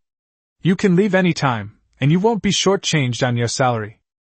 Tang Yu took the opportunity to pat her leg. Hee, since you chose to stay, don't blame me for being shameless. If you can't stand it, leave quickly. Don't make yourself suffer. But to be honest, if your family hadn't been ruined by Master Ye Chen, you, as a young lady, wouldn't be much worse off than me in terms of status. His parents and younger brother were murdered when he was young, and he was taken by his enemies and trained to be an assassin. He was a pitiful person, sigh. Tang Yu couldn't help but feel a little emotional thinking about Ling Han's background. In the original storyline, Ling Han's parents were Ye Chen's master's targets. After killing the target, Master Ye Chen originally planned to take the 3-year-old siblings with him and raise them together. Children this age don't have much memory, and Master Ye Chen didn't kill anyone in front of him, so he doesn't need to worry about being retaliated against. As a result, the younger brother was killed because he didn't cooperate. Unaware of her surroundings, Ling Han was taken away and trained from a young age, eventually becoming a highly capable assassin. The Dragon Soul organization is so powerful precisely because it likes to raise orphans with no ties to anything into killing machines from a young age. An organization with hundreds of people can't find even 10 parents. Later, after Ling Han discovered the secret, she only hated Ye Chen's master, but remained devoted to Ye Chen. It's a light-hearted, enjoyable story anyway. Even if the Dragon King kills the female lead's entire family, she will still fall in love with him, because he has his reasons and must be forgiven. Ling Han, who was massaging Tang Yu's shoulders, stopped abruptly. She stared blankly, unable to believe what she had just heard. The reason she came to Tang Yu was to get news about her younger brother from him. The old man from the organization told her this in person. She said her parents were killed by an assassin organization, and when he rushed over, he only managed to save himself. As for his younger brother, the old man simply said that his whereabouts were unknown. Later, in her quest for revenge, she personally destroyed the assassin organization, but she still couldn't find any news about her brother. Who orchestrated all of this was actually the old man she respected so much? Her eyes turned red, and an uncontrollable murderous intent surged forth. Why did it stop? Tang Yu, who was enjoying herself, asked. Can I go to the restroom first? Ling Han's voice was somewhat low. Go ahead, go ahead. Tang Yu rolled over comfortably onto the carpet, waiting for her to return so she could continue massaging herself. Well, if she stays here and doesn't leave, then let her massage it for 2 or 3 hours every day. Anyway, her goal is herself, and she's all fleshy now, so she's not afraid. Feeling confused and disoriented, Ling Han went back to the bathroom to wash her face and calm herself down. Your true feelings don't lie.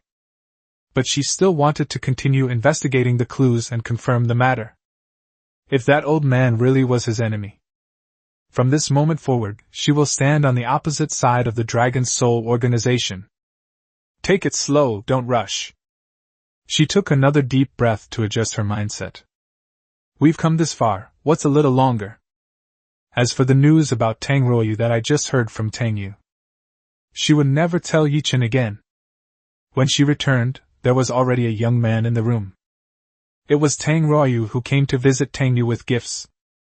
Brother, didn't you get engaged to Miss Su a while ago? I've come to give you a belated gift. He smiled and handed a delicate box to Tang Yu. Tang Yu opened it, and saw 2 Van Cleef Arpels diamond rings inside. Thank you so much, that's very thoughtful. Tang Yu chuckled. This trader who's being overly solicitous for no reason is probably up to no good. He casually asked. How's work at the company lately? There is still a lot to learn.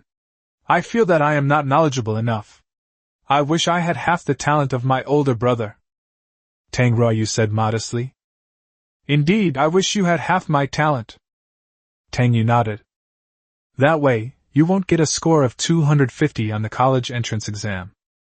Tang Ruoyu was slightly taken aback. Why was her older brother not playing by the rules? He was somewhat annoyed, but his expression remained respectful as he said, "By the way, brother, I discovered a problem after spending some time at the company." "What's the problem?" "Some of the company's accounts don't match up. I suspect that some management is falsifying the accounts. I would like to ask you to take a look." "Fake accounts?" Tang Yu glanced at the kid and nodded, saying, "Okay now? Let me prepare some more evidence in a couple of days and let you know in advance." Seeing that Tang Yu had agreed, Tang Ruoyu's eyes showed some joy. An hour ago, 4 people found him and said that young Master Yi had sent them. They demanded that they find an opportunity to lure Tang Yu out alone, so that they could kill her. With this kid dead, there's no one in the Tang family left to challenge my power. Chapter 60. You think you're worthy of taking advantage of me? Chapter 60. You think you're worthy of taking advantage of me? Fine, let's arrange it like this for now. Tang Yu grinned. He was just waiting for this kid to take the bait. Now that Ye Chen is in hiding, these traitors will definitely come out one by one to cause trouble. Let's deal with them one by one first. Then he looked at Ling Han and waved his hand. You should go and rest too. We'll continue with the knee pillow massage tomorrow. Yes, young Master Tang. Ling Han nodded, her feelings complicated. She wanted to be alone for a while. What happened today was a huge shock to her. Upon seeing Ling Han, Tang Ruoyu was immediately taken aback by her beauty. When did we get such a stunning beauty in our family? Her looks are comparable to top beauties like Su Muyue. Knee pillow massage? It's really burning. He swallowed hard, and after leaving Tang Yu's room, he quickly followed Ling Han's footsteps. You're the new maid, what's your name? Ling Han, what's wrong? Ling Han frowned, a hint of impatience flashing in her eyes. My name is Tang Ruoyu, and I am Tang Yu's cousin. I don't usually live here, so it's normal that you don't know me. We can go out for dinner tonight and get to know each other. Tang Ruoyu chuckled and reached out to put his arm around Ling Han's waist. What a waste for such a beautiful woman to be a maid. It's not like I don't have the money to support her. Ling Han's face turned cold. Seeing that no one was around, she slapped Tang Ruoyu across the face. After he finished smoking, Tang Ruoyu's eyes widened and he was about to cry out when Ling Han reached out and grabbed his neck. Tang Ruoyu's expression changed drastically in an instant. At that moment, he felt that the woman in front of him was no longer a stunning beauty, but a beautiful snake laced with deadly venom. Ling Han said coldly, Don't push your luck. I was also sent by Ye Chen. She's currently seething with anger and has nowhere to vent it. A fool who was used as a pawn by Ye Chen also wants to take advantage of him. I'm so sorry. Tang Ruoyu's legs went weak with fear. This was the first time he had ever felt fear from a woman. Ling Han then released Tang Ruoyu, took out a wet wipe to clean her hands, and walked away with a look of disgust. After Ling Han left, Tang Ruoyu felt extremely ashamed and indignant. He actually got hit by a woman. His eyes held a hint of resentment. Once I gain control of the Tang family, I will make sure someone takes down this woman. However, Yi Xiao's ability to place the chess pieces here surprised him quite a bit. Young Master Yi, you truly have connections everywhere. If I cooperate with him, I'm sure I'll succeed this time. After leaving the Tang family and getting back into his car, he quickly grabbed his phone and started making calls to report the situation. This time, Tang Yu is definitely going to die. But what Tang Ruoyu didn't know was that Tang Yu had already received the recording as soon as he finished the call. After listening to the recording, Tang Yu couldn't help but raise an eyebrow. Death Squad? Tang Yu still has a deep impression of this team. They are undoubtedly the elite of the Dragon Soul organization, and they have accomplished a great deal for Dragon King Ye Chen. These people are all highly skilled and are all standard ancient martial arts practitioners. In the setting of this book, a martial arts master who reaches the pinnacle becomes an ancient martial artist. Ancient martial arts practitioners were divided into 4 levels: Heaven, Earth, Black, and Yellow. A bottom-tier yellow-rank ancient martial artist could easily become the head bodyguard in one of the 4 major families. All 4 members of the death squad are at the peak of the yellow rank. Just 4 bratty younger brothers. Tang Yu chuckled, feeling slightly smug. Even Ye Chen, a master of the profound realm, couldn't break through the defense of the immovable king technique. They wanted to cooperate with Tang Ruoyu to kill them. I'll turn the tables and reel them in. In short, these traitors and potential threats must be dealt with one by one. If you can't play it safe, then solve the factors that prevent you from playing it safe one by one. After 2 days of lazing around at home, Tang Yu still hadn't received any notification from Tang Ruoyu. These past 2 days, however, he has been having Ling Han come to his room whenever he has a chance, so she can sleep on his soft, smooth lap pillow. What puzzled him was, this woman was much more patient than he had imagined. In the original story, she wasn't like this at all. Because of the premise of a cool novel. How could the Dragon King's woman be allowed to be touched by other men? This isn't some kind of BL novel. She must be waiting for an opportunity. Tang Yu pondered to herself, wondering if she could increase the intensity of her efforts. For example, ask her to help rub your back or something? Having received no news from Tang Ruoyu, Tang Yu could no longer continue to be a lazy bum. Today is the annual meeting of the Suzhou Hangzhou Chamber of Commerce. Large companies in Suzhou and Hangzhou will attend this annual meeting. Tang Yu also had to go as the representative of the Tang Group. Before he went, Qin Ming had sent him a WeChat message saying that his family would openly suppress Longchen Group at the annual meeting today. The Tang and Wang families will definitely respond to this. The 3 families have formed an alliance, and are all suppressing Longchen Group in every way.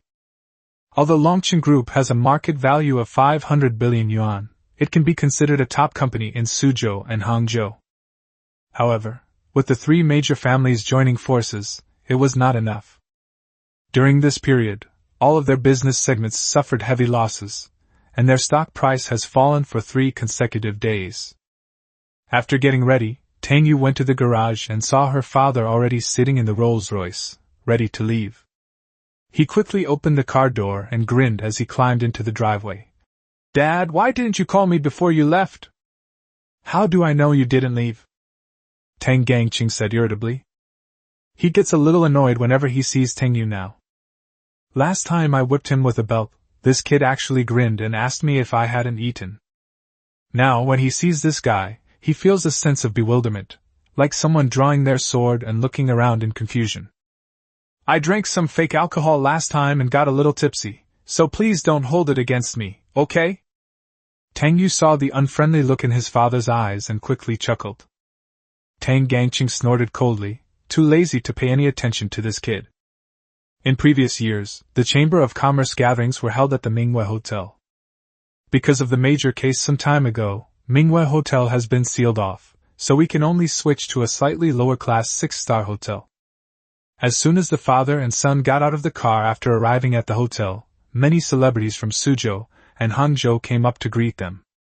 Although Tang Gangqing doesn't get involved in the group's operations much, he still has a good network of relationships. People greeted him everywhere, and several beautiful women came up and gave him a hug. He also gave Tang Yu a look that said, "Don't tell your mother anything." Tang Yu just chuckled and pretended not to see it. What was there to say about such a thing? "Damn, big brother, you're here." Qin Ming suddenly appeared from some corner, accompanied by several delicate young beauties. "Hello, Mr. Tang." These young beauties also come from prominent families in Suzhou and Hangzhou, but they just can't compare to the Tang family. "My brother and I have some things to discuss. We'll hang out with you guys later." Qin Ming didn't dare let these rich and beautiful women have much contact with Tang Yu. He pulled Tang Yu aside and said, "Come on, I'll take you to see someone." "Who are you meeting? Why are you being so mysterious?" Tang Yu was a little puzzled, but soon this guy led her to a suite. When he went inside, he found Qin Kursen sitting by the window drawing. "Sis, I brought the person to you." Qin Ming greeted him with a grin, then turned and left, not forgetting to close the door behind him. Chapter 61: A Beautiful Misunderstanding. Chapter 61: A Beautiful Misunderstanding. Damn, I was careless. Tang Yu never expected that this kid would trick her into coming here by deception and a sneak attack. He saw Qin Kursen looking at him with a smile. Tang Yu subconsciously recalled that scene from more than 10 years ago. Cough. A beautiful, naked girl walked over and gave him a big slit. That's absolutely amazing. Qin Kursen put down her paintbrush, walked to the sofa, sat down, and looked at Tang Yu, asking, "Would you like some tea? If so, I'll make it for you." "Water is fine." Tang Yu waved his hand and took a bottle of mineral water, unscrewing it. Qin Kursen looked at Tang Yu. "Why are you looking at me like that?" Tang Yu felt uneasy being stared at by her. The main reason is that Qin Kursen has never given him a kind look over the years. Ever since the incident with the Qin family, her attitude towards me has suddenly become somewhat ambiguous. They even added me on WeChat and had a few awkward chats with me. "Could you open a bottle for me?" Qin Kursen smiled sweetly and said. Tang Yu felt increasingly that this woman was acting strangely today. "It's not like you can't open it. If you get angry, you can even unscrew my skull." Hearing Tang Yu's thoughts, Qin Kursen was both amused and exasperated. That incident back then left him with a lot of psychological trauma. "I called you here today to apologize. I misunderstood you about what happened before. I didn't know that Qin Ming was lying to you." Qin Kursen's eyes darted around a little when she spoke. Thinking about that incident, she did feel quite embarrassed. From the time she was old enough to understand, she had never let a man look at her like that. "What happened?" "I've forgotten." Tang Yu pretended to be stupid. "Just forget about it." Qin Kursen gently bit her lip. A beauty like her, with every smile and frown captivating, made Tang Yu unable to resist stealing glances at her a few more times. After taking a sip of her mineral water, she pointed to the drawing board. "Do you still paint?" Tang Yu glanced at the drawing board. A butterfly is painted on the canvas, its colorful wings so vibrant that it seems about to fly out of the painting. "I haven't painted in a long time." Tang Yu shook his head and shrugged. "When you used to come to my house, the three of us would often draw together." Qin Kursen's expression was somewhat nostalgic. She has been sensitive since childhood and has a rather aloof personality. Given her special status as the eldest daughter of the Qin family, things were actually a bit awkward at school. Those classmates knew they were inferior to her, so they flattered and fawned over her on the surface, but secretly ostracized her. School is a microcosm of society, and the more unique a person is, the harder it is for them to integrate. She was unwilling to interact with these people while wearing a mask, and over time she became depressed. At that time, the only people she played with were her younger brother Qin Ming and Tang Yu. The three of them would often sit together and draw. Tang Yu also felt a bit nostalgic. He walked up to Qin Kursen's painting and smiled. "You've painted much better than before. These colorful butterflies are so lifelike, you really can't draw them without a certain level of skill. Speaking of which, I should thank you. Do you remember when you drew a colorful butterfly for me?" Qin Kursen's expression softened with tenderness and gratitude. She was severely depressed at that time, and even secretly cut her wrists. Because of her stagnant state of mind, she only liked to paint in black. Especially black butterflies. Until one day, when she was halfway through her painting, something happened and she suddenly left. When she returned, the black butterfly she had drawn had turned into a colorful one. The originally dark and gloomy background has been transformed into a sea of brilliant flowers. She knew that such painting skills could not have been done by her younger brother Qin Ming, so it could only be Tang Yu. That color deeply moved her. From that time on, she slowly emerged from her depression. She was undoubtedly grateful to Tang Yu for pulling her out of the abyss of despair. After that misunderstanding occurred, their relationship became very awkward. "Oh, that time? I remember it." Tang Yu gave an awkward smile. "Mainly because I've been putting up with you for a long time. The butterfly you drew is so ugly, I can't stand it anymore, so I wanted to teach you a trick." Qin Kursen's lips twitched. So back then, this guy thought his own drawings were too ugly? She immediately smiled in relief. Regardless of the misunderstanding back then, it was a very important turning point in her life. She was still grateful to Tang Yu. She was grateful that his unintentional act had helped her, and grateful that he had saved the Qin family and her younger brother. Let's draw together again. It's been so long since we've drawn together. She looked at Tang Yu expectantly and asked. You keep drawing, I'd rather go for a walk. Tang Yu shook her head. Staying here feels a little awkward. You hate me that much? Seeing Tang Yu about to leave, Qin Kursen asked with a wronged expression. She didn't know why, but seeing Tang Yu's somewhat cold attitude towards her made her feel very uncomfortable. This feeling was something she had never experienced with other men. It's not that I dislike it, it's just. Tang Yu was thinking of a suitable reason when she noticed that Qin Kursen's eyes were red. Seeing that her eyes were starting to well up with tears, Tang Yu's heart softened, and she said, I just want to go to the bathroom. Then you go here. Qin Kursen pointed to the bathroom in the suite. Okay, I'll go. Don't cry, or people will think I'm bullying you. Tang Yu quickly offered a few words of comfort, then went inside and symbolically urinated. If she leaves crying when a man and a woman are alone together in a room, my reputation will be ruined. If Qin Ming finds out, that bastard will definitely spread it all over the world. After washing her hands, Tang Yu sat obediently next to Qin Kursen and painted with her.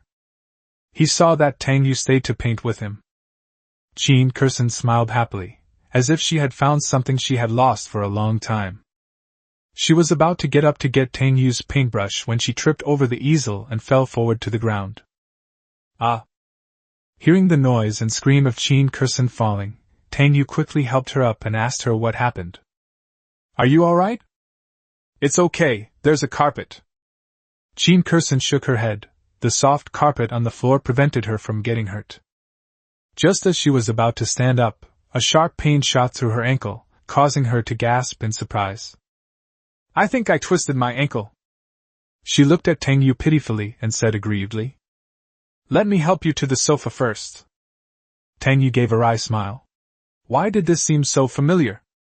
Tang Yu put her hand on Qin Kursen's shoulder and helped her to the sofa. Sitting on the sofa, Qin Kursen looked down to check how her foot was. She was wearing stockings, so she had to take them off to make it easier to see. Holy crap, are you going to take it off right in front of me? I can't take it, I really can't take it. I'm still a child, how can you let me watch this kind of thing? Tang Yu, standing to the side, tried very hard to control her eyes from glancing at it. But he was so concerned about whether Qin Kursen was injured that his gaze became somewhat uncontrollable. There's nothing we can do, men are just that kind and like to care about girls. Qin Kursen blushed slightly after hearing Tang Yu's thoughts. It's just taking off stockings, isn't it? Qin Ming, who orchestrated all of this, is now in trouble. Because 3 women came looking for him. Su Muyue, Wang Yixue, and Jiang Xiaoye. Where did Tang Yu go? After the 3 women arrived, Wang Yixue stared at Qin Ming and asked. They arrived a little late today. After greeting Tang Gangqing, they learned that Tang Yu had come, but after searching around, they couldn't find Tang Yu. So they set their sights on Qin Ming. My older brother said he had something to do and went out. He might not be back for a while. Qin Ming said somewhat guiltily. It was a rare opportunity for his older brother and sister to be alone, so how could he dare to turn the suite into a battleground? The 3 women stared at him, and an inexplicable pressure made Qin Ming feel a little overwhelmed. After a stalemate, Qin Ming finally gave in and weakly pointed upstairs. It seems like my older brother was chatting with my sister. The 3 women immediately rushed upstairs to find Tang Yu. After they ran to the door, the 3 women looked at each other, but none of them took the initiative to knock. Listen to this. Wang Yixue suggested in a low voice. Su Muyue and Jiang Xiaoye nodded in agreement, and the 3 women pressed their faces against the door in unison. Then they heard some humming or moaning sounds.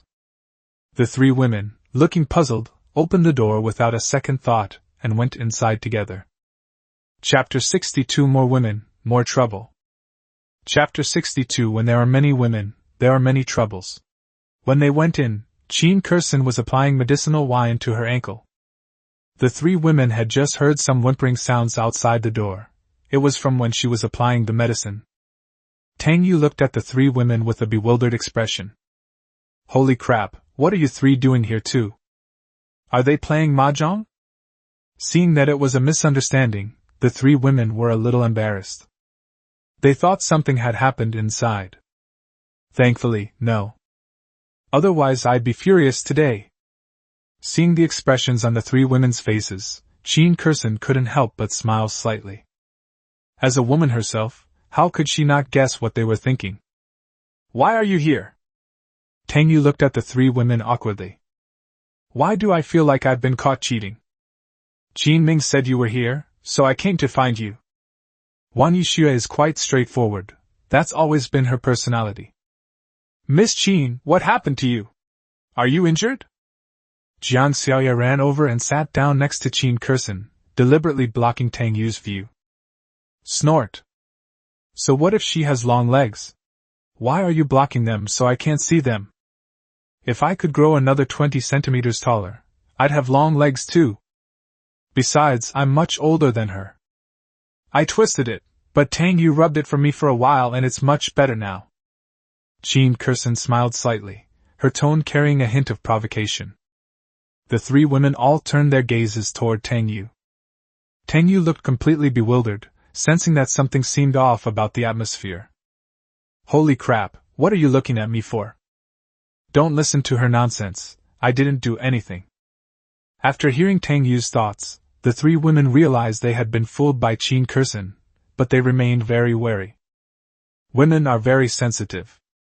Deliberately misleading them at this time is just an attempt to provoke them, isn't it? Let me do it, I'm a professional. After Jiang Xiaoya squeezed Jean Curson's ankle a few times, Jean Curson could no longer feel the pain in her ankle. That's really great, thank you. Jean Curson smiled and thanked her, then picked up the stockings and put them back on. Wang Yixue simply rolled her eyes. Ha, these are all tricks I've already used before. She took Tang Yu's arm and said, Let's go, the meeting is about to start, and my uncle asked me to call you down. Why are you holding his arm? Su Muyue was displeased when she saw Wang Yixue's actions. She walked over and took Tang Yu's other arm, looking displeased. Miss Wang, please have some self-respect and stop coveting other people's fiancés. Of the people in the room, she was most wary of Wang Yixue. This woman has incredibly thick skin. She's clearly his ex-girlfriend, yet she keeps pestering him. Isn't that annoying? He's your fiancé?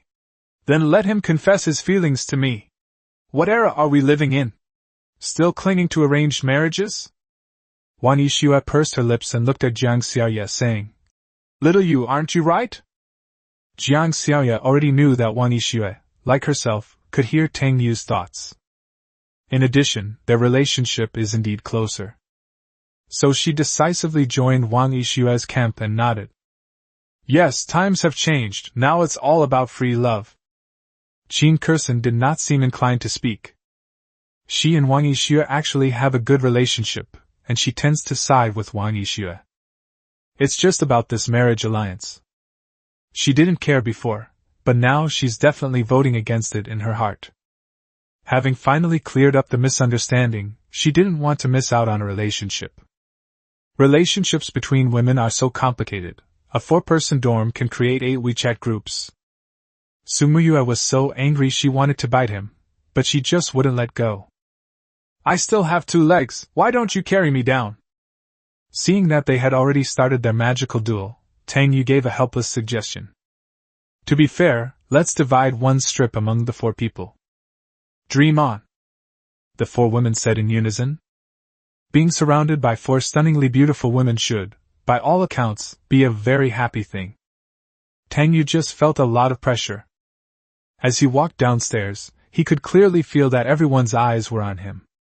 Those attending today's annual meeting are all prominent figures from Suzhou and Hangzhou, including city leaders. Even in such a crowded setting, Wang Yixue and her group of young ladies remained the most eye-catching figures. The girls huddled together and followed Tang Yu around. Anyone with eyes can see some problems. What's going on? Why are all these people going with young Master Tang? Holy crap, isn't young Master Tang too greedy? 3 young ladies from the 4 major families are all following him? Dr. Jiang is also following along. What's going on? Who told me that young Master Tang is the #1 simp in Suzhou and Hangzhou? Is this what you call simp treatment? Everyone started discussing it. Tang Gangqing was chatting with 2 beautiful women in their early 40s. He was extremely handsome when he was young and was a well-known playboy in Suzhou and Hangzhou. Back then, he had quite a few young ladies who admired him, such as these 2 in front of him. Although we didn't end up together, we still have a pretty good relationship. Mr. Tang, you have the same demeanor as me. A beautiful woman in front of him suddenly pointed to Tang Yu's location. What? Tang Gangqing turned his head and glanced at it, almost fainting and collapsing to the ground. What the hell is that little bastard up to? The young ladies from the 4 great families, besides his own, were all by his side. And the atmosphere seemed noticeably off. Doesn't he know where he is? Playing such fancy tricks in front of so many people? When I was young, I never did anything as outrageous as him. Is this some kind of crazy scheme? Are they trying to find a few daughters-in-law for the Tang family? Tang Gangqing wanted to whip someone with his belt again. The thought that his belt was no longer effective at hitting the kid made him even angrier. Today, this little bastard has completely ruined the Tang family's reputation. After seeing this scene, Mr. Wang, who had just recovered from his illness, felt his blood pressure rise slightly. My own granddaughter, doesn't she usually look down on other men? What the hell is going on? The smell of vinegar was noticeable throughout the upper-class circles of Suzhou and Hangzhou. Old Wang, your granddaughter is very brave. Another old man standing to the side gloated, saying, It's Qin Wenwen, the patriarch of the Qin family. The relationship between the Qin family and the Wang family is not very harmonious. Because the 2 families were roughly equal in strength, they often vied for the position of the second largest family in Suzhou and Hangzhou. In recent years, the daughters of both families have demonstrated remarkable business acumen. Wang Yixue's business acumen is slightly superior to Qin Kerson's. Therefore, in recent years, the Wang family has developed better than the Qin family. The Qin family was quite unhappy about this. Today, old Master Qin finally found a chance to vent his anger. But before he could even enjoy his laughter for a minute, Qin Kerson suddenly grabbed Tang Yu's arm. She pointed to a piano placed in the middle of the hall, and with a little tugging, the 2 walked towards it. Wang Hanfei immediately sneered and mocked. Not at all, she's far inferior to your granddaughter. I've long heard that Kerson is a very brave little girl, and it's true. Qin Wenwen almost coughed up blood. He thought his granddaughter was just following behind for fun. I didn't expect that she was here just to compete for someone's affections, he said with a dark face.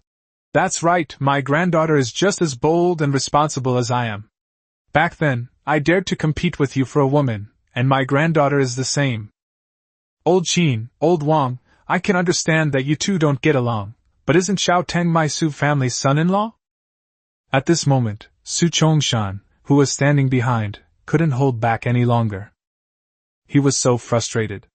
His own future son-in-law was being snatched away by someone else's daughter. What if they actually steal it?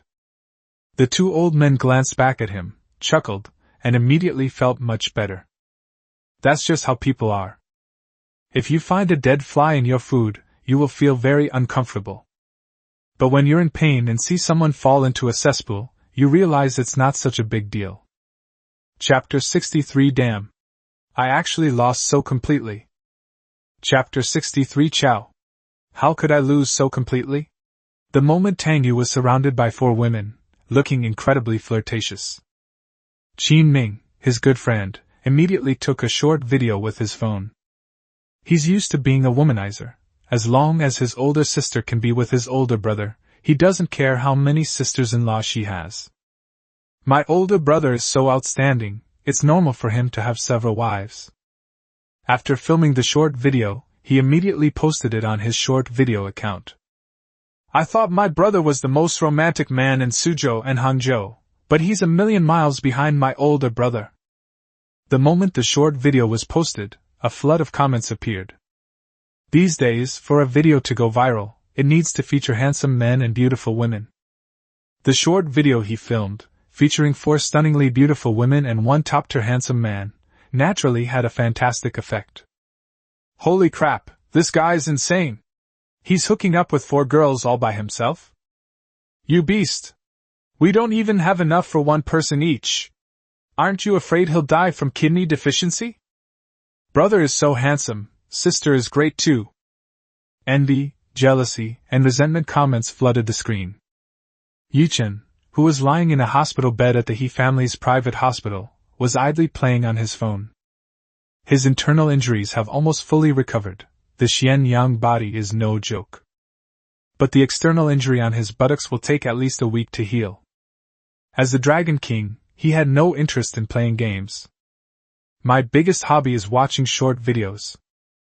Because there are many beautiful women here, he can easily find a suitable target. As I was scrolling through the page, this video suddenly popped up in my feed. After clearly seeing the key figures in the video, Ye Chen's forehead veins bulged instantly, and he roared as he jumped out of bed. I finally fell in love, but you made me lose so completely. Blanche. He slammed his phone to the ground. Smack. The phone shattered with a crisp sound, instantly turning into countless fragments. Even after smashing his phone, the anger in his heart had not subsided in the slightest. He hadn't even won over the woman he wanted yet, and this guy had already started building a harem before him? Moreover, Wang Yixue and Su Muyue even took the initiative to hold his hands in front of so many people. This is clearly the treatment I should be entitled to. Suddenly, a sharp pain shot through his buttocks, causing him to tremble involuntarily. He felt something flowing out, and when he reached out to touch it, he realized it was blood. I jumped up in excitement, and the wound that had just healed instantly reopened. Tang Yu, I want you dead. Ye Chen endured the pain and roared angrily, about to take out his phone to contact the death squad and urge them to take action immediately. Then he tragically discovered that his phone had been smashed. This incredibly frustrating and painful feeling made him want to punch himself. As the Dragon King, when have I ever felt so stifled in my life? Qin Ming had no idea how much harm his short video had unintentionally caused to someone, or how much hatred it had drawn for his older brother. He smiled with satisfaction when he saw that the number of likes had exceeded 10,000 in less than 10 minutes. Good, look closely, my older sister is already a member of my older brother's harem. From today onwards, my older brother is my brother-in-law. He calls me his brother-in-law, and I call him my older brother. We each call each other by our own names. In a good mood, he casually launched a lottery for 1 million. If you have money, you should make sure everyone is happy. Right now, Tang Yu is forcing herself to sit on the piano in the middle of the hall with Qin Kursen and play the piano. 4-hand piano duet. As the upbeat music began, everyone in the room fell silent and turned their gazes toward the two of them. Compared to the other girls, Qin Kursen was highly talented in the arts, and was proficient in playing the zither, chess, calligraphy, and painting. Tang Yu is similar. As a rich, handsome, and villainous character who gets trampled on, he has mastered all the skills required for showing off. Otherwise, it's impossible to be a qualified stepping stone. Qin Ming seized this great opportunity, and quickly filmed another short video and posted it. What do you mean by a perfect couple? My older brother and my sister are a perfect couple. Fortunately, Ye Chen had already smashed the phone, so he wouldn't get hurt again. Wang Yixue and the other 2 women watched from a distance, and immediately felt a little annoyed. They had learned piano before. However, he had too many things to do after starting university, so he neglected his studies and couldn't compare to Qin Kursen. Your fiancée is playing a 4-hand piano duet with someone, shouldn't Miss Su go and perform a piece? Wang Yixue didn't forget to fan the flames. The enemy of my enemy is not necessarily my friend, let them fight it out. Why don't you go play with your ex-boyfriend? Su Muyue glared coldly at Wang Yixue and said. It's not that she can't play the piano, but her skill level is definitely not as good as Qin Kursen's or Tang Yu's. Going up there would only make me look stupid and give people the impression that I'm not as good as Qin Kursen. Which beautiful woman would want to lose to another beautiful woman? They all talk a big game, saying things like, "You're so beautiful, your skin is so nice, your legs are so long, your breasts are so big, I can't compare to you." But in their hearts they're just being polite and telling you not to take it seriously. They think they're the most beautiful. I'm good at dancing. Next time I'll have him play the piano, I'll do a pole dance for him. Wang Yixue snorted provocatively. Su Muyue almost choked on her own words. She wasn't nearly as outspoken as Wang Yixue. Jiang Xiaoye didn't say anything, she just looked sad. Tang Yu's brother is so popular. This is so troublesome. Next time, I'll ask him to go with me to provide free medical consultations for patients. When she's with her sisters, she feels like she's not much of a match for them. After Tang Yu and his partner finished their four-hand piano duet, the entire audience gave them a warm round of applause. Seeing the looks these people were giving me, Tang Yu knew.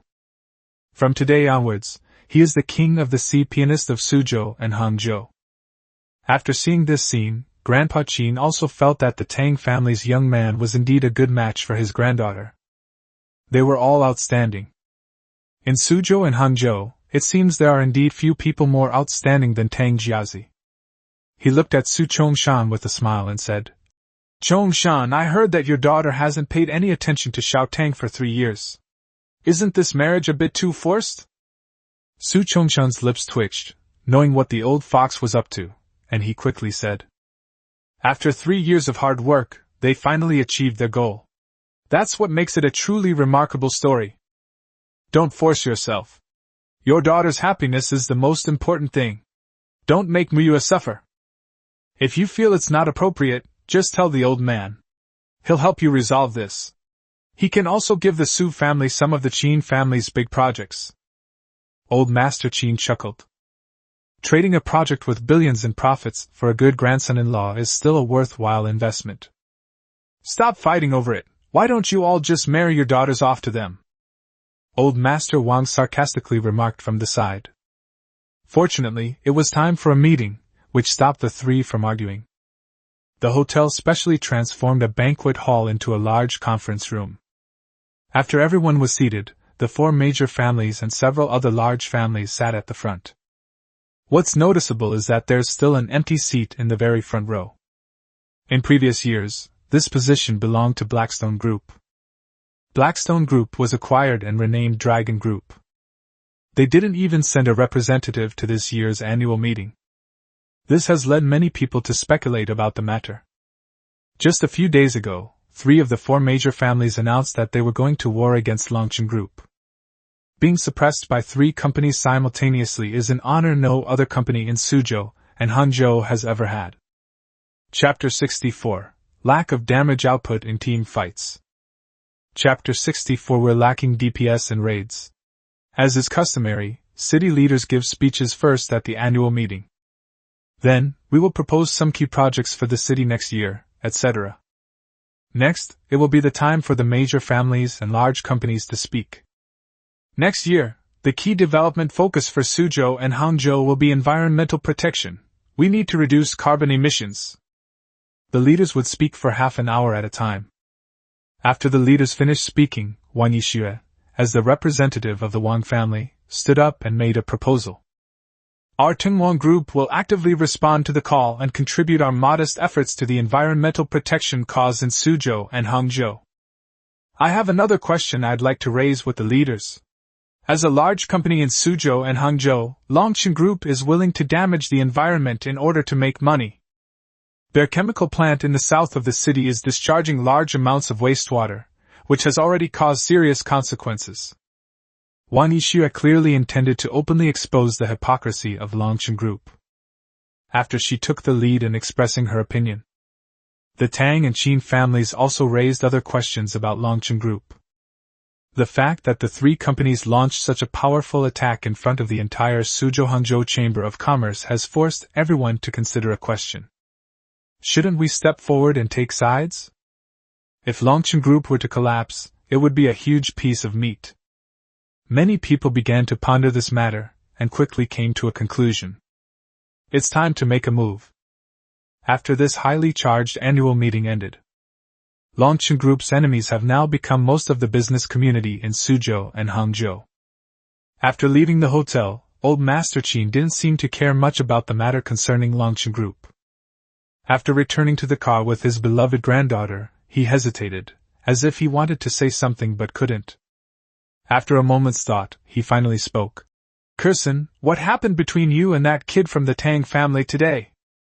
The two of them were sitting together playing the piano. The girl had such a blissful expression, even a blind person could tell something was wrong. Before Qin Kurson could answer her grandfather's question, Qin Ming had already spoken up. "Hey, Grandpa, what else do you want to ask? My older sister has a crush on my older brother. They're a perfect match, a match made in heaven." He had barely finished speaking when he was struck by a cane. Old Master Qin said with a dark face. "Your sister is a match made in heaven, and you're a born slut, huh? If you bring any more women back to mess around, you can get out of the Qin family." Qin Ming winced in pain, chuckled twice, and began to play dumb. She saw her grandfather looking at her. Qin Kurson bit her lip and said, "Grandpa, I do have a bit of a crush on Tang Yu." "Oh dear, you should have said so earlier, so that Grandpa could have settled this matter before the Su family." Grandpa Qin dotes on his granddaughter. He sighed and said, "As you've seen, that boy from the Tang family is already engaged to Muyue, so this isn't really the right time. There's no question of compatibility or incompatibility, we're not married." Qin Kurson's attitude was very firm. She will never easily give up on something she has decided on. Old Master Wang had roughly the same idea. That young man from the Tang family is indeed quite good, but he's already engaged. "All right, Grandpa, just rest and recover. Don't worry about these things. Your granddaughter will get what she wants." Faced with her grandfather's earnest advice, Wang Yixue simply smiled and tossed her hair. "Snort. I'll wear a bunny girl outfit and go see him tomorrow." "All right." Grandpa Wang was speechless. Young people these days are much more open-minded than they were back then. "Muyue, you'd better hurry up, don't be as cold-hearted as before, you know? Good men are always in high demand. When Dad was young, he was even more popular than Tang Jiazi. Do you know why your mother got rid of me? She got me drunk and slept with me, then a few days later she said she was pregnant with you, so you—" Su Chongshan was in the car trying to persuade his daughter. The driver almost drove his car into a ditch when he heard this gossip. "Sir, when did you become so flirtatious?" Su Muyue blushed deeply after being teased by her father. She glared at her father and said, "Can't you teach me something else?" "Sigh, only men understand men. Dad is doing this for your own good. Go find him for a drink tonight, okay?" Su Chongshan gave his instructions. Su Muyue thought it might not be a bad idea. After returning to the Tang family home, Tang Yu ran to her room and called Ling Han over. He looked at Ling Han with a knowing look in his eyes. Ling Han forced a smile and skillfully sat down on the ground to rub the guy's head. She felt quite good staying at the Tang family's house during this time. The Tang family treated their servants very kindly, and she was living a comfortable life there. This guy is getting more and more demanding. She kept muttering to herself every day about why she hadn't been swayed by the oil yet, which made her laugh in exasperation. How could I possibly leave? Ah, that feels so good. It's so much safer at home. The outside world is too dangerous. Tang Yu lay on Xiangxiang's soft thighs. It doesn't prick like a needle, and the feeling of lying on my lap is just as gentle. Is it dangerous outside? Upon hearing this, Ling Han became slightly wary and asked a question. Did Ye Chen send someone to deal with Tang Yu? I don't think I heard anything. It's complicated, the world is a dangerous place. Tang Yu sighed. These women are too dangerous, they're all lusting after me. In front of so many people, she rushed to hold her brother's hand. Now the whole of Suzhou and Hangzhou is calling me a scumbag. How am I supposed to go out and pick up girls now? Ling Han couldn't help but roll her eyes after hearing the inner voice. Just as Tang Yu was feeling comfortable, her phone vibrated in her pocket. He casually took out his phone and realized it was a call from Tang Ruoyu. What's wrong? Brother, are you free now? It's about that thing I told you about last time. Tang Ruoyu's deep voice came through the phone. Tang Yu immediately perked up. This traitor is finally going to make his move, isn't he? Okay, wait for me at the company, I'll be there shortly. After hanging up the phone, Tang Yu chuckled and stood up. He had finally gotten the kid hooked. You want the Grim Reaper squad to kill me, huh? You scoundrel, I've been waiting for you to take the bait. Upon hearing Tang Yu's thoughts, a hint of worry flashed in Ling Han's eyes. She knew the strength of the Death Squad very well. Even if the four of them joined forces, she wouldn't be a match for them. Is young Master Tang going to risk his life? We shouldn't fall into their hands. After seeing that, Tang Yu had already hurriedly left the room. After a moment's hesitation, Ling Han decided to follow. We can't let anything happen to young Master Tang. Tang Yu didn't rush to find Tang Ruoyu. With the power of Fudomyo, the Death Squad couldn't do anything to him. The problem is, I don't have any fighting ability myself. So he needs to bring some helpers with him. We have the meat, but we still need damage dealers. Chapter 65 Death Squad. Chapter 65 Death Squad. During this period, the three major families began to spend money to recruit soldiers in order to take revenge on Ye Chen. The Tang family has already invited 2 ancient martial arts masters, both of whom are at the yellow rank. Although the yellow realm is at the bottom of the Xianwang realm. However, the existence of ancient martial arts practitioners is extremely rare. Just like a mediocre student at Tsinghua or Peking University, they would be considered a top-notch student elsewhere. These 2 martial arts practitioners are a father and son. The father, Huang Tianrui, is over 60 years old, and the son, Huang Junxia, is in his early 40s. Upon seeing Tang Yu, the 2 nodded slightly as a greeting. Hello, young Master Tang. Their attitude was somewhat cold, but Tang Yu wasn't surprised. According to the typical premise of wish fulfillment novels, skilled individuals are usually quite unhappy about being forced to act as henchmen for the villainous rich second generation. Even when they fight the male protagonist, they will still exchange a few polite words, such as, I had no choice, or something like that. Ancient martial arts practitioners like them, at the yellow rank, could easily take on 10 professional bodyguards. It's normal to have an air of superiority. I'm going out for a bit later. There are a few experts on the way who will cause me trouble. But you don't need to rush to make a move. I'll play with them first. I will inform you when the time is right to take action. He looked at the 2 of them and gave them instructions. This father and son are no match for the Grim Reaper squad. The Death Squad consists of experts at the peak of the yellow rank, and are known as invincible among their peers. Anyway, anything from the Dragon Soul organization, even if it's just a dog, is a dog among dogs. Upon hearing Tang Yu's words, a hint of mockery flashed in the eyes of both father and son. An expert? What a load of rubbish. Anyone who can hold their own against a pretty face like you is a complete weakling. Huang Junxia couldn't help but speak up. Young Master Tang, we came here because we heard it was to deal with a master. If it's just about bullying people, why don't we send the other bodyguards instead? What kind of nonsense is it for a father and son, both renowned masters of ancient martial arts, to go and trample on others with a young master like you? Don't throw a punch when you're already high up. Yeah, he's a pro. Hurry up and get going, stop dawdling. Tang Yu rolled her eyes and settled the matter with a wave of her hand. Huang Junxia was extremely displeased. If he had known he was coming here to do this kind of thing, he would have preferred not to have come at all. Huang Tianrui patted his son on the shoulder, signaling him to be patient for now. Under Tang Yu's arrangement, the father and son got into a relatively low-key Audi. He, on the other hand, drove that Venom car in a flamboyant manner. After the car started moving, Huang Junxia couldn't help but say with a dark expression, Dad, what's going on with the Tang family? Didn't they say they only needed us to deal with 1 expert? Giving us a rich kid to be their lackey is such a disgrace to the Huang family.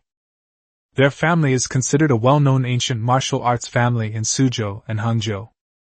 The reason they were hired by the Tang family for a large sum of money is because they heard they were tasked with dealing with a master.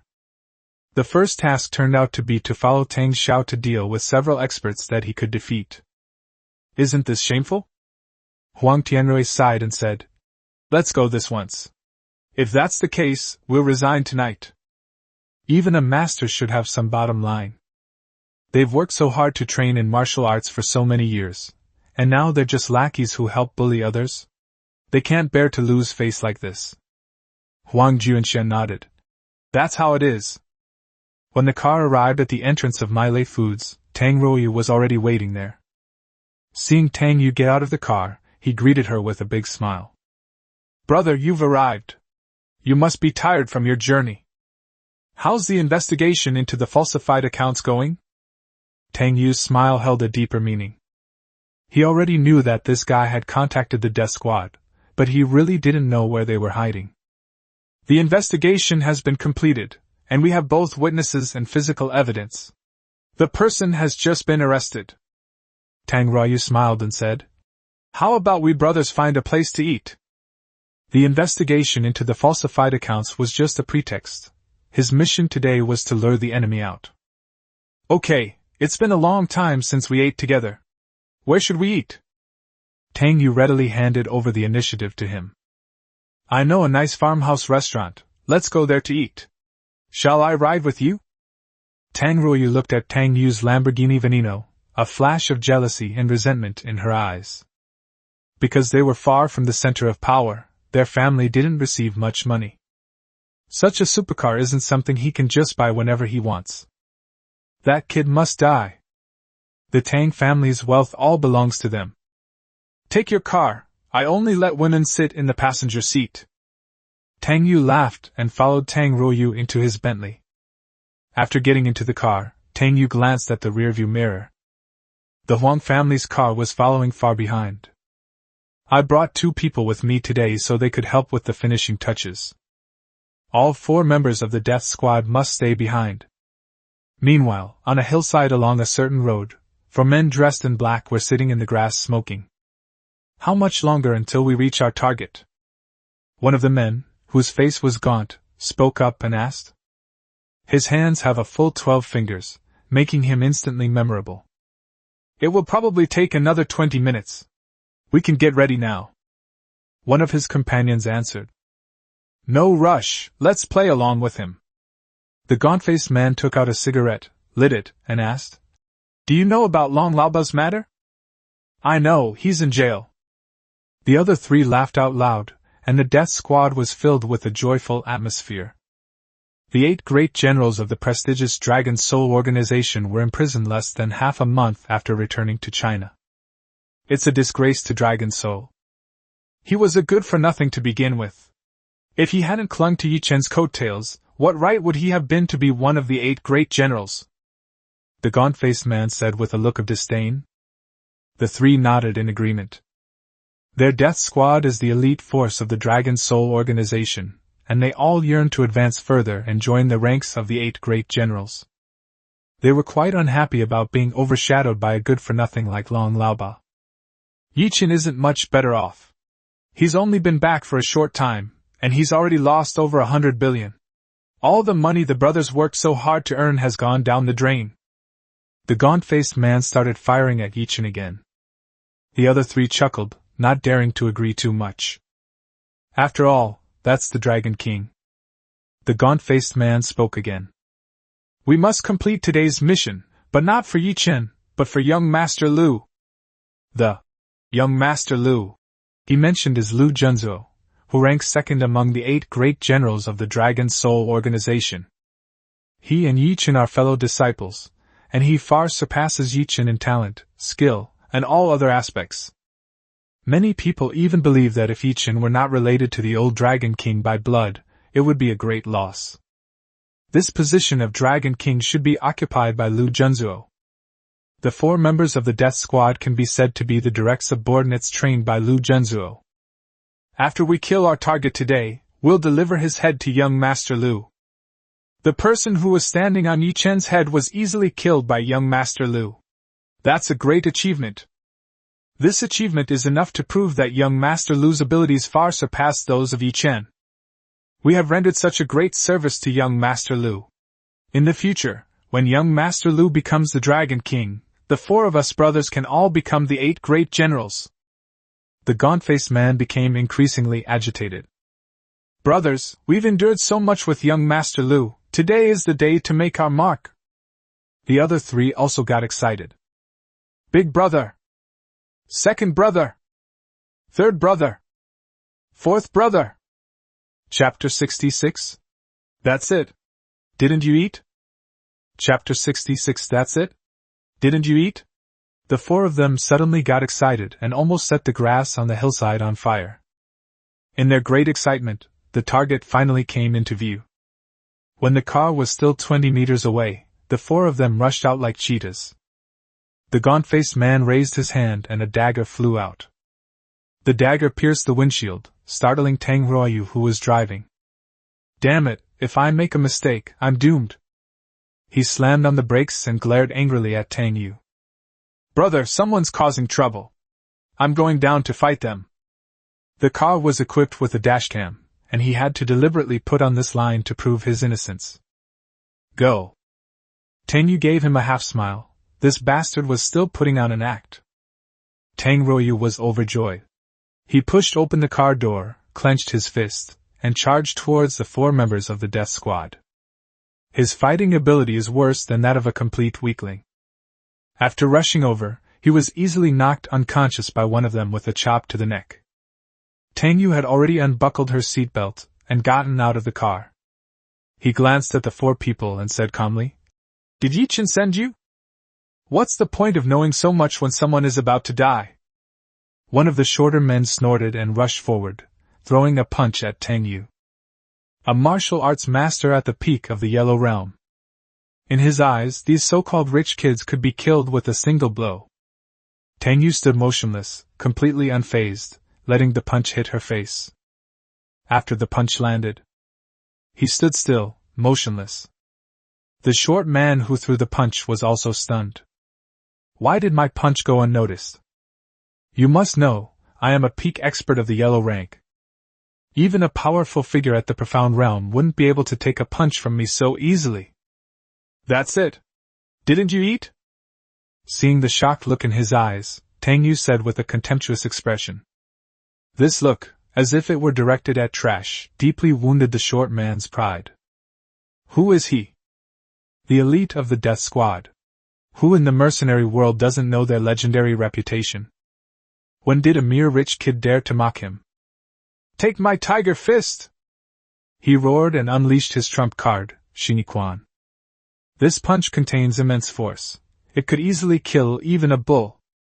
But even after the punch landed on Tang Yu's chest, Tang Yu remained completely still. He stared blankly, finding it hard to believe that his all-out attack had failed to injure his opponent. You're faking it on purpose, aren't you? The short man's lips trembled slightly. He was reluctant to believe what he was seeing. How could my fist, as big as a clay pot, not be able to hit anyone? Deliberately? Tang Yu smiled calmly, her eyes filled with increasing contempt. You think you can just break the Fudo Myo technique that I finally got from the system? Eagle, help me out! Use the Dragon Tiger Fist! The short man's mindset had undergone a subtle change, and he turned to look at a teammate and shouted. The other 3 members of the death squad were also completely bewildered at that moment. The 4 of them are evenly matched. Seeing that their teammates' 2 punches hadn't caused any damage, they found it hard to believe. One of them, with a hooked nose, shouted angrily. He lunged forward, appearing out of nowhere, and punched Tang Yu in the left cheek. At the same time, the short man jumped up and punched Tang Yu in the right cheek. Even after being punched twice, Tang Yu didn't move an inch. This time, even the hook-nosed guy was dumbfounded. The 2 of them just used a combined attack, yet they still couldn't move this guy. He saw the 2 of them staring at him blankly. Tang Yu took a deep breath. He slapped each of them twice across the face. You want to help, right? An assassin, huh? Dragon fist, right? Tiger fist, right? After the two slaps landed, both of their faces stung with pain. The damage wasn't high. If it's insulting, then it's quite strong. The two quickly took 2 steps back, staring at Tang Yu with livid faces. As a master, why didn't he make a move instead of humiliating the two of them in this way? The mighty Death Squad. With a 98% success rate in mission execution, when have we ever suffered such humiliation? Let's go together. The hook-nosed man shouted. They are formidable in individual combat, and their combined attack as a group of 4 is invincible. The other two roared and charged forward, joining their teammates in surrounding Tang Yu and unleashing a barrage of attacks. As peak experts of the Yellow Realm, their strength is quite terrifying. The 4 of them surrounded Tang Yu and attacked with all their might. Their movements were so fast that outsiders could hardly see them clearly. At that moment, Huang Tianrui and his son were hiding dozens of meters away. Seeing Tang Yu being beaten by 4 people, the father and son were terrified. Dad, these 4 people are probably all experts at the peak of the Yellow Rank realm. Seeing the speed and strength of the 4 men, Huang Junxiao broke out in a cold sweat. He only became a true ancient martial arts practitioner this year. As both of them were at the Yellow Realm, he estimated that even the 2 of them might not be able to defeat any of those 4. It's definitely the peak of the Yellow Rank realm. Huang Tianrui clenched his fist. He has been in the Yellow Realm for 15 years, but he is still far from the peak. But what terrified him even more than these 4 people was. Faced with the attack from the 4 men, Tang Xiao stood still the entire time. He was like a towering tree, and the attacks of the 4 were nothing more than a drizzle falling on the tree. What kind of strength does one need to withstand being ganged up on by 4 peak Yellow Realm experts and remain unscathed? The Profound Realm? Definitely more than that. The Earth Realm? That seems very difficult to achieve. Could it be the legendary Heavenly Realm? Huang Junxiao was also trying to guess Tang Yu's cultivation level at this moment, and he said in a trembling voice. Dad, do you think young Master Tang has the strength of the Earth Realm? At least. Huang Tianrui trembled with excitement. Even experts at the Xian level were unattainable for him. Wouldn't a master of the Earth Realm at such a young age be invincible in the world? To be able to follow such a strong person. With a casual gesture, wouldn't his and his son's cultivation levels advance dramatically? Listen up, from today onwards, my son and I will obey young Master Tang's every command. Even if he orders us to stab a telephone pole, we must not hesitate, understand? Huang Tianrui looked at his son and gave the order. Understood. Huang Junxian nodded solemnly. He knew this was a once-in-a-lifetime opportunity. Then why didn't young Master Tang fight back? Why did he let a few ants act so arrogantly? He then looked at his father and asked. Huang Tianrui pondered for a moment, then said in a deep voice. Fool, can't you see young Master Tang's good intentions? A master like him wouldn't stoop to fighting such ants. He's deliberately letting us observe and learn. I see. Huang Junxiao suddenly realized the truth and deeply regretted his previous suspicion of Tang Xiao. Despite his poor attitude, young Master Tang was still so magnanimous in instructing him. This kindness is as heavy as a mountain. Chapter 67 The Vanished Memories. Chapter 67 The Vanished Memories. Despite the 4's fierce attacks, Tang Yu felt nothing. This perfected version of the immovable king technique is so damn useful. That invisible energy surrounded me. These attacks came like a gentle breeze.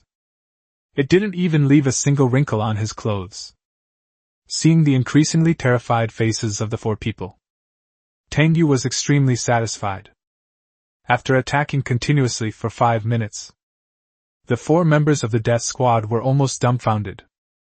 Human strength has its limits. They are ancient martial arts practitioners, not superhumans. Their inner energy and physical strength will eventually run out. The hook-nosed man was rather cunning. After seeing that the 4-man combined attack was ineffective, he suddenly gave up the attack and a military dagger appeared in his hand. Then, he lunged at Tang Yu's chrysanthemum knife. Even the strongest man has vulnerable spots. But this time, he miscalculated. After the incredibly sharp bayonet struck, it was unable to advance an inch. Immediately afterwards, he received another loud slap across the face. You fucking look down on my sphincter muscles? You think I'm that good for nothing, Ye Chen? After being slapped, Tang Yu was about to make a move. The four people had already retreated several meters at the speed of light, creating distance between them. Their faces were filled with terror, and they were panting heavily, unable to believe what they were seeing. The four of them attacked with all their might for a full 5 minutes. Even the most insidious sneak attacks couldn't hurt this guy. Is this man a monster? After seeing Tang Yu put her hand into her pocket, the four of them tensed up instantly, cold sweat dripping down their foreheads. Is this man about to make a move? With the strength of the four of them, is there any chance that one of them can escape? Then they saw Tang Yu take a cigarette out of his pocket and slowly light it. He slowly exhaled the smoke ring and said calmly, You are too weak. I have no interest in using my strength against trash. I'm afraid that if I make a move, I might not be able to kill you all. What exactly do you mean? The gaunt-faced man's teeth trembled slightly as he spoke. This man is incredibly intimidating. Except for that old man in the organization. He had never felt this kind of pressure from anyone before. If the Dragon King were here, he would die on the spot if he stood still and let them fight him for 2 minutes. At this moment, the four of them were thinking roughly the same thing. That means if this man had made a move, they would already be corpses. What I mean is, everyone here is trash. Seeing that the four people were already weak in the knees, Tang Yu was quite satisfied. My strength is entirely up to your imagination. He raised one hand high, and the four men immediately took a big step back in fright. At the same time, Huang Tianrui and his son, who had been lying in ambush, realized what was happening. Charge! Young Master Tang told us to clean up the trash. Huang Tianrui waved his hand, and the father and son quickly rushed towards the 4 members of the death squad. In terms of strength, any one of the 4 members of the death squad is stronger than the father and son. However, the intense battle just now had exhausted their true energy and physical strength. Having been terrified, the 4 were now no different from ordinary people. Soon, the 4 men were easily defeated by the determined Huang Tianrui and his son. After the 4 men were tied up, Huang Tianrui and his son looked at Tang Yu with admiration and respect. Young Master Tang, what do we do now? Just as Tang Yu was about to have them take the people to the police station, her gaze suddenly locked onto the hands of one of the men. Does this man have 12 fingers? He suddenly remembered. Around chapter 400 of the original story, ancient martial arts forces began to emerge. One of the bodyguards from a prominent family had 12 fingers, and his appearance was almost identical to the person in front of him. This bodyguard belonged to the villainous faction, and his fate was naturally to be killed by Ye Chen with a single punch. After staring intently at the man for a while, Tang Yu asked, What's your name? My name is Deng He. Deng He answered in a low voice. He had lost his will to fight in the face of this powerful man. A knife that isn't sharp is a horse that's too thin. What can I use to fight him? Tang Yu couldn't help but shudder. Damn, it actually matches up? This plot is such a mess. Characters who haven't even appeared yet have already shown up.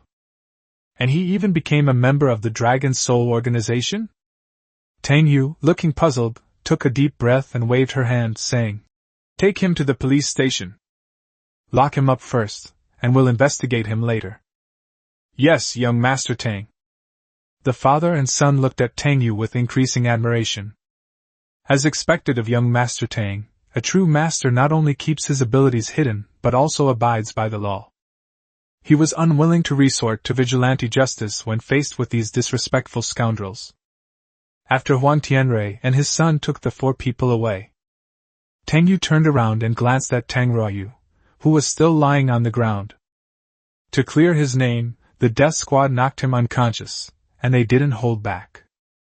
A good opportunity. Tang Yu chuckled and rushed forward, starting to punch and kick the traitor. Since he's already passed out, why be polite with him? Bullying the weak and fearing the strong, I'm a master at it. As for beating the kid to death or anything like that, Tang Yu didn't have that idea. Why bother eliminating the enemy's incompetent teammates? After playing for several minutes, Tang Yu felt refreshed. Tang Ruoyu, who had fainted, was beaten until she was covered in blood and looked terrible. Tang Yu whistled, dragged the kid into the car, threw him in, and drove him to the hospital. Not long after Tang Yu left, a figure fell from a nearby tree. It was Ling Han, who had been secretly following Tang Yu. She stayed hidden here and watched the whole time. Her face was filled with extreme shock. She knew the strength of the death squad all too well. Even after the four of them attacked until they were exhausted, they still couldn't hurt Tang Yu. This level of strength is practically a joke if it's not at the Earth realm. She finally understood why Tang Xiaoming, knowing her identity, still kept her by his side. It is precisely because he has formidable strength. With Tang Xiao's strength, killing me would be a piece of cake, but he doesn't seem to want to. Could it be that he likes me? After muttering something to herself, Ling Han blushed slightly. Otherwise, how would young Master Tang know so much about me? Only a powerful man like Tang Xiao could do that. Only then would she feel that she should be an ordinary girl. Only he has the right to think that way. If he asks me to scrub his back again next time, I'll just do it myself. After Tang Rui was taken to the hospital, the old man was rushed to the emergency room for treatment. Tang Yu called his second uncle's family to explain the situation, and then he went back to his car and lit another cigarette. This damn plot is getting weirder and weirder. Damn system, what's going on?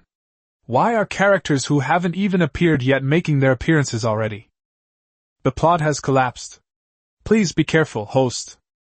The system's cold voice rang out. The plot has fallen apart. What's the next step? Tang Yu frowned. When the plot spirals out of control, that's when the real danger begins. The system fell silent and did not respond. At that moment, some strange images suddenly flashed through Tang Yu's mind. Each scene depicts my own death, only I died at the hands of different people. This sudden revelation of memory caused Tang Yu's face to contort in pain. A red number appeared before his eyes. 299. Just as he was about to carefully review this memory, his expression suddenly turned blank. His memory had returned to a few minutes earlier, and then that sudden memory disappeared again. Damn system, where's the reward? Tang Yu asked, cursing and swearing, completely unaware of what had just happened. Beep, reward delivered. The system's voice sounded again. This time, however, the system's voice seemed to carry a hint of weakness. Tang Yu didn't have any new skills in her mind, and there was nothing around her. Delivered? Where was it sent? To whom was it delivered? Damn system, you're ripping me off with all these rewards, aren't you? Tang Yu cursed for several minutes, but the system ignored him. Meanwhile, a package sent in Tang Yu's name has been loaded onto a plane bound for Africa. Chapter 68 The Loyal Hygiene. Chapter 68 The Loyal Hygiene Africa, Burkina Faso, which translates to the land of virtuous men, in Chinese. After being entrusted with an important task by Tang Xiao and sent here, Hygiene was quite satisfied with his work. The pay is high, the workload is light, and there's no one to manage you. The work is easy every day, and you can leave for tea at 3 p.m. He received the news just a few days ago. The Tang family suddenly started spending money to recruit experts from all over the world, and they only wanted experts in ancient martial arts. Learning about this was a significant blow to him. As the former captain of the bodyguard team, I realized that my own strength was far too weak. He's not even a martial arts practitioner. How can he protect young Master Tang? So, to motivate himself to improve, he started training intensely every day. 100 push-ups. 100 sit-ups. 100 squats, then a 10-kilometer run. He had just returned from exercising when a subordinate came running up to him with a package. Mr. He, there is a package for you. It was sent to you by young Master Tang. Sent to me by young Master Tang? Hygiene immediately perked up and quickly took the package, carefully opening it. The package was an exquisite enamel box. When he opened it, he found an antique-looking book inside. Dragon Elephant Technique? After carefully flipping through the book and glancing at it a few times, tears immediately streamed down his face.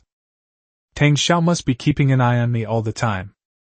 He learned that after his hard training, he had actually obtained an ancient martial arts manual. As a martial artist, he knew all too well how precious this manual was. It was a treasure that money couldn't buy. Moreover, the Dragon Elephant Manual doesn't have very high requirements for martial arts aptitude. As long as you are willing to endure hardship, you will eventually be able to cultivate yourself into a master of ancient martial arts. I can only repay Tang Xiao's kindness with my life. He Jin choked back a sob, wiped away the hot tears on his face, and roared at his subordinates.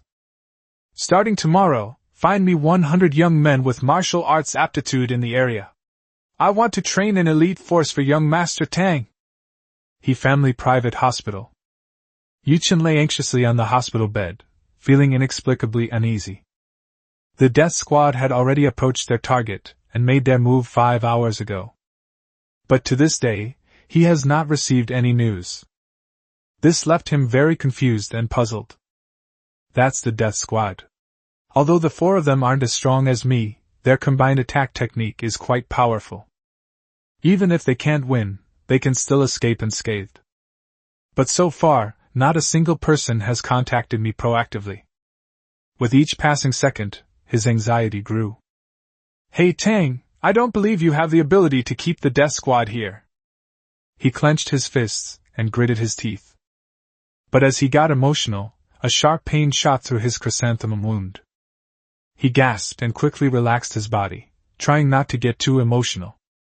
The wound has already reopened once. It would be troublesome if it reopened again. After much deliberation and worry, he could only ask the nurse to help him find He Huyin and ask the He family to help him find out the situation. About 15 minutes later, He Huyin walked in from outside the door carrying a bag. She looked at Ye Chen and said in a light and melodious voice, Mr. Yi, is there something you need from me? Miss Yi, I'd like you to help me find out what's going on.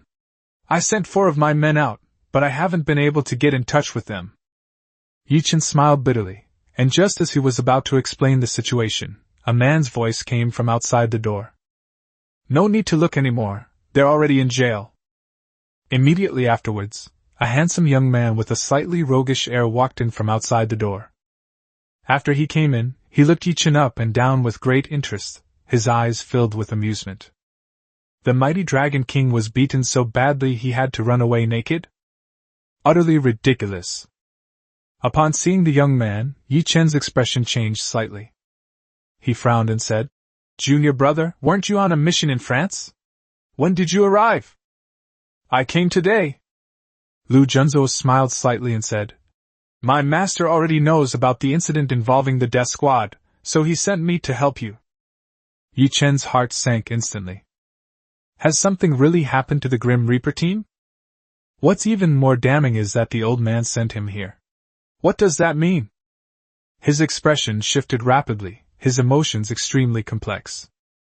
My master said that you should take good care of your injuries and go to Yanjing when you are better. I will handle the matters in Suzhou and Hangzhou. Lu Junzhou said with a smile, his eyes showing a hint of disdain. After confirming the news, Ye Chen's face immediately turned pale. What exactly does the old man mean? After scrutinizing Lu Junzhou for a moment, his pupils contracted and he asked, You've broken through? Lu Junzhou smiled wickedly and nodded. His current strength is already at the peak of the profound realm. We're only 1 step away from reaching the earth realm. Ye Chen's strength is still at the mid-stage of the profound realm. Does someone who has repeatedly failed and is not as strong as himself really have the right to continue being the Dragon King? So his master sent him out, which was a great opportunity for him to show his abilities. Lu Junzhou is determined to take the Dragon King's position. Ye Chen remained silent with a gloomy face, a hint of murderous intent flashing in his eyes. What a Lu Junzhou! Trying to steal my position as Dragon King? Once you break through to a higher realm, you can just wait to die. Then, senior brother, take your time to recover. I'll take my leave now. Lu Junzuo smiled, greeted them, and left the ward. He Huin said goodbye and left with Lu Junzuo. So Mr. Lu will be in charge of this Suzhou and Hangzhou area from now on? He Huin looked at Lu Junzuo and asked. Yes. Lu Junzuo smiled wickedly.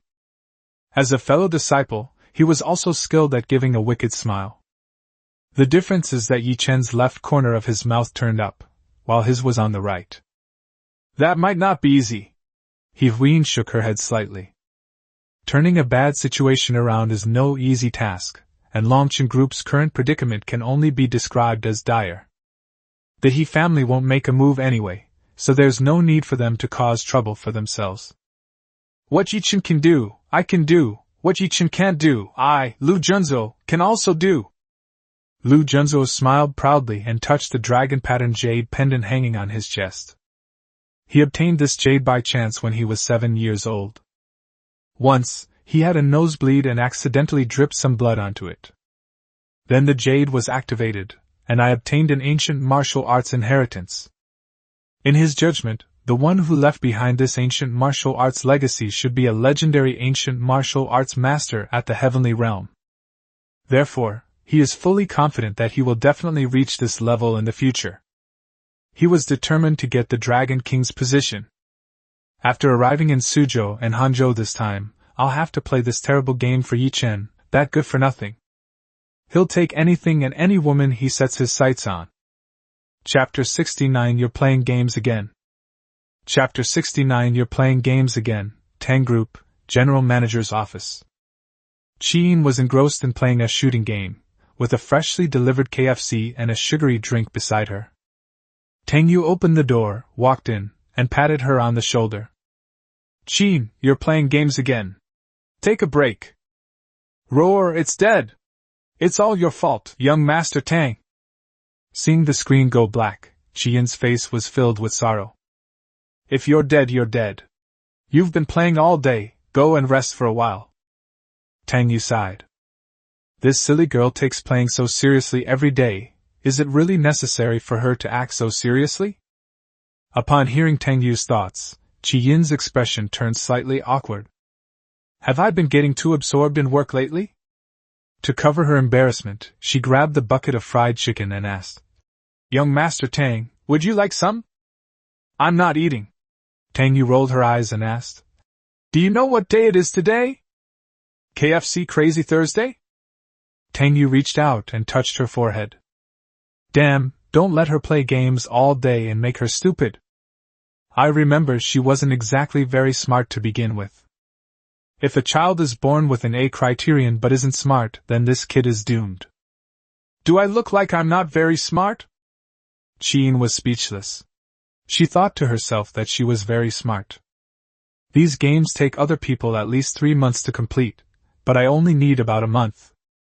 They even broke several records. Today is your birthday. Tang Yu sighed and could only offer a reminder.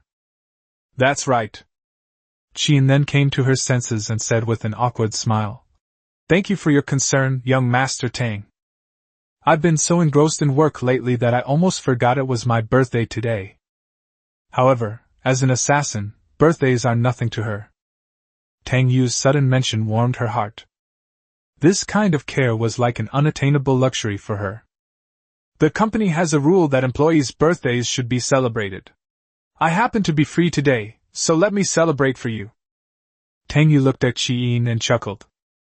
This silly girl has been here for so long, she should have stolen most of the information she needed. Once this information is delivered to that idiot Ye Chen, it probably won't be long before it becomes useful. Since that's the case, I need to find a way to bring this silly girl to my side. First, slowly build rapport, and then confront her once you've gathered all the evidence.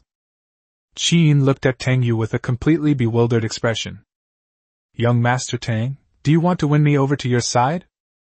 Is there really such a good thing? Ever since she overheard Tang Xiao's thoughts during their first meeting, she began to investigate the Tang family by following the clues. After a series of investigations, she actually found information about her father. My father's name is Suhang. More than 30 years ago, he was hunted down because he offended a powerful figure. When he was desperate, he was rescued by the Tang family patriarch and became the Tang family's bodyguard captain. He was extremely loyal to the Tang family, and even saved old Master Tang twice. The Tang family trusted him immensely. Tang Yu's father and he were very close, like brothers. After working for the Tang family for more than 10 years, he suddenly disappeared. The Tang family searched for him for several years but could not find his whereabouts. Several years later, a pregnant woman came to the Tang family and said she was Suhang's wife.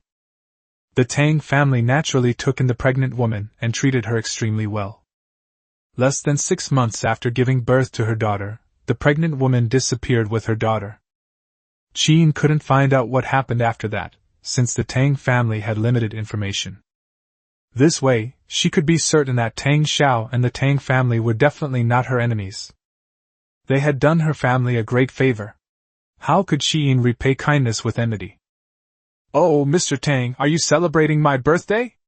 Would that be inappropriate?" After regaining her senses, Qin quickly replied. "What's inappropriate about it?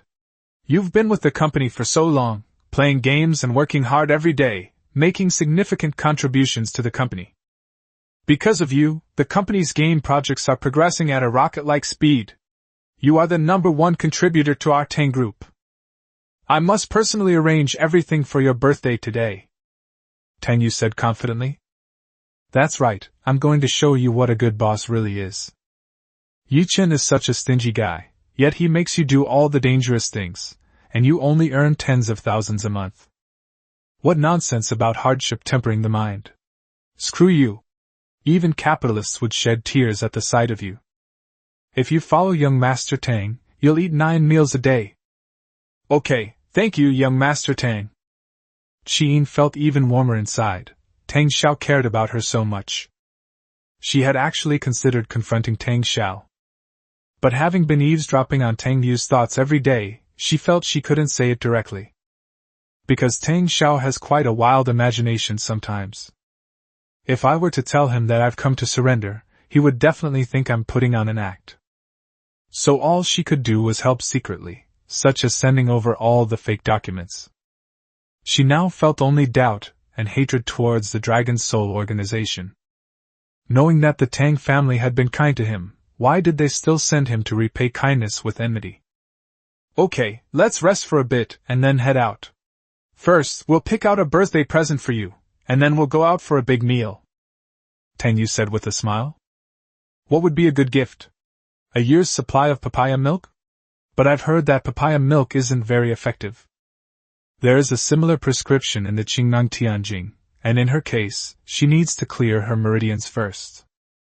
But if I tried to clear her obstruction with my hands, I reckon she would chop off my hand. Sigh, I'm just too kind-hearted. I can't stand seeing girls who are ordinary. Unfortunately, he had a wealth of medical skills but nowhere to use them. Qiyin's delicate body trembled. "Young Master Tang, you really care about my A-cup, don't you?" However, she had actually tried many methods in private. When she was an assassin, she didn't care and even thought it was more convenient. Now that she's a married woman, she feels like she needs to have at least some of that to be proper. "So I tried drinking papaya milk in private, but it really didn't work. Is Tang Xiao's method of clearing the meridians really effective?" She blushed and silently cursed in her heart. "What am I thinking?" After leaving the office, Tang Yu took Qin to his sports car and headed towards a large shopping mall. "I'll buy you a birthday present first, then I'll go buy some clothes and stuff. You're a girl, you should learn to dress up sometimes," Tang Yu joked with a smile as she drove. Sigh, this silly girl is undoubtedly a great assassin, but she's a bit unusual as a girl. Her style of dress is a bit outdated. I've never seen her wear short skirts or anything like that. With such good looks, it would be a crime not to dress up and beautify the city. "Okay, thank you, young Master Tang." Qin blushed and thanked him, feeling a little touched. "I've grown up like this." Tang Xiao was the first to hope that she could be like an ordinary girl, instead of thinking about making her an excellent assassin.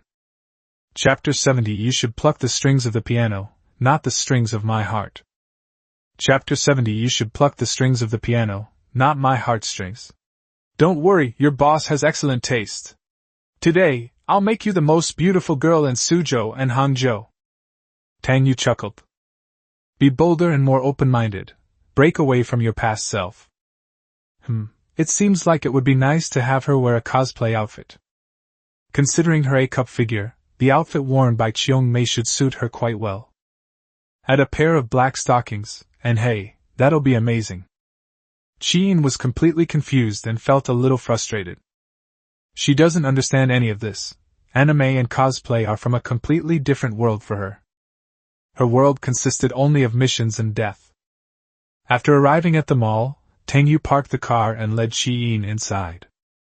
This shopping mall is owned by the Tang family and targets the high-end market. All the shops here are luxury brand stores. After the two went inside, they took the elevator straight to the third floor. Tang Yu was quite familiar with this place. He led Qin into a music store called Kinlead with practiced ease.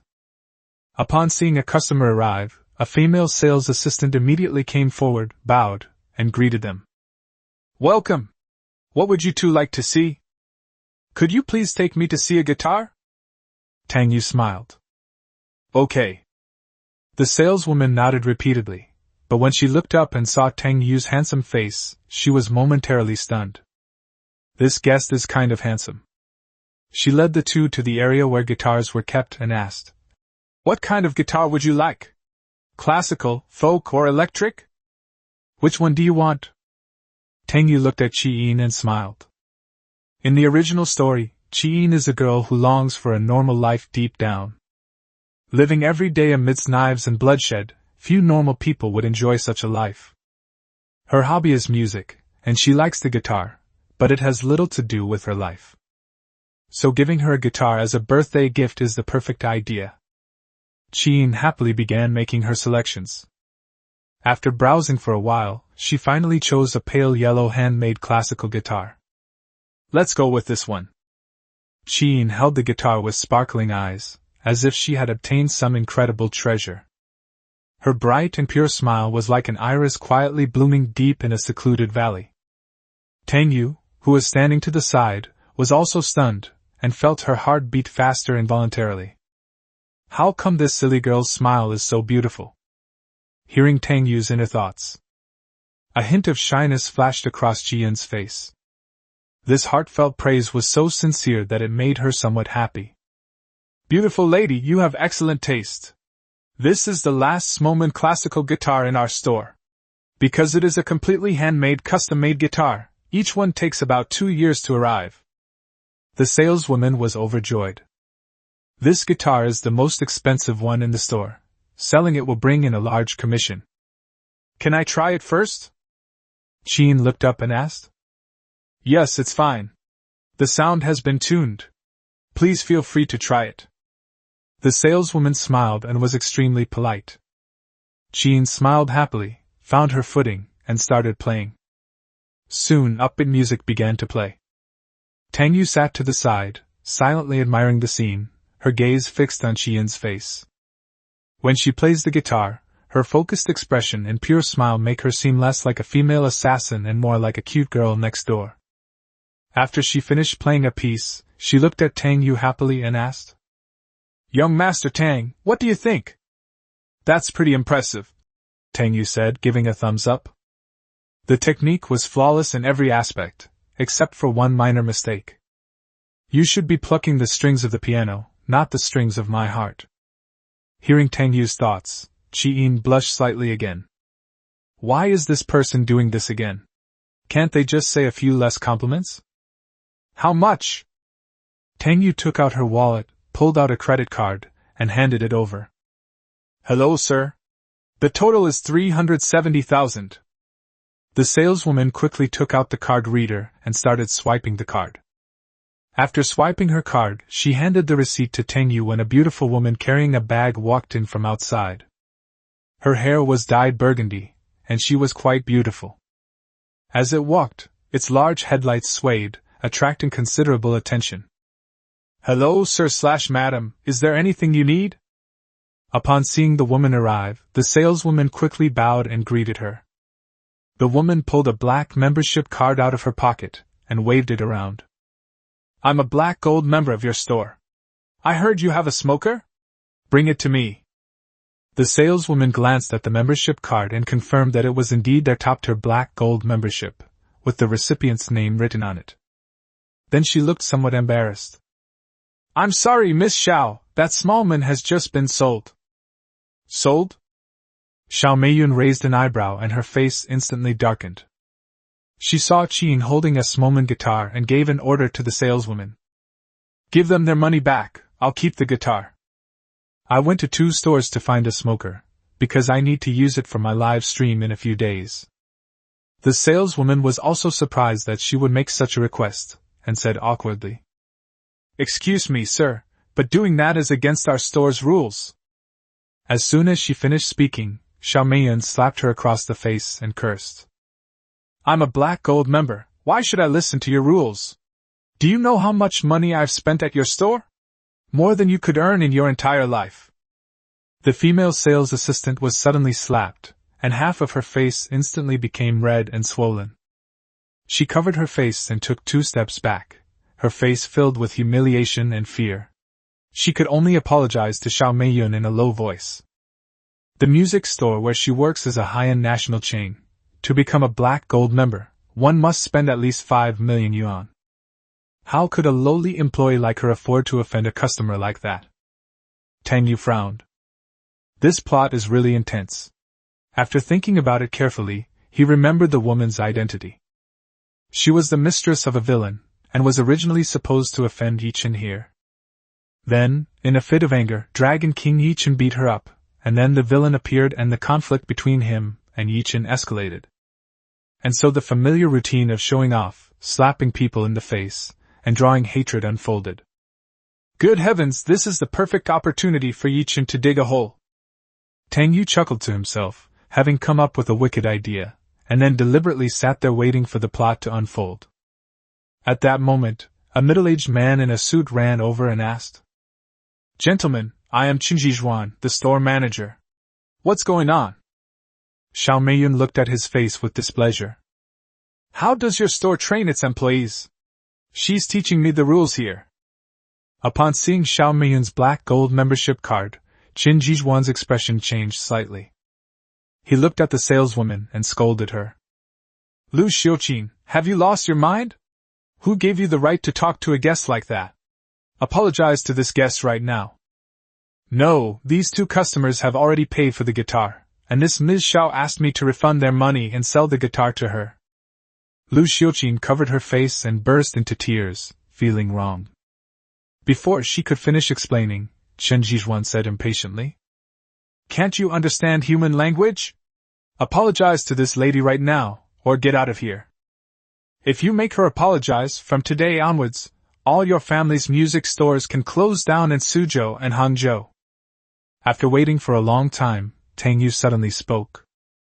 Qin Jizhuan glanced at Tang Yu and sneered. Who do you think you are? Trying to make it impossible for our shop to stay in business in Suzhou and Hangzhou? Do you even know who our boss is?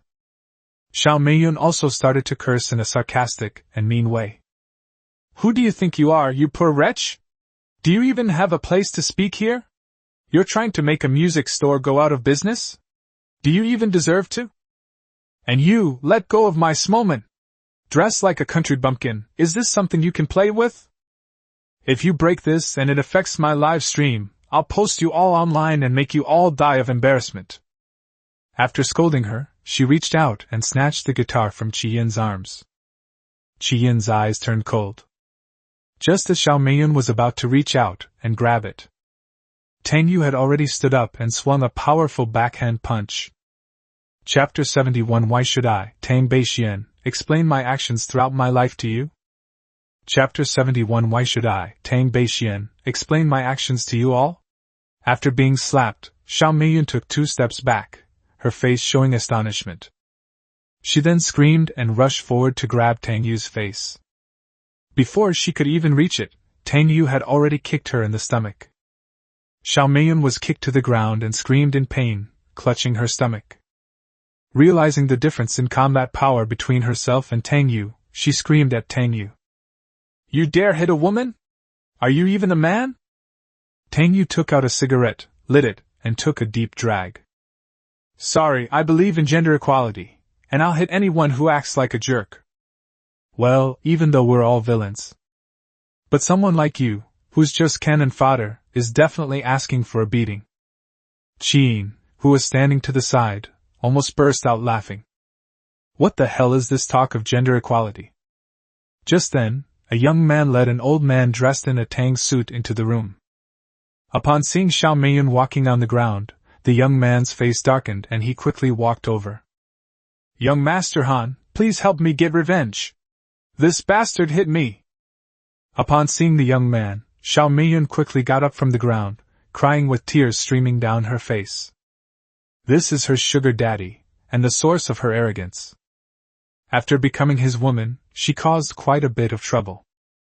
But no matter how big the matter is, Han Xiao can handle it with just one phone call. The young man she called Han Xiao had prominent ears and a rather honest-looking face. Seeing that half of Xiao Meiyun's face was swollen, he felt extremely distressed and quickly comforted her. Okay, I'll help you get revenge, baby, don't cry. Then his face darkened, and he stared at Tang Yu coldly. You've got some nerve, daring to touch my woman, Han Mingxuan's woman? Han Mingxian? Upon hearing this name, Tang Yu was overjoyed. The main character has finally arrived. This guy isn't from Suzhou or Hangzhou, he's the second young master of the Han family in Yanjing. The Han family is a first-class family in Yanjing, and no other major family in Suzhou and Hangzhou can compare with them. He came to Suzhou and Hangzhou to attend an auction. As a result, he had already made an enemy of Ye Chen before the auction even started. So at the auction, he deliberately competed with Dragon King Ye Chen for the treasure, and a conflict broke out between them. Afterwards, he wanted to find someone to kill Ye Chen, and Ye Chen had the same idea, so in the end he killed him. The Han family is connected to the massacre of the Yi family years ago, and is Ye Chen's enemy. The enemy of my enemy is not necessarily my friend. So he decided to make a decision that went against his ancestors' wishes. Pretending to be Ye Chen's underling, they declared war on the Han family. So he looked at the other person and sneered. Why should I, Tang Beixian, explain my actions to you? Looks like you're pretty brave, old Zhou. Break both of his hands first. Han Mingxian chuckled and raised his hand to signal the old man behind him that he could make his move. He'd seen plenty of these self-important types. There was no point in wasting time arguing with them. Only when they suffer will they know what kind of people they deserve to respect. The little old man in the Tang suit nodded and walked towards Tang Yu. Upon seeing the old man arrive, Qi Yin's expression changed slightly. She could tell that the old man was an ancient martial artist, and although his strength was not high, he was still at the yellow rank. Tang Xiao is just an ordinary person, how could he possibly be a match for this old man?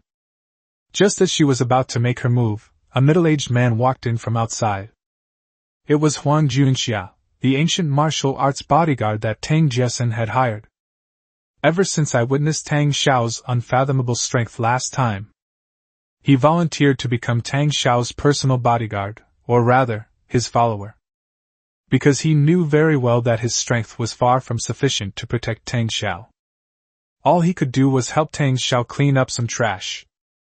After all, a master like Tang Xiao at the Earth Realm wouldn't make a move easily. He strode in and stared coldly at the old man, sneering.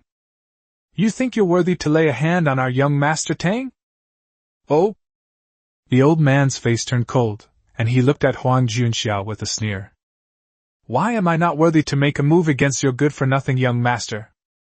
After saying that, he moved with lightning speed, unleashing a 5-hit combo of lightning whips that struck Tang Yu. Xiyin reacted and tried to stop them, but it was too late, because they were too close. Just as she was about to avenge Tang Xiao, her face instantly filled with murderous intent. But they found that Tang Xiao was standing still. He looked calmly at the old man and said, That's it. The old man immediately took 2 steps back, looking at Tang Yu warily. As a martial arts practitioner, he knew very well that his lightning 5-whip combo was enough to cripple this person for life. But why didn't the other party move at all? Even his clothes weren't wrinkled at all, as if he hadn't hit them at all. Continue. I, Tang Beixian, do not bully trash. I will give you 3 more chances to make a move. Tang Yu said casually. Old Joe, what are you doing? Don't hold back, I'll handle if someone gets killed. Han Mingxian stood behind and shouted with a dissatisfied expression. The old man, called Old Joe, was suffering in silence. His attack just now was indeed somewhat restrained. But there was no damage at all. That's just not right. He took a deep breath, lunged forward, and kicked Tang Yu in the temple. At this moment, his toes contained immense power. Even a stone can be kicked and shattered on the spot.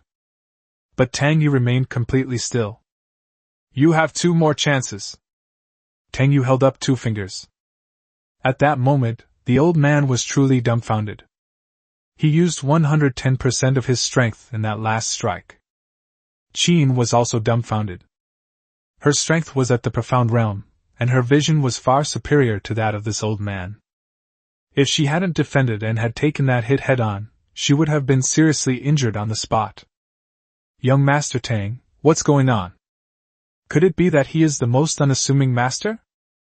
I heard recently that Ye Chen's injury was related to him. Is it true? Huang Junxia, however, was not surprised.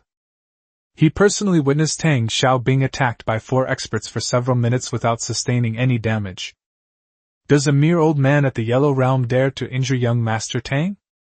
With Tang Xiao's strength, even when taking a dump in the toilet, you can easily withstand his attacks and finish pooping. Don't even mention twice, even if I gave you 100 times, it wouldn't work. Young Master Tang is a dignified Earth Realm expert, how could you, an ant, easily harm him? He stared at the old man and whispered a command. Earth Realm. Old Joe trembled slightly at these words, and cold sweat soaked his back. After his all-out attack failed to impress Tang Yu, he had already begun to speculate about this possibility.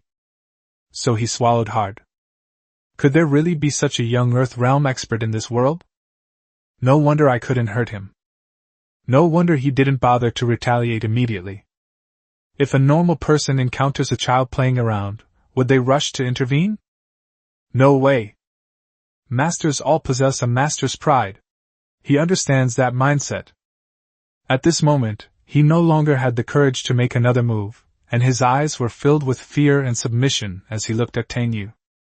To be able to witness such a young and exceptionally talented individual in person. My life has been worthwhile. Young Master Han, what is the Earth Realm? Sensing that something was amiss, Xiao Meiyun asked in a low voice. Shut up. Han Mingxuan's face turned ashen, and he slapped her several times across the face. Her face was swollen from the beating, but Xiao Meiyun didn't even dare to cry out loud. She looked at Han Xiao with trembling eyes. What's wrong with Han Xiao? Why is he so angry? Chapter 72 Helping Ye Chen Draw Hatred. Chapter 72 Helping Ye Chen Draw Hatred. Han Mingxian, let alone hitting Xiao Meiyun, is at this moment.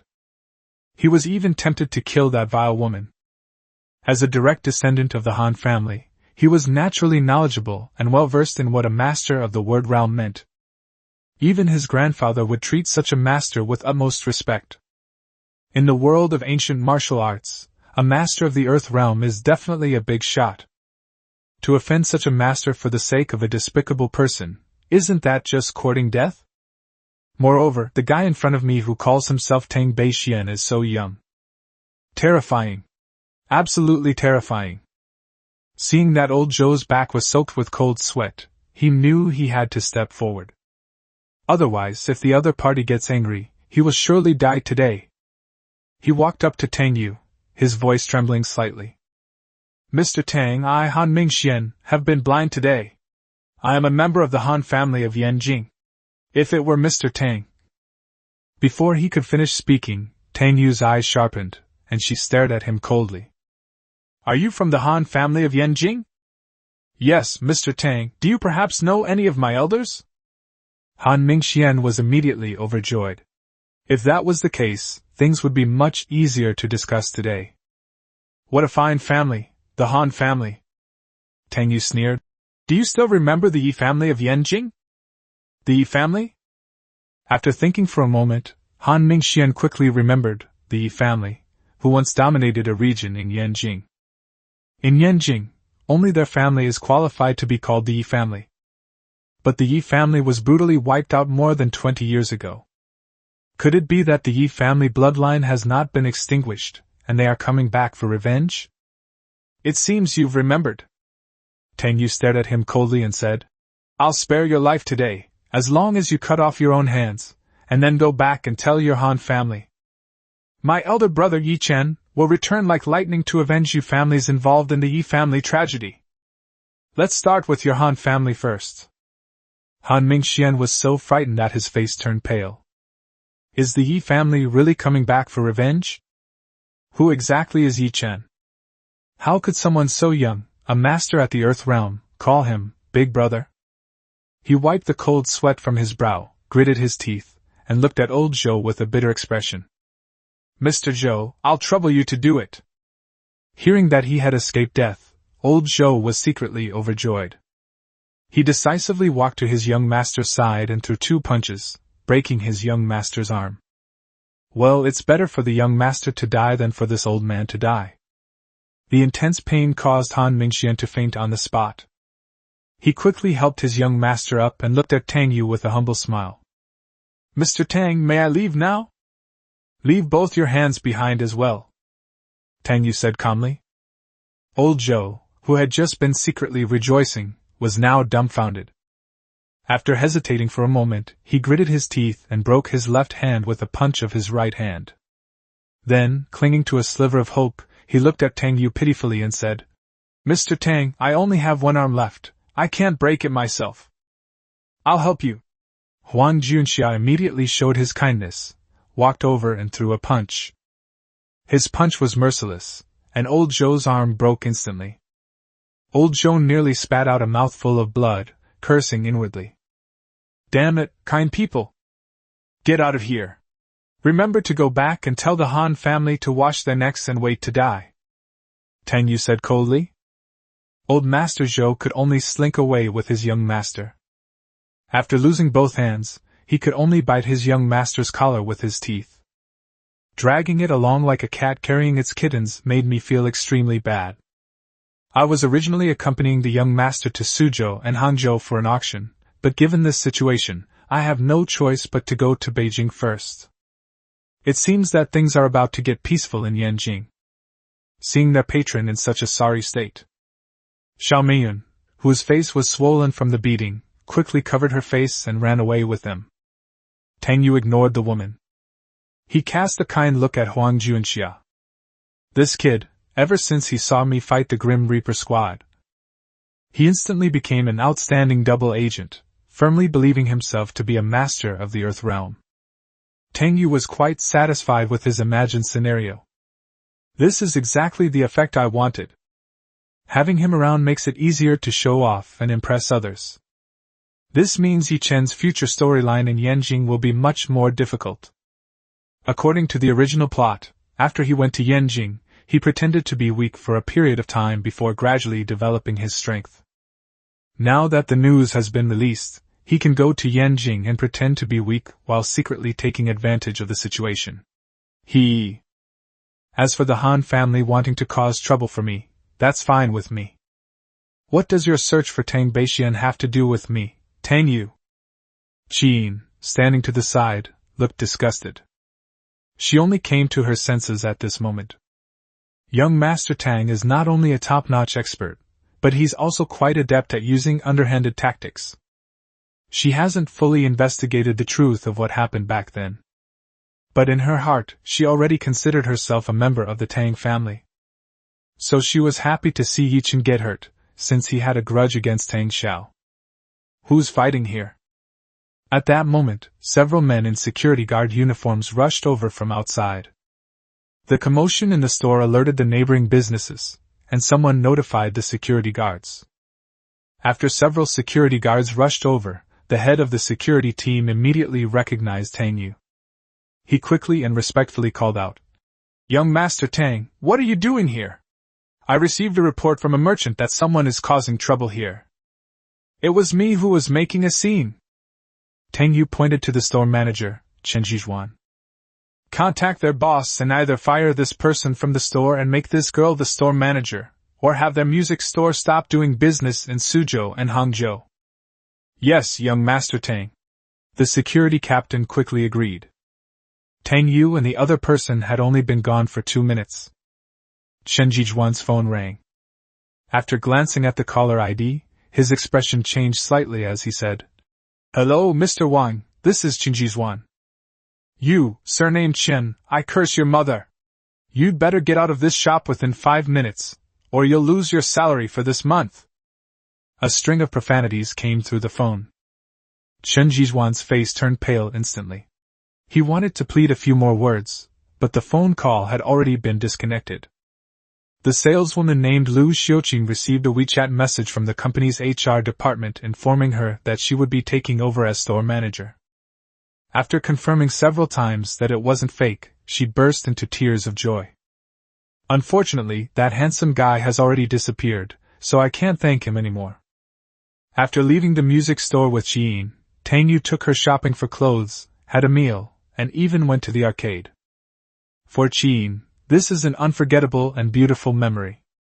In previous years, she spent every birthday on duty. This year, however, is different. Her clothes had been changed into a JK uniform, and Tang Yu even asked the shop assistant to style her hair into pigtails. Now she looks more like a naive and innocent school beauty, with a completely different temperament from before. The only thing that made her a little dissatisfied was the skirt seems a bit too short. Even so, she was still very happy.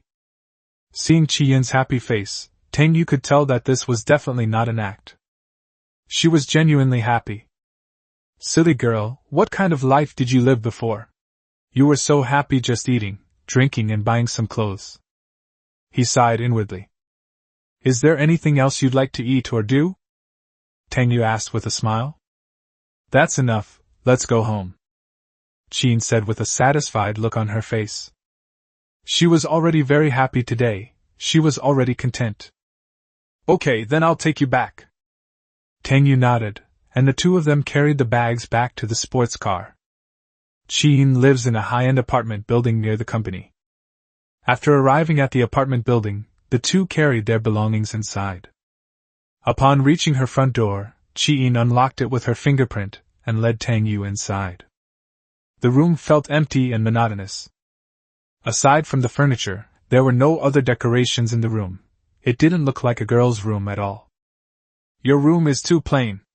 I'll have someone send you some decorations later. Tang Yu glanced at it and then smiled. No need to go to so much trouble, thank you, young Master Tang, I'm very satisfied now. Qin quickly shook her head, she was already used to it. Why be so polite with your boss? Tang Yu reached out and gently flicked her forehead before saying goodbye and leaving. After Tang Yu left, Qin looked at the empty room and felt a strange sense of loss. She suddenly remembered something, took out her phone, and found a photo. The photo is a picture of her and Tang Yu taken today while shopping at the mall. After hesitating for a moment, she chuckled and changed the photo to her phone's background image. Chapter 73 Cultivating New Traders. Chapter 73 Cultivating New Traders. After leaving the apartment, Tang Yu returned to his car, took out a cigarette, and lit it. He wasn't worried that Qin would tell Ye Chen about what happened at the music store today. If you know, you know. Anyway, there's no way you can survive this long. He plans to gather all the information about Qiyin's parents as soon as possible in the next few days and rescue her from her suffering. As for Linghan, Tang Yu hadn't yet figured out how to deal with her. She has a memory of what happened in her family, but finding evidence would be too troublesome, especially since so many years have passed. Let's take it slow and win them over one by one. Tang Yu slowly exhaled a smoke ring and silently asked himself a question. Damn system, where's the reward for the music store storyline? Ding, the reward, the Eye of Soul Stealing, has been issued. Please check, dog host. The system's voice slowly began to play. Oh? Tang Yu thought she was going to get some trashy reward again, but when she heard this, she perked up immediately. He quickly contacted the system to learn about its function. It can be used to brainwash and control the target when they are mentally unstable. After reading it, Tang Yu gasped. This damn system, it goes from the underworld to the world of the living in an instant. It's like it's just moving around everywhere. He felt that his tense father-son relationship with the system had been temporarily eased. Brainwashing? Isn't this a traitor-making machine? Finally, we can produce some traitors for the other side. Good things should be shared with everyone. So he took out his phone and dialed Bai Wenyi's number. After the call connected, Bai Wenyi's voice came through. What are you doing? Didn't I send 4 people over last time? How are they doing? They'll just be sitting in the detention center. Didn't you say these people had criminal records? I didn't find any. Bai Wenyi sounded a little frustrated. A few days ago, Tang Yu suddenly had 4 people sent over. She investigated them, but found nothing. However, her intuition told her that these 4 people were probably the same kind of people as Longya. What's infuriating is that these guys are quite shrewd. They hide their identities very well, leaving her feeling helpless. Isn't this just my gut feeling? Can I go see them? Tang Yu chuckled. Come on, I'll treat you to a late-night snack. Bai Wenyi readily agreed, as she still owed Tang Yu a favor. After making the appointment, Tang Yu drove towards the detention center. When they arrived at the detention center, Bai Wenyi was already waiting at the door. She had changed into a black, tight-fitting cycling outfit, which perfectly showcased her hot figure, giving her a bit of an investigator vibe. A powerful Harley-Davidson motorcycle was parked next to her. It was her ride. For Bai Wenyi, her life was different from that of other girls. Other girls liked to be princesses. Some of them went to KTVs and became hostesses. All she wanted was to be a fearless female knight, bravely fighting against evil. Hey, beautiful! Seeing her like this, Tang Yu whistled and called out with a grin. Do you believe I'll detain you? Bai Wenyi glared at Tang Yu and said irritably. You get detained for praising someone's beauty? Is there no law anymore? Tang Yu chuckled and followed her into the detention center. All the formalities have been completed, and Bai Wenyi was following behind Tang Yu, intending to eavesdrop. After overhearing Tang Yu's thoughts last time, she became very curious about the matter. Just how many secrets does this guy know? What are you doing following me? Seeing Bai Wenyi following behind her, Tang Yu turned around and asked. Go away, don't follow me. I still need to brainwash those 4 people. If we don't make arrangements for them, how will we get back at Ye Chen? Okay. Bai Wenyi nodded with a strange expression. Fine, I'll go check the security footage. She excitedly ran to the monitoring room, ready to see exactly how this guy brainwashed her. After Tang Yu entered the meeting room alone, the 4 members of the death squad were already waiting for her. After being detained, the 4 were not too upset. On the contrary, they were extremely relieved. To have offended such a master and still survive, isn't that just good luck? But when he saw Tang Yu walk in from outside, the 4 men's expressions instantly turned extremely serious, and their eyes showed some fear. Didn't this great deity spare all 4 of them? Why are you looking for them again? They all swallowed hard, feeling an urge to run away. This is a master of the Earth Realm. Even the Dragon King and young Master Lu are not as strong as him. Tang Yu remained silent, simply staring at them with a cold expression. Being stared at like that, the 4 of them suddenly felt immense pressure. It was as if the person standing opposite them was not a human being, but a ravenous wild beast. What is this big shot planning to do? The atmosphere seemed to freeze, and the 4 of them grew increasingly fearful. They sensed a murderous aura. I even felt like I couldn't breathe properly. Just as they were in a state of extreme tension, a purple light flashed in Tang Yu's eyes. Upon seeing the purple light, the 4 of them instantly felt dizzy, and their consciousness began to blur. Are you satisfied with your work? At this moment, Tang Yu's deep voice suddenly rang out. The 4 people, looking bewildered, shook their heads. Are you satisfied with your income? The four shook their heads again. Do you want a stable and prosperous life? The four began to nod. Do you want to slack off during the day, spend your nights at a club, earn $1 million monthly salary, and enjoy 4 dishes and a soup? The four of them started nodding vigorously. Then what are you waiting for? Join the Tang group, rescue the oppressed villains around the world, and eliminate all inequality. From today onwards we are comrades. With a low growl from Tang Yu, the eyes of the four gradually cleared. The old Dragon Soul organization turned people into ghosts. The Tang group turned a ghost into a double agent. Do you know what you should do now? Seeing the changes in the four people, Tang Yu knew that the soul capturing eye had taken effect. Slacking off. Let's go to the club. Let's go to the club. Let's go to the club and have 4 dishes and a soup. Tang Yu wondered if her brainwashing efforts hadn't been very successful. Wrong. You need to correct your ways and become good people before going to the club, understand? He looked at the 4 men and whispered a command. What the hell is this bunch of bastards called the Death Squad? Just call the club's team. All right. We'll listen to young Master Tang. The 4 of them said in unison. Good, this child is teachable. Tang Yu was quite satisfied with this attitude. He pulled up a chair, sat down, and said, Tell me what you know first. The 4 immediately began to tell Tang Yu everything they knew. Bai Wani, who was watching the surveillance footage, had a dark expression on her face. What the hell is all this stuff? After listening for a while, I heard a few people shouting that they were going to a club. She rolled her eyes and left the monitoring room, too lazy to listen any further. After listening for about 5 minutes, Tang Yu finally understood their general plan. He hadn't expected that Ye Chen would actually go to Yanjing. The person in charge of receiving Suzhou and Hangzhou was Lu Junzuo. According to the original plot, this person is a character who appears in the middle of the novel. He is Ye Chen's junior brother, with terrifying strength and talent, and has always wanted to seize Ye Chen's position as Dragon King. Later, he secretly plotted against Ye Chen several times, causing Ye Chen to suffer several major losses. In the end, Ye Chen was more skilled and killed him. Because the plot has fallen apart, this guy is appearing now? Chapter 74 Where are you putting your hands? Chapter 74 Where are you putting your hands? Are you here to steal the Dragon King's throne? Tang Yu clicked his tongue twice.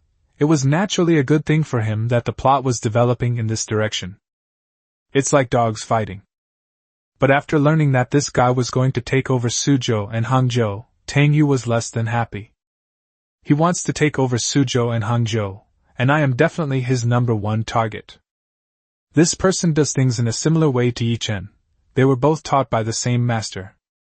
After a moment of contemplation, Tang Yu looked at the 4 people and said, From now on, the 4 of you will focus on staying close to him and reporting to me immediately if anything happens.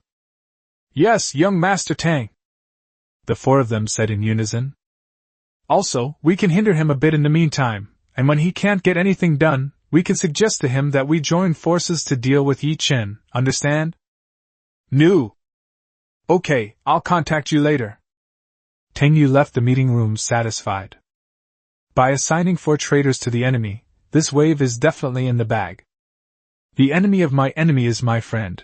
It's better to win him over than to fight 2 Dragon Kings at once. After Tang Yu left the meeting room, the 4 members of the Death Squad exchanged glances.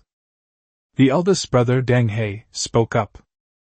From today onwards, we must turn over a new leaf and work hard for young Master Tang. But what kind of outstanding person is young Master Tang? Does Lu Junzuo even deserve to form an alliance with young Master Tang? We 4 brothers must work together. Whether it's Lu Junzuo or Ye Chen, we must wipe them out for young Master Tang.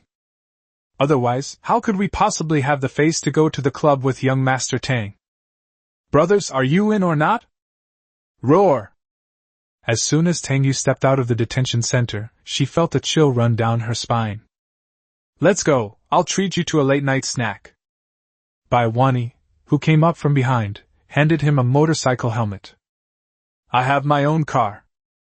I'm just going to grab some barbecue by the roadside. What are you doing driving that beat-up car of yours to show off? I'll take you back after we finish eating. I haven't finished my work yet. Bai Wani rolled her eyes. She's used to living a low-key life, but this guy drives a supercar worth tens of millions and goes to the roadside to eat late-night snacks, only to be stared at like a monkey? All right. Tang Yu put on a helmet and got on the motorcycle with her. Hold on tight. After Tang Yu got into the car, Bai Wani had just pressed the accelerator when she found that he had grabbed her from behind with both hands. Moreover, he was holding her a bit too high up. If the two of them were standing at the bow of the ship now, it would be almost like the Titanic. Where are you putting your hands? She quickly released the accelerator and asked through gritted teeth. Isn't it said that you shouldn't touch a woman's waist casually? Tang Yu said with an innocent look on her face. I was afraid you'd say I was taking advantage of you if I hugged your waist, so I just put some up here. It wasn't even fully placed, it was in the middle. What's there for this woman to get so worked up about? Are you deliberately picking a fight? Bai Wani clenched her fists and turned to stare at Tang Yu. You can't touch my waist, so why the hell did you touch something else? Okay, I'll put my arm around your waist, but don't say I'm taking advantage of you. Tang Yu muttered to herself as she lowered her hand a little further. She's got some curves, and her waist is quite slim too. Aside from having a bad temper, he's actually quite good. Bai Wani suddenly regretted letting this guy into her car. Fortunately, the barbecue stall she wanted to go to was only 3 blocks away, and it only took a few minutes to get there. She parked the car in front of the barbecue stall, and then habitually swept her leg out of the car. Tang Yu, who was sitting in the back, was about to get off the bus when she was kicked off by her. After falling to the ground with a thud, Tang Yu said with a dark face. You did this on purpose, didn't you? No, I'm used to riding alone. This is the first time I've given someone a ride. Bai Wani was overjoyed and reached out to pull Tang Yu up from the ground. Tang Yu rubbed his buttocks, grimacing, and had no choice but to accept it. After the two entered the store, Bai Wani handed Tang Yu a plastic basket filled with vegetables. Help yourself to eat. I come to this shop often. Their roasted taro chips and roasted dumplings are pretty good. You can try them. I want something expensive. I'll eat you out of house and home. Okay, you look like you have kidney deficiency, so get a few more skewers of grilled kidneys. After ordering a bunch of barbecue, the two also ordered a few bottles of beer. Soon, the steaming hot barbecue was served. Bai Wani raised her beer bottle and clinked it against Tang Yu's, then lowered her head and focused on eating. At that moment, a black car was parked on the side of the road across the street. The man in the driver's seat was staring intently at Bai Wani and Tang Yu through the car window. After watching for a while, he took a picture of the two of them with his phone and posted it online. Meanwhile, at an underground casino, Lu Junzhuo was sitting in a private room, gambling against 2 casino dealers. They were playing poker, and both dealers were top-notch con artists. But at this moment, they were already sweating profusely from the defeat. I've lost 15 games in a row. Young Master Lu, you really have some impressive skills. Seeing Lu Junzhuo keep winning, a middle-aged man next to him complimented him. The middle-aged man had only one arm, and the empty sleeve of his other garment was quite eye-catching. He is Zhu Xiaohui, the owner of this casino, and a big shot in the Suzhou and Hangzhou underworld. Given his status, he shouldn't be so polite to a young man. But the young man in front of me was terrifying. This man came to me and asked me to be his dog. He chose to refuse, and then watched helplessly as his 40-odd men were easily taken down by him with one hand. This man is simply invincible. He also promised himself. As long as I'm his dog, I can become his spokesperson in the underworld of Suzhou and Hangzhou. It's just a trivial skill. Cheating is nothing more than being fast and using some tricks. It's not interesting. Lu Junzhuo threw out 3 cards from his hand with a bored expression. All 3 cards somehow ended up embedded in the table. After witnessing this scene, everyone present felt even greater awe and respect for young Master Lu. At that moment, Lu Junzhuo's phone vibrated twice. He glanced at his phone and saw the photos his subordinates had taken. Lu Junzo frowned slightly upon seeing the man in the photo. Isn't this the rich second-generation heir from the Tang family? It's said that Ye Chen and this good-for-nothing tried to steal a woman but failed? How come he's with Bai Wani again? After arriving in Suzhou and Hangzhou, the first woman he set his sights on was Bai Wani. This woman has a rather special identity. If I can win her over sooner, it will be a great help to me. After a moment of contemplation, Lu Junzo let out a cold laugh. Perfect, let's lure them in and wipe them all out. He took out his phone and sent a text message. Bai Wani was engrossed in her meal when her phone, which was on the table, suddenly rang. She glanced at her phone and saw it was a text message. Underground casino on the second basement floor of the Royal Water Hotel. Bai Wani's expression changed slightly after reading a couple of lines. She recently investigated 2 loan shark cases and followed the clues to an underground casino, but couldn't find the exact address. Upon seeing the address, she instantly lost her appetite and shouted at the owner. Boss, how much? Exactly 120. Okay. Bai Wani took out her phone and scanned the QR code to pay. Aren't you going to eat? Seeing Bai Wani's hurried appearance, Tang Yu, who was busy grilling kidneys, looked up and asked. I'm going to investigate a casino. You eat, I'm leaving. After Bai Wani finished speaking, she turned to leave. Tang Yu choked on her food, remembering this part of the story. In the original story, Bai Wani receives a text message while having dinner that evening, informing her that someone has reported an underground casino to her. She happened to be investigating this casino as well, and after getting the address, she sneaked in alone to conduct an undercover investigation. This undercover investigation led to a major incident. After his identity was exposed, he was arrested by the casino. If it weren't for Dragon King Ye Chen's appearance, she would probably have ended up acting like an investigator. After this storyline ended, her affection for Ye Chen increased significantly, and she was almost completely won over.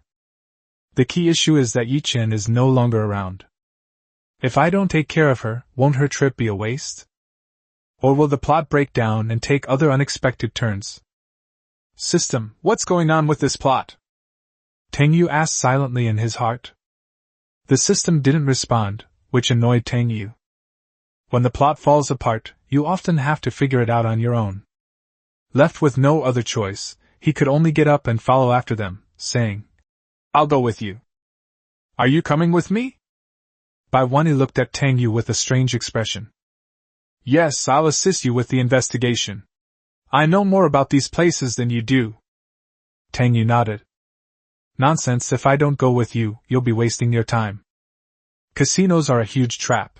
The person who sent you the text message was probably Ye Chen.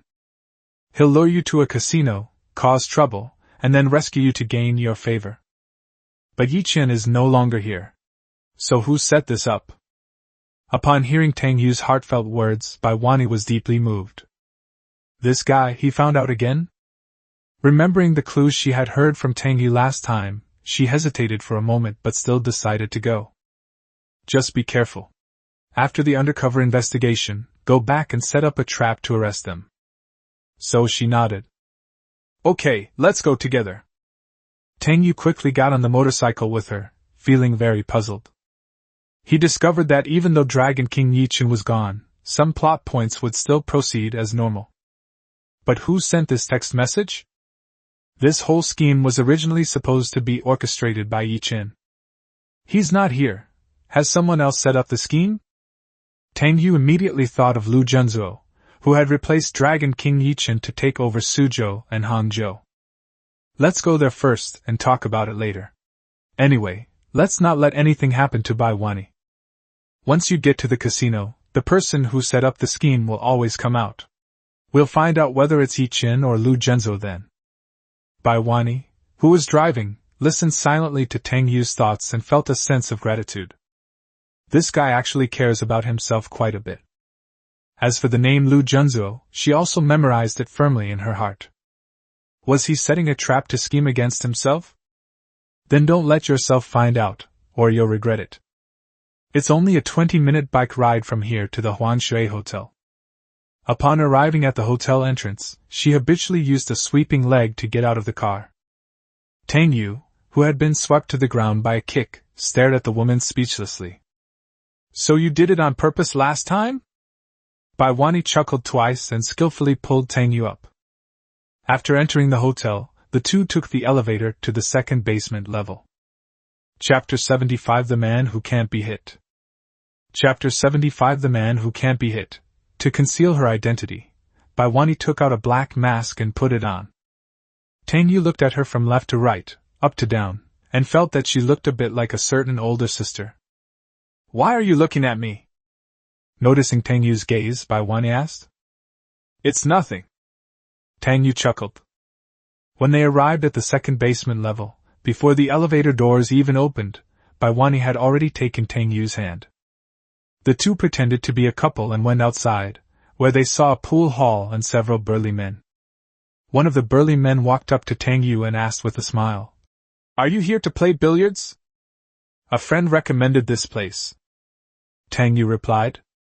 All right, you know the rules, right? The burly man said, extending his hand. Tang Yu then took out her phone, turned it off, and handed it to the other person. The big man then looked at Bai Wani, and Bai Wani followed Tang Yu's example and handed the phone to the other party. After handing over their phones, the two went through the security gate again. Then someone led them into the casino through a hidden door. Upon entering the casino, a pungent smell of smoke made Bai Wani cough twice. There are more than 20 tables in the casino. Every table was filled with gamblers, some playing dice games. Besides slot machines and fishing games, many people also play them. The noise and shouting made this place even more lively than a bar. Scantily clad waitresses roamed around, offering various services to gamblers who were willing to spend lavishly. Let's go exchange for chips first. Tang Yu took Bai Wani to exchange for 200,000 chips and gave half of them to Bai Wani. Bai Wani, however, had no interest in playing. Seeing this large group of gamblers, she couldn't help but frown slightly. How many families will be ruined and people killed in a single day? While the two were wandering around the casino, several security cameras inside the casino were silently monitoring Bai Wani. In the monitoring room on the basement floor, Lu Junzhou stood proudly in front of the monitor, staring at the screen. On the screen, Bai Wani and Tang Yu were wandering around the casino. They saw that Tang Yuzhen had come along. A hint of joy flashed in Lu Junzhou's eyes. Now that this fool has taken the bait, we're in for a big harvest today. He'd have someone kill him, then go down and play the hero to save the damsel in distress, gaining some goodwill in the process. Young Master Lu, what do you mean? Zhu Shaohui smiled and asked, already knowing the plans for tonight. You can make your move now, but don't hurt her. Just kill the useless guy next to her. Lu Junzhou gave the instructions. He was still unaware of Tang Yu's strength. Because Ye Chen didn't tell anyone that he had been injured by Tang Yu.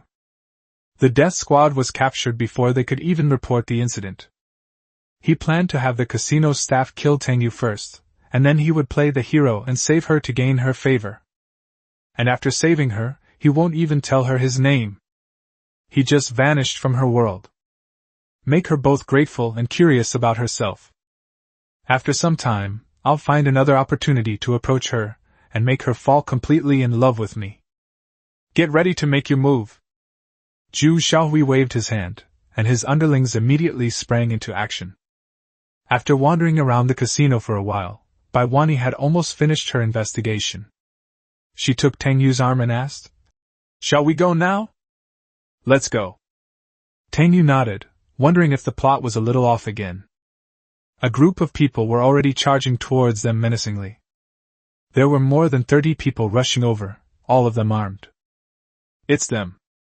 The one running in front pointed at Tang Yu and the other two and shouted.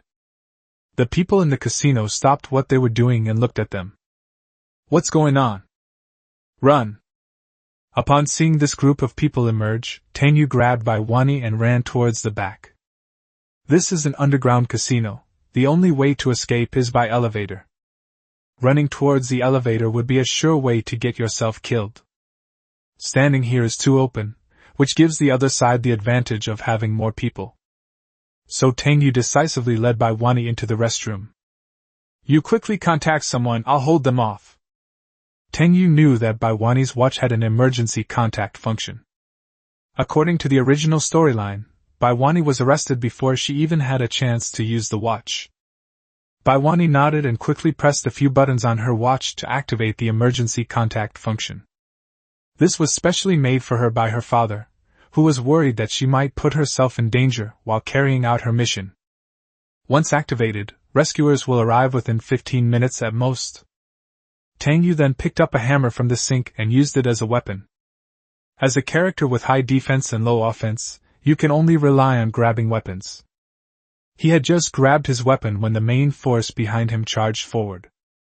Leading the charge was a long-haired young man holding a watermelon knife. They have been instructed that the man can be killed, as long as the woman is not harmed. Seeing Tang Yu blocking the doorway, he roared and charged forward, slashing Tang Yu's shoulder with his knife. The blow landed as if striking a rock. You fucking chop me up! Tang Yu swung his hammer and smashed it onto the long-haired youth's head, causing blood to splatter everywhere. After being blown in the head with a hammer, the young man screamed and dropped his knife to the ground, like a monster dropping loot. Are you alright? Bai Wani, who had already made emergency contact, shouted at Tang Yu. Fine. Tang Yu shook her head. Bai Wani quickly picked up the watermelon knife and joined forces with Tang Yu. Seeing her rush out, the crowd that had been chasing after her became somewhat hesitant and timid. Because the boss just said that we can't hurt this woman. 2 of you hold this woman back, the rest of you kill this guy. One of the brilliant minds immediately gave the order. So the 2 men with steel pipes immediately rushed towards Bai Wani, trying to subdue her first. The rest of the people rushed towards Tang Yu and launched an attack. Then they discovered. This man is like a stone statue. Whether it's a watermelon knife or a steel pipe, nothing can touch him. Chapter 76 Lu Junzuo personally intervenes. Chapter 76 Lu Junzuo personally intervened, and Tang Yu, after being beaten, didn't waste any more words. He swung a hammer at me, aiming straight for my head. They don't have Tang Yu's defensive capabilities.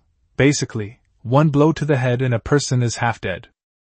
In addition, the restroom corridor was not very wide, so they could not take advantage of their large numbers of people.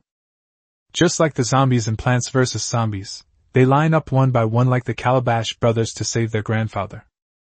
The other 2 who tried to delay Bai Wani weren't much better off. They dared not lay a hand on Bai Wani. Bai Wani didn't hold back when she started. She has always deeply despised these scumbags and is also somewhat skilled in martial arts. Within 2 minutes, both men had been stabbed several times and collapsed to the ground. The situation then became awkward. 1 person can't defeat them. 1 cannot be attacked. Within minutes, 12 or 13 of the 30-odd people had fallen to the ground. Holy crap, what do we do? How the hell would I know? What's wrong with this guy? How come he can't be broken? A group of people kept yelling, "Damn it!" as they fought. This is ridiculous, the script is all wrong. Shouldn't they have rushed up together, easily crippled this pretty boy, and then tied up the woman? He watched as his companions fell one by one. The thugs were completely dumbfounded. How the hell do you play when you encounter a cheater? From now on, this casino will be called Tang Yu Casino. Tang Yu has found the joy of crushing noobs. Damn it, I have an invincibility cheat. Seeing that the group of people dared not lay a hand on Bai Wani, he simply grabbed 2 knives and charged at them. Damn it, today I'm going to teach you how to be a villain. After seeing several more fall, the group of thugs completely broke down. Run! Damn it, I'm not playing anymore.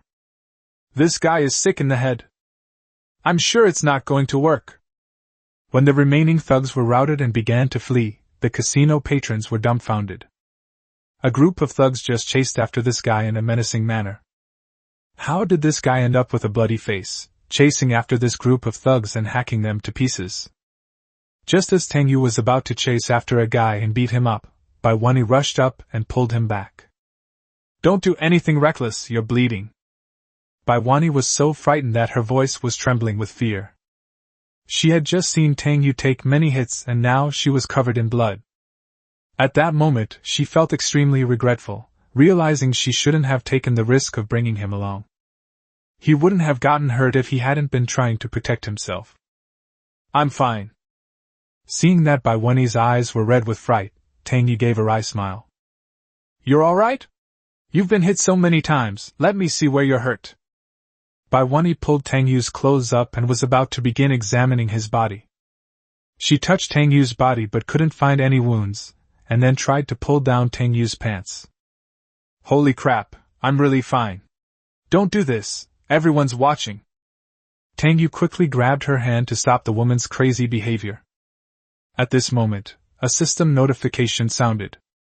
Ding! Congratulations to the host for surviving the casino storyline. Reward, words follow law, can be used 5 times. Upon hearing the notification sound, Tang Yu's face darkened, and he cursed inwardly. Damn system, what the hell are you doing now? He recently discovered that the system was becoming increasingly erratic, and the plot was falling apart. The rewards have started to be a rip-off, it feels like they're just hoping I'll die soon. The 2 one-time ancient martial arts rewards that were previously awarded.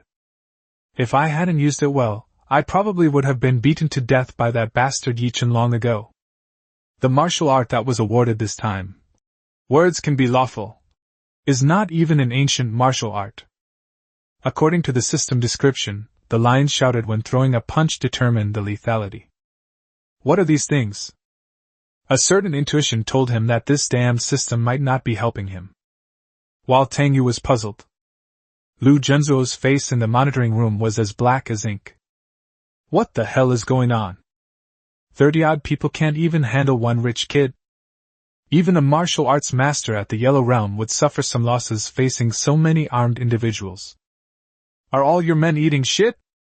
Feeling somewhat aggrieved, he looked at Zhu Xiaohui angrily. He had deliberately set up this scheme to be a hero and save the damsel in distress, and to kill the guy while he was at it, killing 2 birds with 1 stone. What happened? I don't know either. Zhu Xiaohui was also dumbfounded. What the hell was going on? Is this guy some kind of monster on the same level as young Master Lu next to him? I'll do it myself. Lu Junzhuo walked out with a dark face. He twisted his body as he walked out the door, making a popping sound like popping beans. Immediately afterwards, he seemed to shrink, and his figure became that of a hunchbacked middle-aged man. After altering his body's shape using bone-shrinking techniques, he took out a human skin mask from his pocket and put it on his face.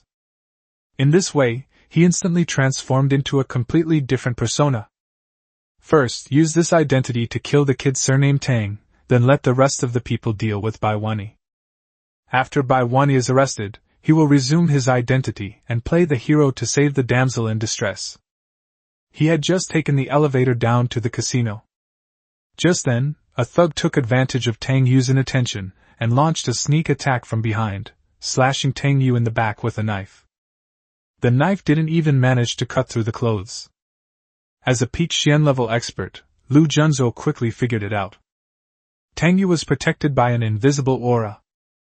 Is this the Akala Myo technique? Lu Junzhuo narrowed his eyes.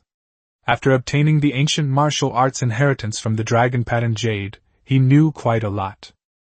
For example, the Fudo Myo Kung Fu is an ancient martial arts technique that has been lost for many years. Its defensive capabilities are truly exceptional. It is said that once one cultivates to the perfect state, no one below the Xian level can break through their defenses. But I am at the peak of the profound realm. Even with the protection of the immovable king technique, killing him would still not be difficult for me. He took a deep breath, his inner energy began to surge, and he lunged forward like a cheetah towards Tang Yu. A blur of motion rushed towards Tang Yu. When Tang Yu came to her senses, Lu Junzhuo had already kicked her in the chest. After the kick landed, Tang Yu staggered back several steps, feeling a slight pain in her chest. The pain shocked Tang Yu. His own immovable king technique was actually on the verge of being broken. He felt the energy flowing through his body suddenly decrease significantly. Once this energy dissipates completely, it means he will lose the protection of the immovable king technique. He glanced at the man who attacked him. He was a middle-aged, hunchbacked man. So what if you, a piece of trash, have perfected the immovable king technique? Lu Junju stared at Tang Yu and sneered. He deliberately lowered his voice, making it sound somewhat deep and harsh. At this moment, Bai Wani realized what was happening. She took the watermelon knife in her hand and slashed at Lu Junzou's back, attempting a sneak attack. Lu Junzou didn't even look back, as if he had eyes in the back of his head, and he caught the falling knife with 2 fingers. He then applied slight pressure with 2 fingers, and the watermelon knife snapped in 2. Upon seeing this, Tang Yu instantly confirmed the person's identity. Damn it, it really is Lu Junzou. This guy likes to show off. He used similar tactics when he first appeared. Condensing bones and disguising oneself are also his specialties. Sure enough, he came after Ye Chen left. Bai Wani was no longer in the mood to listen to Tang Yu's thoughts. Seeing that the other party caught the knife with 2 fingers and then broke it, she indeed delivered a groin kick to Lu Junzou's crotch. Just as the kick was about to land, Lu Junzou had already disappeared from his spot. Before Bai Wani could react, Lu Junzou struck her on the neck with a chop and knocked her unconscious. After dealing with Bai Wani, Lu Junzou turned his gaze to Tang Yu. This man is doomed to die today. Chapter 77 This Punch, 30 Years of Internal Energy. Chapter 77 This Punch, 30 Years of Skill. Seeing Lu Junzou walking towards him step by step, Tang Yu's face was somewhat gloomy. Relying on Su Muyue to get beaten is no longer a viable strategy. The system just gave me the words follow law technique, but it can only be used 5 times. I don't know how powerful it is. It's better to switch to the yin-yang limitless technique. Damn, I'm really starting to panic. This is the first time I've survived this long. I don't want to fail here. First? Suddenly, some strange images flashed through Tang Yu's mind. These images all show him being beaten to death by different people. It felt as if I had spent an even longer time in some novels. But he couldn't remember when it happened. In a short while, these memories disappeared again. Panic when you're about to die? Seeing Tang Yu's bewildered expression, Lu Junzou sneered. How could Ye Chen not be able to deal with such a useless rich kid? He charged at Tang Yu again, launching a fierce and relentless attack.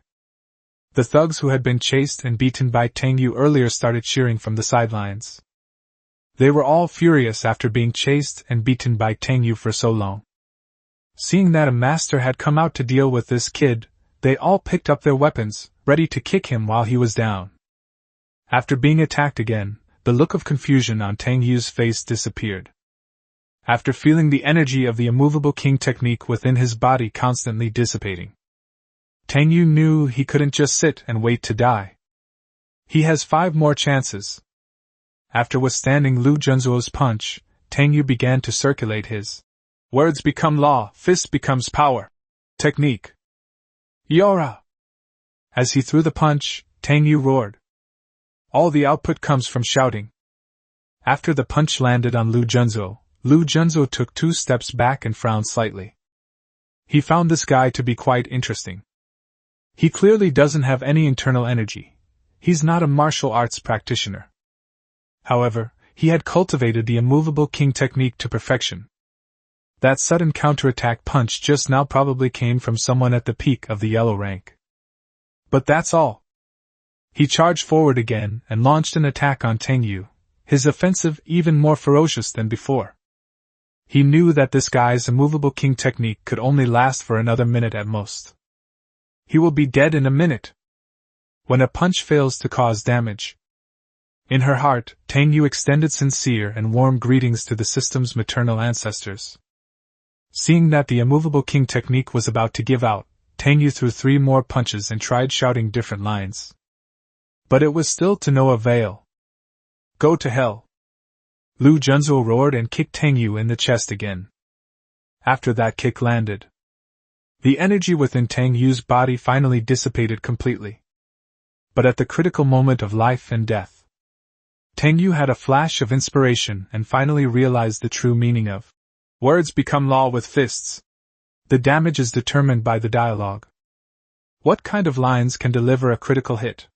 Does that even need to be said?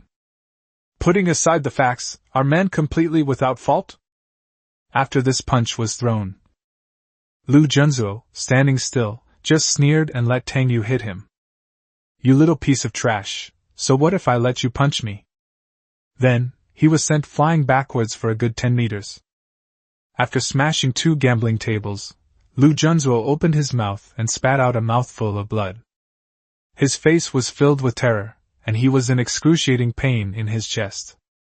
What kind of boxing style is this? Why is its power so terrifying? They even managed to disrupt the flow of his internal energy. This punch has the power of at least 30 years of skill. If he hadn't been wearing an inner armor, that punch would have killed him. The casino's thugs were dumbfounded. Is this guy a monster who can punch someone like that? Those who had just wanted to take revenge on Tang Yu were now so frightened that their legs went weak. Such a man is someone they can never defeat. Just then, a series of noisy footsteps came from outside the door. A team of fully armed special police officers rushed in. Everyone, kneel down and raise your hands! They rushed in and shouted, causing everyone in the casino to crouch down on the ground. Because there's only one exit from here, there's simply no way to escape. The team leader was Director Wang from the Qingxi branch. When he rushed over and saw Bai Wani lying unconscious on the ground, he was shocked. Wani, are you alright? He rushed over and helped Bai Wani up. Bai Wani wasn't too dizzy this time. Lu Junzuo had been quite gentle. Upon waking, she immediately opened her eyes and called out, Where is Tang Yu? Director Wang and his colleagues couldn't help but think to themselves, Damn it! What's wrong with this girl? Why is she calling out the name of that young master of the Tang family as soon as she opens her eyes? Last time at the police station, 2 beautiful women were already fighting over him. Did this guy mess with Bai Wani again? Taking advantage of the moment when everyone's attention was drawn, Lu Junzuo seized the opportunity to run towards the restroom. He was seriously injured at this moment. After rushing into the bathroom, he quickly took off the human skin mask and threw it into the toilet. Immediately afterwards, the shrinkage of his bones was relieved, and his body returned to its original state. After coughing up a mouthful of blood, he quickly took out a healing pill and swallowed it. He felt much better after taking the medicine. At this moment, he was filled with apprehension towards Tang Yu. That punch just now! Even I might not be able to deliver such a destructive blow. What level of attainment does this person possess? Soon, special police officers came to the restroom to arrest the gamblers and staff who had hidden there. Lu Junzuo was also handcuffed and put into a police car. After sending Lu Junzuo flying with a single punch, Tang Yu was also startled. At a critical moment, I had a sudden inspiration, and I never expected it to be so lethal. This punch was truly a punch from the highest heavens. A supreme punch. After rubbing her chest, which felt heavy and aching, Tang Yu ran to find Bai Wani. When he ran over, Bai Wani had already woken up. Are you alright? Fine.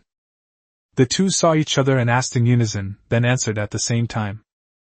When Director Wang saw Tang Yu covered in blood, he was also shocked. He quickly asked, Young Master Tang, what happened? You're really not injured? Without. Tang Yu was about to say no when she suddenly felt dizzy. After his Fudo Myo technique was broken, that punch he just delivered exhausted too much of his strength. Having also sustained some injuries at Lu Junzuo's hands, he swayed and collapsed. Bai Wani reacted quickly and caught Tang Yu just in time. However, there was a distance between the two. After Tang Yu fell down, her head hit her chest. Tang Yu's face was then buried in a patch of bouncy breasts. I used a face wash for a thorough cleaning. His face became peaceful, and he slowly closed his eyes and fainted. Oh, it's very moisturizing. In his final moments before passing out, his inner voice suddenly rang out. Bai Wani twitched her lips and picked Tang Yu up in a princess carry. Director Wang, I'll take him to the hospital first. I'll leave things here to you. If you find anyone named Lu Junzo, be sure to thoroughly investigate his identity. Clear. Chapter 78. Just bear with it. Chapter 78. Just bear with it. After being taken to the police station, Lu Junzo originally thought nothing would happen. He even deliberately restored his bone-shrinking technique so that no one would know who the man who fought with Tang Yu was. If you get arrested, at most you'll be charged with gambling, which is a minor matter. For some reason, after being arrested this time, I was forced to spend the entire night giving statements and undergoing various investigations. They didn't even pour themselves a glass of water. Fortunately, after this ordeal lasted all night, they couldn't find anything wrong. He was sent to the detention center on charges of participating in gambling. When he was taken inside, he saw 4 familiar faces. It was the 4 members of the death squad. Meeting here amidst the vast sea of people filled Lu Junzo with deep emotion. Damn it, this place is practically turning into a Dragon Soul organization club. Young Master Lu, what brings you here? Upon seeing Lu Junzo enter, Deng He, who had 12 fingers, hurriedly asked. I came to see you and to pick you up. Lu Junzo put his hands behind his back and said in a seemingly indifferent manner. Young Master Lu, why does your face look a little pale? The 4 asked again. I feel a little carsick. Lu Junzo's lips twitched. Then why are you covered in blood, young Master Lu? He injured someone. After Lu Junzo finished speaking, he didn't want to give the 4 of them any more chances to make their moves, and gave the order. You guys go and rest first. We'll go out together tomorrow. I'll need your help in Suzhou and Hangzhou. For some reason, after not seeing them for a while, he felt that something was off about these 4 people. He's a bit simple-minded. The 4 exchanged glances and then spoke in unison. Young Master Lu trusts us so much, we will repay him with our lives.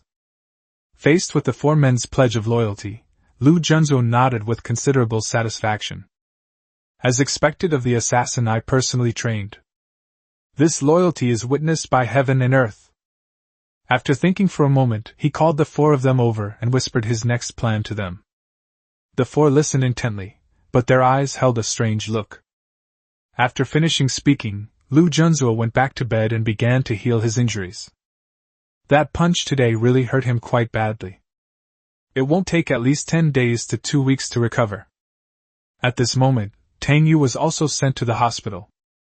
Under the astonished gazes of everyone in the hospital, Tang Yu was carried into the ward and a princess carried by Bai Wani to begin her examination. Fortunately, after a while, the doctor handed the examination report to Bai Wani. Miss Bai, your husband is fine.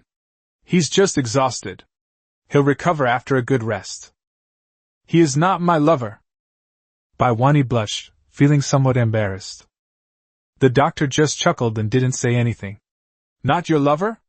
You're already carrying her in a princess carry. Looking at Tang Yu lying in the hospital bed, still unconscious, Bai Wani felt uneasy. How could he not get injured after taking so many hits?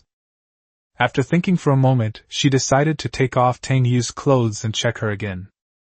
To avoid missing any wounds, which could lead to infection and other problems. Soon, Tang Yu's shirt was ripped off. She used a wet towel to wipe away the bloodstains on Tang Yu's body little by little. Then, upon seeing those well-defined 8-pack abs, she couldn't help but blush slightly. As a policewoman, she absolutely despises effeminate men. She believes that her future man must be masculine and skilled in combat. As for abs, they are essential. Let me check if your abs are injured. She coughed lightly and gently touched it a few times with her hand. She has a pretty good figure, quite muscular. After touching it a few times, she felt too embarrassed to continue. I felt a little guilty, and my heart was pounding. Then she turned Tang Yu over and looked at her back, and there really wasn't a single wound. We haven't checked the bottom yet. She thought of this question again. At the casino, Tang Yu held on to his pants tightly to prevent her from checking them. Looking back now, I wonder if he was injured somewhere and didn't want me to know. Although the doctor has already checked, just to be on the safe side, let's double-check. So she decided to pull down Tang Yu's pants. Tang Yu woke up just as she began to act. Holy crap! Seeing his pants being tugged, Tang Yu couldn't help but exclaim, Holy crap! However, after seeing that it was Bai Wani, he breathed a slight sigh of relief. Thank goodness it wasn't a man, damn it. This world is too chaotic. I heard that someone got drunk and passed out on the roadside last time.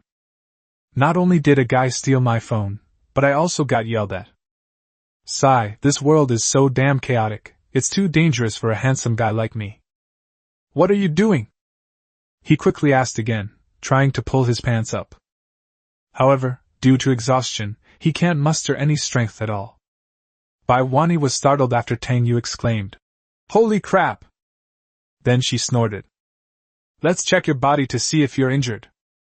Tang Yu felt that these women were all strange. This isn't a checkup, you're clearly just lusting after me. If I hadn't woken up, you might have taken advantage of me and done something terrible to me. It seems like nothing's wrong. If you feel unwell anywhere, just let me know. Seeing that Tang Yu had woken up, Bai Wani felt embarrassed to continue doing that. Cough. I feel a little guilty, and sorry to my two best friends. But isn't this guy overthinking things? You want to take good care of him yourself? Dream on. Then help me put it on, I don't have the strength right now. Tang Yu said helplessly. It feels a bit strange like this. Bai Wani rolled her eyes, helped Tang Yu get dressed, and added again. Don't overthink it, I really just wanted to check you out. How come you're alright after taking so many hits? Stubborn as a mule. Tang Yu chuckled, and after resting for a while, the energy of the immovable king technique within his body began to slowly recover. However, what happened at the casino today really gave him a fright. This Lu Junzhou is much more capable than Ye Chen. Trying to find this person to cooperate with in dealing with Ye Chen is probably going to be a long shot. One is a maggot, the other a cockroach, either of them are any good. What's more troublesome is that this bastard has already posed a real threat to me. At that moment, a sudden urge to urinate surged up. I had barbecue and drank several bottles of alcohol with Bai Wani today, and I haven't peed since we went to the casino. He wanted to get out of bed to take care of his physiological needs. However, being exhausted, he seemed to be unable to do it. What's wrong? Seeing Tang Yu's sudden awkward expression, Bai Wani asked. I need to pee. Tang Yu coughed lightly, feeling somewhat embarrassed. Then you go. Bai Wani then realized that the guy was already exhausted. She blushed as well. Did she have to help him to the toilet herself? She had experience taking care of children, so she knew how to help them urinate and such. Seeing this guy's face, he couldn't hold it in any longer. She bit her lip and said, All right, I'll help you. For her, secretly touching his abs a few times to satisfy her urges was already quite a bold move. This situation has somewhat crossed my psychological bottom line. However, considering that this guy did this to save her, she had to lower her standards a bit. After putting Tang Yu's hand on her shoulder, Bai Wani helped him to the bathroom in the ward. The restroom wasn't very big, and it was a bit crowded for two people to stand inside. Thank you for your help. I'll treat you next time. Tang Yu coughed again. Don't worry, I'm a reasonable person and I never take advantage of others. Borrowing 3 parts from someone else will get you 7. If you ever need my help in the future, just ask. I'm a dog if I don't help. Bai Wani felt like hitting someone. Fortunately, she has a decisive personality and doesn't like to drag things out. After making up her mind, she went through the same process she had used to help her nephew with Tang Yu. But when she got halfway through the process, she still hesitated to do it. Don't hesitate, hurry up, I'm about to pee. Mine is very big, please bear with it. Chapter 79 I should have come sooner. Chapter 79 The hospital corridor where I should have come sooner. Su Muyue was hurrying towards Tang Yu's ward. Because he is too good-looking. Along the way, many people subconsciously looked at her. One of the men, a middle-aged man in his 40s, wore a cervical sprain brace after twisting his neck while playing basketball. Mr. Wang, you need to rest for a while and avoid twisting your neck too much. The nurse next to him was giving him instructions. Before the nurse could finish speaking, he stared wide-eyed at Su Muyue's figure, turning his head to follow her. Immediately afterwards, a scream echoed down the corridor. Su Muyue moved very quickly. She had just received news that Tang Yu had been in an accident at an underground casino and had been taken to the hospital. So she rushed over. When she found Tang Yu's ward, Bai Wani, blushing, helped Tang Yu out of the restroom. The two women locked eyes, and the atmosphere instantly became a little awkward. Why did they come out of the restroom? Muyue, you're here. I've come to help him up, he's exhausted. Bai Wani had a sudden inspiration and quickly shouted. Okay. Su Muyue quickly came over and helped Tang Yu to bed. Then she suddenly realized the problem. This guy is exhausted, he can barely walk. What was Bai Wani doing for him in the bathroom just now? Seeing Bai Wani run to wash her hands, Su Muyue's expression turned somewhat strange. I should have come sooner. She turned to look at Tang Yu and asked, Are you alright? It's nothing. Tang Yu chuckled. How did she get here so quickly? Is she really that concerned about me?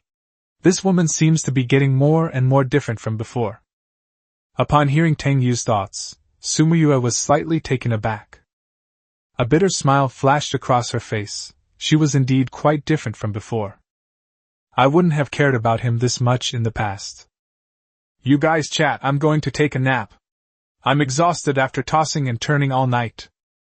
After washing her hands, Bai Wani yawned, went to lie down on another hospital bed, and began to doze off. I'll take a break and then go back to work overtime to deal with today's casino matters. She fell asleep within 2 minutes of lying down, and Tang Yu and the other person could hear her soft snoring. After she fell asleep, Tang Yu and Su Muyue looked at each other in bewilderment. It seems we can't find common ground. Could you get me a glass of water? I'd like some. After staring blankly for 2 minutes, Tang Yu really felt a bit thirsty. Okay, would you like it hot? Cold is fine. Su Muyue nodded, took a disposable cup, and went to the water dispenser to pour herself a glass of water. Tang Yu tried to sit up and drink water. My body hasn't fully recovered yet, it's a bit difficult for me to sit up. So Su Muyue put the water aside, took a pillow and leaned it against the headboard to help Tang Yu sit up. You don't like it either, let me feed you. Su Muyue held up her water glass, her eyes sparkling as she looked at Tang Yu. This is troublesome. Tang Yu slightly opened her mouth. Su Muyue brought the cup to Tang Yu's lips, slowly fed Tang Yu a glass of water, and then asked, Want some more? No need, I'll lie down and rest for a while. Tang Yu shook her head. It's best to drink less until you've fully recovered. Otherwise, if I go to pee again later, I can't ask you to help me then, can I? Well, on the bright side, at least I didn't have to ask someone to help me poop. Su Muyue's lips twitched upon hearing Tang Yu's thoughts. What is this guy thinking about all day long? But judging from what he said, Bai Wani really did help him go to the toilet. She bit her lip and glanced at her carefree best friend with a hint of resentment. Why would you do something like that?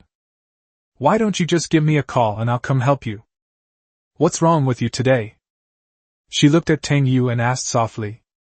It was just having a late-night snack with her, and then running into some trouble while doing a covert investigation of the casino. It's nothing.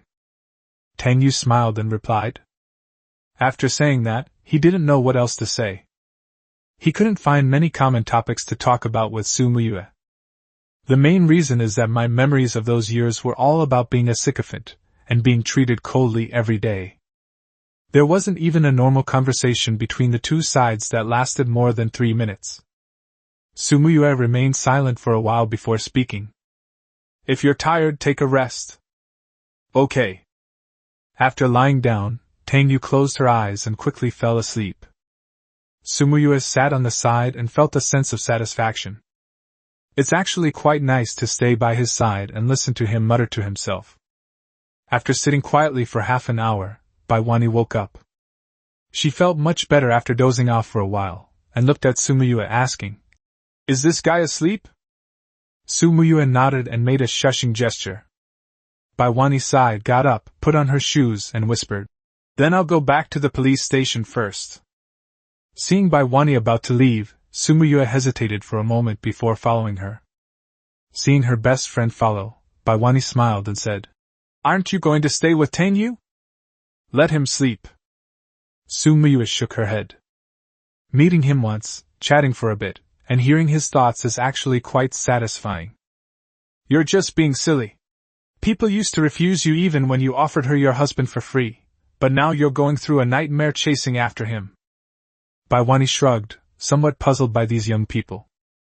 Su Muyue could only manage a wry smile. She doesn't understand herself either.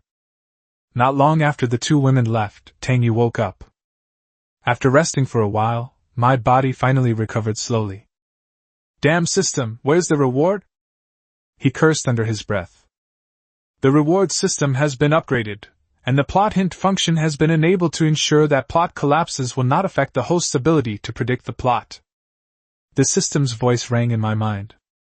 Hearing this reward, Tangyu was somewhat surprised, as he had originally thought that after another head-on confrontation, he would be rewarded with some kind of cultivation technique.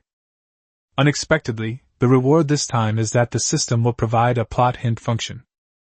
In this way, even if the plot breaks down, it won't affect his ability to watch the subsequent episodes.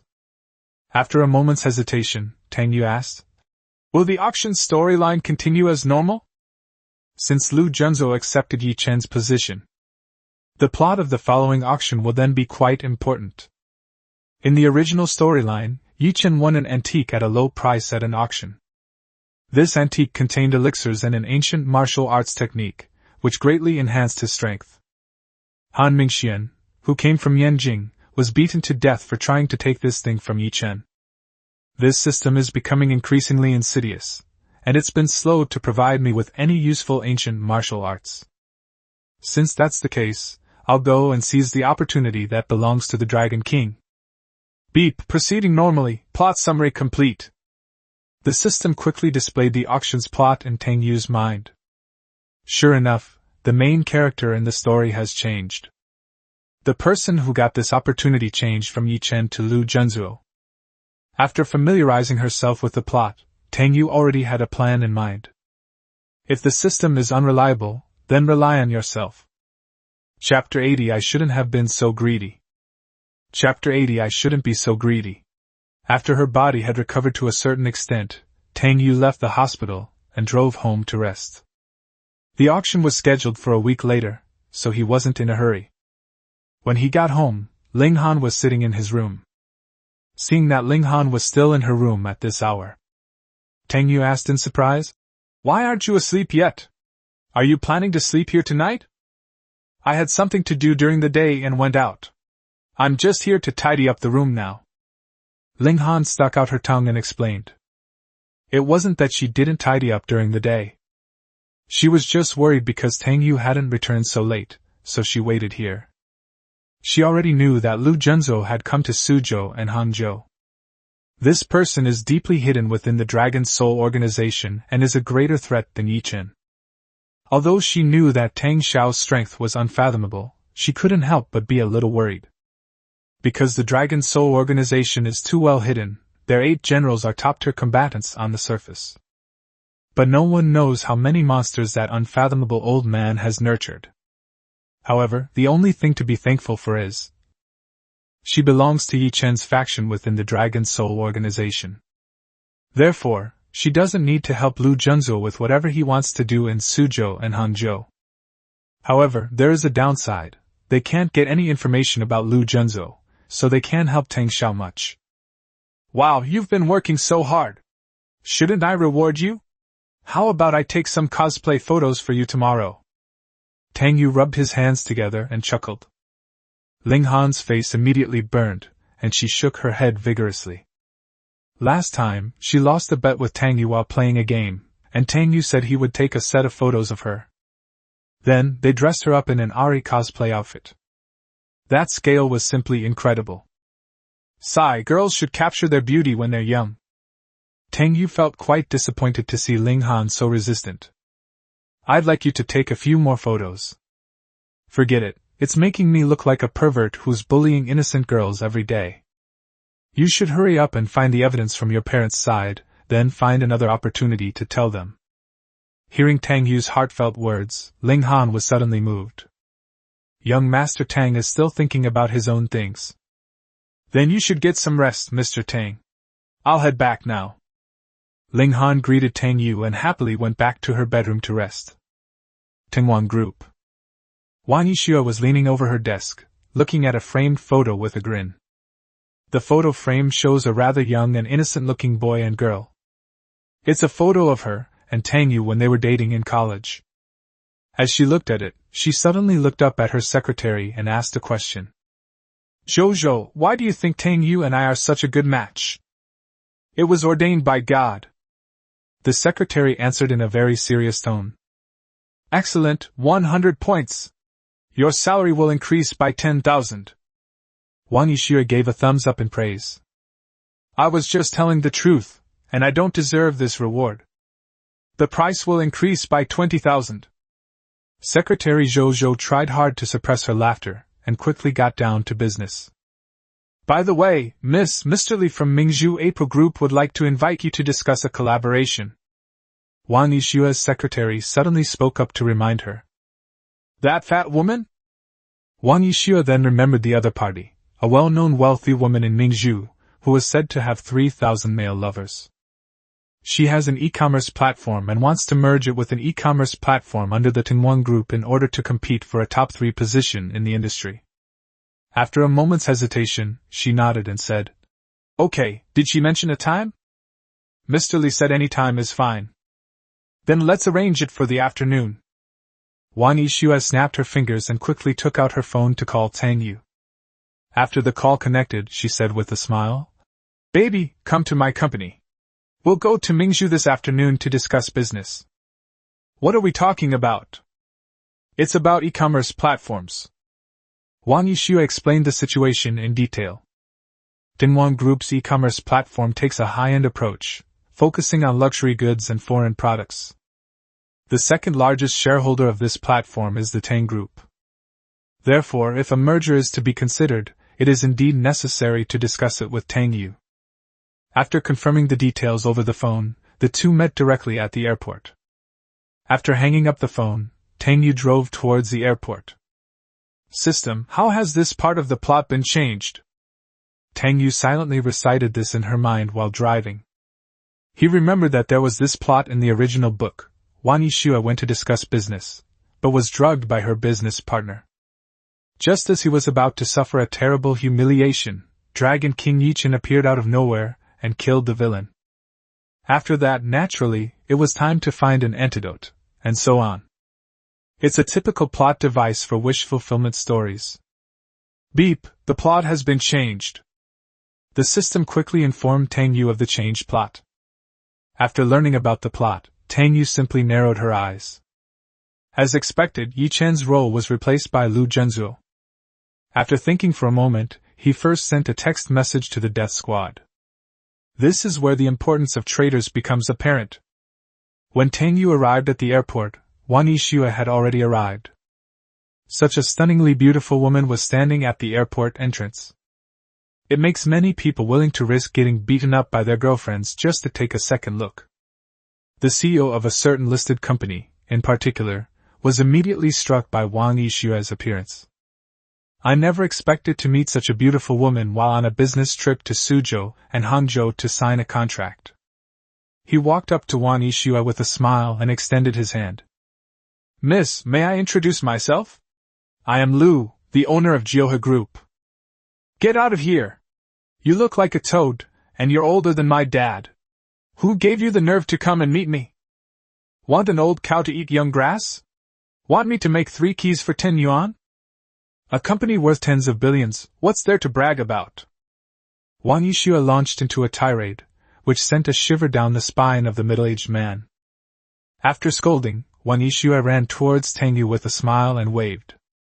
Honey, I'm here. Tang Yu, who was jogging over, almost tripped and fell to the ground. Her calling him husband drew hateful stares from many men at the airport. After being scolded, The middle-aged man looked over and suddenly recognized Tang Yu. Isn't this President Tang of the Tang Group? His purpose in coming to Suzhou and Hangzhou this time is to sign contracts and secure orders from the Tang Group. So he quickly covered his face with his briefcase, turned around, and slunk away. Who's your husband? Don't call me that.